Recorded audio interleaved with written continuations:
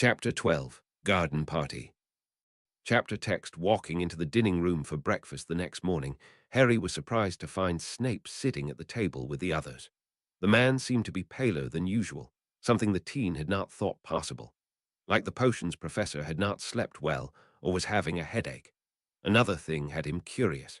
Beside Voldemort's chair stood a basket full with letters and scrolls. Instead of reading the Daily Prophet like the last days, he had a letter in hand and dropped it, just to take another from the basket, the moment Harry became aware of this oddity. Seeing the gaze of the teen falling to the basket, Voldemort explained, "The Prophet delivered the applications for your history tutor today. The ones I have read so far." He indicated a small stack of parchment to the left of his plate. "We're not very promising yet." With a flick of his hand, he sliced the top of the envelope open, taking the letter out. "Have you slept well, Henry?" Thrown by the kind inquiry, Harry merrily nodded and answered with a soft, "I have, sir," and sat down on his usual chair. Like every other day, the selection of breakfast foods was vast, and Harry had a hard time to decide what to eat. He finally settled on grilled mushrooms, tomatoes, and scrambled egg with some toast. They would mask the taste of his potions best. Yesterday he had spent studying and reading, trying to put as much knowledge into his head as he possibly could, and he intended to do so today too. Conversation at the table consisted only of Theodore and his father hashing out the last details for the big party this afternoon. From what Harry was able to gather, there would be most of the Slytherins from Theodore's year present, and some of their parents. The way Lord Nart spoke of them, most likely Death Eaters, all of them. But as Harry was confident he only needed to really interact with the other children, he tried to ignore this. "The report on your grades came with the Morning Post, Henry." Voldemort held out a thick envelope with the familiar emerald ink stating the address to the raven-haired teen. "You were correct with your assumption that you needed tutoring in potions and history, though the report from Binns is rather funny." An honest smile manifested on Voldemort's face, unsettling Harry because it simply felt wrong to see the monster this human. He addresses the report to Lord Selwyn and speaks about Hadrian's inattentiveness in class.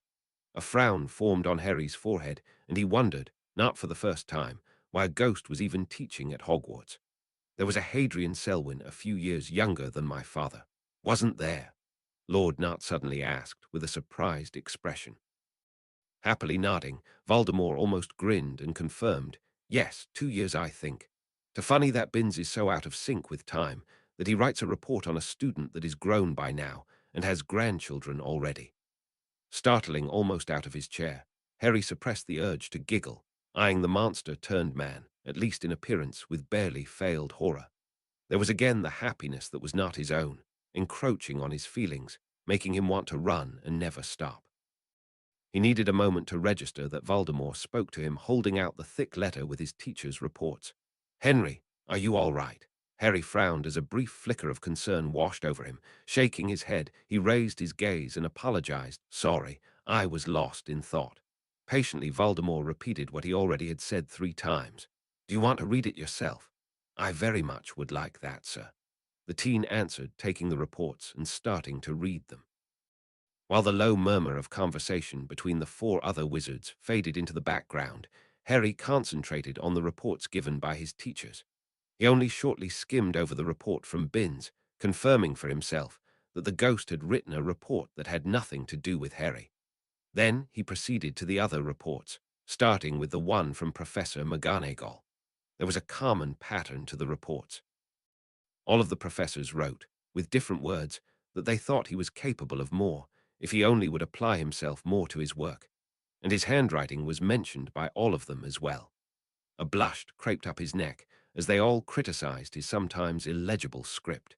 He was glad Theodore had shown him how to prepare a quill properly, and even was thankful that the healer had found the old break in his wrist and was going to do something about it. And there it was again, something good coming out of the fact his mortal enemy had adopted him. He breathed deeply, like he had read in the book about meditation, and remembered himself of his resolve to use what he could get out of the position he was in. And if that included getting a better handwriting, so be it. At least his professors would cease to complain about not being able to read his essays properly. There was a little part of him worrying that he would become grateful for what Voldemort did, and that would be weird. So he ignored that thought for the moment in favor of reading the report of one Severus Snape. He was a little curious if the report would be like the normal lashing he would get in class, or if the dour man had managed to be professional about it. As it turned out, the potions professor had been professional. Besides his complaints about Harry's writing, he remarked about the lack of structure in Harry's essays, his glaring lack in respect for the potions professor, the fact he did not seem able to follow instructions written on the board, and his lack of understanding for the importance of several different ways to prepare, stir, or otherwise manipulate the ingredients. Harry had to concede that the man had a point. But he could not forget how much he had looked forward to his first potions class, only for his interest to be crushed by the teacher that very first lesson. Finished with the reports, folding them again, Harry let his gaze wander to the black-haired man on the opposite side of the table. Observing the man, pouring a new cup of coffee and adding several spoons full of honey, Voldemort's words came to mind, that the potions professor would be sufficiently motivated. Taking in the abnormal pale complexion, Harry vowed to himself that he would do his best to actually learn from the professor during the tutoring lessons. Our relieved exclamation from Voldemort dragged Harry out of his musings. At least one competent applicant. He taught at Hogwarts. What do you both think about Remus Lupin? Harry perked up at the name of his father's friend. Theodore set his cup down and answered with a slight smile. He was one of the better professors for defense. But he was fired because he is a werewolf. Shaking his head, Harry corrected Theodore. No, he resigned. He didn't want to wait to be fired, and he was our best teacher in defense against the dark arts. He taught me the Patronus charm. That got him some curious looks from the others. Voldemort shot Snape a questioning look, prompting the man to answer the unspoken question. I heard rumors, and I saw your son produce a Patronus during a Quidditch match. I did not quite catch if it was corporal or not. Harry thought that the man's voice was not as smooth as normal. Finding himself under a contemplating gaze of Voldemort, Harry squirmed in his seat. Do you think you could show us, Henry? Bewildered, he fingered his wand that was placed in a robe pocket. But it is summer. We are not allowed to do magic out of school. Visibly suppressing a sigh, Voldemort nodded once, pinning Harry with his gaze. The start, the teen realized that the eyes were red, a deep burgundy red. There are several exceptions to this rule. A child under the supervision of an adult wizard is allowed to cast, as is a child in danger. Harry spluttered, but that is totally unfair against all those that have no magical parents. And he was even more perplexed as Voldemort nodded, smiling. It is, but if something goes wrong, non-magical parents cannot do anything, so it wouldn't be safe for their child to practice magic. The ministry is of the opinion that magical parents can supervise any magic practiced and are responsible enough to make sure their children do nothing too stupid. The red-eyed man gestured for Harry to go ahead. That was a challenge he could not ignore. Maybe he would prove that Professor Lupin would make an excellent teacher. Closing his eyes, gripping the wand firmly in his hand, Harry concentrated to find a thought happy enough to produce his Patronus. He thought about Hermione, about Ron, about Sirius and Remus, who had applied for the job as his history tutor, caring for him. In a clear and strong voice, he spoke the incantation Expecto Patronum. And in a blinding, white light his Patronus, Prongs, galloped out of his wand, circling the room and halting beside him, as if he wanted to be petted. Well done, Henry, praised Voldemort, and Harry felt a little pride quickly followed by horror at this evidence. He came to hate the murderer of his parents a little less. I will invite Mr. Lupin to an interview. Red eyes wandered to the now slightly healthier-looking potions master. Why don't you start with the first tutoring session for Henry, Severus? I am sure Benjamin will allow you to use the potions laboratory in the basement. Standing and giving a nod to the most powerful wizard in the room, Severus said, As you wish, sir, before beckoning Harry to follow and leaving the room. Walking down the hallway to the stairs, leading into the basement, Severus was aware of the teenager following him quietly. He still felt not well, his shields shaky and not back to their full strength. He was weary to spend a prolonged time in the presence of the boy, being so easily able to stir up his temper and his bad memories. Reminding himself that he had made an oath to protect the boy and the insight he had gained during the slow torture of the previous night, he calmed his racing heart and tried to get rid of the lingering feeling of contempt and hatred towards an image of Harry Potter that could not be real. It was a fact that Lily's son didn't grow up a pampered prince, waited on hand and foot by his relatives. He had seen the list of potions the boy needed to take to overcome the damage done by those that were called family. He had brewed these potions. He had to accept that he didn't really know Harry Potter. He never had. And he knew all too well that being expected to be a certain way could bring out the behavior in the first place. After a few minutes of silence, they reached the well-illuminated laboratory. Without a word, they both entered, and his pupil sat on the stool behind the workbench obediently. Severus moved to one wall that had a blackboard on it, pacing a few times up and down. Finally, he gathered his courage and turned to face his lord's adopted son. As I have been informed, you did not get the information normally given to children that grew up in the Muggle world before they start at Hogwarts, Mr. Slytherin. He saw the boy flinch at his new name, but resolved to call him by his new name whenever possible. He needed to get accustomed to it. This did place you at a disadvantage. We will strive to rectify this negligence. Walking over to a tool cabinet, Severus opened the doors with one of the few charms he could cast silent and without his wand. Inside, he found a sturdy set of stirrers and knives. He took both out and walked over to the table, laying them before the teen. The next 15 minutes the potions master described the different tools, their material and form, as well as the applications they had while brewing. He was surprised to find an eagerly listening student who asked not unintelligent questions to clarify some points. After that, Severus moved on to the topic of preparation. For today, he laid the focus on work with the knife, describing and demonstrating the difference between slicing, cutting, shredding, chopping, and dicing. After that, he gave his student a few different routes, a cutting board and a knife like all the students had, and set him to practice the techniques. While the boy was concentrating on chopping a beetroot, getting the red juice all over his hands, and the cutting board, Severus began setting up another batch of the nutrition potion. As he came back from one of the storage shelves, the boy addressed him with a question. Do you know, sir, why I was not given the information pamphlets for Muggle-raised students? I do not, Mr. Slytherin. Maybe there was a mix-up, because both your parents had been magical. In almost all cases, only students born from Muggles are raised by them. The boy huffed at the name, rolling his eyes, but seemed long past flinching. Sir, yes, Mr. Slytherin, answered Severus, carefully measuring water and pomegranate juice for the base, and thus not looking up from the beaker.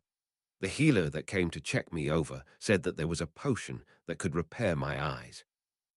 As this was no question, Severus waited, lighting a small flame under the cauldron, slowly heating the ingredients for the base, while starting to stir clockwise. Hesitant, the boy looked up from his work, setting the knife down. I was told that the potion is considered dark because it requires the blood of the person to be healed. Emerald green eyes looked back down on the thin slices of beetroot. I wanted to ask if you can explain to me why the blood is needed. I know that it is illegal to reveal the recipe, but an explanation would be okay.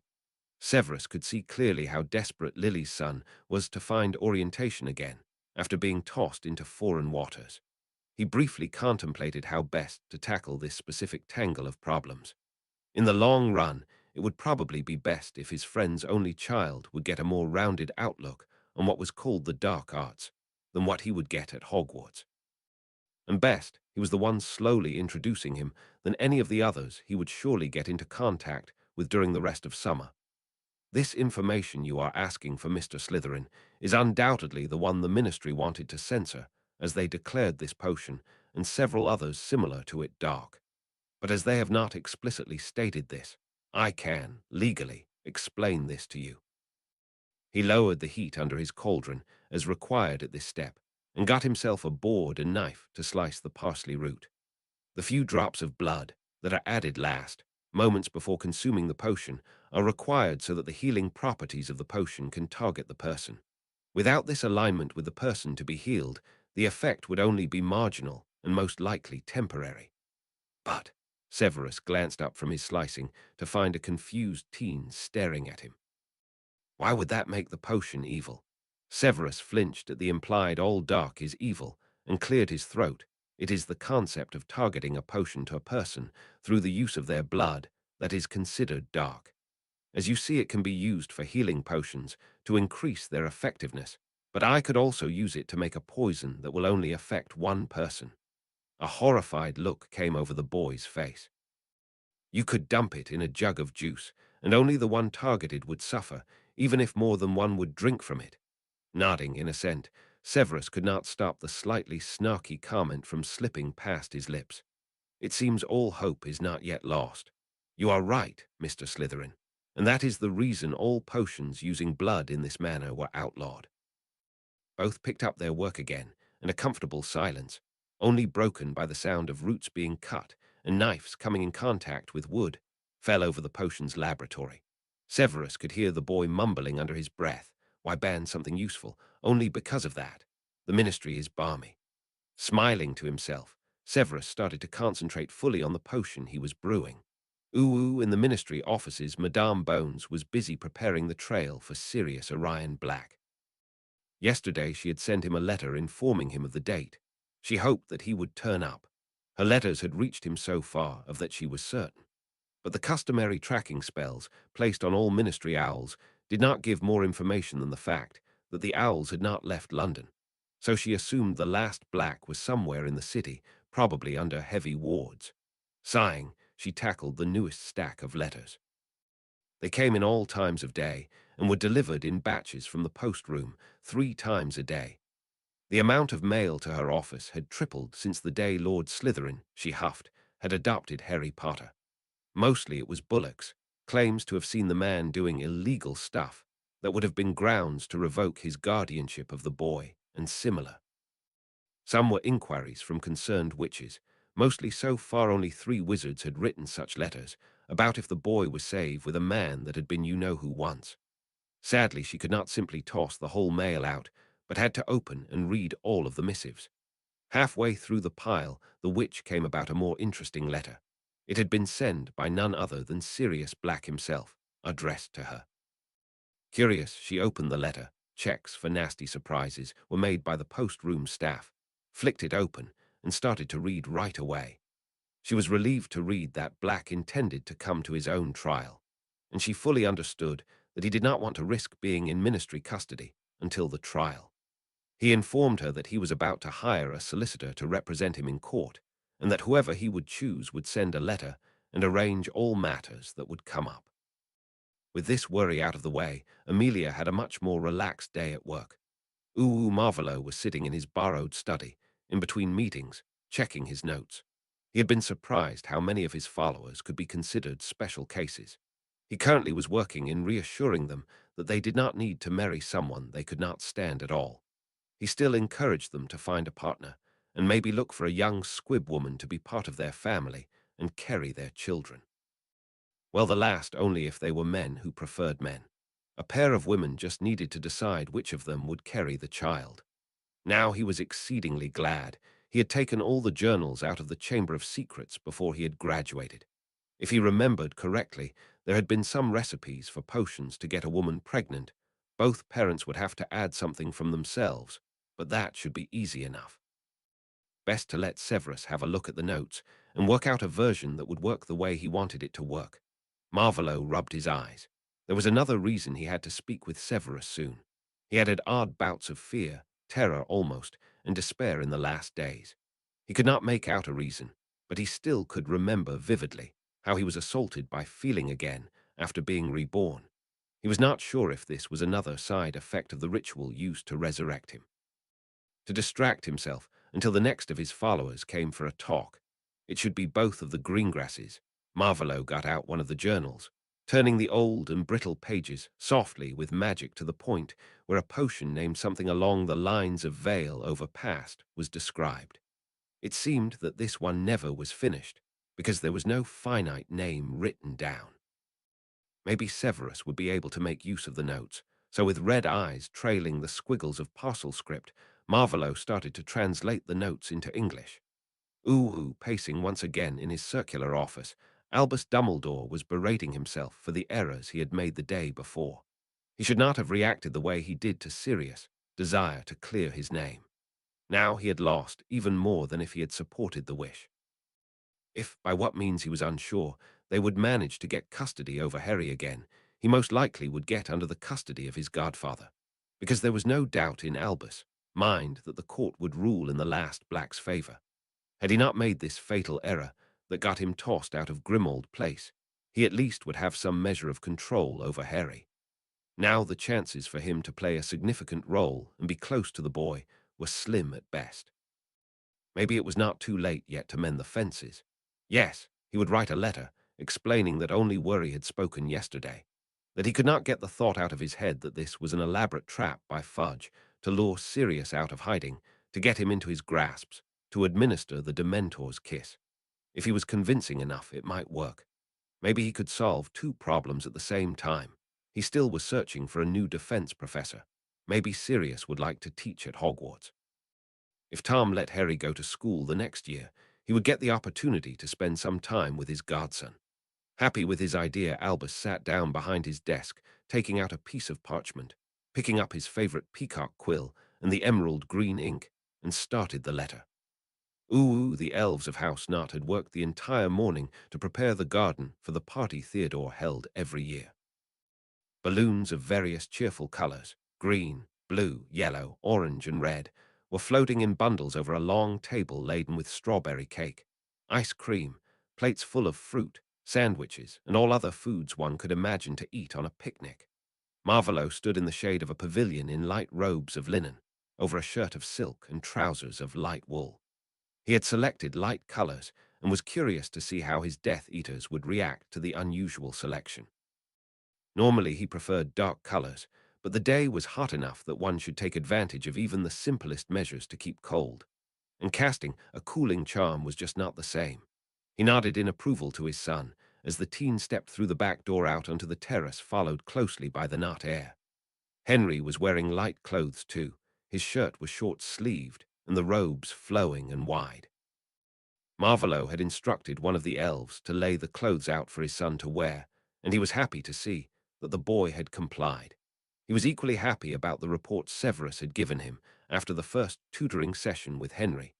It seemed that they would be able to work together, moving past the difficult past they shared. As a mark of his gratitude, Marvolo had sent the potions master on another mission to research and experiment. There were 2 potions he would need. Or more precisely, there were 2 ideas for potions, with notes and failed experiments written down. And as he himself had not the time, and not as much skill as Severus, he gave the task to his follower. He smiled at the memory of the gleaming eyes and the eagerness he could sense from the man as he had bowed, and accepted the translations Marvolo had prepared. For his odd bouts of inexplicable emotions, Severus had asked of him to keep a diary about when they happened, what he was doing, who was around him, and what else might be of significance. It would be bothersome, but he had no choice but to agree that they needed more information to get to the bottom of this mystery. One after the other, the guests started to arrive. As he was not the host of this gathering, he could watch the lords, ladies, and their children arrive by Floo, greeting Benjamin and his son, who were standing next to the Floo in the back parlor. Soon, the small tables were surrounded by chatting witches and wizards, and the teenagers moved over to a large blanket under a tree, a little off to the side. Marvolo had watched from afar as Theodore had introduced his son to his friends from Slytherin. All children from his followers, so he was not concerned they could try to harm his son. But he still was curious how they would react to each other and the changed circumstances. So far it seemed to go as well as could be expected. Satisfied that Theodore had the situation under control, Marvolo shifted his focus to the adults. Lucius and Narcissa were moving in his direction, the blonde lord trying to decide how to act around his lord at this gathering. Even so, it only consisted of people that were loyal to the Dark Lord. There were a lot present that were not marked as Death Eaters. Marvolo was looking forward to let them all squirm a bit more. "Lord Malfoy, what a pleasure to meet you again." Marvolo greeted as they came near enough. "Lady Malfoy, how are you on this fine summer day?" He bowed over her hand, kissing the back of it. With a smile, Narcissa curtsied and accepted his greeting with grace. "I am quite well, Lord Slytherin." "How are you and your new son adjusting?" They fell into playful banter, and Marvolo enjoyed the afternoon a lot. When Narcissa changed tables to stand by the other ladies, from what he could see there were Lady Parkinson and Greengrass standing together eating cake. He was left alone with Lucius for a moment. "My lord," Lucius was visibly nervous. "My wife wanted me to thank you for your orders." She, trying not to chuckle Marvolo, interrupted the other man. "No need to thank me. But maybe we should find a way to mend the difficulties between our families. Any ideas?" "No. Then you better start. See you later." Marvolo moved on to another table, another group of adults, to charm the ladies and terrify the men. He should go to more parties. While the grown-ups were holding small talk near the pond, the young witches and wizards were sitting on a big blanket under a tree. Harry was glad over the shadow to sit in, as it was a really hot day. On the blanket there were plates and bowls with many different snacks, and a jug with chilled pumpkin juice. More than a simple picnic, at least in Harry's opinion. At the moment, none of the Slytherin students paid him any attention. Daphne, her younger sister Astoria, and Pansy were talking animatedly about some beauty charms mentioned in the last edition of Teen Witch Monthly, a topic Harry did not want to comment on, or worse, be dragged into. The boys, namely Vincent, Gregory, Draco, Blaise, and Theodore, discussed the Slytherin Quidditch team and the possible changes that would come this year. They were all looking forward to it, as they had missed the matches. 1 year of the Triwizard Tournament had been nice, but a year without Quidditch not so much. Harry silently agreed that having Quidditch matches again was great. He disagreed with the sentiment the tournament had been nice. In his eyes, the blasted event had been nothing other than awful. Brooding, the black-haired teen nibbled on some cherry pastries, sipping the pleasantly cool juice now and then. He was aware of the glances the others shoot his way and the strain his presence placed over the gathering. He did not care. His thoughts circled around his wish to sit here with Ron and his siblings, Hermione and maybe Neville. Instead, he was forced to sit here with Malfoy, the Git, and the others he did not really know. He felt a tad guilty that he had not known most of their first names, but showed this feeling aside ruthlessly. Not really hungry, he started to shred his pastry, filling his plate with crumbs. Finally, in a lull in their conversation, Draco decided that it was time to draw the Gryffindor out of his brooding. "Tell us, Scarhead, how does it feel being a Slytherin? We ought to show you the common room, now that you are something like an honorary Slytherin." He grinned, maybe trying to look friendly. But his expression changed quickly to confusion at the angry glare and clenched fists of the other teen. They all paled at the angry, tight, and quiet words they heard next. "How it feels to be forced to live with the monster that killed my parents, tried to kill me more than once. How it feels to be dragged away from friends and family, that everything was changed without asking me." Breathing heavily, Harry stood, glared at Draco, and turned to Theodore, who sat next to Daphne with a worried frown. "I do not feel well, Theodore. I will go to my room." Briefly closing his eyes, he added in a quiet voice, "Sorry, Theodore, enjoy your party."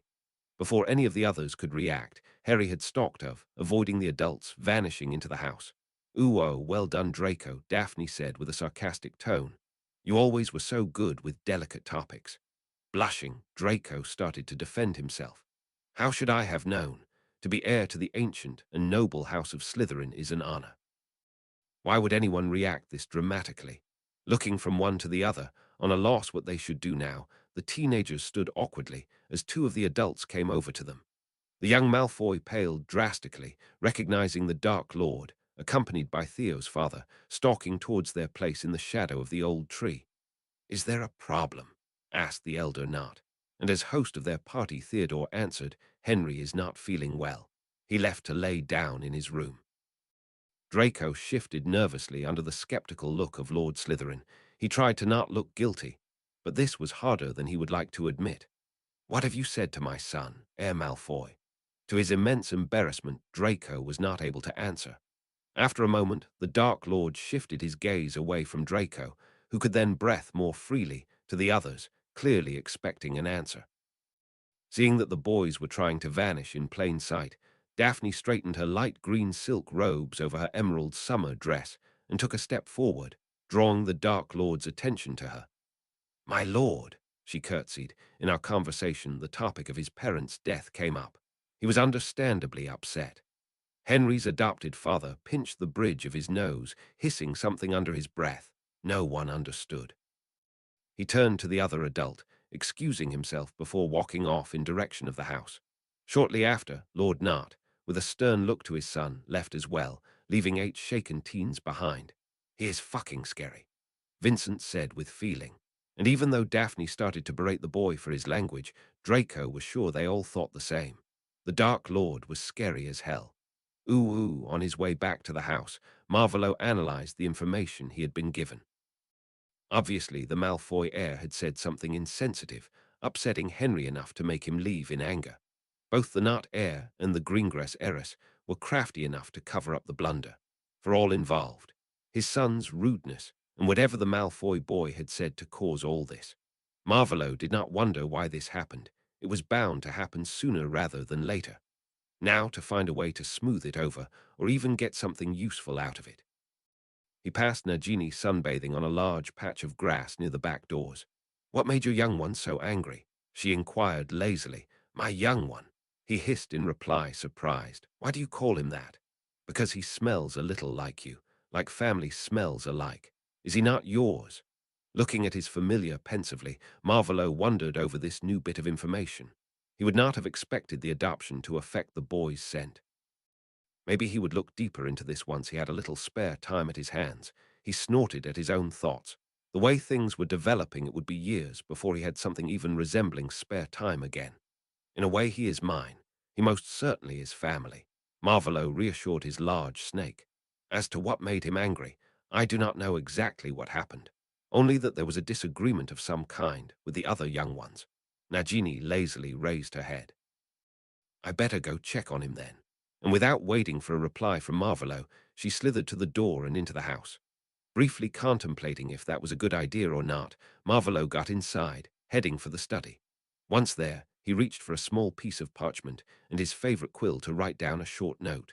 "Henry, I heard that you are not feeling well. I hope this will make you feel better. As it seems ignoring our past is not working out well, I would propose a talk this evening." Marvolo, Flim, he called one of the Potter elves, which he had met the other day while checking over the houses. With a soft pop, the elf appeared before him clad in a crisp white pillowcase, bowing deeply, but missing the happy expression Marvolo had come to connect with happy serving elves. "What can Flim be doing for you's master?" Marvolo was aware that the Potter elves addressed him only with the bare minimum of politeness, and he found it hard to blame them. After all, he had killed their last master. "Bring this note and a tray with juice and ice cream to Henry's room. He's not feeling well and can use some cheering up." Bowing low again and levitating the note to grab it, the elf vanished into thin air. Sure that he had done what he could to show he cared, a great way to win someone over to your side, Marvolo made his way back to the garden. He still had some followers to tease. Ooh, in his room, Harry paced up and down, torn and with a feeling of unrest in his chest. He had thought he was doing well, keeping calm, taking advantage as much as he could, and now here he was, losing control, storming up from Theodore's party, embarrassing the other teen, and likely getting in trouble with Voldemort. Frustrated, he tossed a pillow from the bed, only to grab the others, one by one, and throwing them with as much force as he could muster against the far wall. It was not as satisfying as throwing something that could shatter, but better than pacing. He almost jumped out of his shoes as he heard hissing from the door. "What are you doing in there, young one?" Harry heard a thud from the door, like something being was banged against it. "Are you well? Speak with me. I know you can understand me." "Leave me alone," he shouted, dropping onto the bed, staring at the canopy. "Do not be rude, young one. You seemed angry. You did not even see me. You can tell me what is wrong. Maybe I can help you hunt down whatever angered you." Huffing in frustration, Harry tried to picture a snake. "Just leave me alone. I do not want to talk." He heard something like leather sliding over carpet. "You do not need to talk. I can talk for both of us." And with this he was pretty sure the snake was female, started on a long and detailed description of her day. After only a few minutes, Harry wished the snake would leave. And he got another shock as a house elf suddenly appeared with a floating tray beside it. "Master Potter, sir. I has juice and ice cream. Most not stay unhappy on such a fine day." The tray was placed on the desk, and the small green being bowed so low that its nose touched the expensive rug. "If master wants anything, just calls Flim, and Flim will comes." "What is in there with you, young one?" Rubbing his temples, There was a headache on its way. Harry nodded to Flim, comparing the elf to the other ones he had met so far. In comparison, this elf appeared rather collected. "Thank you, Flim, I will remember." With another bow, the elf vanished. Now to the nuisance in the hall. "Will you stop talking all the time if I let you in?" There was a moment of silence and then a soft hiss. "I will." Harry got up and opened the door. In slithered an enormous, mostly green snake. She went for a place under a window where the sun was shining in and curled up. "You have a nice warm spot here." And with this, she stayed silent for a while. Grateful for small mercies, Harry closed the door again and went to the tray to retrieve the ice cream. He found a note under the bowl and flicked it open. After reading the note, Harry sat down on the windowsill, starting to eat the still cold ice cream. Wonderful, a talk with Voldemort about their past. He could imagine many things that he rather would do, but he probably had no real choice. Chapter 13, Splinter. Chapter text. Finally, all the guests had left, and Theodore slipped out of his robes, opening the topmost buttons of his shirt. The party had not been such a catastrophe as he had feared it would become after the scene between Draco and Henry. At first it had been awkward, but soon they had fallen into familiar patterns. They even managed a game of pick-up Quidditch. All in all, it had been a nice enough afternoon. He glanced over to his father and the Dark Lord, talking while they stood next to the flue where they had seen off the last guests. As the Dark Lord turned and went to the stairs up to the bedrooms, Theodore took a deep breath and walked over to talk to his father. He just had to know if Henry was in trouble. The other boy had been staying at Nut House for only a few days now, but Theodore had started to like him. He liked the openness he showed once he started speaking, the fearlessness he had to make biting comments about the Dark Lord, while he showed the common sense to make them out of earshot of the man. He was almost certain they could be friends in time. Well, he hoped they could at least. "Father," as he heard his son, Benjamin, not turn to face the teen. Smiling, he said, "Theo, how did you like your party?" Theo smiled back, but it was a weak one. "What's wrong, son?" "I darn think it was a good idea to invite Henry to my party." With sudden understanding of what bothered his son, Benjamin laid a hand on the boy's shoulder, guiding him over to the seating area, directing him to sit down on the plush, sky-blue love seat. "If you had not invited him, Marvolo would have insisted he come regardless," the older Nut assured the worried teen. "But it was a disaster." Theodore frowned, looking at his father. It was a controlled setting. Theodore's frown deepened. "One of these days he had to interact with your friends, their parents. Your party was relatively safe ground. Only people loyal to the Dark Lord were in attendance. Whatever was to happen would stay here." The man's voice was kind as he explained the reasoning to his son. Looking down on the folded hands in his lap, Theodore was lost in thought, not happy with the Dark Lord's reasoning and probably his father's as well. Benjamin observed his son thinking and started to explain some more. "The party at Malfoy Manor is coming up, as you know. Lord Slytherin and his son will be invited, as will be the minister and several other, not entirely friendly, nobles and officials. It was better to have the first encounter with your schoolmates here." A little worry made its way into the father's voice. "It didn't ruin your party, did it? I wouldn't want you to suffer due to petty politics." With a more real smile and a reassuring pat to his father's arm, Theo shook his head. "It was fine, father. I would wish it had gone more smoothly, but I had fun." Relief clear in his eyes, Benjamin stood, patting his son on the shoulder. "Go to bed, son, and don't worry, Henry isn't in trouble." Nodding, though he was not entirely convinced, Theo stood, giving his father a quick one-armed hug before vanishing up the stairs to his room. He would have to see how Henry was the next day at breakfast, before he would believe that the Dark Lord had no intention of hurting his adoptive son. The warning his father had given him, the day the Dark Wizard had come to stay at their home, still ringing in his ear. Uwu Marvolo stood in front of the door of Henry's room, hearing hissing from inside. It seemed his son was telling Nagini a story about a visit to the zoo and the first time he had spoken to a snake. He took a deep breath, a last time going over his plan for this conversation and his occlumency shields to control his temper. It would do him no good to lose it and scare his son. He took the last step to the door, knocking with enough force to be heard and not appear timid, but not too much, so he would not make an aggressive entry. "Come in," he heard the voice of Henry from inside, laced with many feelings.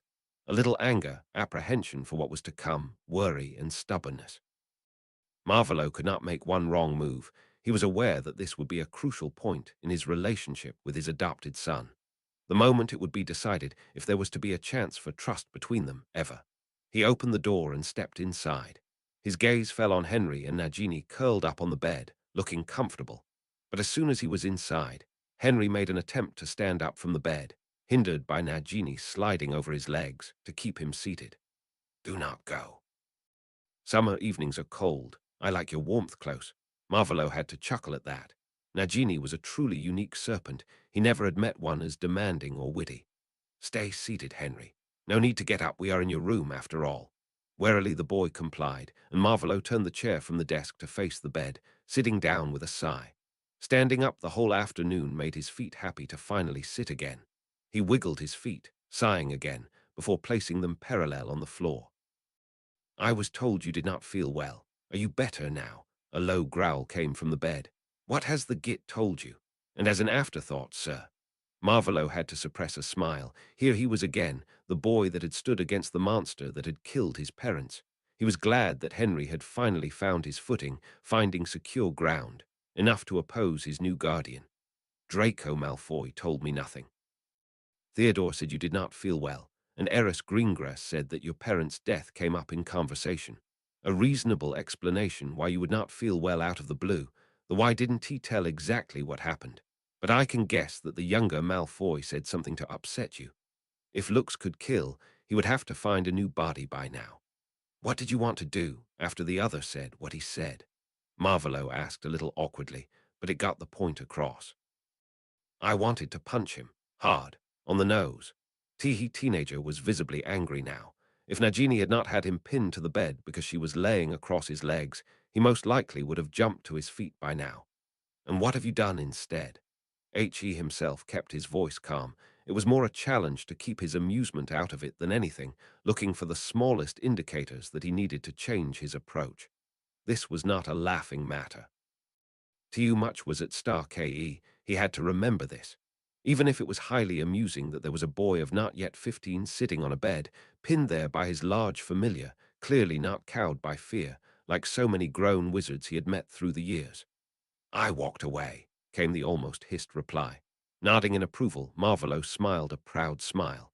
And this was the sensible thing to do. "Well done, Henry."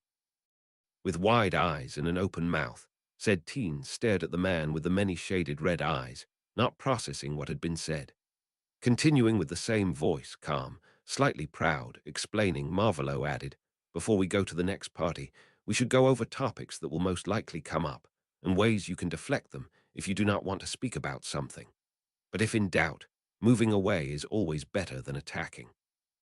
Irritated at the confusion he suddenly felt, he moved on to the next topic, not waiting for Henry to get back his wits. No need to give him too much time to come to his senses. He did not want to risk a shouting match he could not take part in, not and refrain from scaring the boy because he behaved too much like Voldemort again. "Before we talk about OUR past, I want to inform you that I received mail from the ministry today." Perking up, Henry gently moved Nagini's coils from his legs, at her protesting and sleepy. "No, it's so much warmer on your legs," he answered with a small smile. "I do not feel my legs properly anymore. I need to get up and move a bit," at Nagini's huffed reply. "I do not need legs. I think you do not need them either." Marvolo chuckled again. "Let him get up, love. Wizards do not slither over the ground." Reluctantly, Nagini moved, allowing Henry to get up, which he did slowly, so as not to rest too much weight on his sleeping feet too soon. "The trial for your godfather will be held next Monday. Madame Bones has requested I come as witness. I think she just asked me so I will not be one of those voting. But I do not know exactly why she does not want me to be one of the judges." The boy listened with wary attention, eager for every bit of information he could get, but worried that it might not be trustworthy. Getting the letter from a pocket in his robe, he levitated it over to the boy standing by the bed, only in trousers and shirt. Obviously, he had discarded his robe some time ago. "Do you want to come?" Not assuming anything, letting the boy make the decisions whenever possible. His son never had any measure of control over his own life. He could still remember how he had felt, when he was young, forced by Dippet, and Dumbledore to return to the orphanage every summer. He took the control on every other aspect of his life as soon as he could. Better to give it to his son, THRN have him take it by force. With flaring temper, Henry returned. Of course I want to come. How can you even ask, sir? I did not assume that you did not want to come, but I did not want to assume you would either. He shrugged. It is your decision, but I am happy that you want to come. I think you should sit in the Potter seat. Observe the Wisengamot working. The boy nodded, hesitant, and started to pace, only to stop next to the window, looking out over the garden. Marvolo briefly looked at his hands, then up again. Before I try to explain why I did what I did in the past, I want you to tell me what you think are my intentions for adopting you. Throwing him an incredulous look, Henry sat on the windowsill, frowning. You need an heir to claim the title of Lord Slytherin, and you need the title to gain your goals. The frown deepened. Which I know nothing about. The teenager's voice became more agitated with each word he spoke, jumping up from his seat, pacing over the carpet with the floral pattern. So you want me alive, healthy and well, maybe even happy. But what if you get married, have children of your own? I'm replaceable, not really important in the long run, only now. At the end, he was panting, staring at the older wizard with fire in his eyes. Slowly nodding, Marvolo met those fire-green eyes with his calm red ones. I am thinking about marrying. He held up a hand to stall Henry's desire to yell at him. But even if I find a woman who I can persuade to marry me, even if we manage to have a child, even if the child is a boy and turns out to be a Parselmouth, even if all this was going to happen, you, he pointed his finger at Henry, would still be my oldest child and heir. The teenager only snorted at this, clearly not buying a word. I will make a vow if you need it to believe me. And he would do it. Marvolo did not believe that he would find someone better to be his heir than the boy now standing before him. Calculating, defiant, and resourceful, he needed to gain some measure of trust from the teenager. All his plans would be so much easier to achieve if he had the Wizarding World's hero on his side. Boxing one of the pillows from the window seat, the boy slumped back against another, narrowed his eyes with suspicion, changing the direction of their conversation.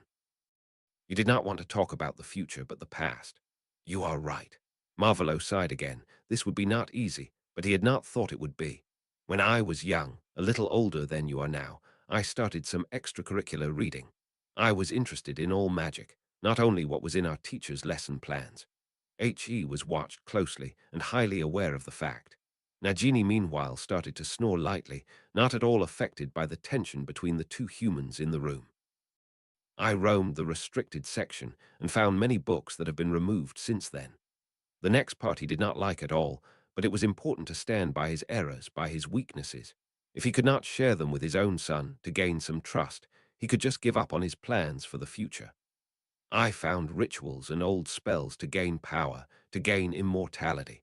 And in the arrogance of youth, I undertook them, not heeding the consequences. Took a deep breath, closing his eyes, leaning back in the chair.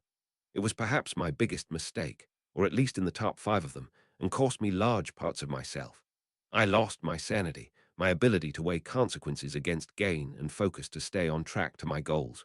Marvolo opened his eyes again and saw emerald green eyes fixed on him, listening with great attention, searching for a lie. I told the minister I came across a cursed object and fell under its influence. And this is the story all outside this room should believe. Gave the boy a pointed look, met with a surprised one from across the room. But it was my own stupidity that led to my most cruel and pointless actions. He made a small pause, conjuring himself a glass of water, speaking so much made his mouth dry, and ignoring the subtle flinch from his son as he got his wand from its holster. I was in my prime concerning influence and the number of people fearing me, but at a low when it came to my ability to think, to plan, and my strength in magic. I was not aware of this fact then, but I have realized in the last weeks just how much I hardly cost myself with my actions. He leant forward in his chair, placing his arms on his knees, looking to the floor, trying to make it clear that he wasn't trying to hide anything, that he was being as open as he could be. During this time, there was a prophecy spoken. One of my Death Eaters heard the first part of it before he was spotted and thrown from the place. He wanted to gain favor with me, desperate for recognition, as he had been bullied his entire school life. ignored by many, and treated harshly by his family. So he came before me, not really believing in divination, but sure that I would have wanted to know, and told me what little he had heard. Marvolo carded both hands through his hair, tangling the loose locks. Maybe that was my biggest mistake, definitively another of the top 5. I acted upon a half-heard prophecy. This was a lot harder than he had thought.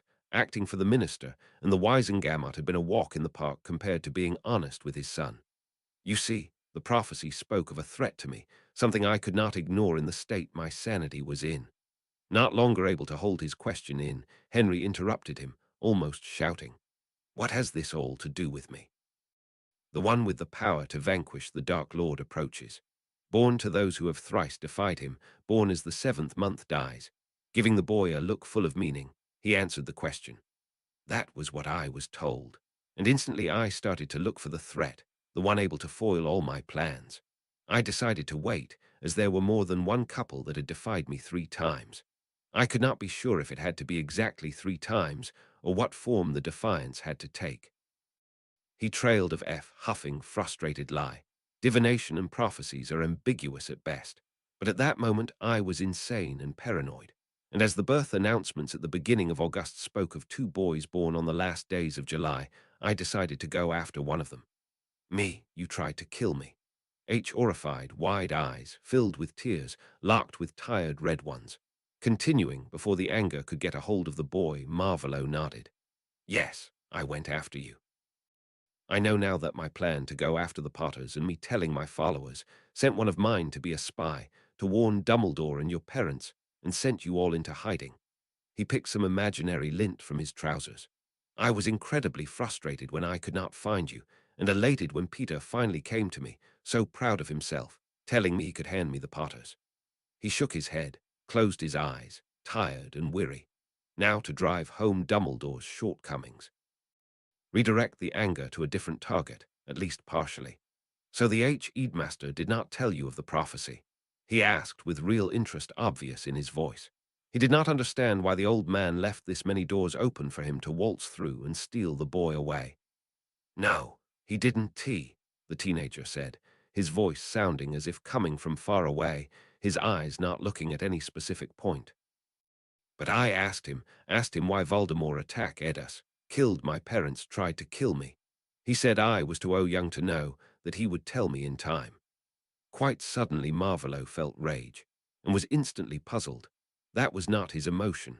He didn't have much time to contemplate the oddity, as Henry stood and punched the wall with a horrifying crun-see-hing sound. Jumping up in alarm, Marvolo wanted to hurry to the teen's side, assessing the damage, but he stayed where he was, wary what the boy would do if he would come only one step closer. Whirling to face Marvolo, Henry cradled his hand to his chest, fury-filled eyes locked on the grown wizard. Why? Why?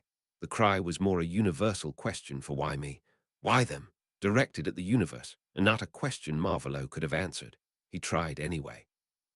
I know that there are no words to change anything that happened in the past, but when you destroyed my diary, you undid some of the rituals costing me my sanity. You gave me back what I had thrown away out of arrogance and fear. I am different now from the man that came to your house that night. It changes nothing, I know. But you deserve to know, to make your own choices based on facts and not on lies, assumptions, or guesses. With a frustrated roar, Henry started to punch the wall, and Marvolo took the last steps to the boy, a little afraid the boy would do serious harm to himself. To prevent this, he yanked the teen back, turning him away from the wall, making himself the target for the blows. And while he felt small, hard fists raining down on his chest, he realized with horror that the bottomless fury he felt was indeed not his own, but that of the boy in his arms. Not able to think about it at the moment, he concentrated on keeping the boy from harming himself further. After several minutes, the fury ran dry, giving way to silent, exhausted tears. Carefully, Marvolo guided the boy over to his bed, sitting him down, dropping to his knees in front of the teen to inspect the hand that he thought most likely broken. He expected Henry to resist, take his hand away, punch him again, or at least shove him away. Did not expect the quiet questions that followed, and that he answered honestly, even if he sometimes left out parts. Why tell me? The boy's voice was raspy. I think you should know, and even though I think I probably should just forget about it and act without taking this prophecy into account, you may decide otherwise. I know that it is hard to disregard something you know, but knowing there is something maybe important and not having it is equally difficult. Is there a way to get the whole thing? HR, he nodded, carefully checking the hand to see if there were broken bones. Yes, you could ask the H.E.D. master again. He was the one witnessing as it was made, or we could go to the ministry. There is a hall in which copies of all prophecies made are stored. What are your goals? You still haven't said. The boy was right, he had not, and even now he would stick to the basics. No need to overcomplicate things at this point. I want to make sure that no magical child will ever again be treated like I was, like Severus was, like you were. No muggle should harm one of us.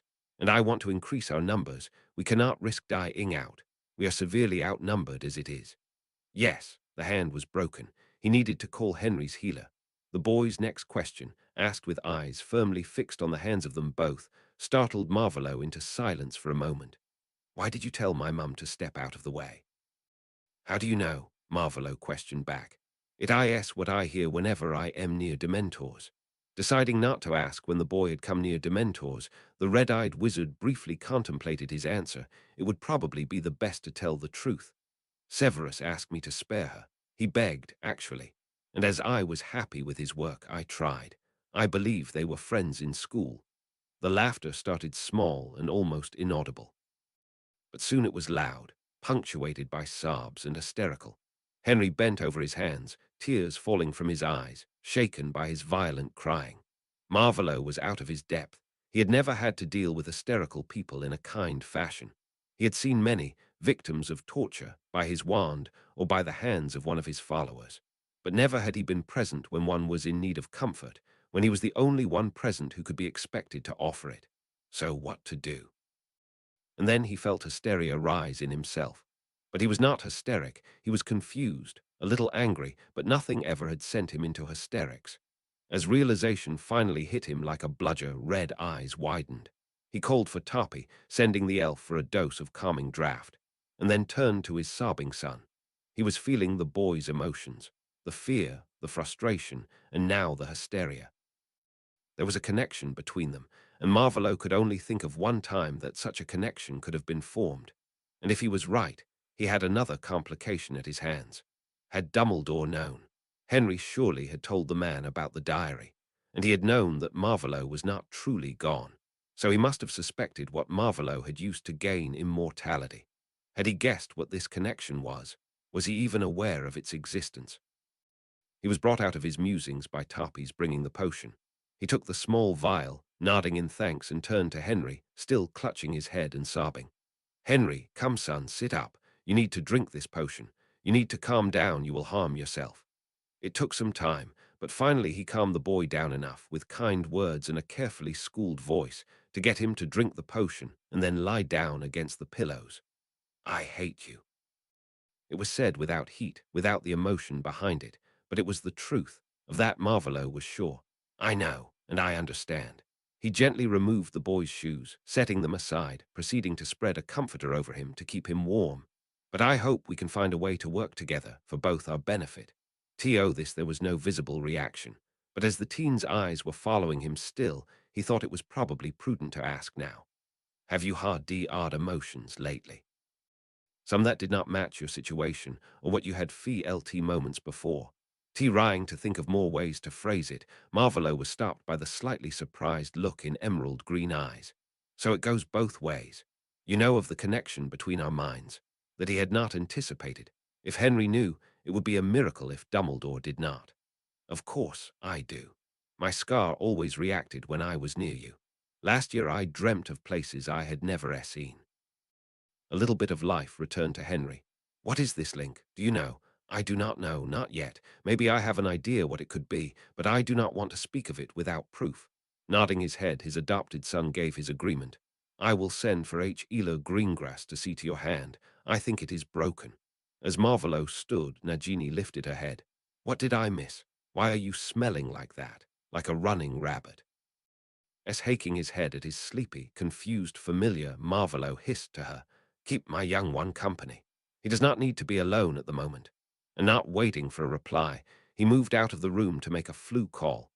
Best to go about this in a more conventional way. It would not do for the healer to appear in Deeth Eater robes at his friend's house. He had the solution to his worries about his tumultuous emotions, but with the answer came a pack of other worries. Did Dumbledore know about his Horcruxes?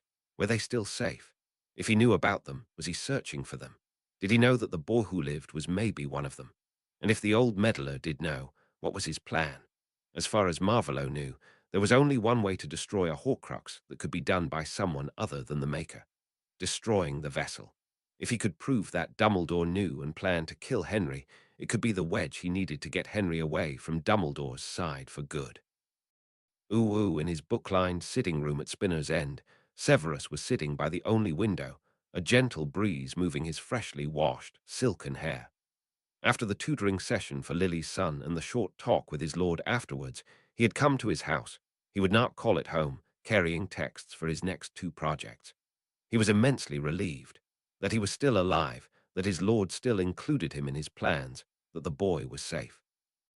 And he was glad that he did not have to wait for the ultimatum to run out to find peace again.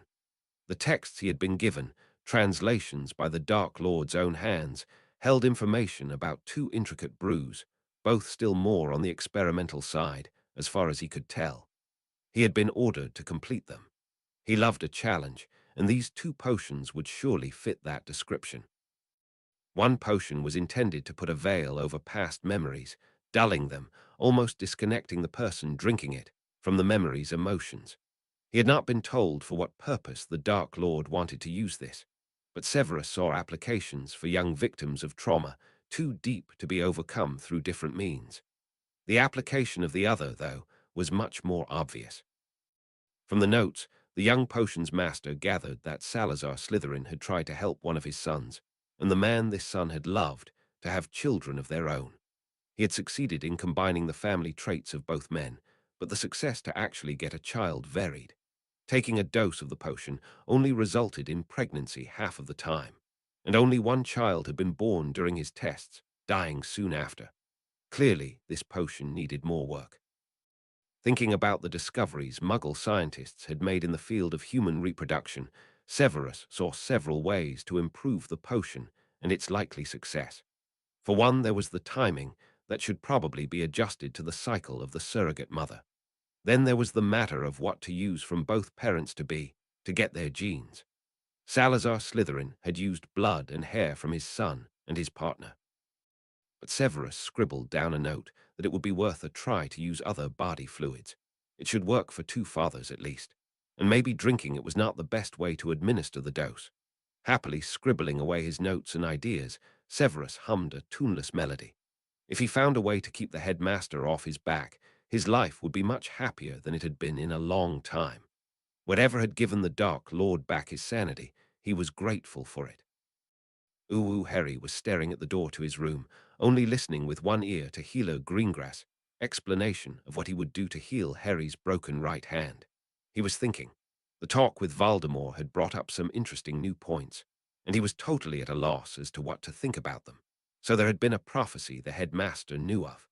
Why the man had not told Harry after the events involving the Philosopher's Stone, the teen thought he understood. He had been only 11, after all. But that he had not spoken of the implications of a prophecy, maybe predicting that he would be the one to stop Voldemort after said man was back again, that he could not understand. Even he, at 14 years old, could see that he would be a prime target, and that this information could be used against him. He was aware of his curiosity and his need to get to the bottom of a mystery, and he had thought that Dumbledore had realized this some time ago. If the old wizard had only mentioned the existence of this prophecy, Harry would have been happier. Naturally, he would have liked to know the entire text, but not knowing of its existence at all. That was just unacceptable. That Voldemort had told him added insult to injury. Harry was aware that Voldemort was using his hunger for information and Dumbledore's tendency to keep secrets close to sway the teen to his side. And even while still unsure if all he was told was true, Harry was pretty secure in his assessment of the situation. There was a prophecy. Voldemort knew parts of it and had acted, at least partially, on this knowledge when he had gone to kill Harry. It was evident that the man that he had seen these last days was not the same man that had climbed out of the cauldron in the graveyard. He was not going to get away from the man, because he really was connected to him by blood. And not only the blood that Wormtail had stolen from him after the third task. Only barely aware of the tingling sensation in his hand as his healer cast the spell to mend the broken bones, Harry noted the door opening. Voldemort stepped in, carefully watching the teen for further signs of emotional turmoil. If he could blush at the moment, Harry would have. He had truly broken down after hearing of the prophecy, and on top of that, learning that Snape and his mother had been friends. Friends. He still had trouble accepting that concept. Not many people had told him things about his mother. Mostly he got to hear that he had her eyes and that she was quite bright. Aunt Petunia never even mentioned her sister's name.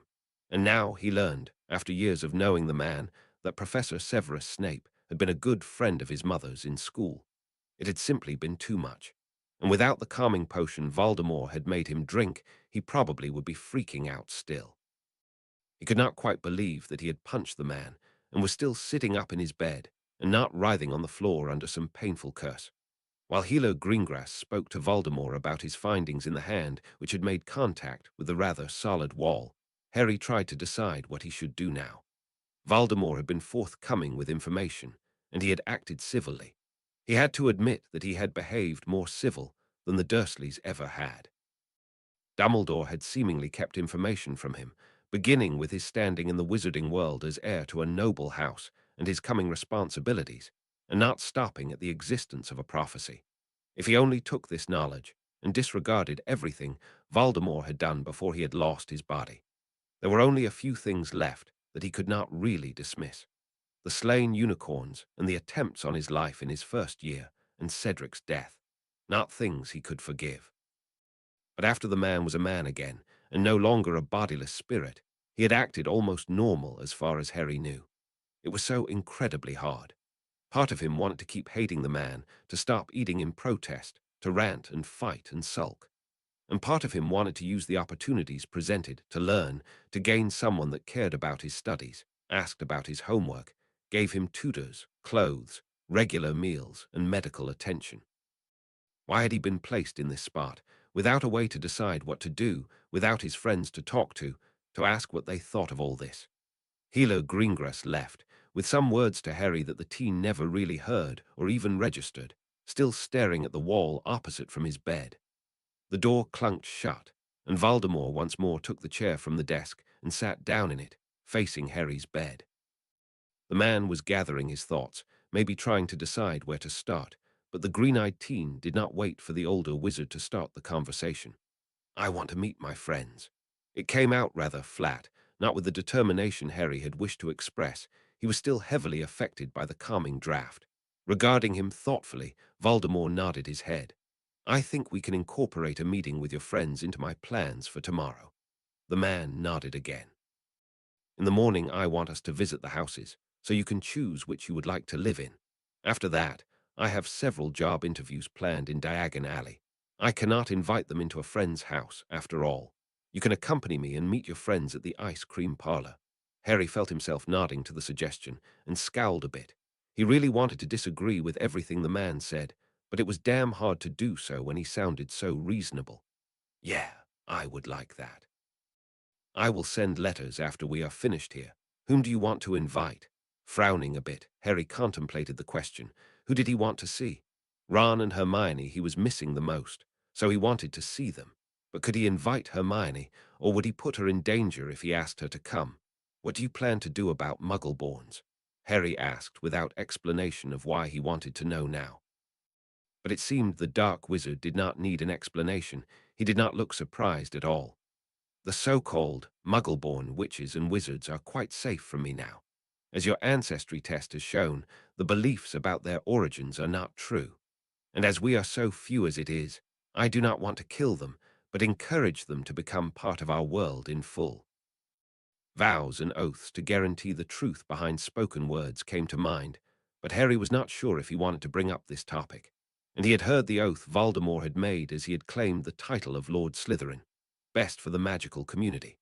Sadly, best was a not well-defined concept. What he thought best could vary greatly from what Voldemort thought best.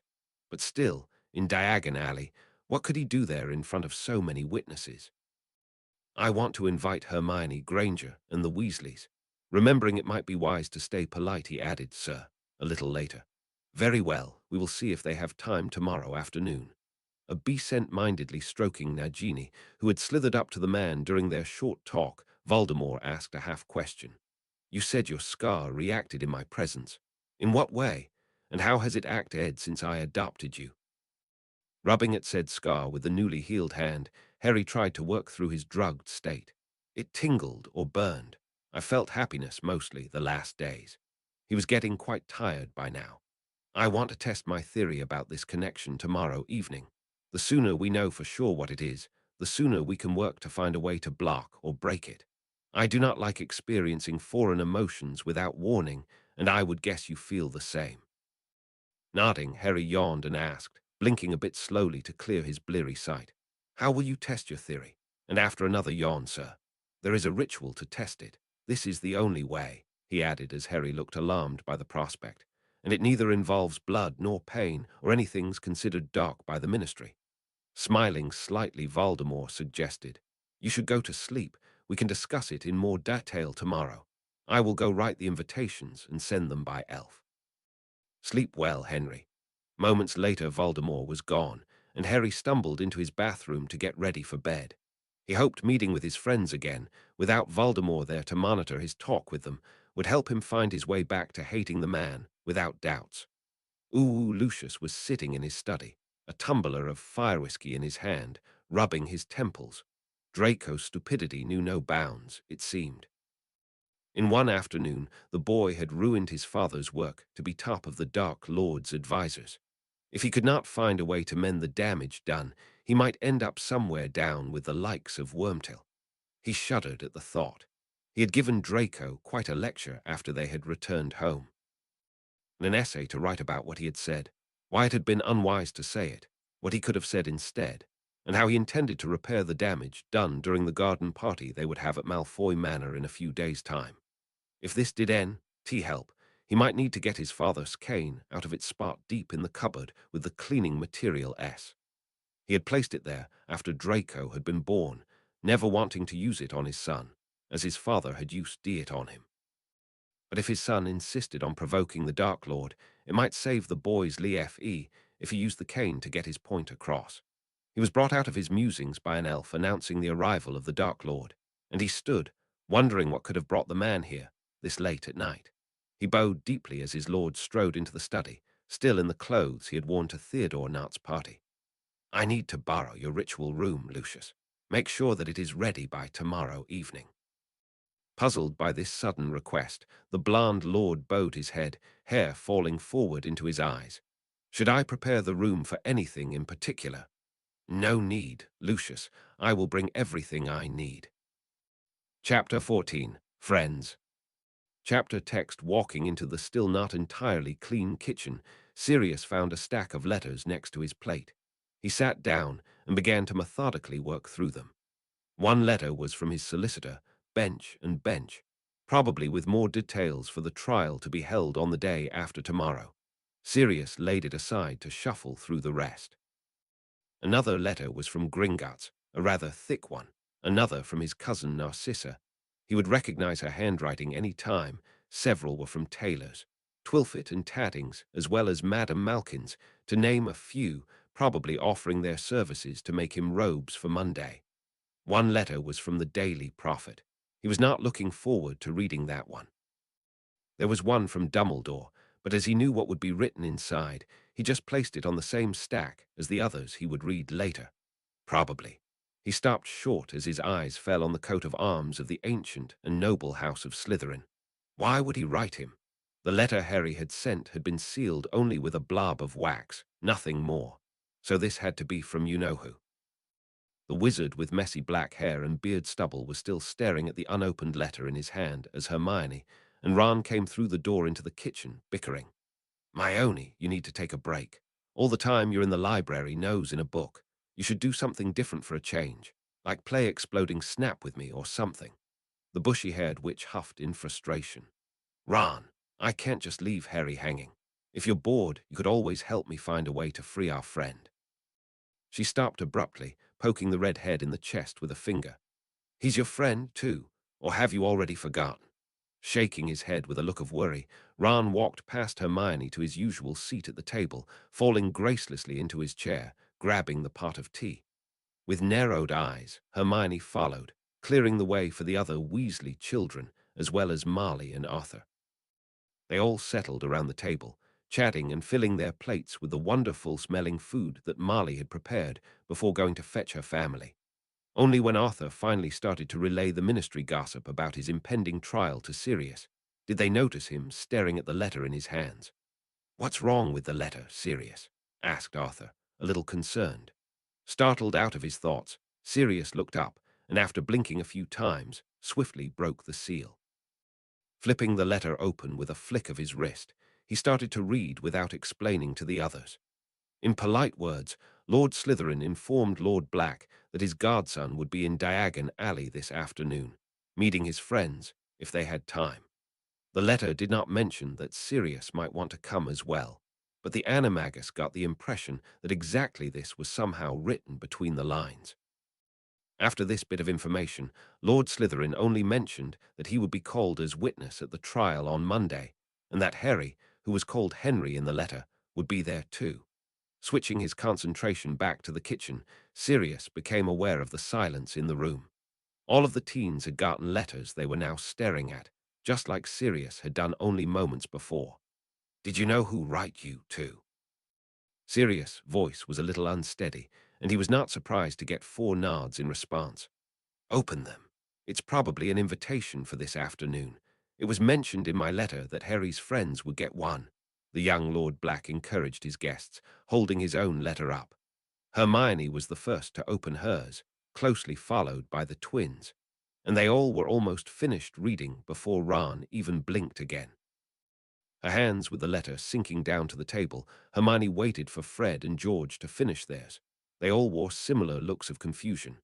"You were invited too, Hermione?" asked the twin on the right. "For ice cream in Diagon Alley," added the twin on the left. Nodding slowly, Hermione read the letter a second time, and without looking up, words started to hurry out of the young witch's mouth. "It's odd that he would write the invitation and not Harry, don't you think? He writes something about a long day. But why would a long day stop Harry from writing? I hope he is not ill or something like that. No, if he was, he wouldn't be able to go out for ice cream. Should we go? Maybe he will be there, even if it says here that he has appointments this afternoon. But even if we can't let Harry down, can we?" Suddenly her rambling stopped, her eyes getting wide, her brow furrowed. "How did the letters get here? Sirius, are the wards still in place?" Glad that something had stopped the fast flow of words, seriously, did the girl not need to breath? Sirius shook his head and smiled. "No need to worry. How do you think all this?" He indicated the huge stack of parchment beside his plate. "Could be here if the excessive wards Albus put in place were still in effect. No, I changed them a bit after the headmaster's dubious decisions." The torn thoughts of the young witch over the headmaster and all that had happened were clear on her face for Sirius to read. But it was not his job to make up her mind about the things that were happening. He needed to concentrate on clearing his name and supporting his godson. There was no room for anything else at the moment. So back to the matter at hand. "Do you want to go? We shouldn't let you go alone." Arthur and Marley looked worriedly at their sons. Ginny was staying with her Aunt Muriel for a few days. "I'm afraid I have to go to work," Arthur said regretfully. "But it's Saturday." Marley interrupted her husband. Before they could get any further into this topic, the door to the kitchen opened and Remus came in, freshly shaven and clearly confused by the tension in the room. The werewolf looked from one to the other, trying to get a feeling for what was happening. Sirius had seen this often enough to recognize what was happening and helped his friend by explaining. "We got letters from Lord Slytherin," he said, the title thick with sarcasm. "Letters like this one?" asked Remus, getting a letter of his own out of his robe pocket, showing the green wax of the seal to the others. "Exactly," nodded Sirius. "Were you invited for ice cream like the teens? It's an invitation, but for the job interview, the one for the history tutor position. It came yesterday morning." Glad for his friend. and for the opportunity this position presented for them, Sirius smiled, briefly wondering why Remus had not told him yesterday. But his irritation quickly vanished as he thought back to the previous day. He had been in meetings with his solicitor most of the morning and great parts of the afternoon. And while he had not been in a meeting, Remus had been off working in his current job as a help in a Muggle library. When and where will this interview be? Today, in the afternoon. The letter says to come to the Leaky Cauldron. It seems he rented a room there. With this, Remus moved over to the table, sat down next to Sirius, and gave the letter to the other remaining marauder. So the claim he will be in Diagon on some appointments is real, said the twins, getting a determined look. Sirius got nostalgic. The two of them reminded him so much of his own time as a prankster during his Hogwarts years. You kids will not go alone. Molly put her foot down before the teenagers could get funny ideas. Of course not, agreed the owner of the house. It might be a public place, but we can't be cautious enough. With a gleam of mischief in his eyes, Sirius turned to Hermione. What do you think about taking the dog of a friend out for a walk? Harry was standing in the garden of the biggest manor he had ever seen. As promised the day before, Voldemort had taken him to see the Potter houses he deemed appropriate to live in. They had started right after a quiet breakfast that followed the familiar pattern of a shared newspaper and oddly mundane conversations. Much to Harry's relief, the happenings of the evening before had not come up until now, and he hoped it would stay that way until the evening. They had started with the one manor on the short list, a big house with 2 ballrooms, an entire wing full of guest rooms. Well, more like suites, several parlors and studies. It had a really big kitchen and several rooms in the family wing. The family wing, well, Harry started, unsure of what to say. Maybe a little big for only the 2 of us, inquired Voldemort, glancing back at the grand front door over his shoulder. Harry nodded. It was too big for only 2 people. If they lived here, he would have a lot of space to avoid the other, but he was sure he would never be able to feel at home. Startled by this thought, he wanted to feel at the home while living with this monster. He quickly said the first positive thing about the manor he could think of. I like the Quidditch pitch in the back. Tapping the index finger of his right hand against his chin, Voldemort looked around the slightly neglected garden. If you want to use the pitch, you can do so without us living here. He turned to look at Harry. You can certainly come here to use it from time to time. This will be a great place to hold balls and parties of any kind. He smiled, and Harry shuddered under the watchful red eyes. It was still a troubling sight to see the dark wizard smile. Shall we try the townhouse in Scotland? The older wizard asked with a smile still in his voice. Reluctantly, Harry stepped up to Voldemort. He did not like apparition, and needing to touch the man did not make it any better. He was only lucky that contact did not result in pain anymore. He wondered why that might be. Moments later, and after again being squeezed through an impossibly small rubber tube, they stood in the small front garden of an old townhouse, the noise of the city faintly reaching their ears. The teen's first impression was not favorable. The house front gave him a dark and miserable feeling. There was grotesque stone masonry to see near the roof, and the stone from which the house was built was dark and stained with decades of grime. Voldemort produced a large and intricately designed wrought iron key out of his pocket, went to the door, and used the key to open it. As he had at the manor, he went first into the house, casting a few spells in rapid succession to make sure all was safe. Satisfied with the results, he gestured for Harry to follow him into the entrance hall. They took a good look around. There was a lot of dark wood in the paneling, furniture, and flooring.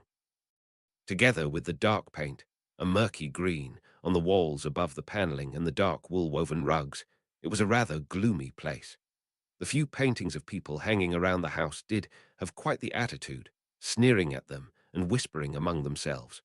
They looked nothing like the people Harry had seen in the Mirror of Erist over Christmas in his first year at Hogwarts, so they probably were not Potters, but they seemed somewhat familiar.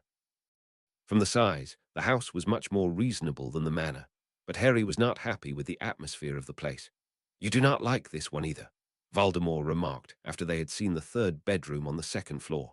In this one, a rather garish green and black together with dark oak dominated the deka. Harry nodded, looking disgusted at a painting of a pale and drawn-looking woman with grey-blue eyes and a sour expression. Not really, no, sir, the teen answered glumly. At this rate, he would not only be stuck with Voldemort, but in an unpleasant house to boot. "Do not despair just yet, son," Voldemort said, picking up Harry's less than cheerful mood. "The files I got from the goblins indicated that this house was a wedding gift for your grandmother Doria, a born black. It certainly is their style, if I remember correctly from the one visit I made to the Black Townhouse in London." A look of remembrance shortly made an appearance, quickly replaced by one of calculation. "Maybe I can use the ambience and separate work from our home." Harry got slightly ill at the thought what work might entail and decided not to think about it too much. They left the house, and Voldemort apparated them over to the last property the dark wizard considered a possible dwelling place. The teen hoped this house would be better. At least if they were living in London, he would not be too far from Sirius. Another unpleasant trip later, they were standing in the entrance hall of the second townhouse. The feeling was different from the last one, and Harry felt at home right from the start. Sunlight fell through the stained glass windows on both sides of the front door. The floor was oak, the rug a patterned grey weave with speckles of light golden tones. The walls were covered half with a cherry wood paneling from the floor to about halfway up, and painted in a light golden yellow from the ceiling down to the paneling. This light-hearted color scheme continued in the kitchen, with its dining area and furniture of white-painted wood, as well as all the other rooms Harry wandered through, followed by an amused-looking Dark Lord. On the ground floor there were, beside the entrance hall and kitchen, a study and a parlor with a door to the small garden in the back, a big wardrobe and storage room next to the kitchen, and a formal dining room with a table to seat 12 people. The first floor up had a guest room and a library Harry wanted to show to Hermione as soon as possible. Stepping into the study of Lord Potter, Harry's eyes fell onto a painting of two persons. A man and a woman in expensive robes in front of a shelf of books. They both smiled at him, the woman dabbing an embroidered handkerchief at her silver-grey eyes. Beaming at the teen, the man in the painting, with the same unruly mop of black hair as Harry, spoke with happiness in his voice. "You have to be Harry. This hair is our family curse, and you have Lily's eyes." He nodded and held a hand out to the boy in front of the portrait. "Welcome to Griffin House." The teen could only stand there and stare at the two, who, he assumed, had been his grandparents. Harry jumped a little in surprise as Voldemort entered the room behind him, and his grandfather's gaze became so cold it could have frozen the entire Great Lake. "As you can see, I did as I said and brought him here," the red-eyed wizard addressed the portrait's occupants. "Very well," the late Lord Potter conceded, and turned his attention back to his grandson, a smile returning to his face. "I am so glad to finally see you, Harry." From behind his round glasses, he shot another freezing gaze at the softly smiling dark wizard standing just inside the door. "How are you doing? He said you will live in one of the Potter properties from now on. Do you know which one?" Smiling, a little bewildered, Harry answered, his thoughts on other matters. "I'm not sure which I'll pick." He stared at his grandparents. Why had no one told him that there was a portrait of his father's parents? Was it possible that a portrait had been made of his parents as well? "Is it possible? I mean, do you know, if," Harry stammered, not really daring to hope. "I am afraid it's most unlikely," Charles said as gentle as he could. "Most do never consider having a portrait made, and the others wait well into their 40s. I am sorry, Harry, but I don't think that our son and his wife had a portrait made." The painted wizard tried an encouraging smile to cheer the young man up. Before Charles could say more, Voldemort indicated the clock on the mantel over the fireplace. "We need to leave soon, if you do not want to be late to the meeting with your friends. There will be ample opportunity for you to come here and speak with your grandparents." Sauntering over to the desk, picking up one of the paperweights, he spoke, looking questioningly at Harry. "Are you able to pick a house for us to live in now?" The teen went over the impressions collected during their visits to the houses. The manor was simply too big, even if he liked the style and the pitch. The house in Edinburgh was too dark for Harry's liking. Considering that the house here in London was nice like the manor and not as big, it was probably the best choice. The opportunity to speak with Charles and Doria was just the cherry on top of the cake. "I want to live here, sir," Harry voiced his conclusion.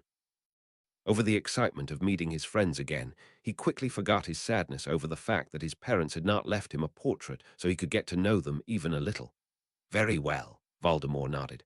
I will see to it that our things are moved, ready to go meet your friends." The raven-haired teen nodded and turned to the portrait, smiling. "I'll come talk with you soon. See you. Have a nice afternoon with your friends," Doria said in farewell. With a cheery wave over his shoulder, gently directed to the door by a hand of Voldemort on his other one, Harry left the study and the house. With mixed feelings, Harry prepared to be apparated again. On the one hand, he was happy to be living in a house belonging to the Potter family, in a house with the portrait of his grandparents. On the other hand, Voldemort would be living there too. The teen was entirely unsure of what to think about that. Uwu, together with his son, Marvolo walked down Diagon Alley to Florian Fortescue's ice cream parlor. They were followed by Goyle and Crabbe acting as bodyguards, not for him, but for his son. Even if he suspected the Order would be sending some adults to watch over the children, he preferred to make his own provisions. Marvolo was amused by the way the other patrons were avoiding them, making a path for them, while backing away. During their last visit, Henry had been disturbed by this. But this afternoon he was too focused on the prospect of meeting with his friends to notice anything. It was funny to watch the boy. Maybe his suspicion about their apparent connection was unfounded. How could his son be this dependent on others and be carrying a part of his soul? But maybe the part was so small that the influence was minimal or even non-existent. He sighed. No use in speculating now. The ritual would prove it one way or the other. Until then, he just had to wait. Drawing nearer to their destination, he spotted several redheads. Oh joy, the Weasleys. Well, Henry had invited 3 of their children, so it had to be expected. As he spotted a huge black dog lying next to a young girl with bushy brown hair, a small smile briefly graced his face. So he had come. Nice to know that the man would take risks to see Henry. Finally, they reached the small group of people waiting for them, and Marvolo instantly spotted 2 sentries the Order had placed to watch. Beside him, Henry was almost vibrating with suppressed need to run to his friends and hug them. So Marvolo was glad that he had insisted on drilling Henry in the proper protocol for such occasions before the party yesterday. So the boy waited for his father to greet the adults present before he could rush to his friends. "Mrs. Weasley, nice to meet you." He bowed his head as protocol demanded from a lord when greeting the matron of a house while in public. The Weasleys were poor, but nonetheless purebloods with a long history. The look of surprise on the witch's face was worth the small slight to his pride. "Nice to meet you too, Lord Slytherin." There was a noticeable hesitation before his title, making his smile grow. He turned to his son. Now, after being polite to a blood traitor, no, that would not do. He needed to find a different word for those without wizarding pride, too, now. After being polite to a political adversary, it was time to make the impression of a caring parent. "I want you to behave, Henry." He waited for a nod of acknowledgement that he received almost as soon as he had stopped talking. "Do you have your portkey?" "Yes, sir," his son said, fishing the pendant out by its chain. "Good. Use it if there is any trouble." Any trouble at all? He changed to Parseltongue, noting the paling of the people gathered around the table. "And I mean it. No heroics. If there is a problem, let the adults handle it. There are 2 of mine and 2 of the Order watching, so there is absolutely no need for you to do anything. Understood?" Henry gave him a furious look, but nodded. And now on to the other objective of this meeting. Marvolo got a folded parchment from the inner pocket of his dark green linen robes. "Here. Said you wanted to show this to your friends." With a look of wonder and suspicion, Henry took the family tree from Marvolo. How fast the emotions of the boy could change, and how easy it was to read them from his face. With another small bow to the Weasley matriarch, Marvolo started to say his farewell. "Nice dog, Miss Granger." Turning to the only adult at the table, he added, "I will be at the Leaky Cauldron if you need me, Mrs. Weasley. I will come here to pick my son up around 6 p.m. With a last nod he left, leaving behind some stunned teenagers and a bewildered witch. And now off to find a tutor for his son. He sighed. He was starting to get restless. This approach without violence was all nice, but it lacked opportunities to release tension. Ooh, after the man with his glamoured blue eyes had left, Harry let go of all enforced manners and almost ran the few last steps to his friends. Finding himself with an arm full of witch, his face buried in unruly curls, a black dog almost pushing him over in his quest to lick the teen's face, he laughed with relief. "I am so glad to see you all. "Oh, Harry, we were worrying so much. How are you? I'm so happy to see you." Laughing and pushing his friend back, Harry tried to calm Hermione down. "I'm fine, Hermione, really, and so happy to see you. And thanks for bringing Snuffles." He smiled down to his godfather and then over to the twins, who were grinning broadly, their mother, with glittering eyes, and Ron, who looked a little peeved. "Come sit down, all of you, and select what you want to have," Mrs. Weasley commanded. With a much lighter heart than he had had in the last days, Harry sat down and was soon sandwiched between one of the twins and Hermione. They each named the flavors they wanted to have, Mrs. Weasley noting them down before she went inside to give Mr. Fortescue their order. The twins and Hermione were chatting happily, but Harry had trouble paying attention as he was staring at Ron. His first friend was looking at his hands, only then, and now sending heated glares at the others. "What's wrong, Ron?" He just had to ask. He didn't know when he would see him again. If there was a problem, they should talk now. Now all eyes were on Ron, who flushed with anger and embarrassment. "You look like that pompous git, Malfoy," growled the young boy, earning surprised looks from his brothers, an enraged one from Hermione, and a growl from the large black dog sitting next to Harry. The teen with his mop of black hair had gone pale. This blow had hurt. Why would Ron say something like that? "Ron!" exclaimed Hermione, the first to get her wits back under control. "How can you be so shallow?" She turned to Harry, her face getting soft. "You look great, Harry." Slobbering Harry's hand, the animagus, currently not able to change back, expressed his agreement with the young witch's assessment. Under the murderous glares of his brothers, Ron shrank into his chair before pushing it back and storming away. "What's wrong with him?" Harry asked no one in particular. "Little Eichel Ronikins has been gloomy the last days." "We thought that." "He was worried for you, Harry." The twins looked bewildered, one looking in the direction Ron had vanished, the other at Harry. With a slightly wavering smile, he had hoped after the tournament that Ron was over his issues. Harry nodded to them and patted his godfather's head. Taking a calming breath, using one of the meditation exercises he had read about in the book Voldemort had had him read, he let his anger go. It was not the first time Ron had acted in anger and without thinking things through. And the youngest son with 5 older brothers, he got way too many hand-me-downs. Seeing Harry in completely new and expensive clothes, silk and finest wool for today, was almost certain to spark the other teens' jealousy. He did not like it, was hurt and angry, but, "Well, he's not completely wrong," Harry said softly. "I think this," he pinched his robe to make clear what he was speaking about, "was made by the tailor the Malfoys used, too. You look better. Must be something about the fact that you're not." "A bloody git," exclaimed the twins, grinning like maniacs. Their antics never failed to cheer Harry up, and so he chuckled and smiled gratefully. Before they could start a new conversation, Mrs. Weasley came back, followed by Florian levitating a large tray filled with bowls overflowing with ice cream of the most delicious flavors. "Where's Ron?"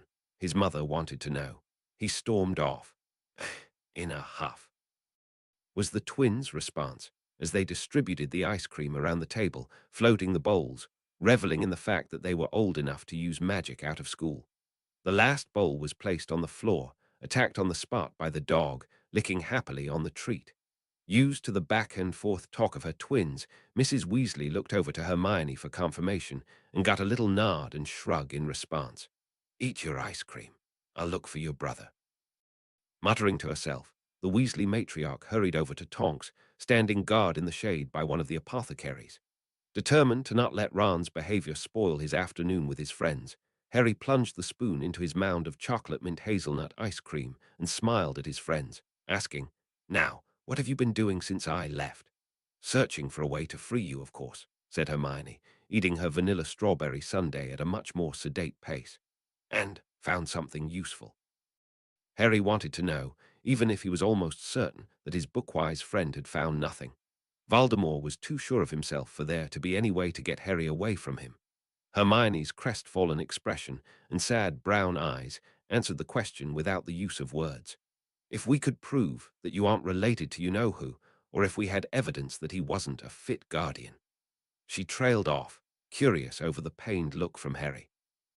If anyone thought the Dursleys fit guardians, then Voldemort would be considered fit too.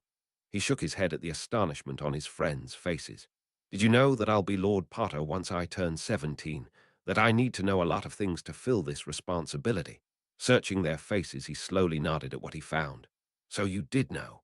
I didn't, until he told me the afternoon he adopted me. Raking his hair in frustration, Harry took another deep breath.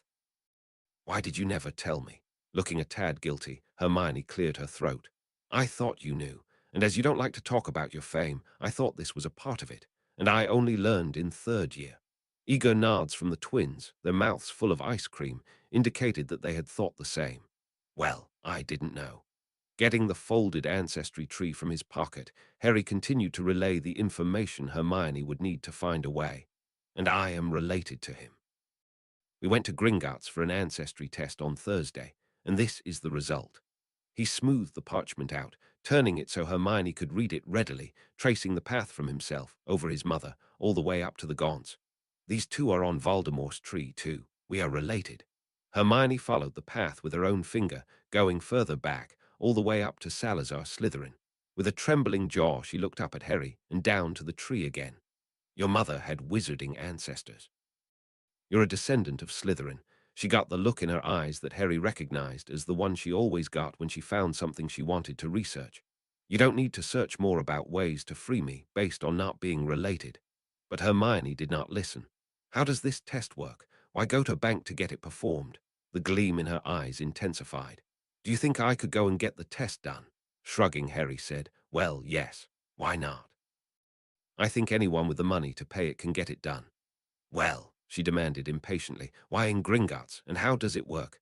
You need to let some blood drop onto a prepared parchment. And briefly Harry contemplated what he should do, tell her what Voldemort told him, or pretend to be oblivious about how it worked. Something about a treaty between the goblins and wizards. I'm not quite sure. He shrugged again.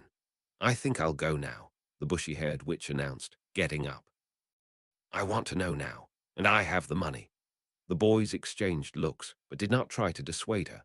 After the whole business with the spew in the last school year, they knew better than to stand between Hermione and her intended target. Her decision made, Hermione finished her ice cream, then stood to leave for the bank. She passed by Mrs. Weasley, who brought back her youngest son, only briefly stopping to ask where the younger witch was headed. Ron was made to apologize by his mother. And the rest of the afternoon was spent in slightly awkward conversations over summer plans and pranks the twins had in mind for their last year at Hogwarts. That was, until Hermione came back. Then they had to console a distressed friend. Uwu, sitting behind the table in one of the private rooms off the main dining room in the leaky cauldron, Marvolo was rubbing his temples. The second applicant had just left, and he felt a headache coming. This was a veritable nightmare. The first applicant had been a blubbering fool that obviously had been living under a rock somewhere, because he had not known anything about Marvolo's previous identity, and had almost fainted at the question of whether he would be able to work for the man who had been Voldemort.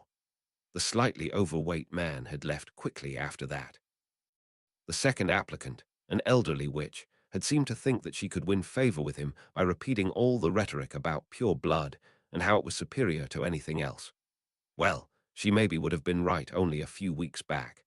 But now, and considering he was searching for a tutor to teach the boy who lived, this was an instant means to be out of running for the position. He closed his eyes, groaning slightly, leaning back in the chair. He felt the need to punish someone, to curse someone into next week and back. When had been the last time he held someone under the Cruciatus curse? Too long, it seemed. Not feeling it prudent to punish the last one to arrive at a meeting, he still had to concede that this practice had the benefit of providing a target for his need to make others suffer, every time. He would have to find another outlet for his urges if he was to keep up the face of Lord Slytherin as an upstanding member of society. Maybe he should make some of his followers practice dueling with him. He would get to hit them with some curses, relieve some of his tension, and there would be nothing unreasonable about it. Yes, that was a plan he could try. Standing up to straighten his clothes, and taking a few steps before the next applicant arrived, Marvolo took a look at his list of names. The next one would be Remus Lupin. At least the man would know who he was, and would not try to impress him by repeating meaningless prejudice. He hoped that the werewolf would be an option. Giving Henry more of his past in a controlled setting would serve to secure the boy's will to stay and not do anything foolish. Considering his past actions, there was a high probability of the boy's taking matters into his own hands if he was not satisfied with a situation. He just had taken his seat again, filling the cup with fresh tea, when there was a knock on the door. "Come in," the red-eyed wizard, he had discarded the glamour as soon as he had sat foot into the room, called out. In stepped a lean man, wearing some robes that clearly had been of good quality once, but had long since lost their aura of wealth. Now they were threadbare at the hems, and had more than one attached patch that told a story of poverty, even if they were artfully done. "Mr. Lupin." Marvolo asked for confirmation and got a tiny nod in response. "That's right, Lord Slytherin," the former Defense Against the Dark Arts teacher said with another polite nod of his head. Well, that was a nice change. No outward animosity, but no groveling either. Not many wizards knowing of his past actions were able to pull that off. "Please take a seat." Lupin complied, sitting down in the chair across from Marvolo on the other side of the table. "Would you like some tea?" Bemused, Marvolo realized that he had offered tea quite often lately to people he had meetings with. It felt funny in a way to act this hospitable, but it served its purpose, so why change it? And so he let the teapot float over and fill a cup in mid-air. Getting comfortable and looking a last time at the curriculum vitae the man had provided, the former insane madman started his questions. "I see that you have taught at Hogwarts, Mr. Lupin. So your experience with teaching teenagers is not something I would doubt. But you were not teaching history. What qualifies you for the position as a history tutor?" Avoiding eye contact, Lupin locked his gaze firmly some centimeters over Marvolo's left shoulder, answering the question with unwavering politeness. "I had an outstanding in my history owls and newts, mostly through self-study. I never stopped studying my favorite subject, and would like very much to teach it to some young witches and wizards who are suffering under the tenure of Professor Binns." Marvolo hid a smirk at this response. Suffering was the right description for sitting in one of Binns' lectures. He had had the dubious pleasure of being taught by the ghost in his own years at Hogwarts, mostly using the time to do study on his own, and not always on the subject matter of the lesson. Nodding in acceptance, he had records of the owl and newt scores with the other information in the application. He moved on to the next question. "Will you be able to work for me, accept money from me, and act on my wishes?" He did not need to add why these things might be a problem for the man sitting, seemingly relaxed, opposite from him. They both knew well enough what was standing between them. "For Harry, I will," was the calm and simple reply. "Your duties would be as follows. Tutoring my son Henry," he stressed both of these words, "in history so he can pass his owls with at least an exceeded expectations. I think lessons on 3 days a week are a minimum requirement. I also would like you to continue to support his attempts at studying by himself over the term. It is obvious that he needs a little more guidance to accomplish a reasonable effort." The werewolf seemed to agree to this, slowly nodding his head, still refusing to make eye contact. A smart man. Marvolo was intrigued. "I also demand that you, Mr. Lupin, take wolfsbane for every full moon. I will provide the potion. You can stay wherever you want during that night, but I can provide a warded area with a sparse forest you could run in." Severus had brewed the potion for the man over his entire time as professor at Hogwarts, and would do so again on his command. And the manor they had visited today had a small forest inside its wards. With only a few small updates to the wards, it would serve quite well as a place for a transformed werewolf to run free. With a slight narrowing of his eyes, the man with grey-flecked light brown hair asked a question of his own. "From where do you intend to get the potion, Lord Slytherin? It's a complicated brew and highly toxic, if not prepared right." "I will not consent to risking my health and life over a potion from a shady apothecary."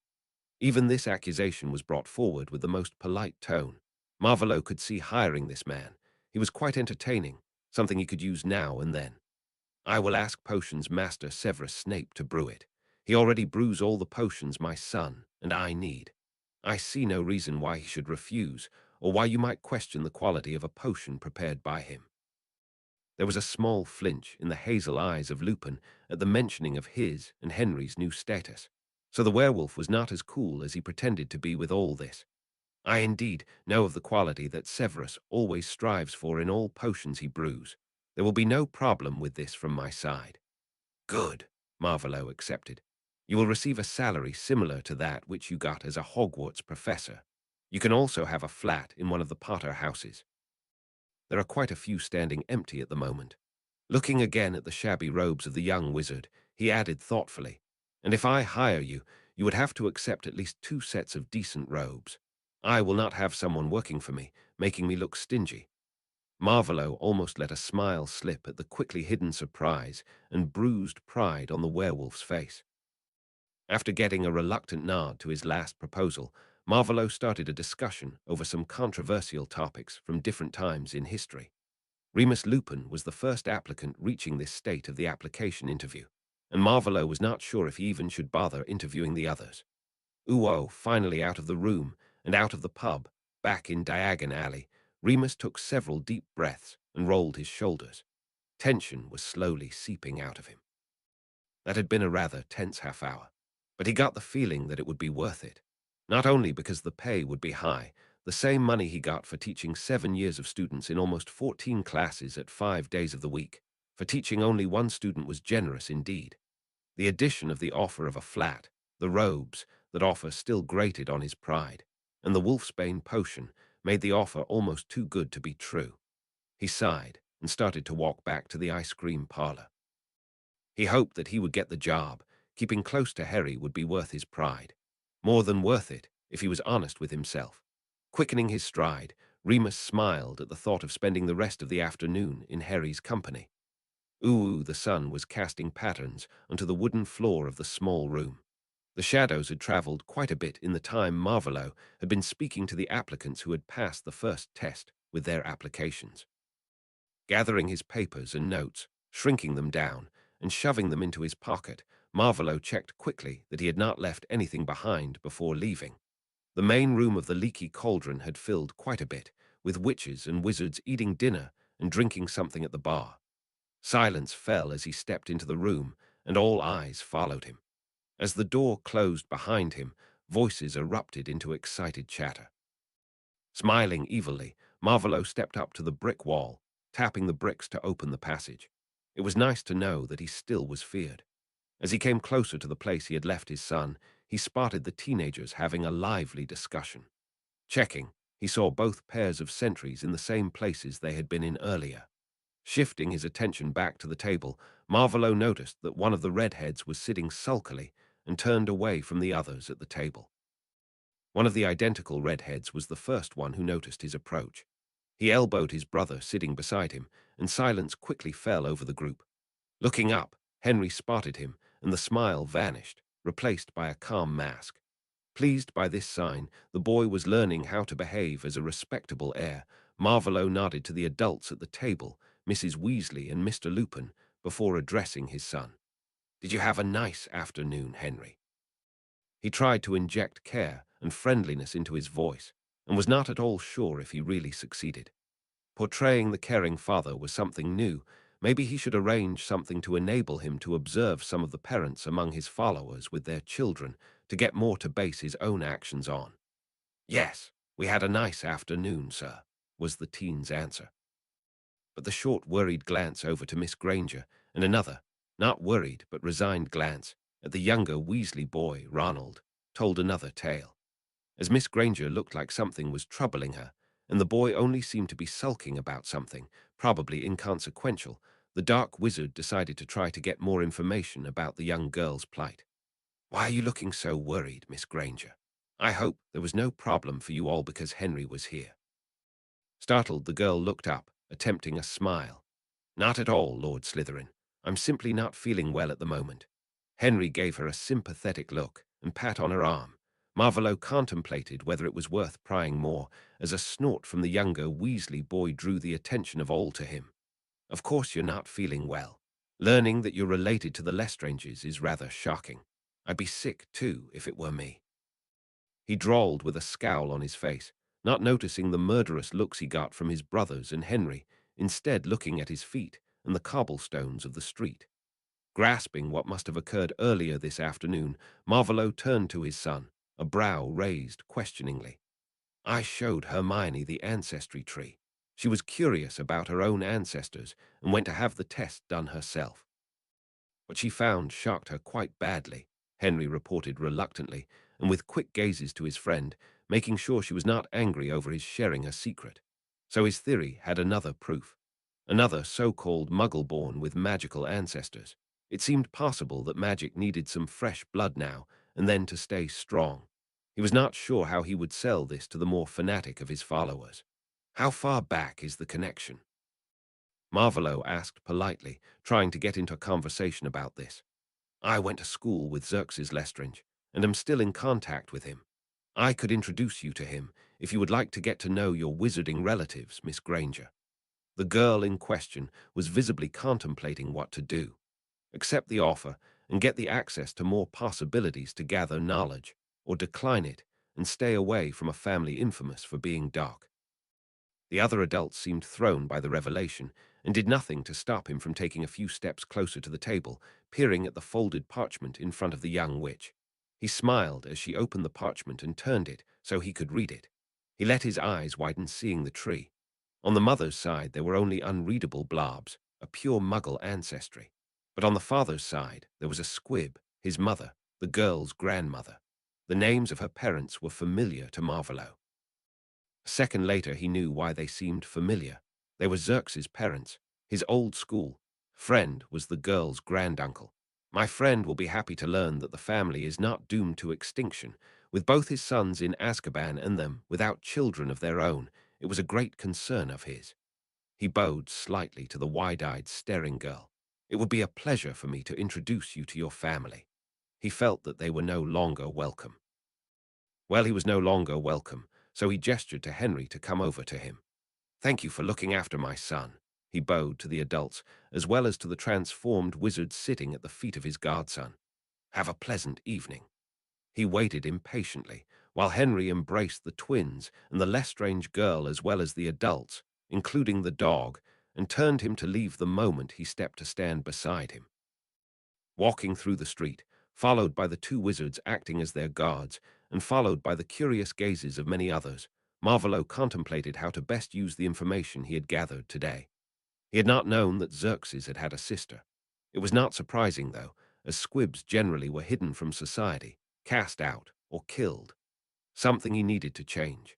It would be best to somehow get the girl under the influence, if not the custody, of the Lestrange head of house. He was not certain yet if he would manage to get his other followers out of Azkaban. And even if he found a way, it was not certain that they would be able to live in the open as themselves. That would be, of course, the ideal scenario, but sadly, it was unlikely. Maybe the trial for Lord Black would show him a way to get them out, at least a few of them. Was it possible to create evidence clearing some of them by placing the blame on others? It was a course of action he would have to examine. But they would have to wait. First, he needed to test his theory on his and Henry's connection. Then he could start with thinking about ways to rescue his most faithful. Back at Grimmauld Place a few hours later, Hermione sat heavily down on the bed she was using, confused and a little anxious. What should she do with this new information? She still remembered her Gran. She had been a kind woman, with carefully styled white hair and bright blue eyes. She had always smiled and listened to her granddaughters reading her stories. She had liked those with magic in them the most, but she never spoke. At the time, she already had lost most of herself to her illness, dementia, death of personality and knowledge, long before death of the body. Hermione wondered if she had been born a few years earlier, would she have known of the magical ancestry long before now? Would she have known about Hogwarts magic and about being a witch? It was likely, as her gran would have been able to tell her all about it, being born to magical parents. What had it been like, living without magic in the magical world? Being cast out from the family, denied all contact. She was furious for her grandmother. Squibs weren't treated any better than house elves, or so it seemed. There had to be something she could do about it. But first, she would write a letter to her parents, tell them about what she had discovered today. They deserved to know. Getting up and walking over to the desk, Hermione sat down in the creaky chair, getting out a piece of parchment, the ink, and her favorite quill, and started on the letter. Avoiding stepping onto an albino peacock, Harry followed behind Voldemort on his way up to Malfoy Manor. They had apparated instead of flewed to avoid being overheard, as their destination was to remain a secret. Therefore, they had arrived in front of the gates to the grounds and not inside the house. Harry had to admit that the building they were walking up to was quite impressive. It seemed to be as huge as the Potter Manor they had visited earlier today. Several wings to the building, more than 2 stories, surrounded by extensive gardens. But this observation only briefly occupied his mind. The happenings of this afternoon, Hermione's unexpected ancestry, Ron's anger, and the problems his first friend's jealousy probably would cause, as well as his apprehension over what they were going to do this evening, left no room for admiring a building. He was startled out of his thoughts as they reached the large, ornately carved double doors. They swung open without Voldemort doing anything that Harry could see. Inside the door, Harry looked around and noticed the great chandelier hanging from the high ceiling, the tiled floor with its geometric pattern, a few sophisticated pieces of furniture, and several paintings of wizards. All in expensive robes from different epochs, but all with white blonde hair and steel-grey eyes. A house elf bowed to them, and Voldemort sent it to announce to the owner of the manor that Lord Slytherin was here. Only moments later, the blonde Lord Malfoy came into the entrance hall through the smaller door on the right side. He was not carrying his cane and was clothed in what passed for casual robes for the man. He bowed deeply when he was a few steps away from the door, and Harry could have sworn that Draco's father had almost fallen to his knees. An image of the same man in dark robes, his face hidden behind a bone-white mask, dropping to his knees, crawling over the ground to kiss the hem of a black robe worn by a man resembling a snake, flashed before Harry's inner eye.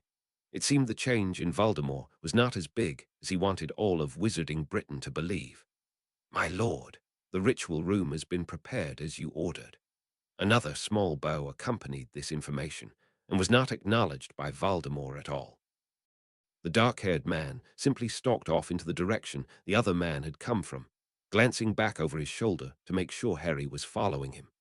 Pushing the mixed bag of other worries into the background, Harry's anxiety over what was about to happen took the front seat. Not daring to risk making the man angry, Harry hurried to follow, convinced he would get lost in the manor if he did not stay close to the red-eyed monster. After a short, hurried walk through several rooms, a ballroom, music room, a gentleman's parlor, a study, Harry had trouble identifying them all. They reached a hall ending at a plain wooden door. Voldemort opened it by turning the glass handle and gestured for Harry to precede him into the room. Hesitantly, the teenager stepped over the threshold into a room made entirely from dark bare stone. From the smooth floor to the bland, windowless walls, all was made from the same lightly shimmering slate-grey stone. Their steps echoed as they walked to the middle. Turning to Voldemort, Harry observed as the man took a small pouch from his robe pocket, waving his wand over it to return it to its original size. A white shirt, long enough to fall at least to the knees, was produced and handed to the teen. "Change into this. You should not wear anything else, and I mean it." Harry found himself under an intense stare and had trouble keeping calm.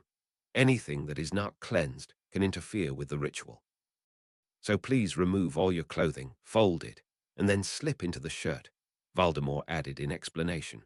Walking over to one corner of the room, frowning but not complaining, Harry was glad that the room seemed to be heated, at least a little. While he started to remove his shoes and socks, Voldemort got several stones, different colored candles, chalk and herbs, a bowl made from some shiny metal, and a few vials out of the pouch. Making quick work of getting undressed, his back turned to the other wizard, Harry was quickly finished. The shirt fell down over his knees. Before he could lift his stack of clothing, it started to float, directed by Voldemort's wand, through the room and onto a small shelf, formerly hidden behind a slab of stone, now leaning against the wall. "Come over here, Henry," Voldemort said in a friendly voice. As the teen came into arm's reach, the dark wizard laid his hand on his shoulder, turning him to face the material positioned on the floor. Without much fuss, the taller man launched into his explanation. "You will be sitting inside a circle I will erect around you. To do so, I will place the candles and draw runes on the floor. All you have to do is sit, breathe as calmly and regularly as you can manage, and wait. Do not speak or move until I tell you to. Understood?" Eyeing the candles, Harry nodded, turned and walked over to the place Voldemort indicated. He sat down, and immediately got the impression that it would get uncomfortable fast, sitting on the hard, cold stone floor in nothing but a thin shirt. Once he was positioned, Voldemort got really busy. First, he placed the pouch in the niche before closing it with the stone slab. After that, he placed the 4 candles, one white, one blue, one a dark red, and the last one brown, in a cross formation. One was in front of Harry, one behind, one to his left, and one to his right. Then he started to draw intricate symbols on the smooth surface of the floor. If he had not been so nervous, Harry would have had difficulty to not laugh at the sight of Voldemort moving around the room on hands and knees. By the time the circle of symbols was finished, Harry could no longer feel his buttocks, and his feet were starting to lose feeling, too. He wished he had asked for a time, so he would know how long it would take, or a pillow to sit on. Taking one of the vials into his hand, removing the stopper, Voldemort started to chant something in a language Harry did not understand. A fluid, changing its color, began to flow from the vial, floating through the air and making contact with the chalk drawings. The chalk absorbed the fluid, starting to glow, the air growing heavy, and breathing getting more difficult. One after the other, the vials were opened, adding to the glow of the circle, which got brighter, more colorful, and pulsed faster and faster. Herbs placed in the bowl suddenly caught fire, filling the room with their smoke and scent. Harry struggled to keep calm, surrounded by pulsing magic so thick, he wondered if it would become visible soon. Just as he thought he could not stand the growing pressure any more, Voldemort's chanting changed in tone and pace, and Harry felt the magic entering him, coursing through him, into every finger and toe, from the top of his head to the sole of his feet, warm and cold at the same time, tingling with energy, holding him in place.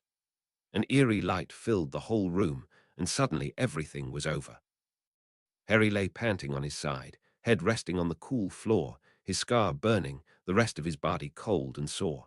He watched as shiny dress shoes made their way over to him, robes pooling on the floor as the owner of the feet crouched down by his side. "Henry, can you hear me, son?" Blinking, Harry tried to get up, but abandoned the effort on the spot. It was much too difficult to move at all. Gentle hands turned his head so he was looking up to the ceiling, instead of off to the far wall. He blinked stupidly up into red eyes and noticed for the first time the many shades of red present in them. It took him much too long to recognize the grim expression on the face looking down at him. "Let's get you back home and into bed," Voldemort said, scooping the boy up and walking purposefully out of the room. With a lolling head, Harry briefly wondered if the man had tidied up after himself. Slowly getting his wits back, the teen noticed Mr. Malfoy walking beside them, but could not follow what they were speaking about. Before they were back in the entrance hall, he was back in control enough again to remember what the reason had been to perform the ritual at all. Did it work? He tiredly hissed. He did not want Malfoy to understand what he was asking. "Yes," was the hissed reply, sounding tense. "I was right, but I will explain tomorrow." Y.O. are not able to follow a complicated explanation at the moment. Harry nodded his head a little. He had to agree, he was much too tired to stay awake for much longer. He was slipping into a light sleep as he heard 2 cracks of apparition. Some angry words and rustling of cloth was the last he heard before sleep claimed him. Chapter 15, Traitor.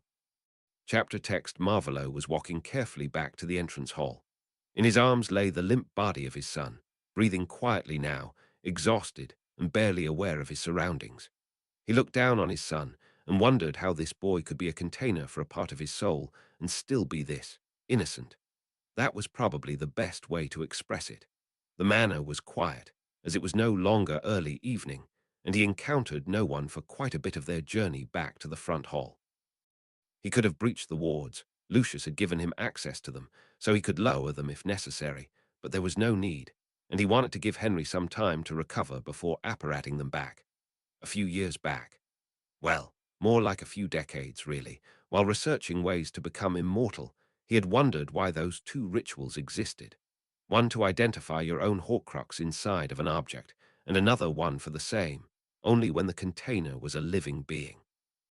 Marvolo remembered clearly that he had scoffed at this ridiculous idea. Who would entrust a means to their immortality to another living being, and who would forget what they had used? He had assumed, then, that living for hundreds of years could cause a loss of details in one's memories, so that one would need a means to check. But that had made no sense for the ritual for checking living beings.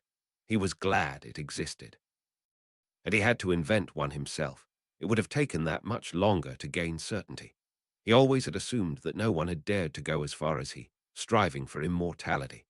After what he now knew, that splitting one's soul too often meant to lose sanity of mind and magical strength, he could understand the warnings, subtle as they were, that had been written into the texts he had read. Had someone else walked his path, made their souls unstable to the point they created unintended horcruxes? It was no longer an impossibility, but he still thought his first explanation, that he had come up with in his teenage days, the most likely.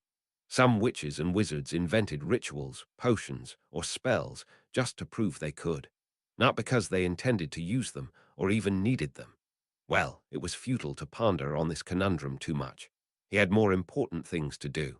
One right at this moment was to get his son back to Nut House and into bed, and to get some sleep himself, as he had not slept the night before. The ritual had needed a number of potions that he'd had to brew himself no more than a day before they were to be used. And so he had spent last night in the potions lab brewing several potions, containing his tears, blood, spit, and other bodily fluids. It was a rather intricate ritual. Reaching the music room, with a grand piano taking the center, he saw Lucius coming in through the door from the direction Marvolo was heading. The lord bowed low, falling into step beside his liege. "I hope all went well, my lord," inquired the blond man politely. Marvolo smirked. He could practically feel the urge to ask what exactly he had been doing radiating off the wizard. "It did," was his short answer. He had no intention of telling his follower about his horcruxes at all, and so there was no reason to explain his doings. "How is your work progressing, Lucius? Anything new from the ministry?" Obediently, Lucius launched into a report on the happenings of the last days. It seemed that the new head of the Wisengamot was well on his way to have everything prepared for the postponed meeting. Everyone was excited over the trial to be held the day after tomorrow, and Lucius still was looking for laws that could be exploited to their benefit. Marvolo added another specific request to the list of topics that the Blanc should cover. All laws that concerned magical guardians and sponsors regarding young witches and wizards with a lack of magical parents. The boy in his arms stirred and blinked up to him, hissing his question if it had worked, hissing back his reply, smirking at the stiffening of the elder Malfoy at the sound of the serpent's language. Marvolo noticed that Henry would be sleeping for real soon. The three of them reached the entrance hall, and Marvolo turned to the man beside him to say his goodbye as two resounding cracks echoed through the high room. The red eyes fell onto three persons that had appeared before him. One of them was bound and unconscious. The other two were the Death Eaters he had sent after the traitor. "Amicus, Electo, what are you two doing here?" Marvolo inquired in a frosty tone. The Caro twins bowed with a shiver. This tone never preceded anything good, and quickly communicated with a glance who of them would answer their lord. Marvolo was looking at the prisoner in the meantime, trying to identify the wizard. Not an easy task, as he obviously had been beaten quite thoroughly, resulting in eyes swollen shut and bruises concealing the man's features. "We have fetched the traitor for you, my lord." Electo's voice was filled with pride, and her posture, even bowed and looking at the ground, spoke of confidence and happy anticipation. She and her brother seemed to believe that they had done well. "Please remind me, what were your orders, Amicus?" Marvolo had no time for this. His son needed sleep, and for this he should be in his bed. Sighing inwardly, the Rubin-eyed man came to the conclusion that this would become his second night without sleep in a row. But a light began gleaming in the depths of crimson-flashing eyes.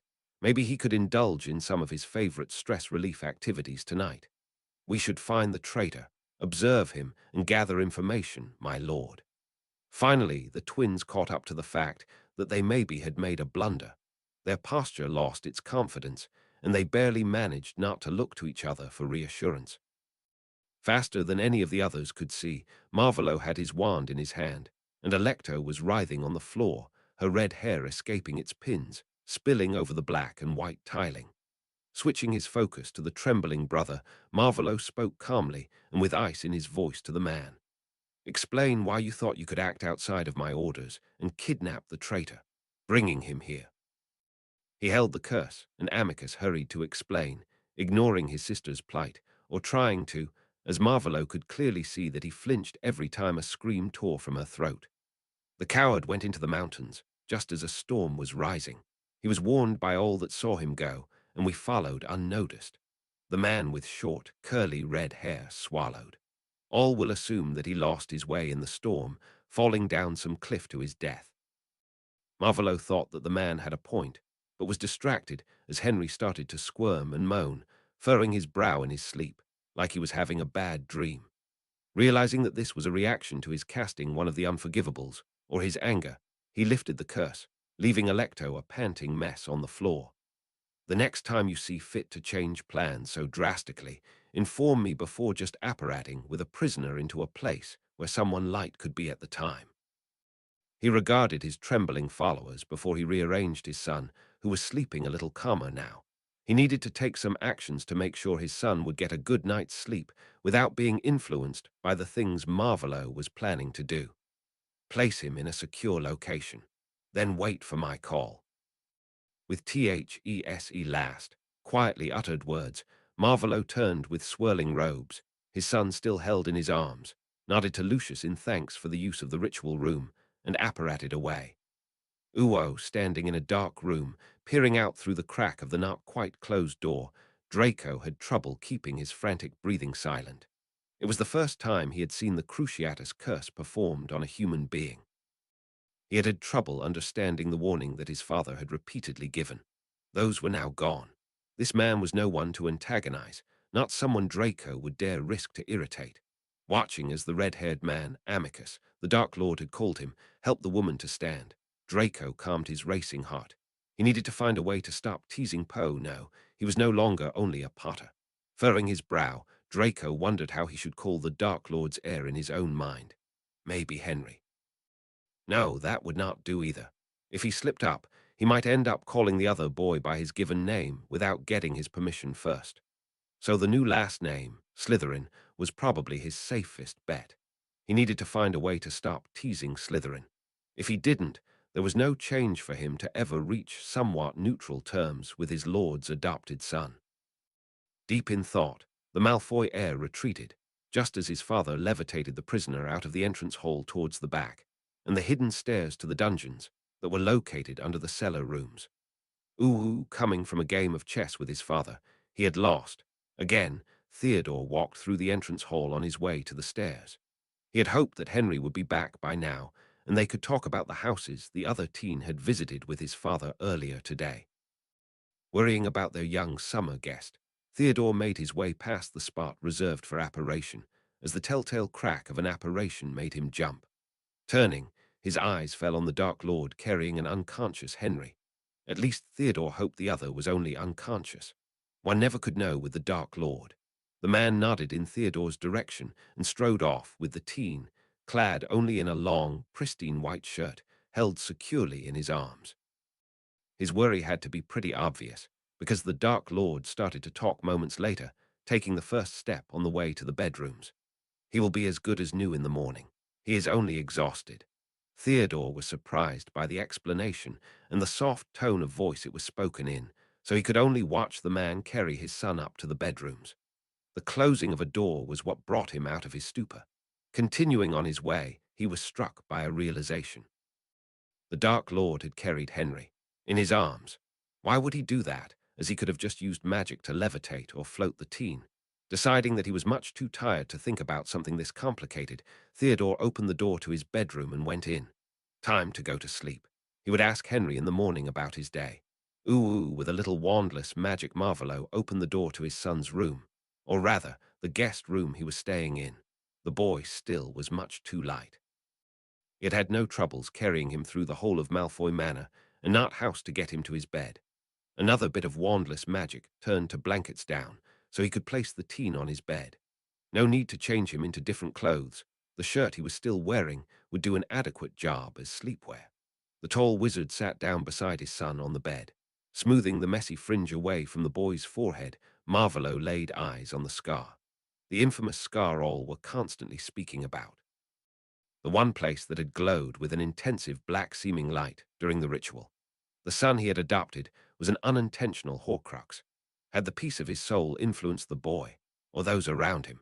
Maybe it had been the other way around, and the tiny piece of soul had been influenced by residing in an innocent child for almost 14 years. There wasn't really a way to know.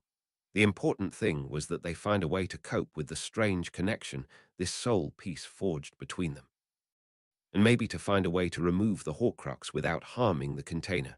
But first, a way to prevent the bleeding over of their emotions.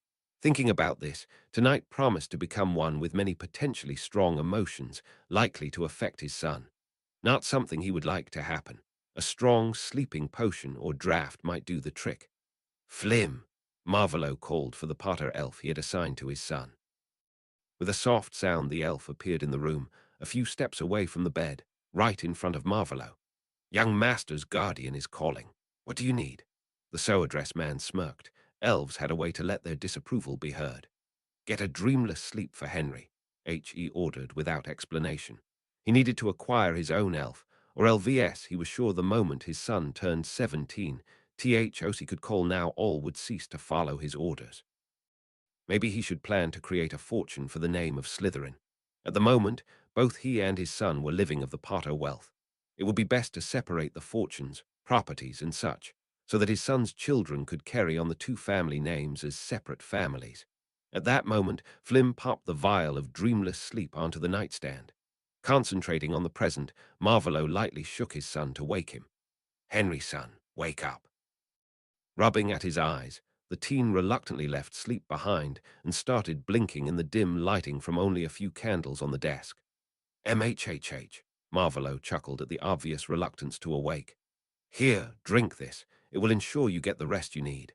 And without really registering what was happening, still mostly asleep, Henry drank the potion and, settling back into the pillows, slipped back into sleep right away. Covering his son with the thin sheet, it was too warm to sleep under anything heavier. Marvolo stood to leave for the house in Edinburgh. He had some things to prepare before he could start to punish a traitor. Albus watched, sitting in his plush and comfortable chair at the head of the table, as one after the other, all members of the Order arrived at their new meeting place. He had spent quite some time searching in the last 2 days to find a place as well suited to this task as Grimmauld Place was. Such a pity that Sirius had thrown them out. He had been too careless in his handling of the man. It could not be helped, at least not at the moment. Maybe it would be different once the trial was over and Sirius got a taste of what it meant to be a lord. All the boring and tedious work that he would have to do. The adventure of being an Order member could be exactly what the young man would need after a few weeks of being a responsible adult. Maybe he would reconsider accepting the teaching position for defense against the dark arts that Albus had offered more than once already. The man had declined, saying that he would need all his time to concentrate on his duties as Lord Black, returning the estates to order, getting up to date with the Wisengamot. The old wizard was not sure if this was what Sirius had planned, or if he just used these so-called plans as a diversion. He still needed to find a teacher, or risk the ministry appointing one. Sirius would certainly prefer to stay close to his godson as a teacher over boring paperwork. At least he could hope. Marley was distributing plates with homemade cookies on them on the big carved oak table, chatting nervously with the others that were already seated around it. He was glad that he had not lost the Weasleys. As their children were friends of Harry's, he still had some measure of control over what the boy would be doing at Hogwarts. Because this was the first real, big meeting they had had since Sirius had decided that he would no longer trust the headmaster, there were quite a few items on the agenda. They only were waiting for Severus to arrive, filling the time with gossip and idle chatter. And only moments later said man walked through the door, his usual sneer firmly in place, robes in his customary black swinging around his legs. Albus nodded curtly to his spy, assessing the state the man was in. He could not see any limp or other signs of injury, and the potion's master did not appear to be overly tired. He was curious what his turned Death Eater would have to tell. Calling the gathering to order, Albus prepared to start the meeting. Welcome to our new headquarters. We have not met in a while, so let us start right now. He turned to Marley. You were in Diagon Alley today. Please, can you tell us how our dear Harry is coping with the situation? He smiled grandfatherly, and his eyes twinkled merrily. HE would get the whole situation under control again.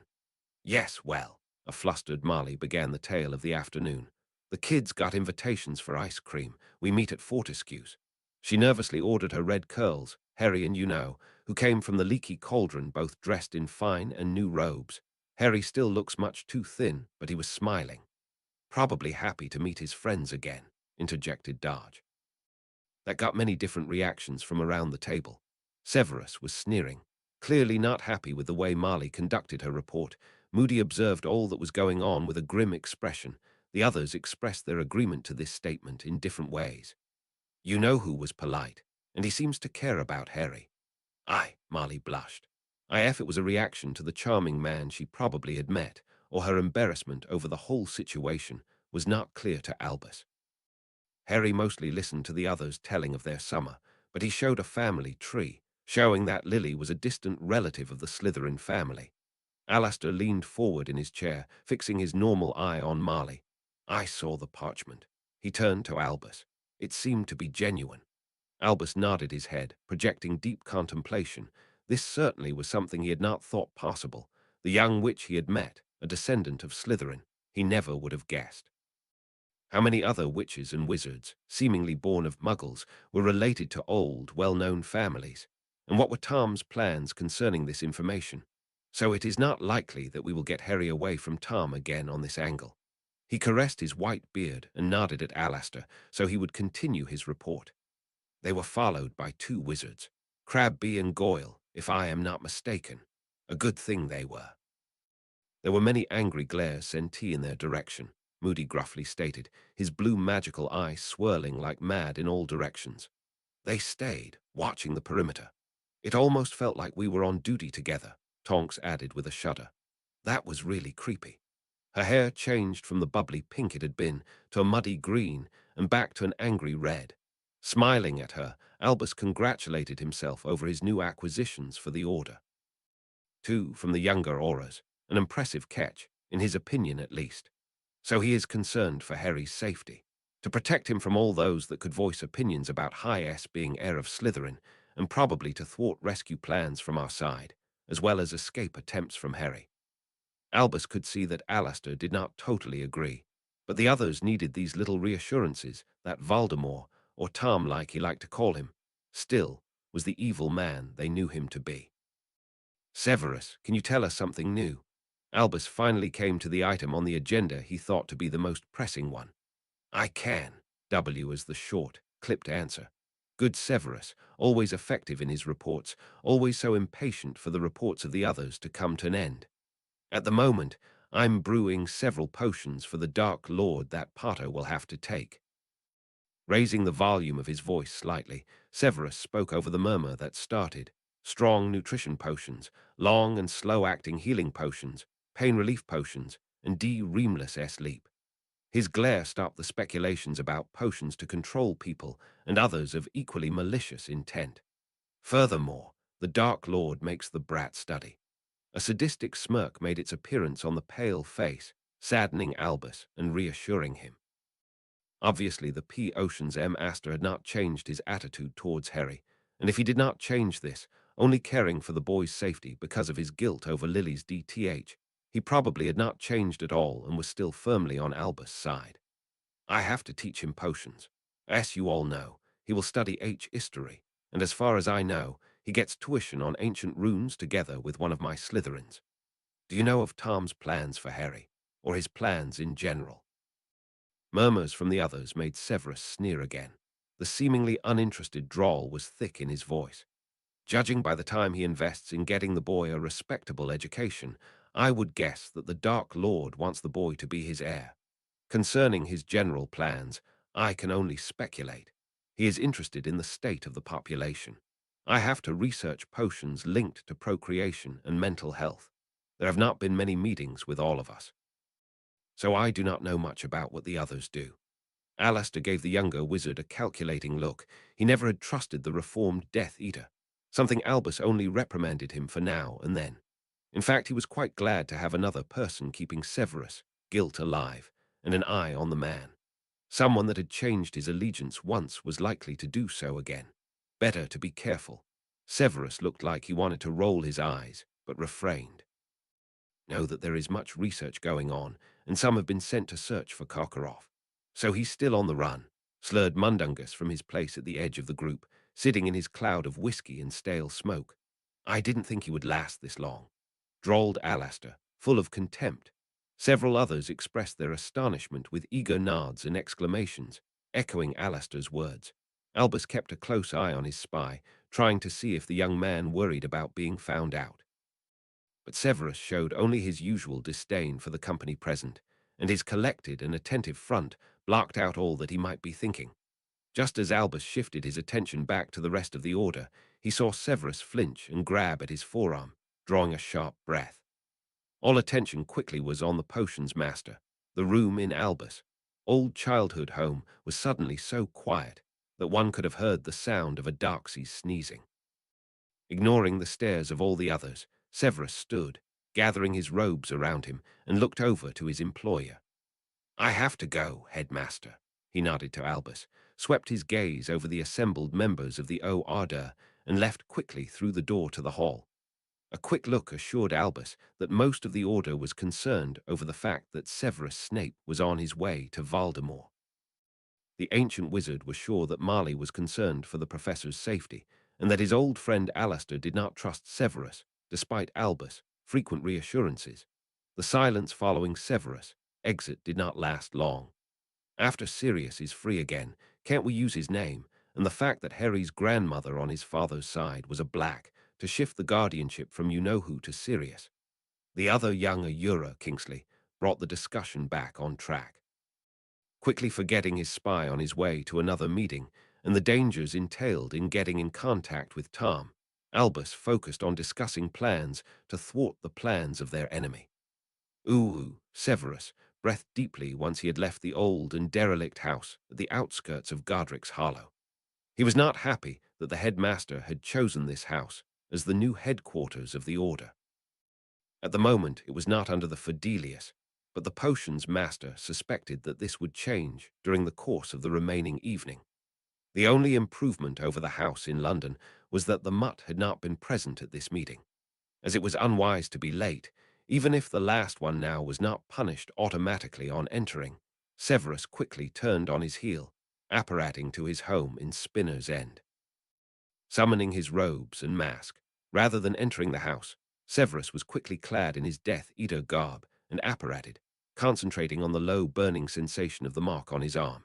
It really was a handy piece of magic, the dark mark, and now that it was not visible the whole time, it had become really useful. Apparating to a place he had not seen before had demanded quite a bit of trust and courage the first few times he had followed the call of his lord. Now it was like second nature.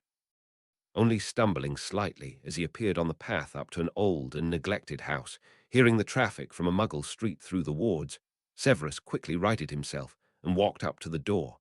He never had been to this place, but he got the impression that he had seen another house like it.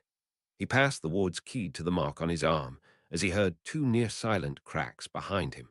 So this was a bigger meeting, the third one since the Dark Lord had returned. Severus made his way through the front door and down a dark hallway, with spots where portraits had been taken down, and into a rather generous parlor.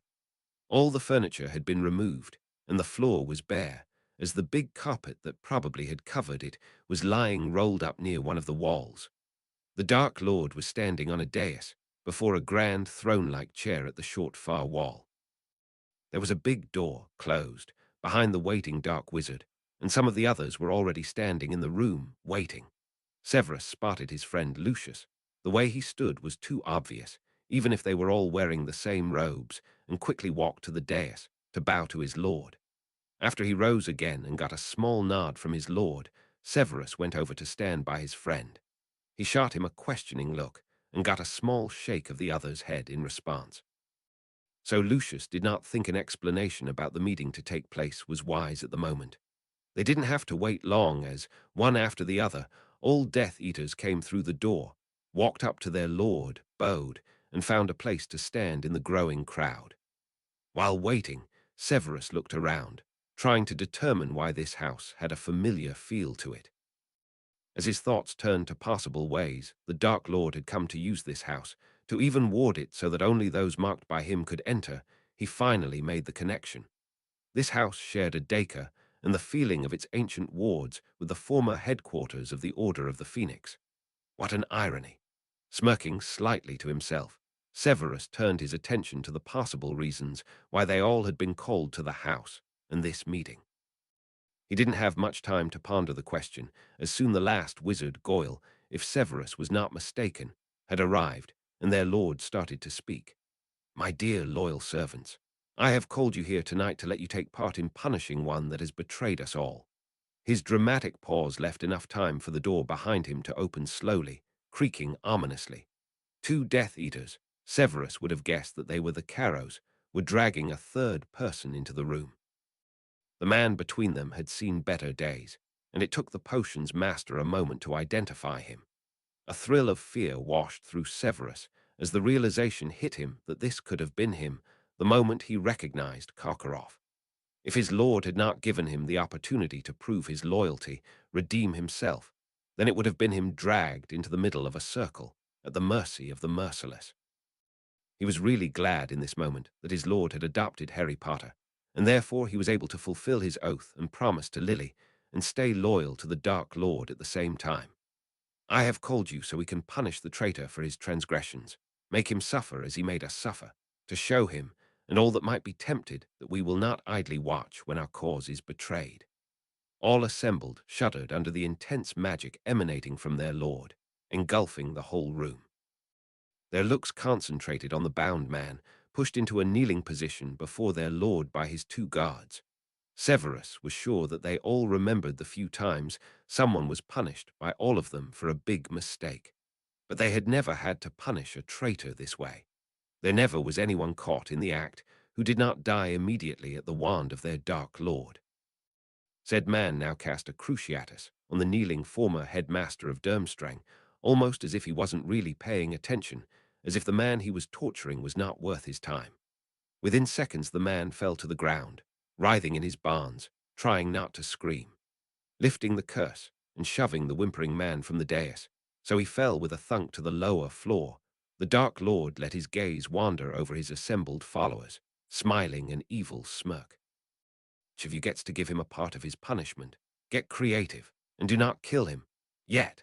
Severus watched as the man went to sit on his throne, a smug smile on his relaxed face, waving his hand lazily at them.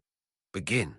There was no hesitation, as the order in which they would get a go was a preordained one, rehearsed on more than one occasion when they got to torture prisoners after they had given all the information they possibly could give. Severus was unsure how he felt about this. He thought that the Dark Lord was the best to bring the changes so dearly needed in their world, and he knew that their goals were unlikely to be reached by always being nice. But torture was never something Severus relished, unlike some of the others, and Igor Karkaroff had done nothing to him that would help him to feel anger and a need for retribution. To his immense relief, the Dark Lord spoke to him, over the screams of the man targeted by several bone-breaking curses from Lucius. "Severus, please assist Malcolm in making sure our traitor does not escape his punishment before it is over." Now no longer required to take an active part in the punishment, Severus stepped up to the other man, their healer, wand at the ready, and closely watching what was cast on the man on the floor. They all were being creative, as demanded. Roll held Karkaroff under the tickling charm for over a minute, making the man gasp for breath, writhing on the floor, to try and escape the tickling that made him laugh, even as he was whimpering in pain from the injuries he had accumulated since the start of the punishment. Macnair cast a spell that conjured many insects and other small, many-legged animals, bed bugs, spiders, fire ants, crawling into the man's nose, his ears, his mouth, making him scream and flail in his quest to get rid of them. After the male Caro had freed Igor from the little pests with fire, Malcolm called for the first halt in the punishment. Karkaroff had lost consciousness, and they needed to check on him. A few healing spells and potions later, Malcolm cast an enervate on the traitor, stepping back to let the others continue. Severus watched as, one after the other, the Death Eaters stepped forward, cast curses on the traitor, and retreated again. More than once a chill made its way down his spine as he could not prevent the thought that it could have been him, screaming until his voice gave out, bleeding on the hardwood floor, healed repeatedly only to be tortured again. Not the last in the line of torturers, used an agumenti to make Karkaroff believe he was going to drown before stepping back. The first round so finished, they all turned their eyes to the Dark Lord, who was lounging in his throne, a devilish smirk on his handsome face framed with his carefully styled hair. They all waited for their lord to cast the last curse and kill the traitor, to tell them to start another round, or to grant the honor of the killing blow to someone else. Malcolm, patch him up, and let Alecto and Amicus help you take him down to the cells. The smirk morphed into the most evil and delighted smile Severus had ever seen on his lord's face. Remember, all of you, traitors will beg for death long before they will be granted their wish. With elegant poise, the Dark Lord rose and took a few steps that carried him over to where Malcolm was bent over the injured man, working quickly and efficient lie on patching him up enough so that he wouldn't die from the damage inflicted. Thank you all for providing such wonderful entertainment. Enjoy the rest of the night. Dismissed, the Deathers bowed as one and started to leave. Severus got up from his bow to leave and report to Albus when he was called back by his lord. Xerxes, Severus, stay. Uwu, feeling more relaxed than he had in days, Marvolo walked with a spring in his step from the parlor he had changed into the meeting hall to the study he had claimed as his.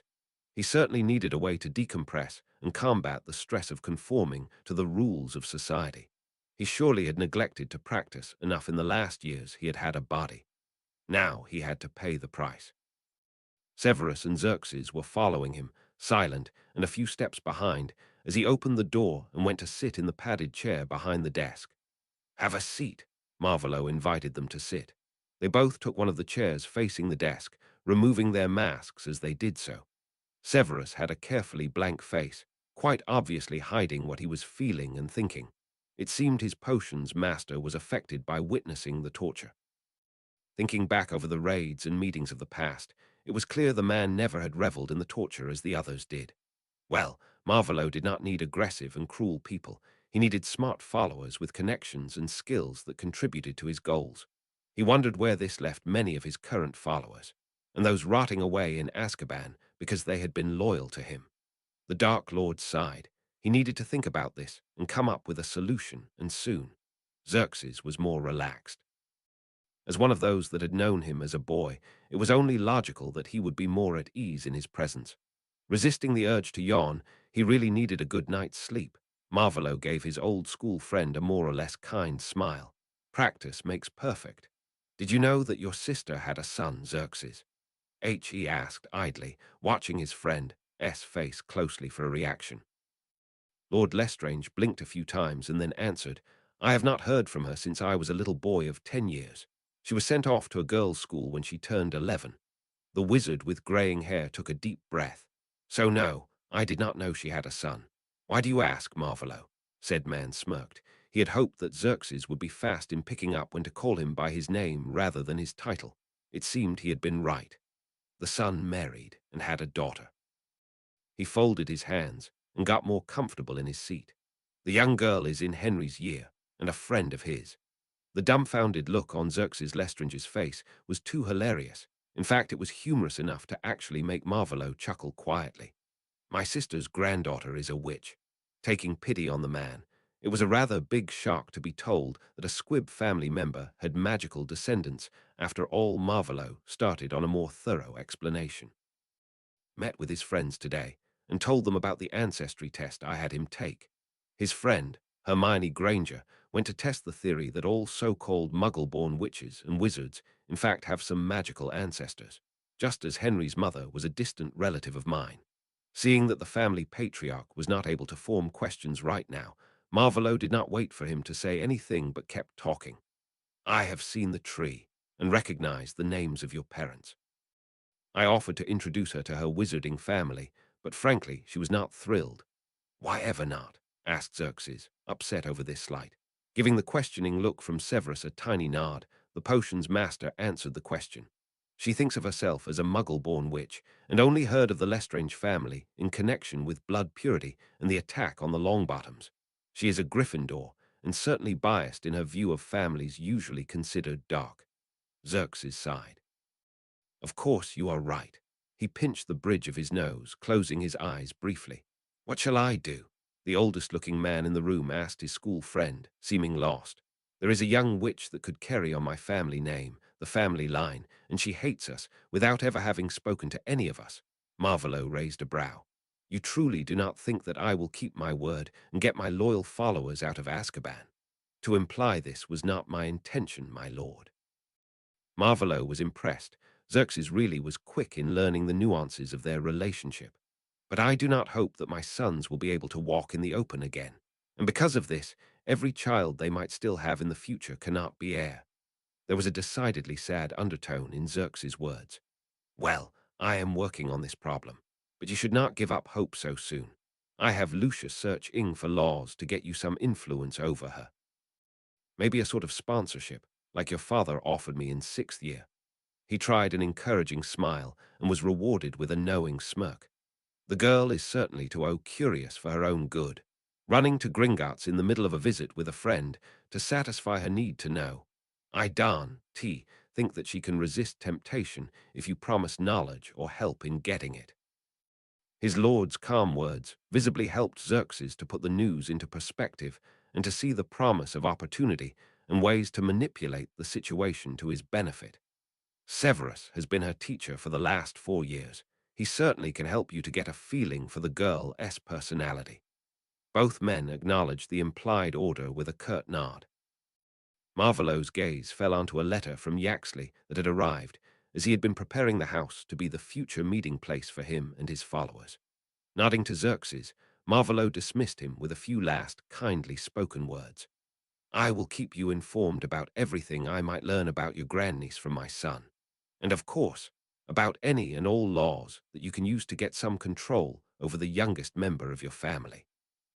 With a low bow, Lord Lestrange left the study, closing the door softly behind him. How does your work progress, Severus? Time to reassure his P. Oceans M. Aster by emphasizing his usefulness. It was easy to see that the punishment for the traitor had rattled the man's composure. I have gathered all ingredients I will need and have brewed a first version of both potions. They need adjustment, but I have ideas on how to proceed. At the moment, I am pondering ways to test their effects once I am reasonable, why sure that they should do what they are intended to do. Back on familiar and comfortable ground, the dark-haired young wizard started to relax ever so slightly. Please add the costs for all you need to the bill for Henry's potions. Brief lie, contemplating the letter and its contents, Marvolo came to a decision. Make the potion to veil past memories your priority. I will need it as soon as you can finish it. Please inform me of what you need in test subjects, and I will see to it that you get them. Severus nodded to this and seemed reluctant to leave, even if he clearly had heard the dismissal in Marvolo's tone. There is more you want to speak about? Yes, my lord. The young dark-eyed wizard swallowed. I was in an Ardor meeting when your call came. How do you want me to continue there? Dumbledore clearly thinks of me as loyal to him and as his spy. I can continue to play this role and spy on him for you, my lord. Nodding slowly, the red-eyed man touched his chin with the tips of interlocked fingers. It would be unfortunate if he came to suspect your return to your rightful family. I know you are adept in this role. Keep the information you feed him vague, centered around Henry and my treatment of him, the lessons you will give him. Maybe my quest to regain my owls and the act of gaining the trust of those that claimed I had them under the Imperius before my fall all those years ago. The nodding got more decisive. Yes, that would be best. If there is something I do want you to give them, I will say so. Please write reports whenever something interesting comes up. I trust you can sort the information by priority. As an afterthought, Severus had almost reached the door. Marvolo added in a soft voice, barely above a whisper. I have found the reason for my odd mood. DS, turning quickly, dark eyes full of curiosity fixed on the man with his dark brown waves of hair, looking down onto the top of the desk before him. The night I failed to kill my son, there was a mental connection forged between us. The fact that I have a body again, and that my son and I are in such close proximity to one another, seems to intensify the interaction between us. I will have to research to find a way to dissolve the bond.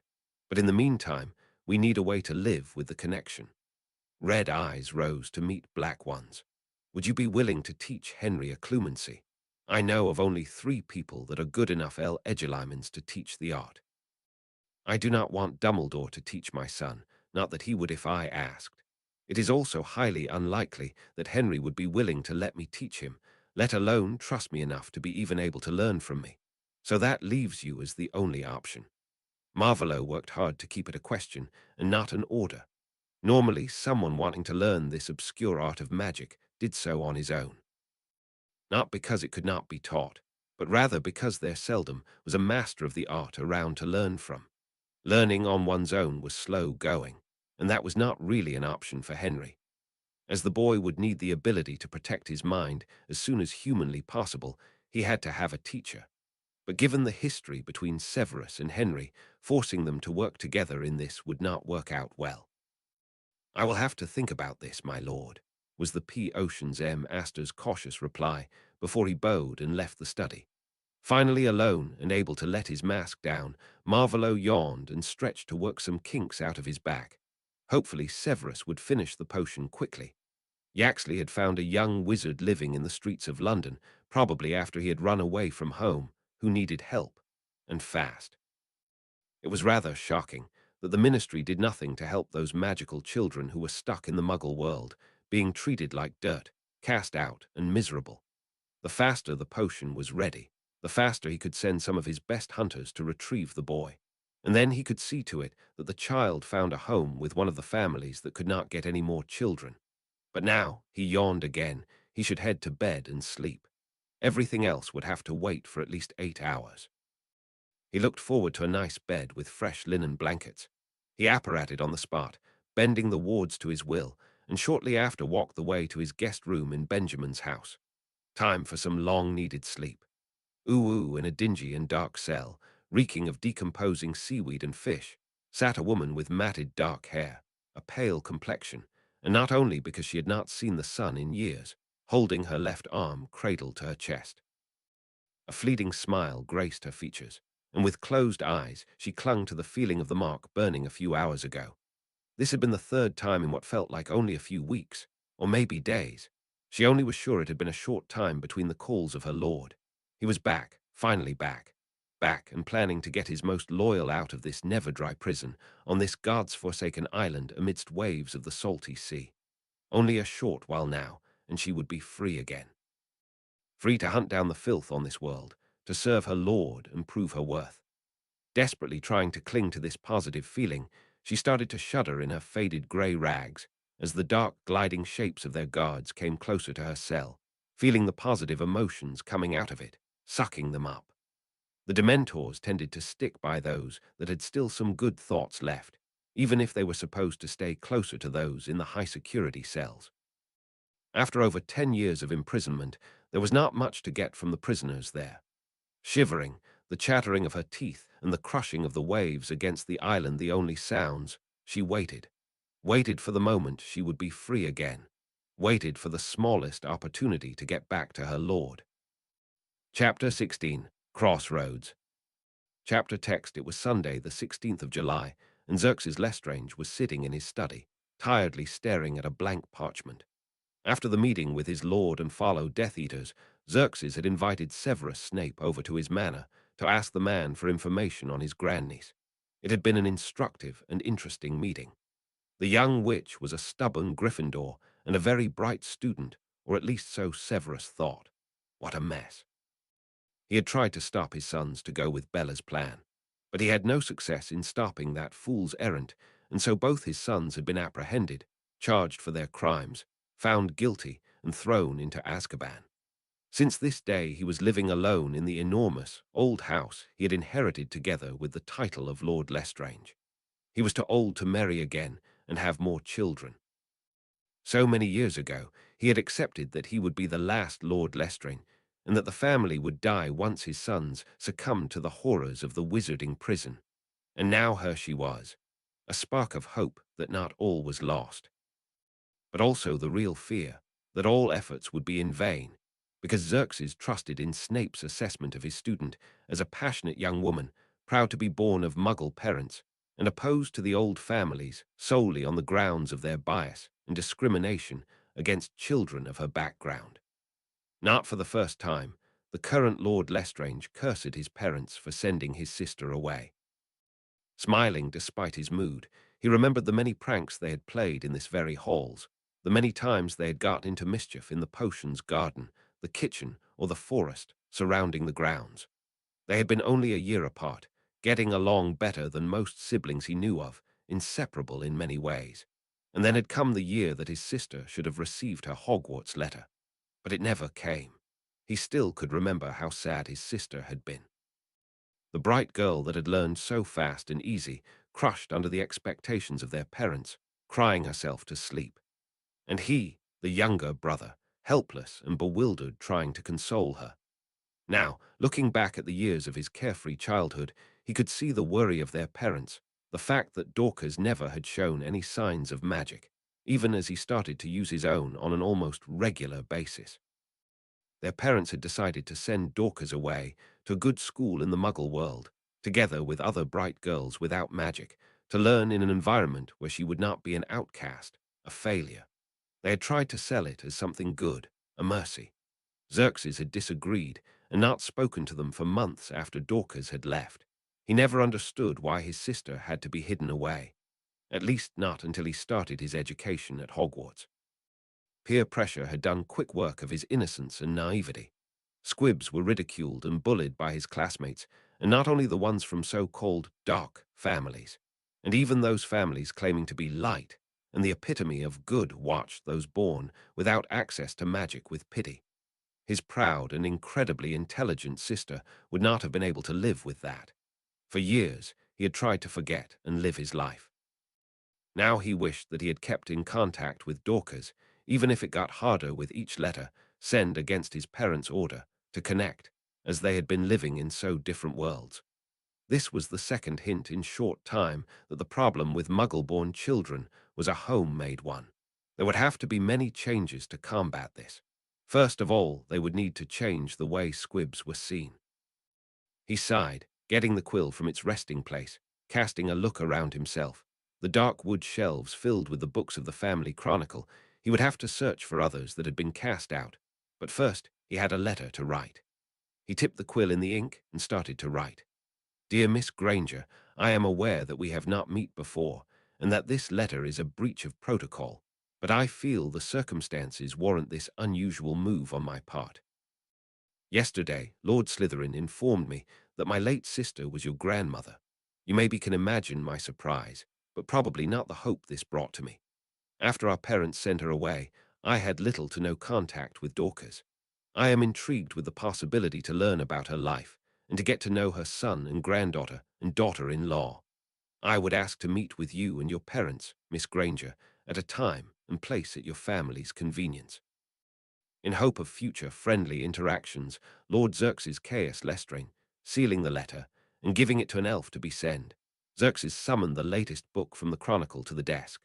Time to search for more family members that had been robbed of their rights and cast out into the Muggle world. Snuggling deeper under his covers, Harry tried to go back to sleep. But with the sun shining brightly into his room, it was harder than he would have liked. Debating if he just should give up and get out of bed, he startled as something heavy suddenly rested on his legs. Are you awake yet, little one? Harry yawned and sat up. Now I am. Why are you here? The teen wanted to know. Slithering her way up the bed, over Harry's legs, until Nagini could rise to be level with the teenager, the big snake flicked her tongue out and answered the question. Master said he would be sleeping until the sun is on its highest point. But I want company today, so I made him let me in as he brought this flat thing.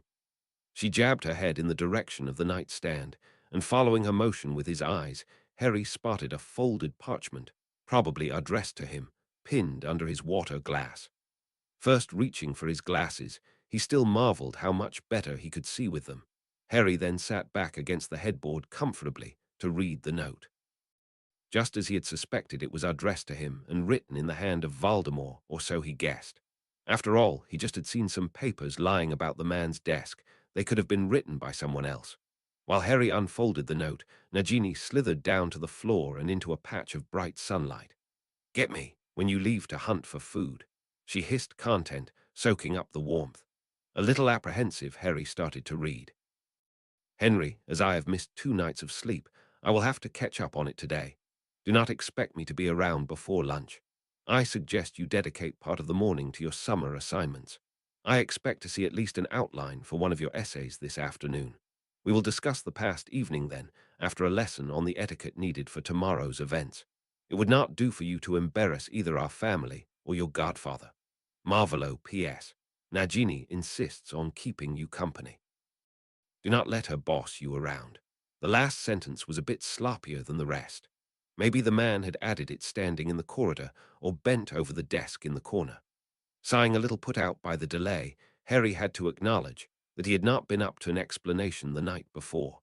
He did not even remember how he had made it into his bed. He flushed red with embarrassment as he realized that Voldemort probably had moved him here. Quickly making his way over to the enormous wardrobe, almost tripping over the blankets during his hasty departure from the bed, he grabbed fresh clothes and made for the bathroom. He wanted to shower and get rid of the sweat from the night, along with the smell of the herbs that had been burned during the ritual of the evening before. Getting out of the ridiculous shirt he still was wearing was a bonus. Almost half an hour later, Harry emerged from the bathroom, dressed in comfortable clothes, covered with a lightweight robe in a vibrant Caribbean blue tone. He smiled at the snoring snake, curled up in a sunny spot on the floor. It was almost too easy to forget that this huge snake was the familiar of the most evil wizard of recent times. As he walked over the wooden floor, the snake was alerted to his movements by the vibrations he caused, and moved her head to look at him. "Ready to leave, little one?" Harry huffed a laugh. "I am heavier than you. It seems funny you calling me little. I will stick with young if you find little too funny. Let's leave. I am getting bored. I wish the funny rat was still here. Chasing him was always fun." At this, Harry was not sure whether to laugh or shudder. Imagining the large snake chasing a transformed wormtail was funny and unsettling all at once. They left the room heading for breakfast. Following the order, he did not one moment think it was a suggestion to do his homework. Harry spent most of the morning sitting in the schoolroom, working on his potions essay. He searched for the information he would need to answer the question, and noted points he did not know on a different sheet of parchment, so he could ask the professor for advice in the next tutoring lesson. If he was forced to spend time over the summer learning potions and being in the company of his least favorite teacher, he would take full advantage of the fact. Theodore kept him company, working on his runes essay and some letters his father made him write for practice. After they had finished their tasks, the Slytherin boy took the Gryffindor out to the gardens and to a secluded spot under some trees to chat about Harry's visits to the houses belonging to the Potter family the day before. After that, they started on Hogwarts gossip and news from the Quidditch League. Nagini, never leaving Harry's side, provided some comments to almost everything. More than once, Harry burst out laughing and had to translate for the other boys' benefit. Also, it was a nice day, and he felt good for having a part of his homework done. Harry had troubles to keep his thought on the moment and away from the ritual and the result of it. He remembered the little conversation he had had with Voldemort after it had been finished. The man had said that his theory had been proven right, but what did it mean? And what had been the cause of the sounds and voices he had heard before sleep had claimed him, or had he dreamed that part? He fervently wished that the talk scheduled for the afternoon was already over, or would never come. He was torn. He hoped it was nothing bad, but knowing his luck, he did not dare to hope. Unable to find true sleep, Hermione had gotten up at the first hints of dawn. After she had made herself a simple sandwich in the kitchen, avoiding Creature, she went to the library determined to find what she could about the family of Lestrange. Her family. It felt strange to know that her grandmother had been a squib, that she had family that was magical. She wondered what would have happened if her grandmother had kept in contact with her brother. Would she have grown up knowing about magic?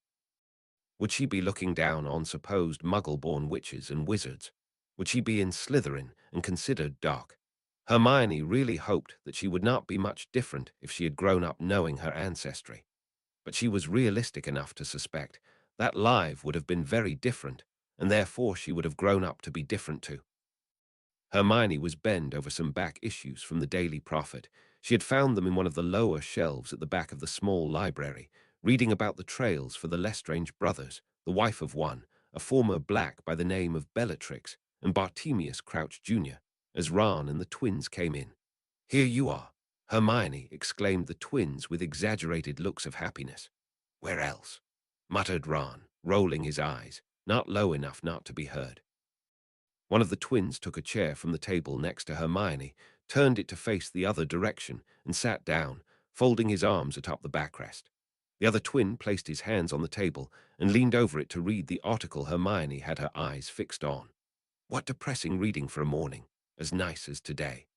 Hermione looked up at the twins and noticed they were wearing an unusual solemn expression. "I need to learn what I can about them." He was not able to call them family out loud. After what she had found Rabastan and Rodolphus Lestrange had done, how they had tortured poor Neville's parents, she was not sure if she ever would be willingly calling them family. "Found something positive?" asked the twin sitting beside her. She really wished she could tell them apart. Ignored by his brothers and his friend, Ron huffed and dropped into a chair by the door. With a roll of his eyes, he watched Hermione take a book from one of her stacks. "Not much. But the books I have found here are rather limited on family history related to families other than Black." She sighed, unhappy. "I had hoped to find something more. There are few mentions of someone of the name of Lestrange, but mostly it is," she trailed off, playing unhappily with the pages of the book before her. "I would emigrate to Australia if I was related to such a dark family. Really, there is nothing worse. The whole family is rotten." Ron butted in, disgust clear on his face. Shocked, Hermione slowly rose from her seat by the book-laden table, wide eyes fixed on her red-headed friend. With tears welling up, she rushed from the room, hurt by Ron's words and his open disgust at the idea of being related to the family Lestrange. As the girl stormed up the stairs to the room she shared with Ginny, Fred and George turned to their younger brother, dark looks on their faces.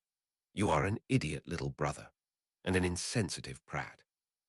Seeing the bewildered look of the younger Weasley boy, they sighed and shook their heads synchronously. "You just said that you hate anyone of the family, Lestrange," Fred explained, while his brother nodded his head in beat to his twins' words. Confused, Ron looked from one of the twins to the other. "And where is the problem? They are dark wizards, most of them in Azkaban. Hermione is related to them, and not too distantly either." Horrified, Ron paled so his freckles stood out against his skin, his mouth gaping, standing there trying to comprehend how he could have hurt his friend. She was a Granger after all. Ooh, with a funny feeling in his stomach, Harry walked to the study Lord Nart had relinquished to his summer guest, following Voldemort after their joined lunch. He hoped that he would be able to concentrate during the first part of the talk. It was difficult to comprehend how fast the day for Sirius trial had approached. Tomorrow his godfather would be cleared of the crimes he had been imprisoned for, and Harry would be there, giving his support. So it was important that he paid attention to the lecture about manners he was sure to receive in a few moments. But the looming prospect of learning about the strange link between himself and Voldemort threatened to distract him. Harry took a few calm and deep breaths. He had read about a few breathing exercises from the Muggle book on meditation Voldemort was forcing him to read. They had proven useful in the last days, as they made falling asleep much easier. Approaching the study door, it opened seemingly on its own accord and closed with a soft click behind them once they were inside. The first thing catching Harry's eye were a few clothes bags hanging in mid-air. "It seems your robes with the combined family colors have arrived," mused Voldemort, going over to the hovering bags, separating them to be able to open them. Curious, Harry was still unsure how the tailor wanted to manage to combine red and green without making the robes look ridiculous. The teen approached and slit one of the bags of the robe inside. Well, it seemed the tailor had not been able to pull it off after all. The green robe with red trim Harry had uncovered looked remarkably like some Christmas decoration. But it was not only one robe floating there. So he moved on to the next bag, while Voldemort went over to the desk to sort through the stack of mail waiting for him there. This robe was much like the other, just with the colors switched, so it was a red robe with green trim. He so was not going to wear this where anyone could see him. One last chance. Hoping the last robe of the batch was something Harry would like to wear, he opened the bag up and got the robe out. His eyes widened as he saw it. This one did not go with green and red as the main colors. It was a medium dark slate gray robe, with a lining that shimmered silver or gold, depending on the way he looked at it. On the outside, there was embroidery done in deep smaragd green and vibrant dark red, depicting flames in green and snakes in red, curling their way up all the seams and hems. With the family crests side by side, this was definitely the best of the three choices. Harry felt the other wizard stepping up to him, looking at the three robes. "Which one do you want?" Voldemort asked, eyeing the robes with the main colors green and red critically. "I think this one is the best," Harry answered, pointing at the mostly grey one, hanging to the right of the others. "I do not wish to look like some Christmas tree," he scoffed. Nodding in agreement, Voldemort summoned the rejected robes to his outstretched hand. "The family colors certainly do not mesh well. I approve of your choice." He turned and called for an elf Flim. With a soft pop, the bubbly elf appeared in the study, bowing low to both wizards, with a fond smile for Harry and an empty but polite face for the red-eyed wizard standing next to the teenager. "Take this robe." Voldemort held up the robe Harry had chosen, to Henry's room, and those two back to the tailor.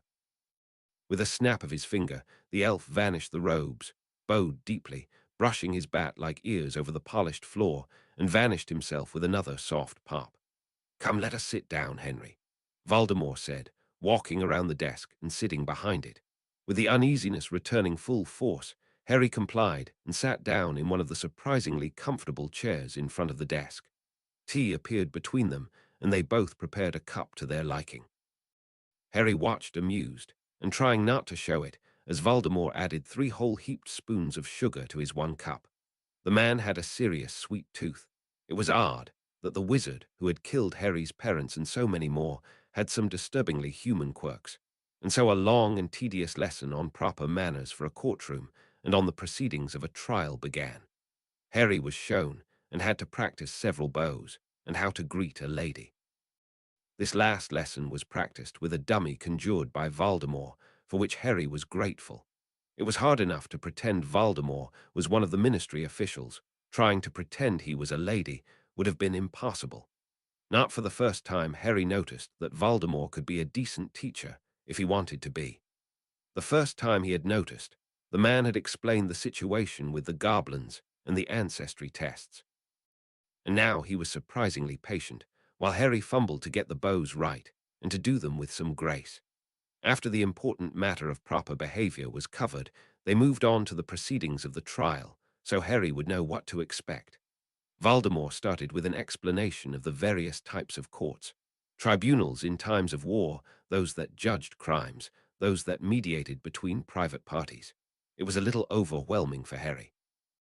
They concentrated on the information concerning trials against criminals, even if there should have been a tribunal when Sirius first had been arrested. Harry had trouble to follow the different parts and roles playing a part in the trial. He tried his best, though, knowing that he would need to know all this information once he was of age and Lord Potter. Other parts were logical and easy to understand. Like why he, if he had been old enough to hold the seat of the noble house of Potter, would not be part of the jury as the injured party. And equally logical was that a theoretical Lord or Lady Black would not be part of the jury, because of the ties to the accused. Voldemort explained that he was called to be witness in the trial, and therefore would not be part of the jury either. Tea time had come and gone, and with it a snack provided by the Knot house elf, as they finally changed topics and came to the results of the ritual. Trepidation returned full force, as Harry watched Voldemort getting 2 vials of slightly lavender-colored potion out of a drawer. He placed one on the desk in front of the teenager and opened the other to drink it on the spot. "A calming draught, in case you need it," Voldemort explained needlessly, setting the now empty vial down in front of him. "What do you know about vows and oaths?" The man wanted to know, confusing Harry with this random change of topic. "Not much," was the hesitant answer. Closing his ruby eyes, the dark wizard gave an exasperated sigh, and after opening his eyes again and seeing the slight pout on Harry's face, he shook his head. "Not your fault, so let me see." He made a pause and gathered his thoughts. There are different vows and oaths as well as contracts a wizard or a witch can make. They are all binding in a way, some more, some less. There is, for instance, the unbreakable vow. Made between two people and witnessed by a bonder, this vow will kill the one breaking it. Most of the time, one of the two people will be the one bound to the words of the vow, and the only one suffering if the vow is broken. He shoot Harry a short look to see if he was still following, and Harry, also he still was confused what this had to do with the ritual and their strange link, nodded to signal he was listening. Then there are contracts. Those can have many different forms of punishment for breaking them. You could formulate a contract stating that if a specific secret is talked about without consent of all parties, the offender will be turned blue. The mental image of a wizard complete tinted blue made Harry snort, and a little of the tension vanished from his shoulders. Contracts tend to punish all signatories equally. Harry nodded, still unsure where this was heading. Similar to this, there is an implied family oath connected with the membership of one person to a house. So in effect, you are subject to two magical oaths, one for the Slytherin family and one for the family of Potter. You are with me so far? Yes, sir. Harry nodded. He did not like the direction this was taking. He was under an oath without his consent. No, he really did not like it. This oath can protect information that is shared in the family when explicitly shared under the protection of the oath. It will protect the information even if you should ingest Veritaserum. At Harry's questioning look, he sighed again and added an explanation. Veritaserum is the most effective truth serum, odor and tasteless, clear like water, highly toxic if not used correctly and highly regulated by the ministry. Voldemort took a sip from his tea before he resumed his monologue. And the family oath will protect the information if someone should try to steal it out of your mind. It also will prevent you from telling anyone without the approval of the head of house. Taking a deep breath, Voldemort paused again, and Harry watched him with wary eyes. He was sure he would not like it. He shared everything with his friends. By the sound of it, he would not be able to share this. And he was sure he would want to share it. The build-up was just too much for it to be something unimportant. What I will tell you now, I tell you under the family oath of the Slytherin family. Harry was startled as the man before him suddenly looked down on his clasped hands. Such an unusual sight, he seemed unsure, something Harry had not seen before. You remember my little speech from the graveyard? Of course you do. He sighed again, and Harry fidgeted in his chair. Where was this going? The way to immortality. When I was only little older than you are now, I feared nothing more than death. I found a book pointing out a way to defeat death, to become immortal, and in my youthful arrogance, I disregarded all warnings in the text, concentrating on ensuring I would never have to fear death again. Red eyes locked with green ones. Now I see that this was maybe my biggest mistake. On the day I came for you, I had destabilization myself to the point that the slightest actions could fracture me further. I had lost most of my reasoning ability, my focus, my magical strength. I was caught in paranoia. As I was blasted from my body, there obviously was another break, and the splinter of me, ripped from the rest, attached itself to you to survive. They broke eye contact, Voldemort again looking at his hands, Harry staring at the teacup standing in front of him. So Professor Dumbledore was right, whispered Harry. The teen missed the other's head, snapping up. What did the headmaster say, and when? Voldemort asked with a strange intensity in his voice. He told me after the thing with the basilisk that on that night some of your power was transferred to me. He claimed it was the reason I can speak with snakes. The raven-haired teen shoot a questioning look at the wizard on the other side of the desk. His eyes widened at the fury he saw in the depths of the other's eyes. He knows. Oh, this manipulating old bastard. Harry shrank back into the chair, frightened by the anger, even if it was not directed at himself. He watched as Voldemort started to breath in a deliberate manner, calming himself down again. The way I stayed bound to this plane after loosing my body relies on parts of my soul to be sealed into different containers. Voldemort spoke, fury shining through his words. Harry's breathing quickened as he sensed where this was going, and with his gaze fixed on the edge of the desk, he did not see the concerned glance that Voldemort shoot at him. I made more of them than anyone else, more than was prudent. It seems I made you one, the night I tried to kill you. He was speaking slowly and in a low voice, the fury all but gone. This is the reason for the connection between us. I do not know what the implications of a living container are, but I know that as long as at least one of those containers exists, I cannot die. How? Harry cleared his throat, because he was so hoarse that he was almost impossible to understand. How can they stop existing? A fine tremble started to shake the teen. Closing his eyes, a resigned expression on his face, Voldemort pinched the bridge of his nose. The only ways I know of end with the containers destroyed. I will research other ways, and until the time I find a safe way to remove. But Harry heard no more. He jumped up from the chair, sprinted out of the door that opened without him touching it, and through rooms he did not register, until he reached the garden. There he ripped the portkey from his neck, tossed it aside, and kept on running. Finally, he ended up in a remote part of the gardens, behind some bushes under some trees with low-hanging branches. Huge sobs shook his body as he fell to his knees. There was a piece of Voldemort's soul in him. As long as he lived, the evil wizard could not die. And maybe Dumbledore had known he would have to die for Voldemort to be defeated for good. He fell forward, burying his face and hands in the dry grass, feelings of betrayal, disgust, and grief coursing through him. Ooh, in the study, Marvolo sat behind the desk, staring blankly at the vacated chair with its fish pattern on the blue upholstery opposite from him. He should have anticipated a violent reaction of some kind. The calm Henry had displayed in all the time he now was with him had lured him into a false sense of security. He could count himself lucky that the boy only had opened the door in his turmoil and not flung the bringer of the bad news into a wall. Marvolo snorted. It was good that he had taken a calming draught before he started his explanation. Otherwise, there would be quite some things to repair by now. It had been hard to tell someone, even if the one he told was his heir, and the secret protected by magic through the family oath. But if he had learned something about the young wizard he had adopted, it was that he did not react well to being kept in the dark, and he understood only all too well. Coming from such a background as they did, control over the situation and information was something they craved. He still did not know how much damage this wretched Muggles had done to Henry, but he was determined to help his son overcome this legacy, to get stronger, and if he was able to do so, he would like to spare him the struggles he himself had had to face. Severus had had to face. That the old goat had repeated his error with someone belonging to a light family, someone praised for defeating a dark lord, he just could not comprehend.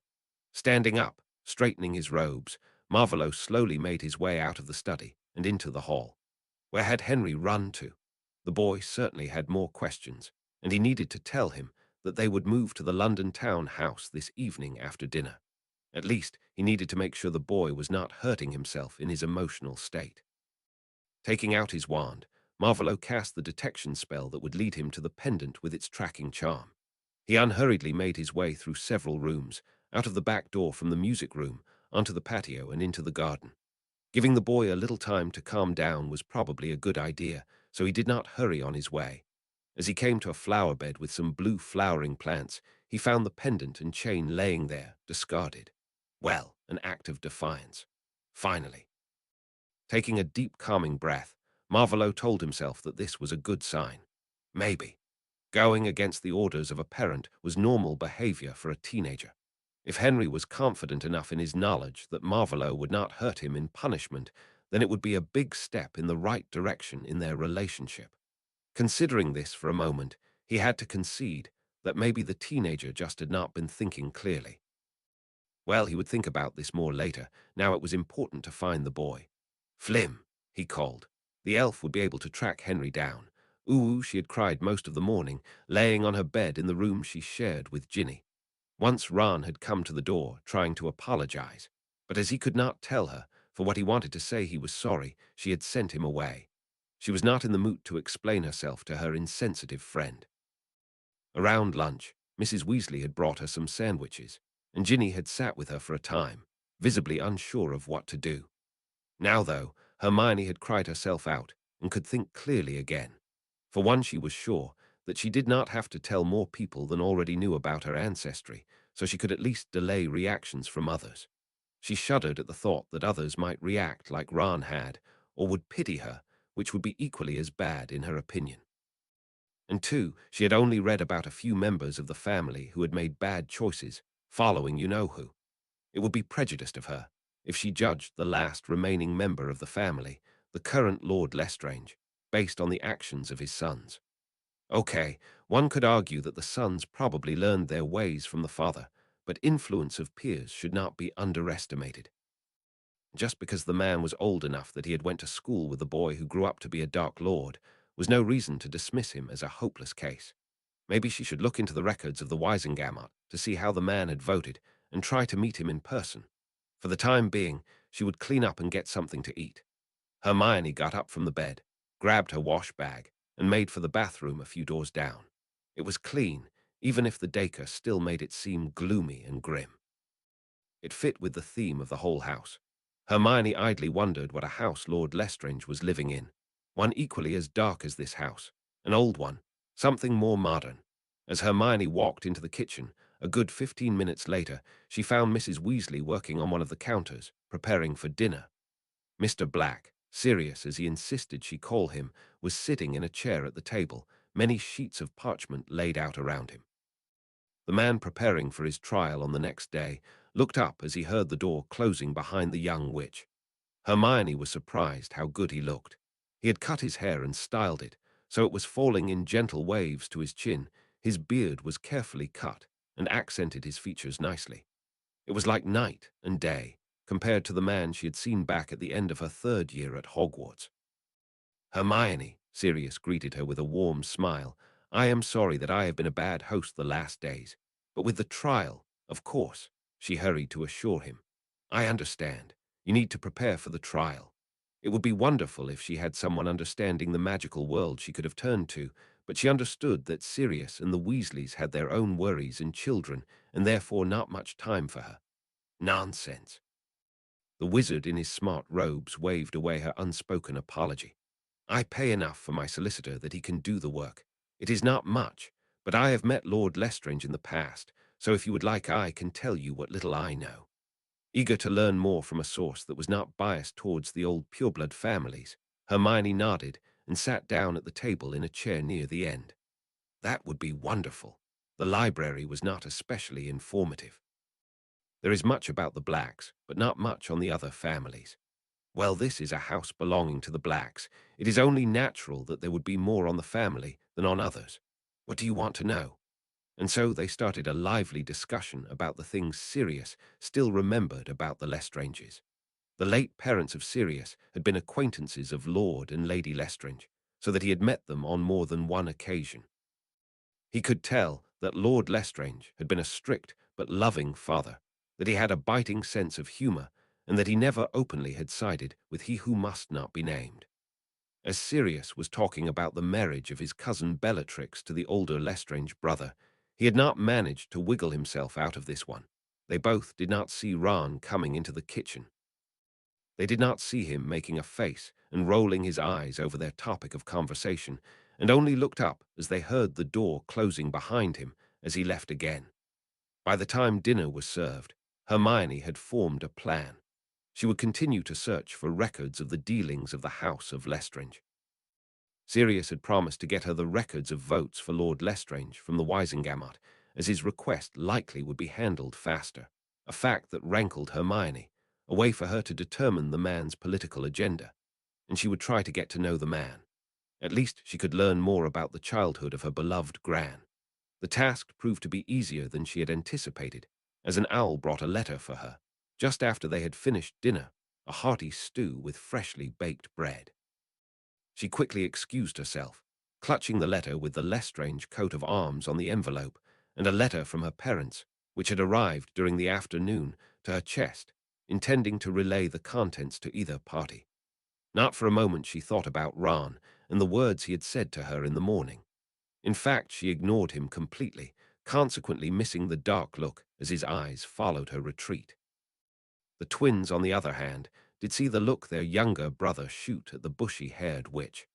Silently communicating their concern, they resolved to speak with their brother before he could do something stupid. Ooh, led by the elf, Marvolo found his son in the back of the garden, hidden behind bushes, in the shade of some low-hanging branches. He hesitated in his step, unsure what he should do in the face of the grief the boy suffered. Loud heaving sobs filled the small space with their sound, drowning out everything else. Thinking back to interactions he had observed in the past, Marvolo came to the conclusion that some comfort had to be given. He sincerely doubted he was the right person to give it, but he was the only one there, the only one the boy could speak with about the reasons for his bone-deep sadness. Slowly and silently, he made his way over to the teenager, who was pounding his fists on the dry grass and hard soil. Lowering himself to a sitting position next to the boy, he hesitantly laid his hand on the boy's back and started to rub it in small circles. Several minutes later, the sun nearing the horizon, the sobs started to get slower and quieter. As the teen finally sat back up, rubbing his bruised hands over his swollen eyes, obviously embarrassed over the whole situation, Marvolo held out the portkey he had stored in one of the pockets of his robes, out to the teen. In silent agreement, they both pretended the last few minutes never happened. I think I was clear that you should wear this at all times. He raised a brow and fixed Henry with a pointed look. Blushing, the boy took the chain and slipped it back over his head, tucking the pendant into his shirt. Do you know what you did wrong? Marvolo asked, watching as the teen got white as a sheet, realizing what he had done and clearly fearing the reaction of Marvolo to this actions.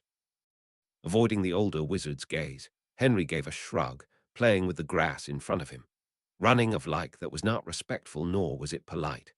Hatred for the muggles Henry had lived with rushed through Marvolo, making him want to hex them to the moon and back as he saw the teen shrinking into himself, rounding his shoulders, looking like he expected blows to start raining on him. But understandable, given the news you had to hear today.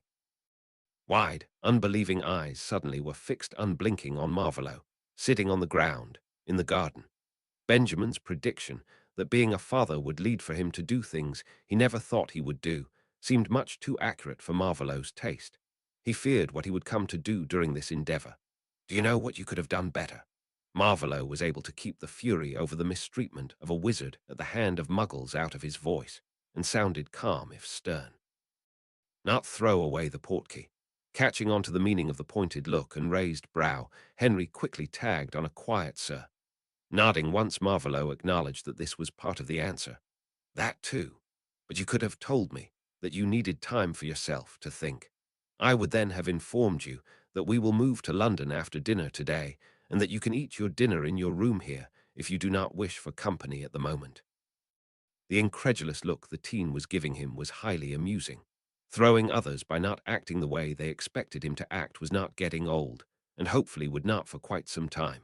He got up from the ground, casting a silent and wandless charm to make all the dead plant matter, clinging to his robes and clothes, fall silently to the ground. You should move to your room and see to it that the elf has packed all of your belongings. I will send your meal there. That would be nice, sir. His son's answer came out more like a question, but it was better than the shrugging Henry so often resorted to, so he let it slide. Good.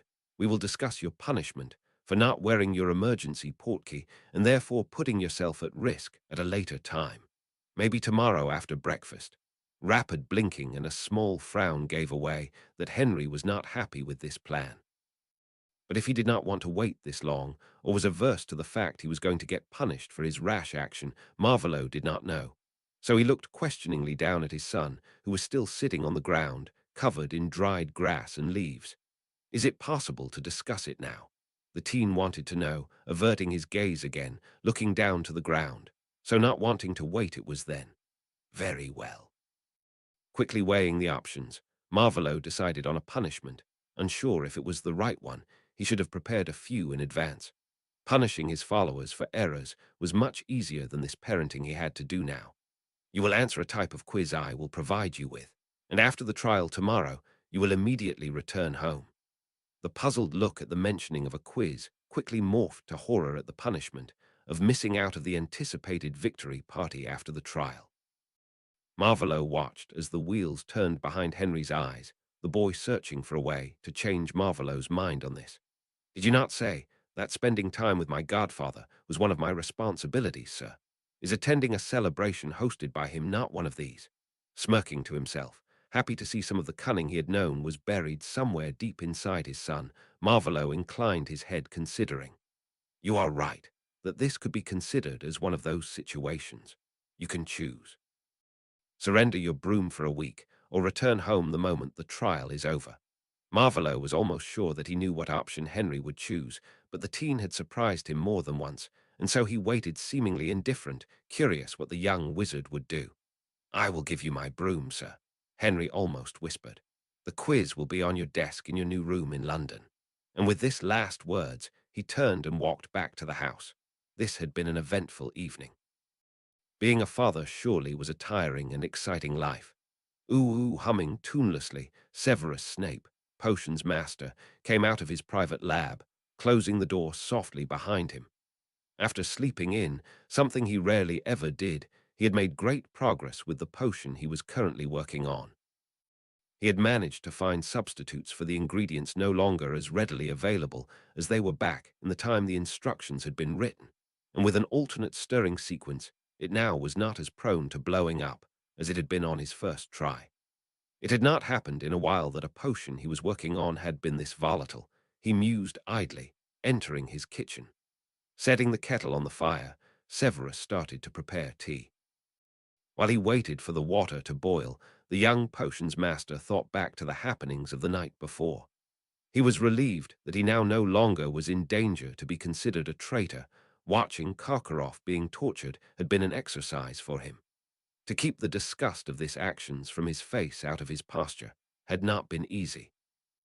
He could understand the need to reinforce that there would be no mercy for traitors, and even the need to keep the Death Eaters happy with the possibility to inflict harm on others. But he did not like to watch, and hoped that it would be a long time before something like it came up again. The talk after the big meeting had been interesting in comparison.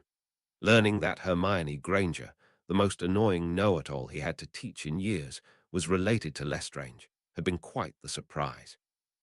He wondered if this little tidbit of information had been spoken about at the order meeting of the previous evening. His guess would be that Albus did not want this information shared with too many. Telling the older man, it was hard to comprehend that Lord Lestrange was as old as the Dark Lord, as the Dark Wizard looked so much younger. About everything he knew about the girl had been something he gladly had done. Maybe the Lord could help the girl acclimate to the wizarding world better than she had done so far. He distantly remembered some rumors from the last school year, claiming that the elves refused to clean Gryffindor Tower, as the girl tended to hide knitted clothes in the debris littering the floor. Not that this would even work to free the elves, but they perceived it as an insult. She would do good with a mentor versed in the ways of the wizarding world. The question was if she would take the advice. Severus was sure that Lord Lestrange would be able to find a balance with the girl and would not alienate her with prejudice and bias. Thinking of prejudice, Severus was unsure if he could teach the son of Lily as his lord had asked of him. It had not escaped his notice that it had been a question, not an order. For a brief moment, his thoughts wandered to the question what Dumbledore would have done if he thought the boy needed to learn the art. It was not much of a question. He would have used Severus' promise to protect the teenager and his guilt and forced him to do it. The dark-haired wizard had no doubt how this would have ended. Teaching the mind arts was nothing that could be done if either teacher or pupil were resentful or forced.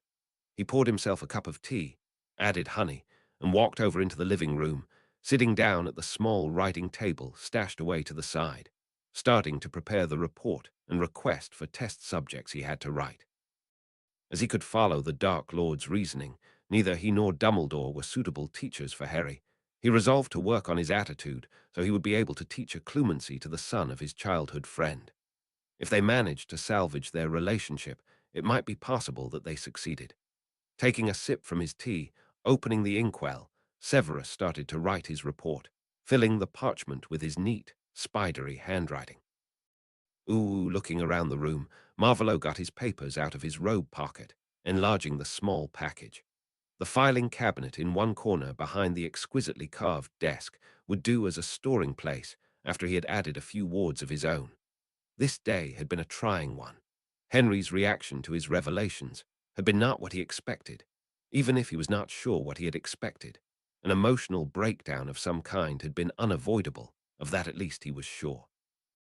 As he had apparated them both to London, he had asked his son if he wanted to talk about it, and the teenager had requested not to speak about it tonight.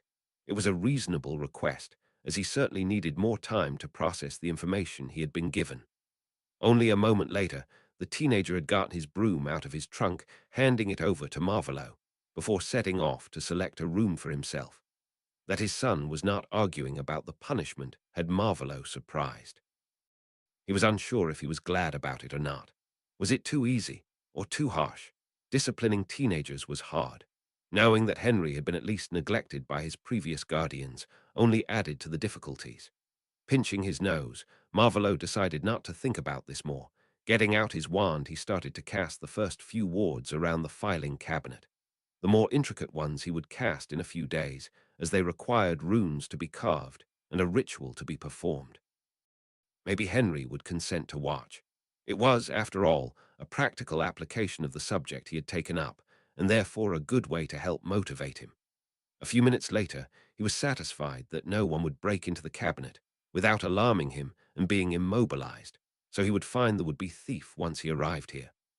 Opening the drawers and admiring the high-quality wood and carpentry, he sorted his files on various things into different groups.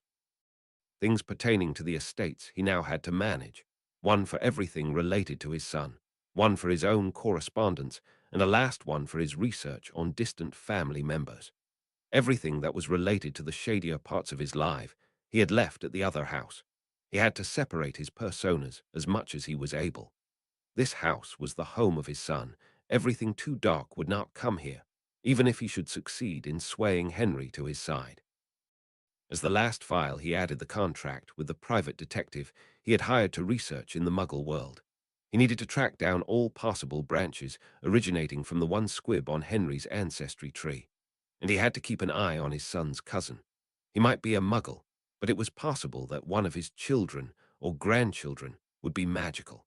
And as he neither had the time nor wanted to spend any time between Muggles, he had searched for an expert. He was unsure how to find out if there had been more squibs that had had children. Closing the drawer, Marvolo went out into the hallway, ignoring the painting of the Potters, like they ignored him, and extinguished the light. Time for him to go up to his rooms. Ooh, in the bedroom farthest from the master bedroom, Harry finished placing his school books into the cherry wood bookcase by the desk. Despite all that had happened today, he marveled at the fact that this room now would be his. Careful, he let his fingers wander over the carvings of griffins and phoenixes that adorned the bookcase and the desk. The floor was a nice light oak parquet that was almost invisible under the wool rugs in different shades of blue. The walls were painted in a rich blue, which reminded the teen of a nice sunny and hot summer day. He had a study area by one window, with a desk, chair, and bookcase. A separate sitting area with a love seat and armchair placed around a fireplace.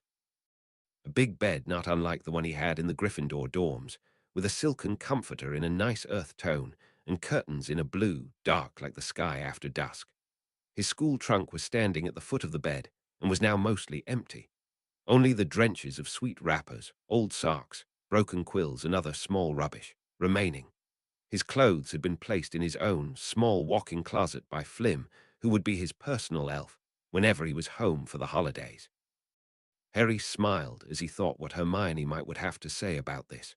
With all things placed where they belonged, Harry had now nothing left to distract himself, and without delay his thoughts returned to the talk he had had with Voldemort this afternoon. Struggling to not think about the reason for the connection between the two of them, Harry instead focused on the oddity of being comforted by the Dark Lord of their time. First, he had not realized who was sitting beside him, rubbing his back and murmuring nonsensical words in a soothing tone. He just had been glad that he was not alone, that there was someone that cared. As he finally realized that it had been Voldemort, he had been mortified. And now, looking back, he realized that the adult wizard had felt the same. Once, Harry had listened from his cupboard as Petunia had explained to Dudley the concept of something called Stockholm Syndrome. The captive coming to like sometimes even love their captor. He had thought the idea ridiculous, but now he could guess what would cause such a change. Not for the first time he wondered how it could be that Voldemort cared more for him than every other adult he ever had encountered. It was a puzzle he was not able to solve, and a danger to him. He had to remember that Voldemort was the enemy. Harry heard a soft popping sound and turned to the desk. A scroll, bound with a dark green silken ribbon, now was laying in the middle of it. Frowning, the teenager assumed that this was the quiz that was part of his punishment. He was proud that he had found a way to be able to celebrate with his godfather after the trial, but sad that he had to give up his broom for a whole week in exchange. As he was sure that he would not be able to sleep right now, and as it was better to get it over with, Harry moved over to the desk, sat down on the soft but firm pillow in his chair, and opened the scroll. First, he was unsure what he should think, as the parchment was blank. But moments later, before his very eyes, the now familiar script of his current guardian started to write out a caption, quiz over the uses of portkeys, and a first question.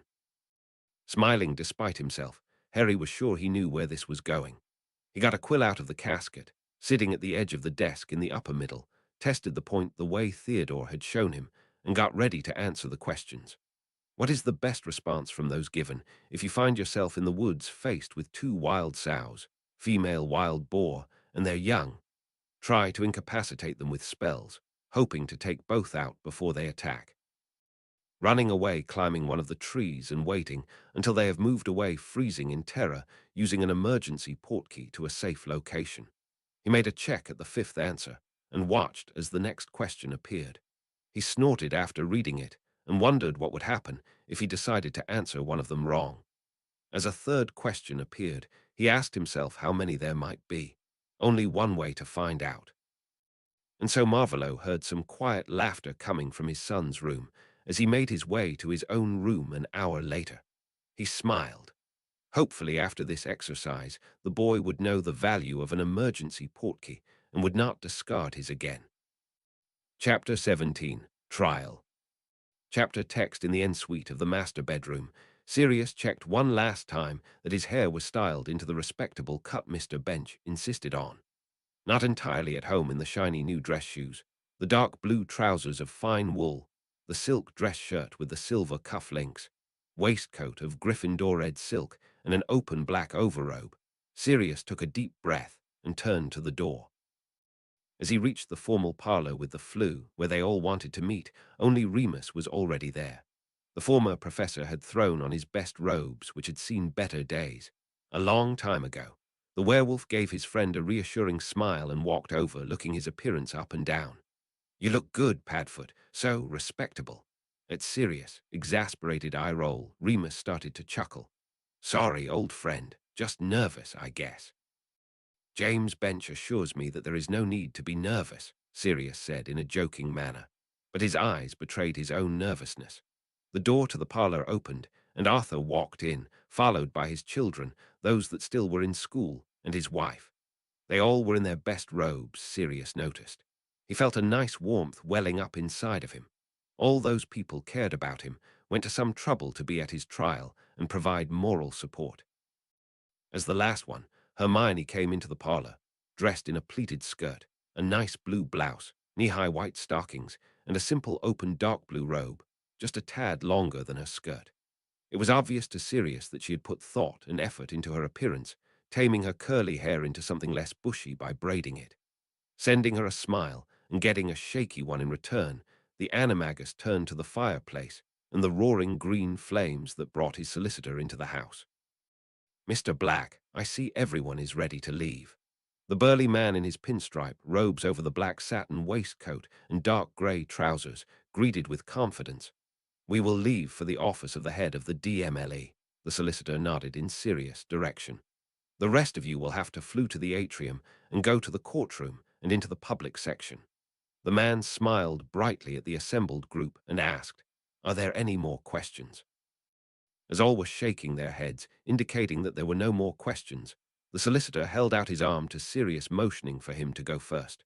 Taking a fortifying breath, Sirius smiled at his supporters, stepped up to the flue, and took a pinch of the sparkling green powder out of the small ceramic bowl on the mantel. He threw the powder down, stepping into the green flames, clearly stating, "Ministry of Magic, Amelia Bones' office." Spinning rapidly around his own axis, Sirius got a last glance at his friends before the fireplaces started to rush through his vision. A moment later, he stepped out of the flue into the office of the current head of the Department of Magical Law Enforcement, where two auras and Director Bones were already waiting for him.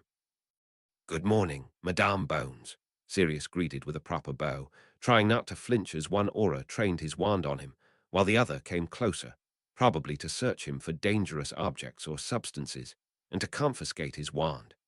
Sirius was not entirely comfortable with parting from his wand, but he knew that there would be a cold day in hell when they would let him keep it. He gave a relieved breath as James' bench appeared in a flash of green flames, only a moment behind him. "Mr. Black," Madame Bones said in a businesslike manner, "Aura Wood will escort you and your solicitor to the temporary holding cell until it is time for you to come to the courtroom." The man that just had taken Sirius, wand out of its holster on his right forearm, nodded after handing it to his colleague.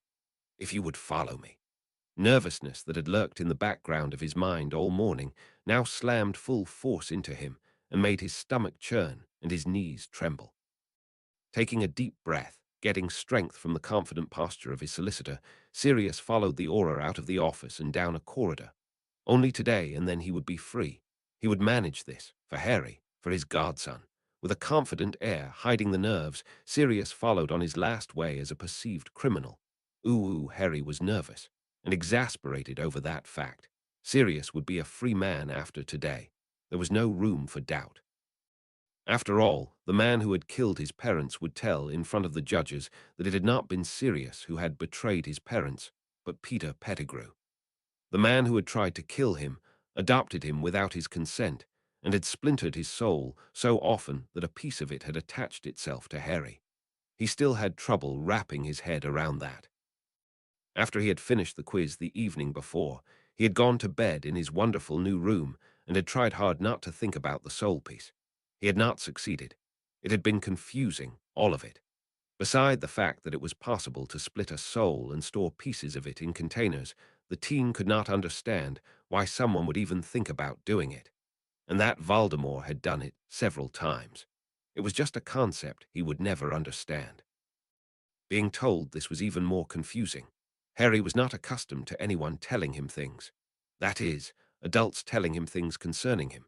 And here was Voldemort, murderer, madman, evil Dark Lord, telling him the secret behind his not dying on Halloween of 1981. Even if Harry was not able to tell anyone about this because he was bound by the family oath, he now knew something that probably no one else had ever been told or ever would be told. At breakfast, in the kitchen with waffles made by Flim, the man had asked how Harry had slept, and if he was up to going out into the open, going to the ministry for his godfather's trial. Harry had gotten the impression that if he had said no, he would have been allowed to stay home. Instead, he had said that of course he was fine and would come to the ministry. So the man with the red eyes had asked for the portkey and reset the home location before handing it back, and told the raven-haired teen that if he wanted to speak about the link or anything related to it, he was welcome to seek him out. Slipping into his room, he had been up to the small owlery in the attic, next to the elf rooms. To check if Hedwig had made it safely here, Harry went over to the clothes that were laid out on his bed. Time to get dressed. While he went through the motions, Harry could not stop his thoughts from returning to his newest dilemma. Dumbledore. Yesterday, the young wizard, named a hero by many, had seen the fury in Voldemort's eyes over the fact that Dumbledore had known about the link and its likely cause, and done nothing. Or at least, Harry had concluded that this was what the man had wanted Harry to believe. Still wary of information given by the man, Harry had come to the same conclusion while lying in his bed, turning restlessly from one side to the other, searching for a spot that was still cool. Dumbledore had hinted that there had been some kind of transfer the night Voldemort had tried to kill Harry, and he had seen one of the containers the evil wizard had used to store a piece of his soul. Headmaster of Hogwarts was too intelligent not to have come up with the idea that there might be something more about the scar on Harry's forehead and the pain he had felt when near Voldemort. And the old man had done nothing, or appeared to have done nothing. He had not spoken with Harry, had not tried to confirm the suspicions he must have had. The list with questions Harry had for the headmaster was growing rather long.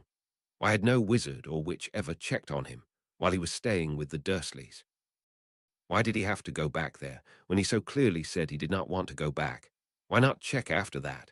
Why had Dumbledore not told him about all the things he had to learn to fill the spot in the Wisengamot waiting for him? Was it because the headmaster thought that Harry had to die? It was a sobering thought, one Harry fervently wished he could dismiss, because he wanted to believe the headmaster cared for him, but he just could not. Too often he had been ignored, not been told important things, shoved away at the Dursleys, isolated. No, Harry was not happy with the headmaster of his school, the first place he had called home. And how pathetic was that? Stepping in front of the mirror in his wardrobe room, Harry checked his clothes. He wore the formal robe with the combined family colors over a dress shirt and waistcoat, black embroidered with silver and golden thread, and simple dark trousers. Looking down at his shiny dress shoes, Harry felt good and out of place all at once. He looked so wealthy, not like some runaway in clothes nicked from the second-hand store or welfare. Another thing that should have raised some questions at Hogwarts, if not from Dumbledore himself, then from one of the teachers. It felt so wrong to feel cared for by the man that had always been painted as the greatest evil on earth. He wanted someone to care for him, to ask about his homework, his grades. Someone to set some rules, to be a parent. He had hoped this person would be serious, but had understood that he could not take this place as long as he was on the run. Another thing he had to lay at Dumbledore's feet. Would Voldemort have been able to simply adopt him if Sirius had been his guardian? He was a wizard after all, and not just a muggle ant. Slipping his wand into the holster on his arm, Harry took a deep breath and turned to leave for the entrance hall. They would apparate to Knot House and use the Floo from there, as Griffin House was not currently connected to the Floo network. Over his second cup of coffee, Voldemort had told Harry that he intended to use their trip to the Ministry today to file the request for the house to be connected. There were a few other things they probably would be doing after the trial, like getting information from the Department of Magical Education about the OWL exams and when they were offered. And maybe Harry would get the opportunity to ask Headmaster Dumbledore some of the questions that were constantly on his mind. Reaching the entrance hall, Harry found Voldemort standing just inside the door, waiting for him. The man was dressed in formal robes himself, hair styled to perfection, his eyes glamoured to hide the fact they were actually red, now appearing to be blue. Ready to brave the masses? Voldemort asked, with an assessing look over Harry's clothes. He gave a nod of approval and smiled at the teen. Harry thought the man looked a little unsure and wondered why that could be. Before we go, a few last things. The look the man sent to his adopted son spoke clearly of the importance of what was to be said next. Do not go anywhere on your own. Stay with Benjamin, Theodore, me, or the parents of your friends. Do not speak with strangers, especially not with the press. They tend to be like grindelows when blood is in the water. We should wait for you to have more experience with them before you deal with them on your own. Thinking about his encounters with the press in the form of Rita Skeeter during the tournament of the last school year, Harry snorted and nodded his head. There would be no arguments about this from him. I think that is all. Let's go. They left the entrance hall through the front door and stopped on the front step. The wards to hide from the muggles of the neighborhood extended up to the small gate in the fence surrounding the small garden, and did hide all unusual things happening in front of the house. All this Voldemort had explained over breakfast, after Harry had not been very forthcoming and conversation had been strained. The mornings at Knot House had been much more relaxed. They landed in the designated apparition spot inside of Knot House. Harry stumbled and got a good look at the mosaic of a dolphin jumping out of waves as he tried to regain his equilibrium. Marvelo, the elder Knot greeted. He too was dressed in his Wisengamot robes and was followed by his heir. Theodore smiled broadly at Harry, who smiled back. The Slytherin was an all-right guy. Harry was a little embarrassed that he was so surprised over it. Maybe they would never be real friends, the way he was with Hermione and Ron, but good acquaintances, that was a real possibility. Hello, Henry. How is the new room? Theodore was clad in trousers, shirt, waistcoat and robe much as Harry was, only his colors were those of the Knot family. And while Harry started on a detailed description of his new room, he felt a pang of worry. How would Ron feel next to him, now that he had such nice new clothes? If the redhead's reaction from the afternoon at the ice cream parlor was any indication, it was not going to be easy. A few moments later, the single fathers had finished whatever they had to discuss, and took a boy each per side fluing to the ministry. The boys were a little miffed about this, clearly thinking that they were old enough to go on their own, but the fathers did not want to take any risks. Uwu helping steady his son as they exited the flames from one of the public flues in the ministry atrium, Marvolo swept the huge room with his gaze. Just as he had thought, the hall was filled with people milling about. Uncounted numbers of ministry workers and officials, auras, press, and the interested witch and wizard from next door.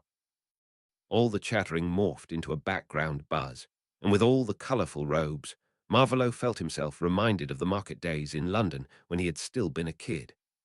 "Stay near, Henry," he cautioned his son, and started to walk over to the security desk to get their wands registered, so they would be able to go to the courtroom where, hopefully, they would be relatively safe from being assaulted by the press.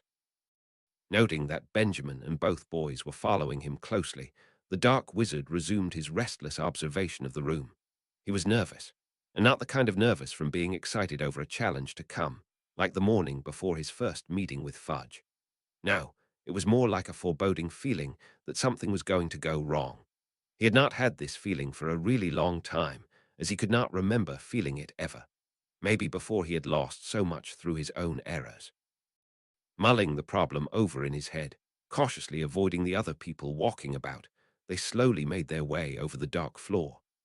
As they stepped into the line, waiting to be processed by the lone aura trainee behind the counter, Marvolo looked at his son, as he was standing with Theodore chattering in low voices about the last runes lesson they had had together and the homework they had been assigned.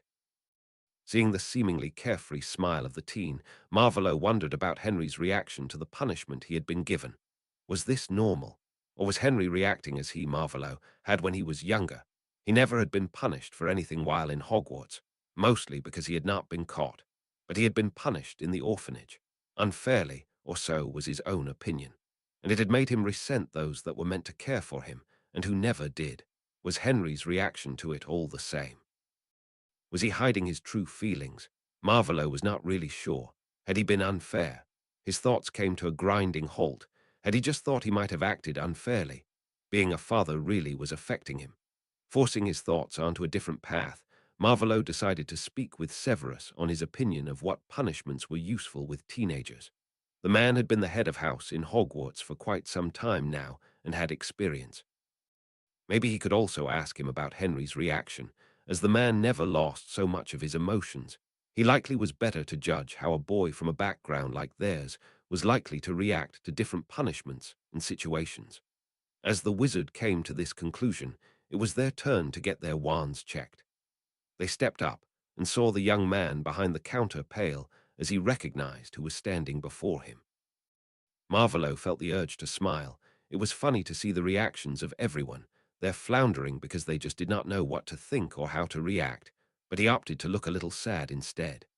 Handing over his wand with great reluctance he masked expertly, it was checked, and within moments their little group was processed. "I think we should go ahead and find a place for the boys in the courtroom," Benjamin suggested, eyeing the growing crowd a little worriedly. "I agree," Marvolo nodded, steering his son by his shoulders in the direction of the elevators. The line up to the counter now was easily twice as long as it had been the moment they had taken their place in it. There was potential for something to go wrong with this many people in one place. Thinking it might have been wise to take Crabbe and Goyle with them, Marvolo spotted some people he wanted to speak to in the line, waiting their turn. Just as he made a step in their direction, Henry spotted them as well and gave a wary and curious glance from the corner of his eyes to his guardian.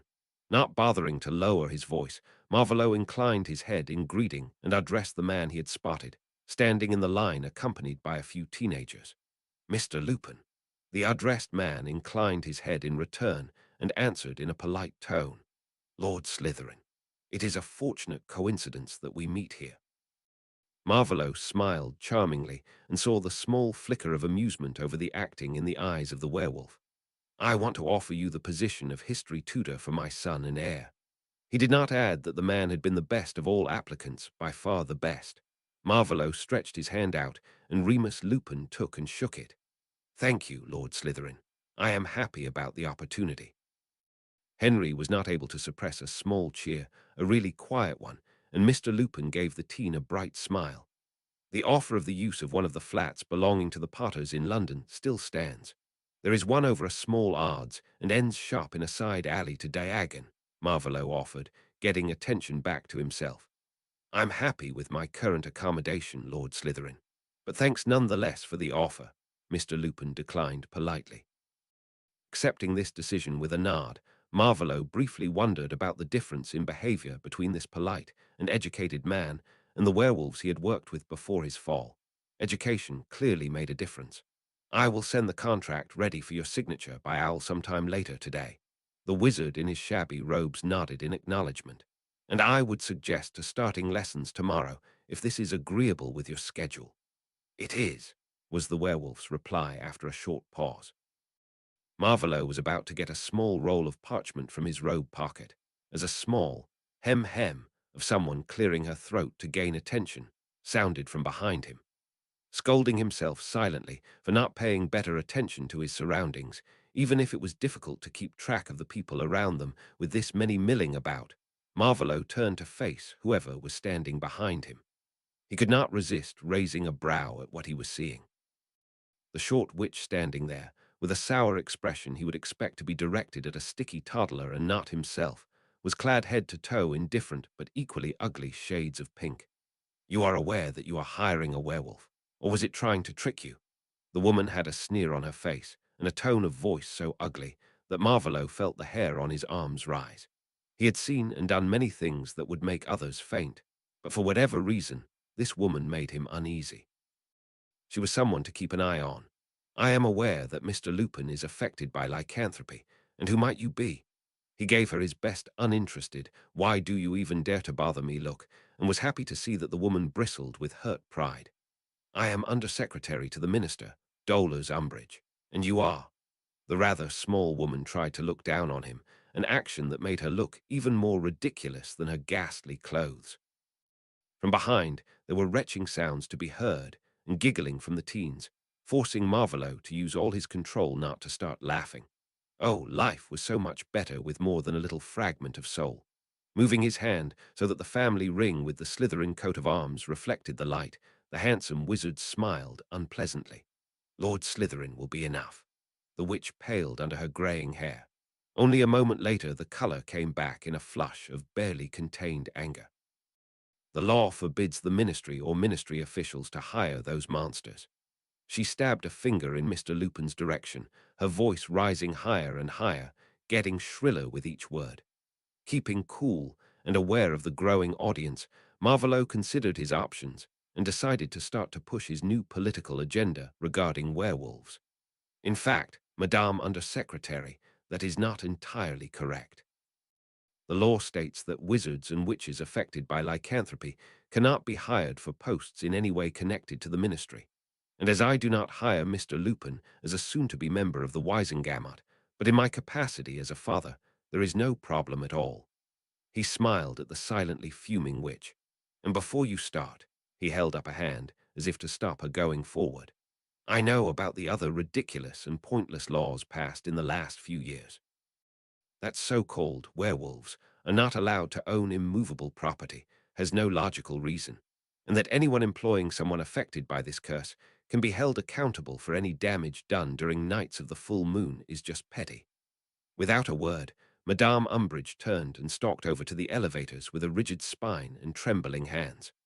What a toad, came the snide remark from one of the young Weasley boys, and Marvolo agreed silently. Shaking his head, the dark wizard turned around again to meet the mixed bag of expressions in the small group behind him. Benjamin looked mildly curious, contemplating what those statements might mean for their cause. Theodore was mostly listening and taking in to evaluate at a later point in time. Henry was looking confused again, as were the Weasley twins, confused and scheming. Mr. Lupin looked pensive, like someone confronted with a puzzle, and not sure yet whether he should try to solve it or let it be. Ron Weasley, the boy who was a friend of his son, looked ready to murder someone, and Marvolo was quite certain this someone was him. Hopefully this hatred would not be carried over to Henry. His son had few friends to begin with, and could not afford to lose one at this point in his life. And then the blue-glamoured eyes fell on the pale face of the youngest Weasley child. Ginny, or Ginevra, was staring wide-eyed at Marvolo, trembling slightly. For a brief moment the new Lord Slytherin wondered what had the girl so terrified until he remembered. He flinched, visibly, guilt for having forgotten that this young girl had been in possession of his diary for an entire school year, writing in it, ending up possessed by the part of his soul entrapped in it, washing through him. He quickly averted his eyes, thinking furiously about what he should do, how he should react. The girl was one of the few, if not the only one, associating his real face with evil. Well, maybe Dumbledore was another one linking his face to the persona he had created in his youth. Most others had an easier time separating Voldemort from the young-looking Lord Slytherin. Settling on acting like someone uncomfortable with the whole situation, Marvolo let his body show the reactions he had. First he paled in shock, then he flushed in embarrassment, ducking his head, before he regained control over his mask.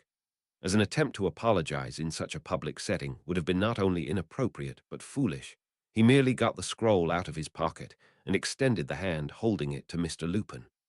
A letter to the owner of Twilfit and Taddings.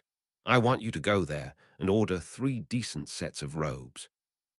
Reluctantly, the new history tutor accepted the scroll from his new employer with a nod and tucked it away in a pocket of his own fraying, dark grey robes.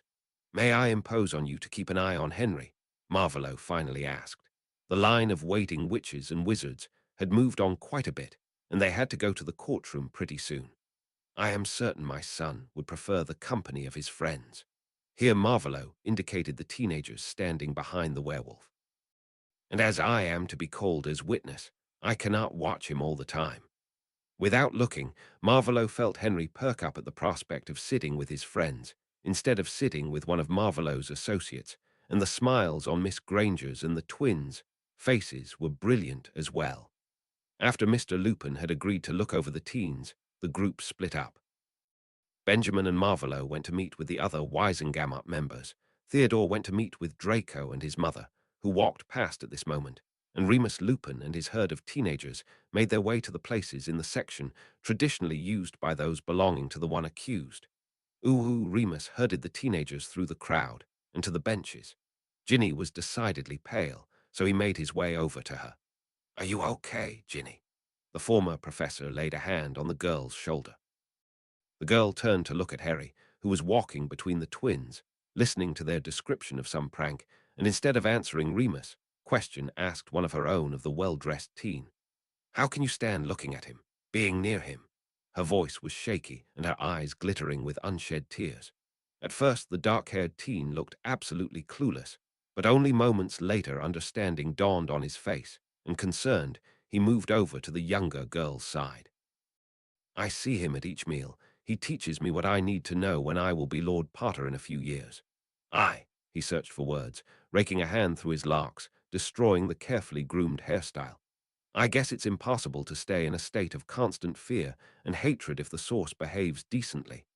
Harry looked a little sheepish and said the last word with much reluctance. Before the conversation could turn into a shouting match, Remus stepped in, changing the topic slightly. Do you want to go home, Ginny? Just at this moment, Mrs. and Mr. Weasley came to their spot on the benches, and the mother bustled over to her daughter, starting to question her over her sickly appearance. Relieved that he did not have to console the poor girl, Remus turned to the older teenagers. The twins had sat down, saving places for their group, and watching the others pouring into the courtroom with interest.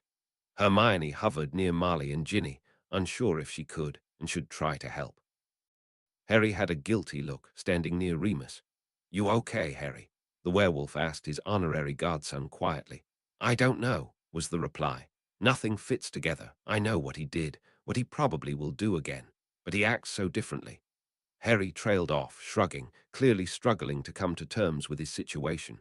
Before they could continue with their conversation, Arthur left his wife's side and searched all their faces. On the way here I heard a most interesting rumor. Remus shifted his attention to the head of the Weasley family. Here and now was not the place to speak with Harry about his situation. That would have to wait for later. Lord Slytherin, supposedly, got in a kind of argument with Madame Umbridge and disagreed with her. His blue eyes searched the crowd left and right, as if to check that no one he did not want to hear what he was saying was near. About the werewolf legislation. Remus nodded, but before he could say anything, the twins started to speak. That was fun. That toad of a woman is a nasty one. He called the laws ridiculous and pointless. Even if they were speaking in their usual manner, changing who spoke frequently, they were not as hyper as usual. Remus noted their pensive look, and the gazes both sneaked at him and Harry as well as Ron. So it is true. Arthur sounded not really convinced. He wants to abolish those laws. It certainly seems to be so, nodded Remus. He turned to Harry. Has he spoken to you about politics? Not really. Not about anything concrete, more about how everything works. He wants me to decide if I want Professor Dumbledore to stay regent. I have to read all the decisions he made. Most of it is boring, Harry tried to explain. Marley came over. I will take Ginny home. She is quite shaken, the resolute woman informed them. Do so, dear, Arthur agreed, giving his wife a short kiss. They all watched mother and daughter find their way through the crowd, down to the floor and out of the doors. Seeing Lord Slytherin was a shock for her, Ginny's father said to no one in particular. He sighed and turned to his sons. He looked guilty, though, George, telling the twins apart by scent had been easy since he had to teach the pranksters for a year, stated. As he should be, Ron added, anger evident in his voice, face, and posture. Remus heard Harry sigh behind him and started to make them all sit down. The start of the trial was only minutes away.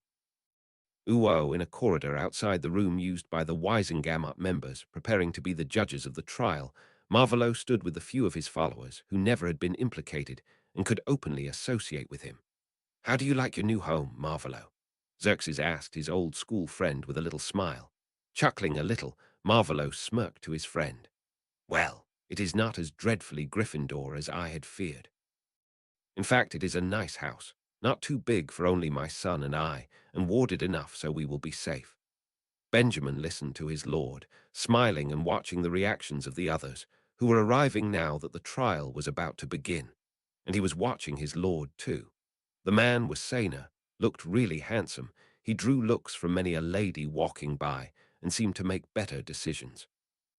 Considering the last few days, he deemed it unlikely that Marvolo, it was getting easier to think of his lord by that name, would go back to being a madman. While Xerxes talked about the correspondence he had started with Hermione Granger, Benjamin was curious over the reason behind that he spotted Lucius coming down the hall.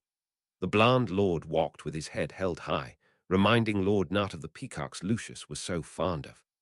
Xerxes, Benjamin, Lord Malfoy greeted with a nod. And as an afterthought, following the cover needed with his story from after the fall of their lord, inclined his head in Marvolo's direction. Lord Slytherin.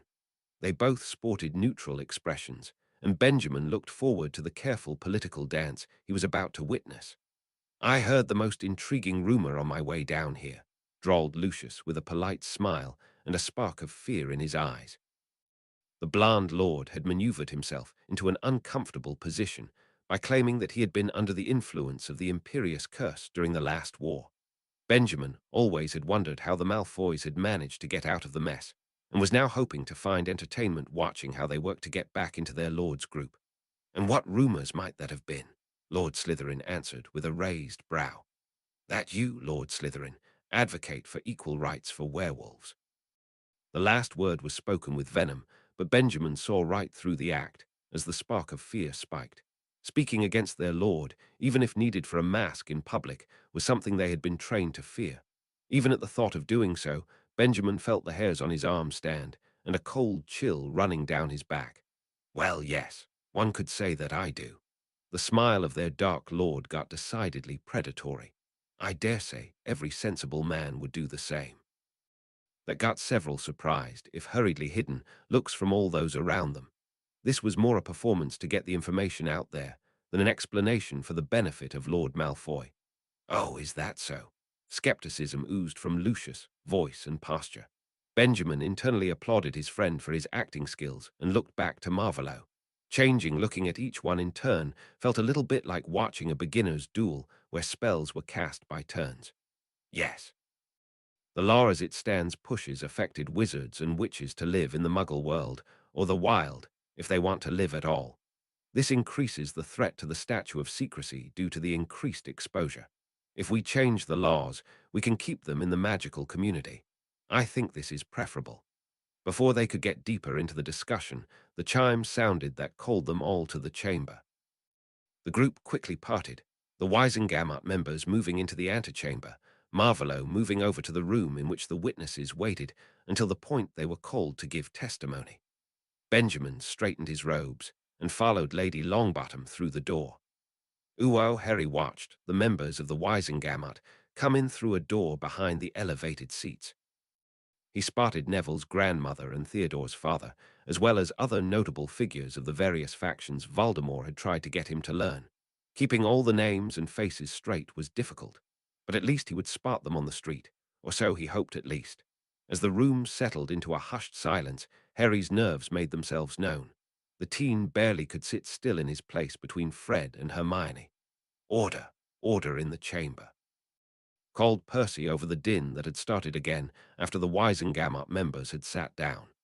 As junior secretary in the ministry, Percy did duty as a scribe quite regularly. He looked happy to be here in this capacity for this important trial. The din faded to a low murmur, and Harry froze in his seat as two auras came into the courtroom, bringing Sirius with them. It felt like an eternity since Harry had seen him. The teen had to smile at the formal robes his godfather was wearing, as he normally preferred to dress in much less formal wear. Harry saw him flinch as he sat down in the chair in the middle of the almost round room, and the chains attached to the chair wound around him. Then Madame Bones, Voldemort had made sure Harry knew the faces and names of the important officials in the trial, stood, and the show began. Esteemed members of the Wisengamot Minister. We are here for the trial of Sirius Orion Black, began the stern witch in her official robes that clashed horribly with her skin tone. He was arrested in 1981 under suspicion of betrayal of the Potters and the murder of Peter Pettigrew and 12 Muggles. The whole room held their breath in excitement. Some cameras were flashing as the press took pictures. This was one of the events of the year. Due to new evidence brought before the Wisengamot and the DMLE earlier this month, a new investigation was started, uncovering that there never had been a trial. This error will be corrected today. She turned to the wizard with wig and black robes standing beside Sirius. Mr. Bench, your client consents to being interrogated with Veritaserum. The solicitor gave a small nod. My client consents. On a small gesture from the head of the DMLE, an aura walked forward, holding something small in his hand that Harry could not really see from his place in the crowd. As the aura in his crimson robe stood beside Sirius, the man tipped his head back and opened his mouth. The aura moved his hand to hover over the opened mouth, dropping in the necessary 3 drops of potion, as was procedure. They waited a few tense moments before Madame Bones started the interrogation. What is your name? Yes, Orion Black. A shiver run down Harry's spine at the monotone and empty voice Sirius answered in. He felt only too clearly the reminder of the evening of the third task, as the house elf Winky had been interrogated by Dumbledore with the very same potion. When were you born? November the 3rd, 1959. She nodded then, the effectiveness of the potion proven. Harry knew now the real questions, the important ones, were about to be asked. How did you manage to escape from Azkaban? So she was starting with the most recent happenings. Harry was not happy about this, but he had known that it was a possibility she would do that. Voldemort had seen to it that he was prepared. The man had stressed more than once that Harry had to keep his cool in the courtroom and not embarrass anyone, and he thought it more likely that Harry would manage it if he knew what to expect. I changed into my animagus form, slipped through the door as food was brought, and swam to the mainland. An excited murmur swept through the room at this explanation. Madame Bones did not let this distract her, and she continued with the questions. Why did you wait so long and only fled when you did? I had no reason until I saw Peter in this picture in the Prophet. Of course, Harry already knew all this and was by now sitting on the edge of the bench, itching to jump up and shout for her to get on with it. As the DMLE had not been able to keep the information from leaking to the public, despite their best effort, the answer did not shock the watching public as much as it could have. But there was still a rise in chatter, as the news from the various publications was confirmed by Sirius. Answer. What was your intention in fleeing from Azkaban? I wanted to catch the rat that was so near my godson. keep Harry safe, and kill the traitor as I had tried that night in 1981. Sirius was staring almost unseeing straight ahead, but tears started to build in his eyes, starting to fall as he blinked the next time. Were you, Sirius Orion Black, the Potter's secret keeper in 1981? Harry's breathing quickened. This was the important part. No. Do you know who was the secret keeper? And if you do, who was it? All in attendance were now holding their breath, and Harry let his gaze wander over the witches and wizards from the Wisengamot, looking for their reaction. He flinched as his eyes came to rest on the witch they had met in the atrium, the one that had been so awful to Remus. There was only hatred in her eyes, inexplicable hatred as far as Harry was concerned. Yes, I know who it was. It was the traitor, Peter. Please give the full name. Peter Pettigrew was the Potter's secret keeper. More flashes from cameras illuminated the room. Madame Bones called for the court healer to come forward, check on the accused, and administer the antidote. Quickly Sirius came back to himself once more, shaking himself as Harry had seen him do in his other form as Padfoot, looking around until his eyes found Harry. He gave his godson a reassuring smile and turned his attention back to the proceedings. Amelia Bones now started to call the witnesses. Each in turn, as they were brought in from the waiting room, sat in the witness stand, and after answering the questions, found a place in the audience to watch. Dumbledore was asked about the arrangement that had been made to protect the Potters, and why he had not known about the change in Secret Keeper, or why he had not worked to get Sirius a trial the first time he had been arrested.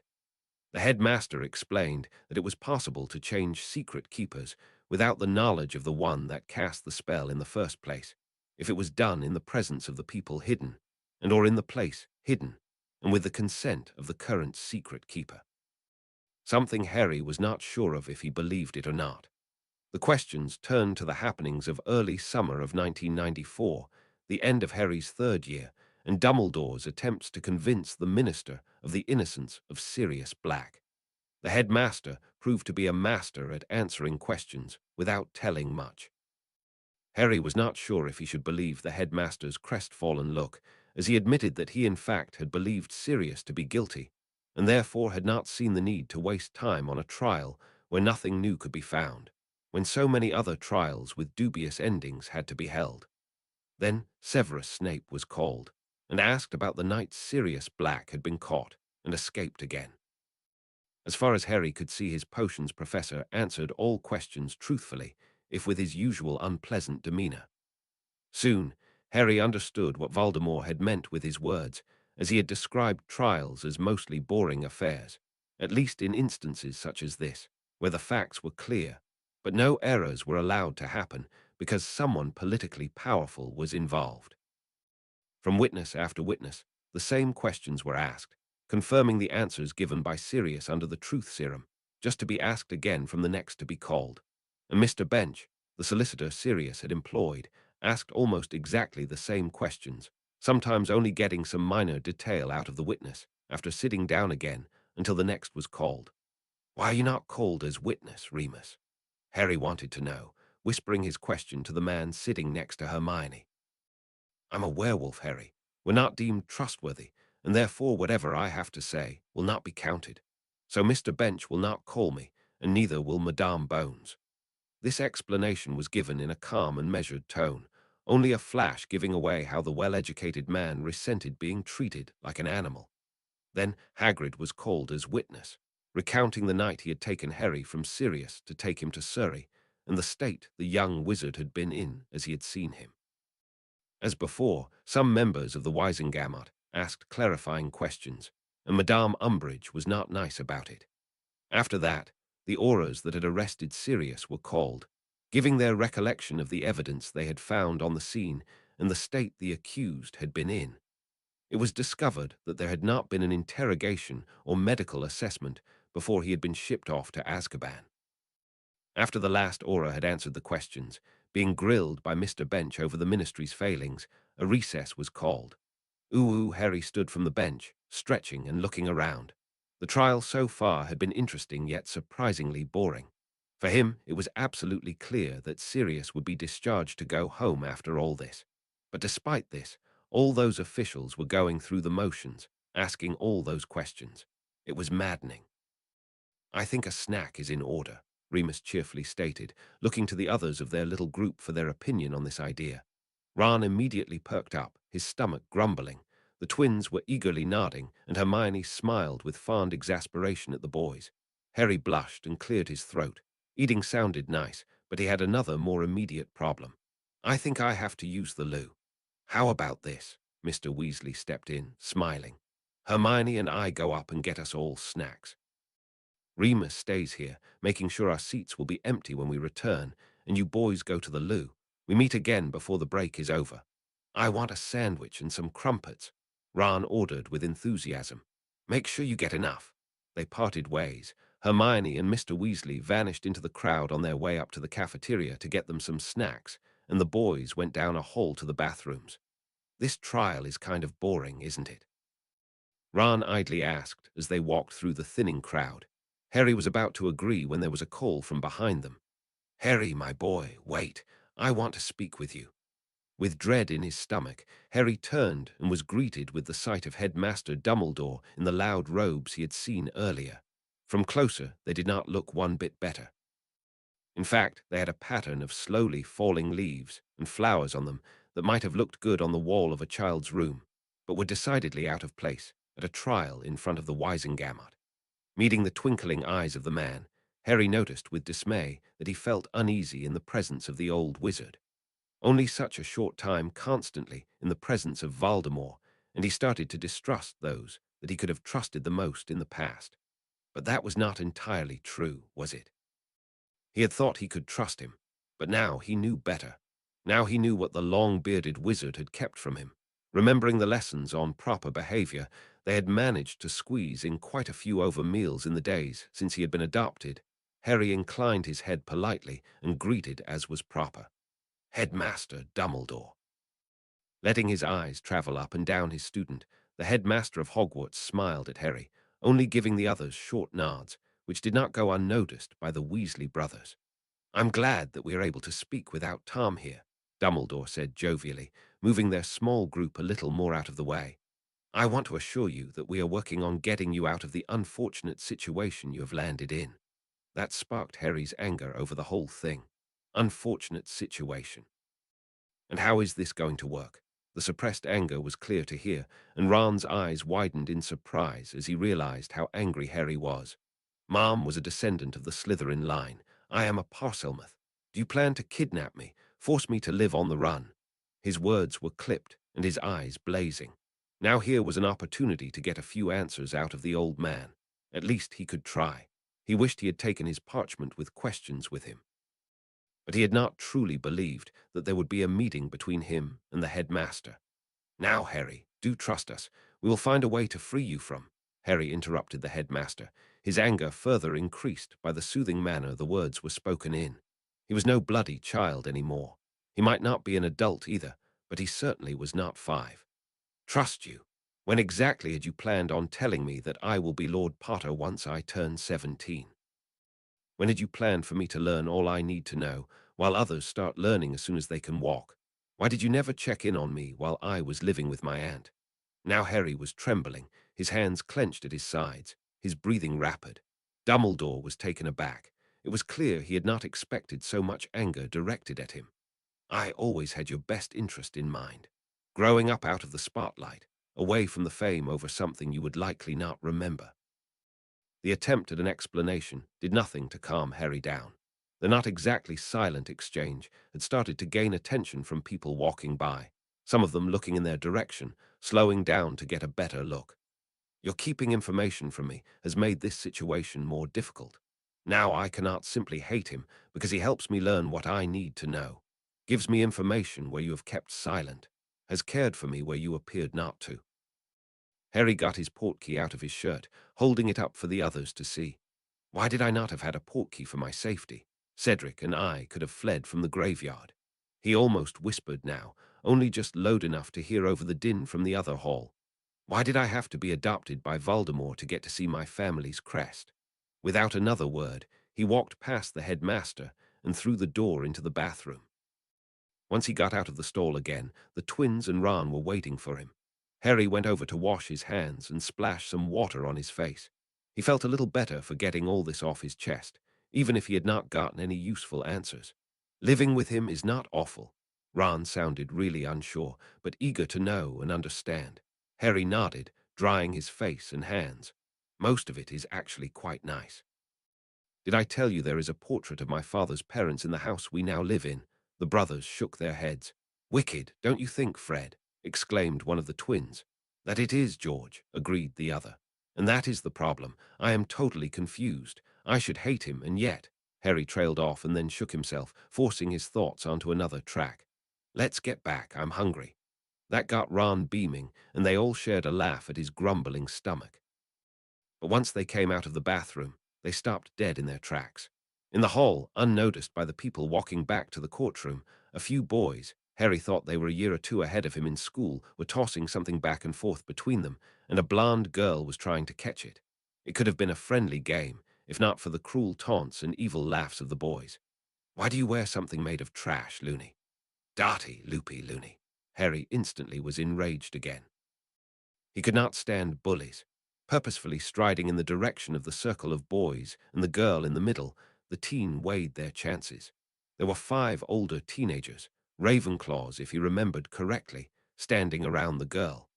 The blonde herself only made half-hearted attempts to get back whatever it was the boys had stolen from her. She looked a little like she was not really paying attention, but she did not look happy either. With Ron and the twins they were 4, the girl did not look like she would help, so they were 1 short. Deeming that an acceptable risk, Harry stepped into the circle, wand in his hand, catching the flying object with the practiced ease of the seeker. "What are you doing here?" he demanded to know. With a little confidence, he might be able to scare them away before they realized that they had a real chance at overpowering them. As the bullies turned to face the one interrupting their fun, Harry sighed in relief as Fred, George, and Ron stepped to his side, wands in hand and concentrated looks on their faces. At the moment it counted, one could always rely on real friends. "What is it to you?" asked the biggest of the boys with a sneer. "We were just having fun." The others agreed and tried to pass it off as some game. Harry turned to the girl and recognized her as a Ravenclaw, younger than them, he had seen a few times in the Great Hall. "Did you have fun?" Harry asked her. "Not really. Actually, I thought that I saw some blibbering humdingers back here." She smiled serenely, and Harry was struck by her odd appearance, with actual leaves as her earrings and her permanent surprised look. Not sure what he should say or do, Harry held out the necklace made from butterbeer corks to her, which she took with a happy smile and slipped around her neck. A chime indicating that the recess was nearing its end sounded through the halls, prompting the bullies to leave. And before Harry could gather his wits, the girl with her waist-length pale blonde hair smiled and waved. "You are nice, Harry Potter," just to vanish into the crowd returning into the courtroom. "Come on," Ron urged, taking Harry's arm and dragging him to the door, following the flow of people. "If we wait any longer, all the crumpets will be gone." Happy for the moment at the easy camaraderie he had missed the last few days, the raven-haired teen followed his red-headed friends back to their place in the audience. As he spotted Dumbledore sitting next to Mr. Weasley, chatting about something, Harry made sure that all the others were placed between him and the headmaster. He did not want to speak to the man at the moment, so best get as much distance between them as he could manage. And then the next act of the play began. Uwu Marvolo was sitting in the witness waiting room, reading the book he had brought. He had had to hide a smirk as he had first entered the room. The ministry had not left anything to chance this time around. Every precaution possible for trials was observed. Separating the witnesses from the audience, not letting them listen to the trial, those measures were not often taken. And so Marvolo had waited in the same room as Dumbledore, the half-giant Hagrid, Severus, and a few others that he did not really know. As there were auras stationed inside the room to prevent them from speaking to one another, the peace held. Even if the headmaster of Hogwarts sat there with twinkling eyes watching Marvolo the entire time until he was called to give his testimony. To pass the time, he was to be called after the recess. Marvolo had brought a comprehensive collection of transfiguration theory. It had been a while since he had studied those, and with the need to repeat his owls and newts, he thought it prudent to revise and get a few facts straight in his head. In the practical application, it was important to know what all the laws said, but not so much who first had stated them, when or what they were named.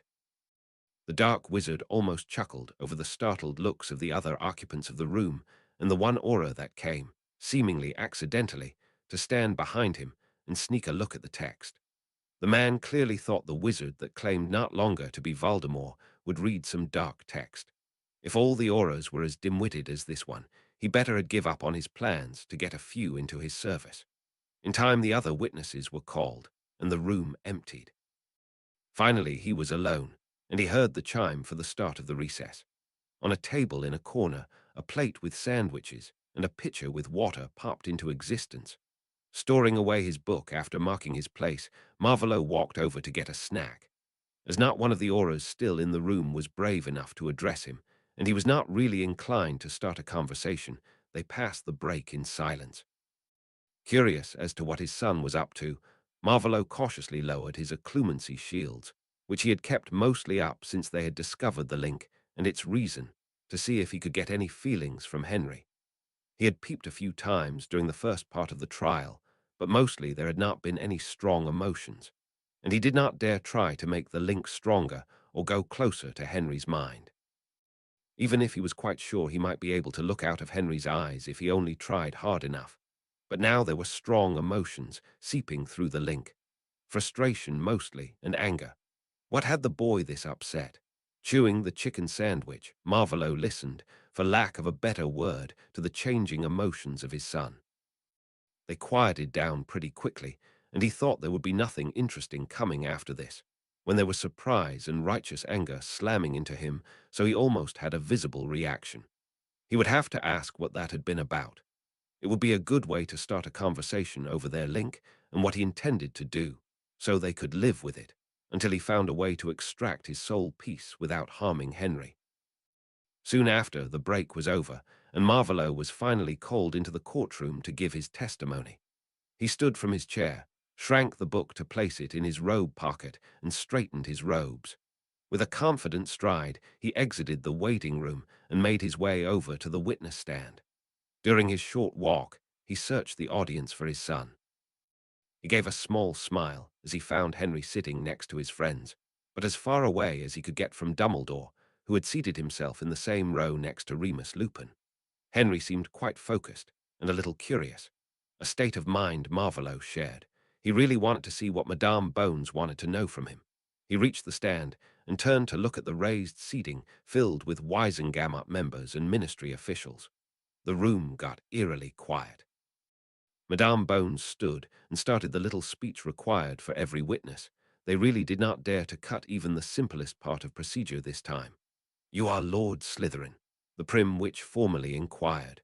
Before Marvolo could answer in the expected way, he was interrupted by a witch somewhere at the back of the crowd before him. "Why should we believe anything he says? He got out of trouble by a mere technicality." She sounded properly disgruntled. There was the enmity he had expected over his stunt to use the old law to be cleared of all his old deeds. Others fell in with this statement, and they got louder, feeling safe in numbers. Marvolo saw Lucius joining in, keeping with the act, and Benjamin smirking, clearly looking forward to another act from his lord. Marvolo kept his composure, but let a little sadness over being doubted shine through. After all, he had been under a curse, and truly was horrified by the things it had made him do. Finally, the new chief warlock let a small bang loose from his wand, getting silence almost immediately. "I think we can all agree that it will be not easy to take the answers from Lord Slytherin in unbiased, without a little help. He has quite a past, after all." That got nodding all around. Marvolo subtly inclined his head a little forward, looking more to the floor, projecting mostly hidden shame over the eluded past. "Maybe an oath to speak the truth." He was interrupted by calls that this would not be enough, and added, "or Veritaserum can take care of this problem." To the murmurs of acceptance from the judges, Marvolo raised his head once again, fixing his gaze on the person, first questioning his trustworthiness before he looked over to Madame Bones. "If we can agree on the questions to be asked, I am willing to be questioned under the influence of Veritaserum." It was clear that no one, either in the audience nor among the judges, had expected him to agree with this.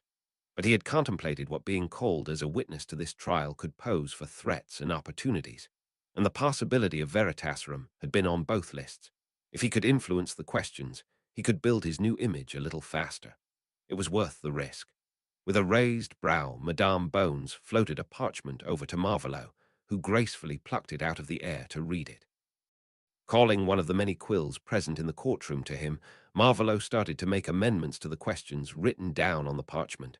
Mostly they were safe, but some left too much room for ambiguity for his tastes. Such questions could prove dangerous. After he was finished, he sent the quill back to the scribe, a Weasley if he was not mistaken, and the parchment back to a clearly amused Madame Bones. She raised a brow as she read the first two questions and looked at Marvolo, a question clear on her face. As questions that are not easily answered or have too much ambiguity can get dangerous for the person under the potion's influence, I would prefer the wording I have written. I do not wish to endanger my health. I have a son, after all, Marvolo explained in a quiet but determined tone. Madame Bones inclined her head in acceptance. Please excuse my surprise.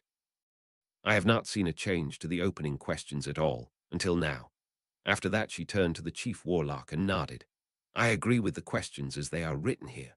A chair was brought, so Marvolo could sit down. Then the healer and the aura with the vial of the colorless potion came forward. Opening his mouth, Marvolo's gaze fell onto his son's face. The boy seemed torn, unsure, and very attentive. The 3 drops fell onto his tongue, and swallowing, Marvolo felt the haziness take effect. With his occlumency shields, he could keep a bit of awareness, but fighting the potion could cause stress to the body. Enough stress, in fact, that people had died while trying to fight the effects. It was better to go with the flow and only try to influence the wording slightly, if necessary. Through the haze, he heard the first, adapted question. What is the name given to you by your mother? He had lived under too many names to be able to answer this question without problem, if worded in the standard way. Even as he answered, he heard the murmurs spread through the room. Tom Marvolo Riddle. It was funny hearing himself sound so out, speaking from far away and not in control of his own body. What was the date when you were first born? Another adapted question. After all, his regaining of a body had been a birth of sorts. 31st of December in 1926. Now the basics were down. It came to the questions that he had not altered, the ones that would see Sirius Black free, and hopefully would gain him some goodwill with his son and the wizarding public. Who informed you about the hiding place of the Potters? Peter Pettigrew. Marvolo breathed in deliberate, calm breaths to force himself not to fight the haziness. It was not easy. Hopefully this questioning would not take much longer. Was Sirius Orion Black ever a follower of the man called Voldemort, also known as who must not be named, or the Dark Lord? She was thorough. No. Another question done. Not long now, and he would get the antidote and get back his control. He had not anticipated how hard it would be not to fight the potion. The head of the DMLE just was about to ask the last question they had agreed on, confirming his former identity as Voldemort, as Lady Longbottom barked a question of her own. Are you even able to feel regret for all the grief you have caused? Outraged auras and a concerned healer looked at the matron, but all this Marvolo did not see. Under the haze, he worked hard to give a somewhat truthful answer without giving away the actual truth. He had no regrets for the deaths he had caused or the bloodshed and destruction, but he regretted his errors, which led to his loss of sanity. So with sweat starting to form on his brow, he answered, I regret my past errors. He felt his heartbeat quicken, now no longer able not to fight the potion. He did not enjoy not being in control. He really did not. Before the healer could manage to administer the antidote, another witch, with a high-pitched voice, asked a dangerous question. What are your political goals? What is your agenda? She sounded gleeful, and Marvolo wondered if she was aware that these kinds of questions could easily kill someone, as there was no simple factual answer to these questions. The potion had been designed to get facts out of people, simple, clearly well-defined facts. Asking questions about beliefs, morals, or philosophy got into conflict with the need to answer in short sentences and answer the truth. If the mind was conflicted about what truth was, the strain could cause heart attacks or a stroke. His breaths came quicker now, sweat rolling down his face, as the potion uselessly tried to make him answer this much too complex question. He felt his head being tipped back, and the antidote being administered. He swallowed and welcomed back his control. Well, this had gone better than he could have planned. Showing the wizarding public that he was human was something he had to do if he wanted to be successful on his new path, and no one could claim he had staged this. And the best part was it was actually true. While he regained his composure, being checked over by the healer, who muttered something about irresponsible witches under his breath, he listened to the lecture Madame Umbridge got to hear from the head aura. That woman was trouble. He should appoint someone to gather as much dirt as possible on her. But for the moment, the healer declared him fit enough to leave, and after a short nod from Madame Bones, Marvolo stood, bowed shortly to the minister and the chief warlock, and walked over to the place his son sat with his friends. Harry had watched with fascination. He never would have thought that Voldemort would agree to something like this. He had not been able to wrap his head around the fact that the man would give testimony at Harry's godfather's trial. But there he was, willingly taking Veritaserum and being vulnerable in public. The questions were not really interesting, the answers expected. Well, maybe not the one about his birthday. The man was old, much older than he looked. With widening eyes, Harry followed the reactions to the unauthorized questions asked by Neville's grandmother and that horrible witch they had met earlier in the atrium. And then he watched as Voldemort made his way up the stairs to where they were sitting, to wiggle into the small space between Harry and the older man sitting beside him. "Everything all right?" the man asked in a whisper, and Harry could only nod as he watched Peter Pettigrew being brought in, chained and fighting every step. After seeing two wizards taking the potion willingly, the teens now got to watch a wizard being forced to take it. The auras certainly were efficient in what they were doing, but the healer hovered beside the drugged prisoner as he clearly would fight the potion from the beginning. The questions asked of the rat animagus were nothing Harry had not thought of.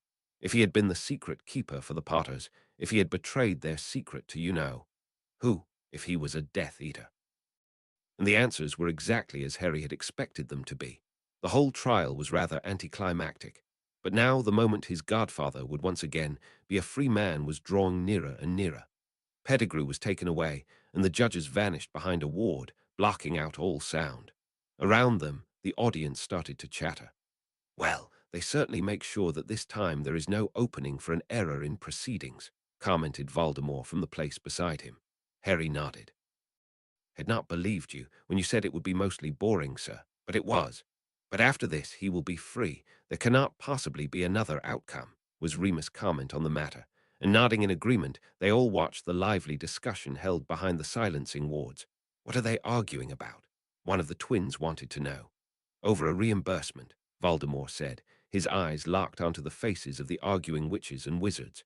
His certainty earned him some surprised looks. He smirked.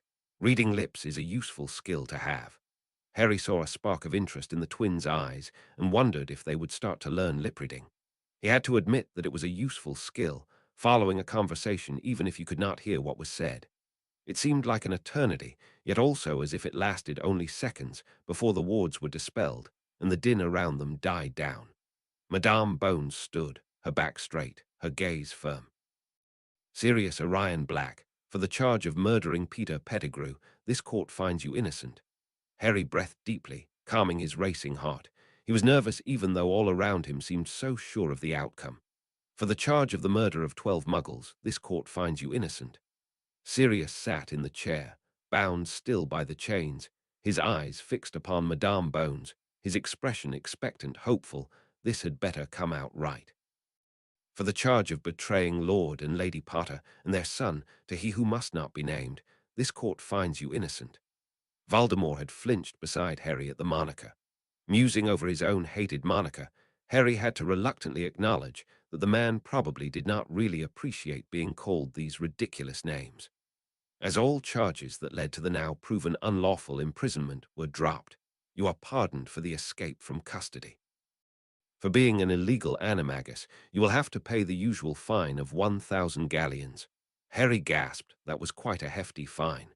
To be subtracted from the reimbursement of 50 galleons per day spent in imprisonment. That brought an uproar to the chamber. For 12 years of imprisonment, give or take a few days, that would amount to quite the sum. "You are free to go." The chains fell to the floor and Sirius stood, accepting his wand back from an aura and turning to find Harry's eyes. Free at last. Chapter 18. Errands. Chapter text. Sirius was relieved. The familiar and long-missed hum of his wand, his very own wand, the one he had bought at Ollivander's when he had been 11, in his hand. He had thought it had been snapped as he had been carted off to Azkaban, but it seemed that had been another part of the normal procedure that had been ignored, like the part with the trial. He snorted, straightened his robes, and sought out Harry on his bench, next to the man who had been Voldemort at some point in time. Exchanging a few pleasantries with the wizards and witches surrounding him, not that he was paying them that much attention, the now freed wizard hurried to make it to the side of his best friend's son before that bastard of a Dark Lord could drag him away. Finally, Sirius had shaken the last hand, got the last congratulation, and started to walk to Harry and his friends. Taking 2 steps at a time, Sirius made his way through the crowd streaming to the exits. He dodged the few not fast enough to get out of his way, and finally reached Harry and all those that had come to be his moral support. With a cry of Sirius, Harry launched himself at his godfather and enveloped him in a hug. Closing his arms around the teen, Sirius was a little overwhelmed and smiled at Remus, Arthur, and the kids standing there, beaming. Then his eyes fell on the bastard standing there too, looking solemn. "Congratulations, Mr. Black," the wizard with blue eyes said, giving a respectful nod. "I am glad that I could be of assistance in getting the charges dropped." Harry released Sirius from his embrace and turned around. "Why, mister, you said the Black family has a seat on the Wisengamot. Shouldn't it be Lord Black, sir?" A sharp jab of pain shot through Sirius at seeing Harry address the man that had murdered his parents in such a respectful manner. But in the same moment, he realized that the teen had no other alternative. He had to live with the man, was under his control. If Lord Slytherin decided to do so, he could send Harry to another school, make sure that he didn't get to see his friends again until he was of age. And that was only what he could do, and not break any laws. Sirius had no doubts that breaking the law was not something that Lord Slytherin would hesitate to do. "He will be Lord Black as soon as he claims the title," explained the man patiently, confusing the acquitted wizard standing next to him greatly.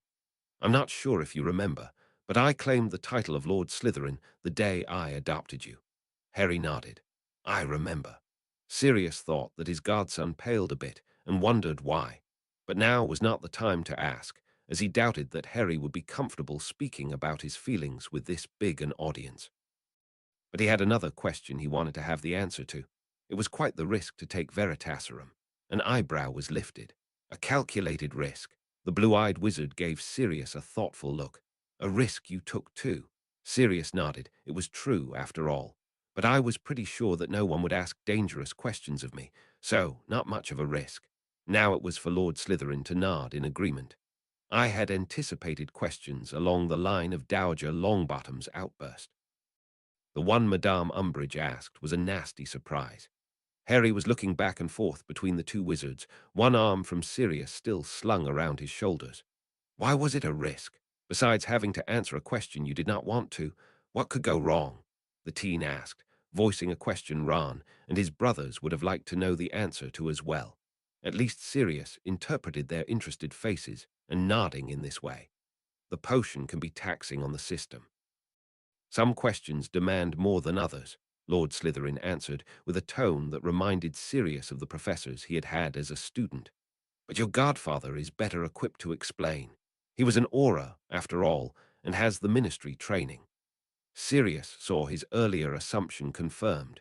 The man that had adopted his godson was utterly confusing and happy about it.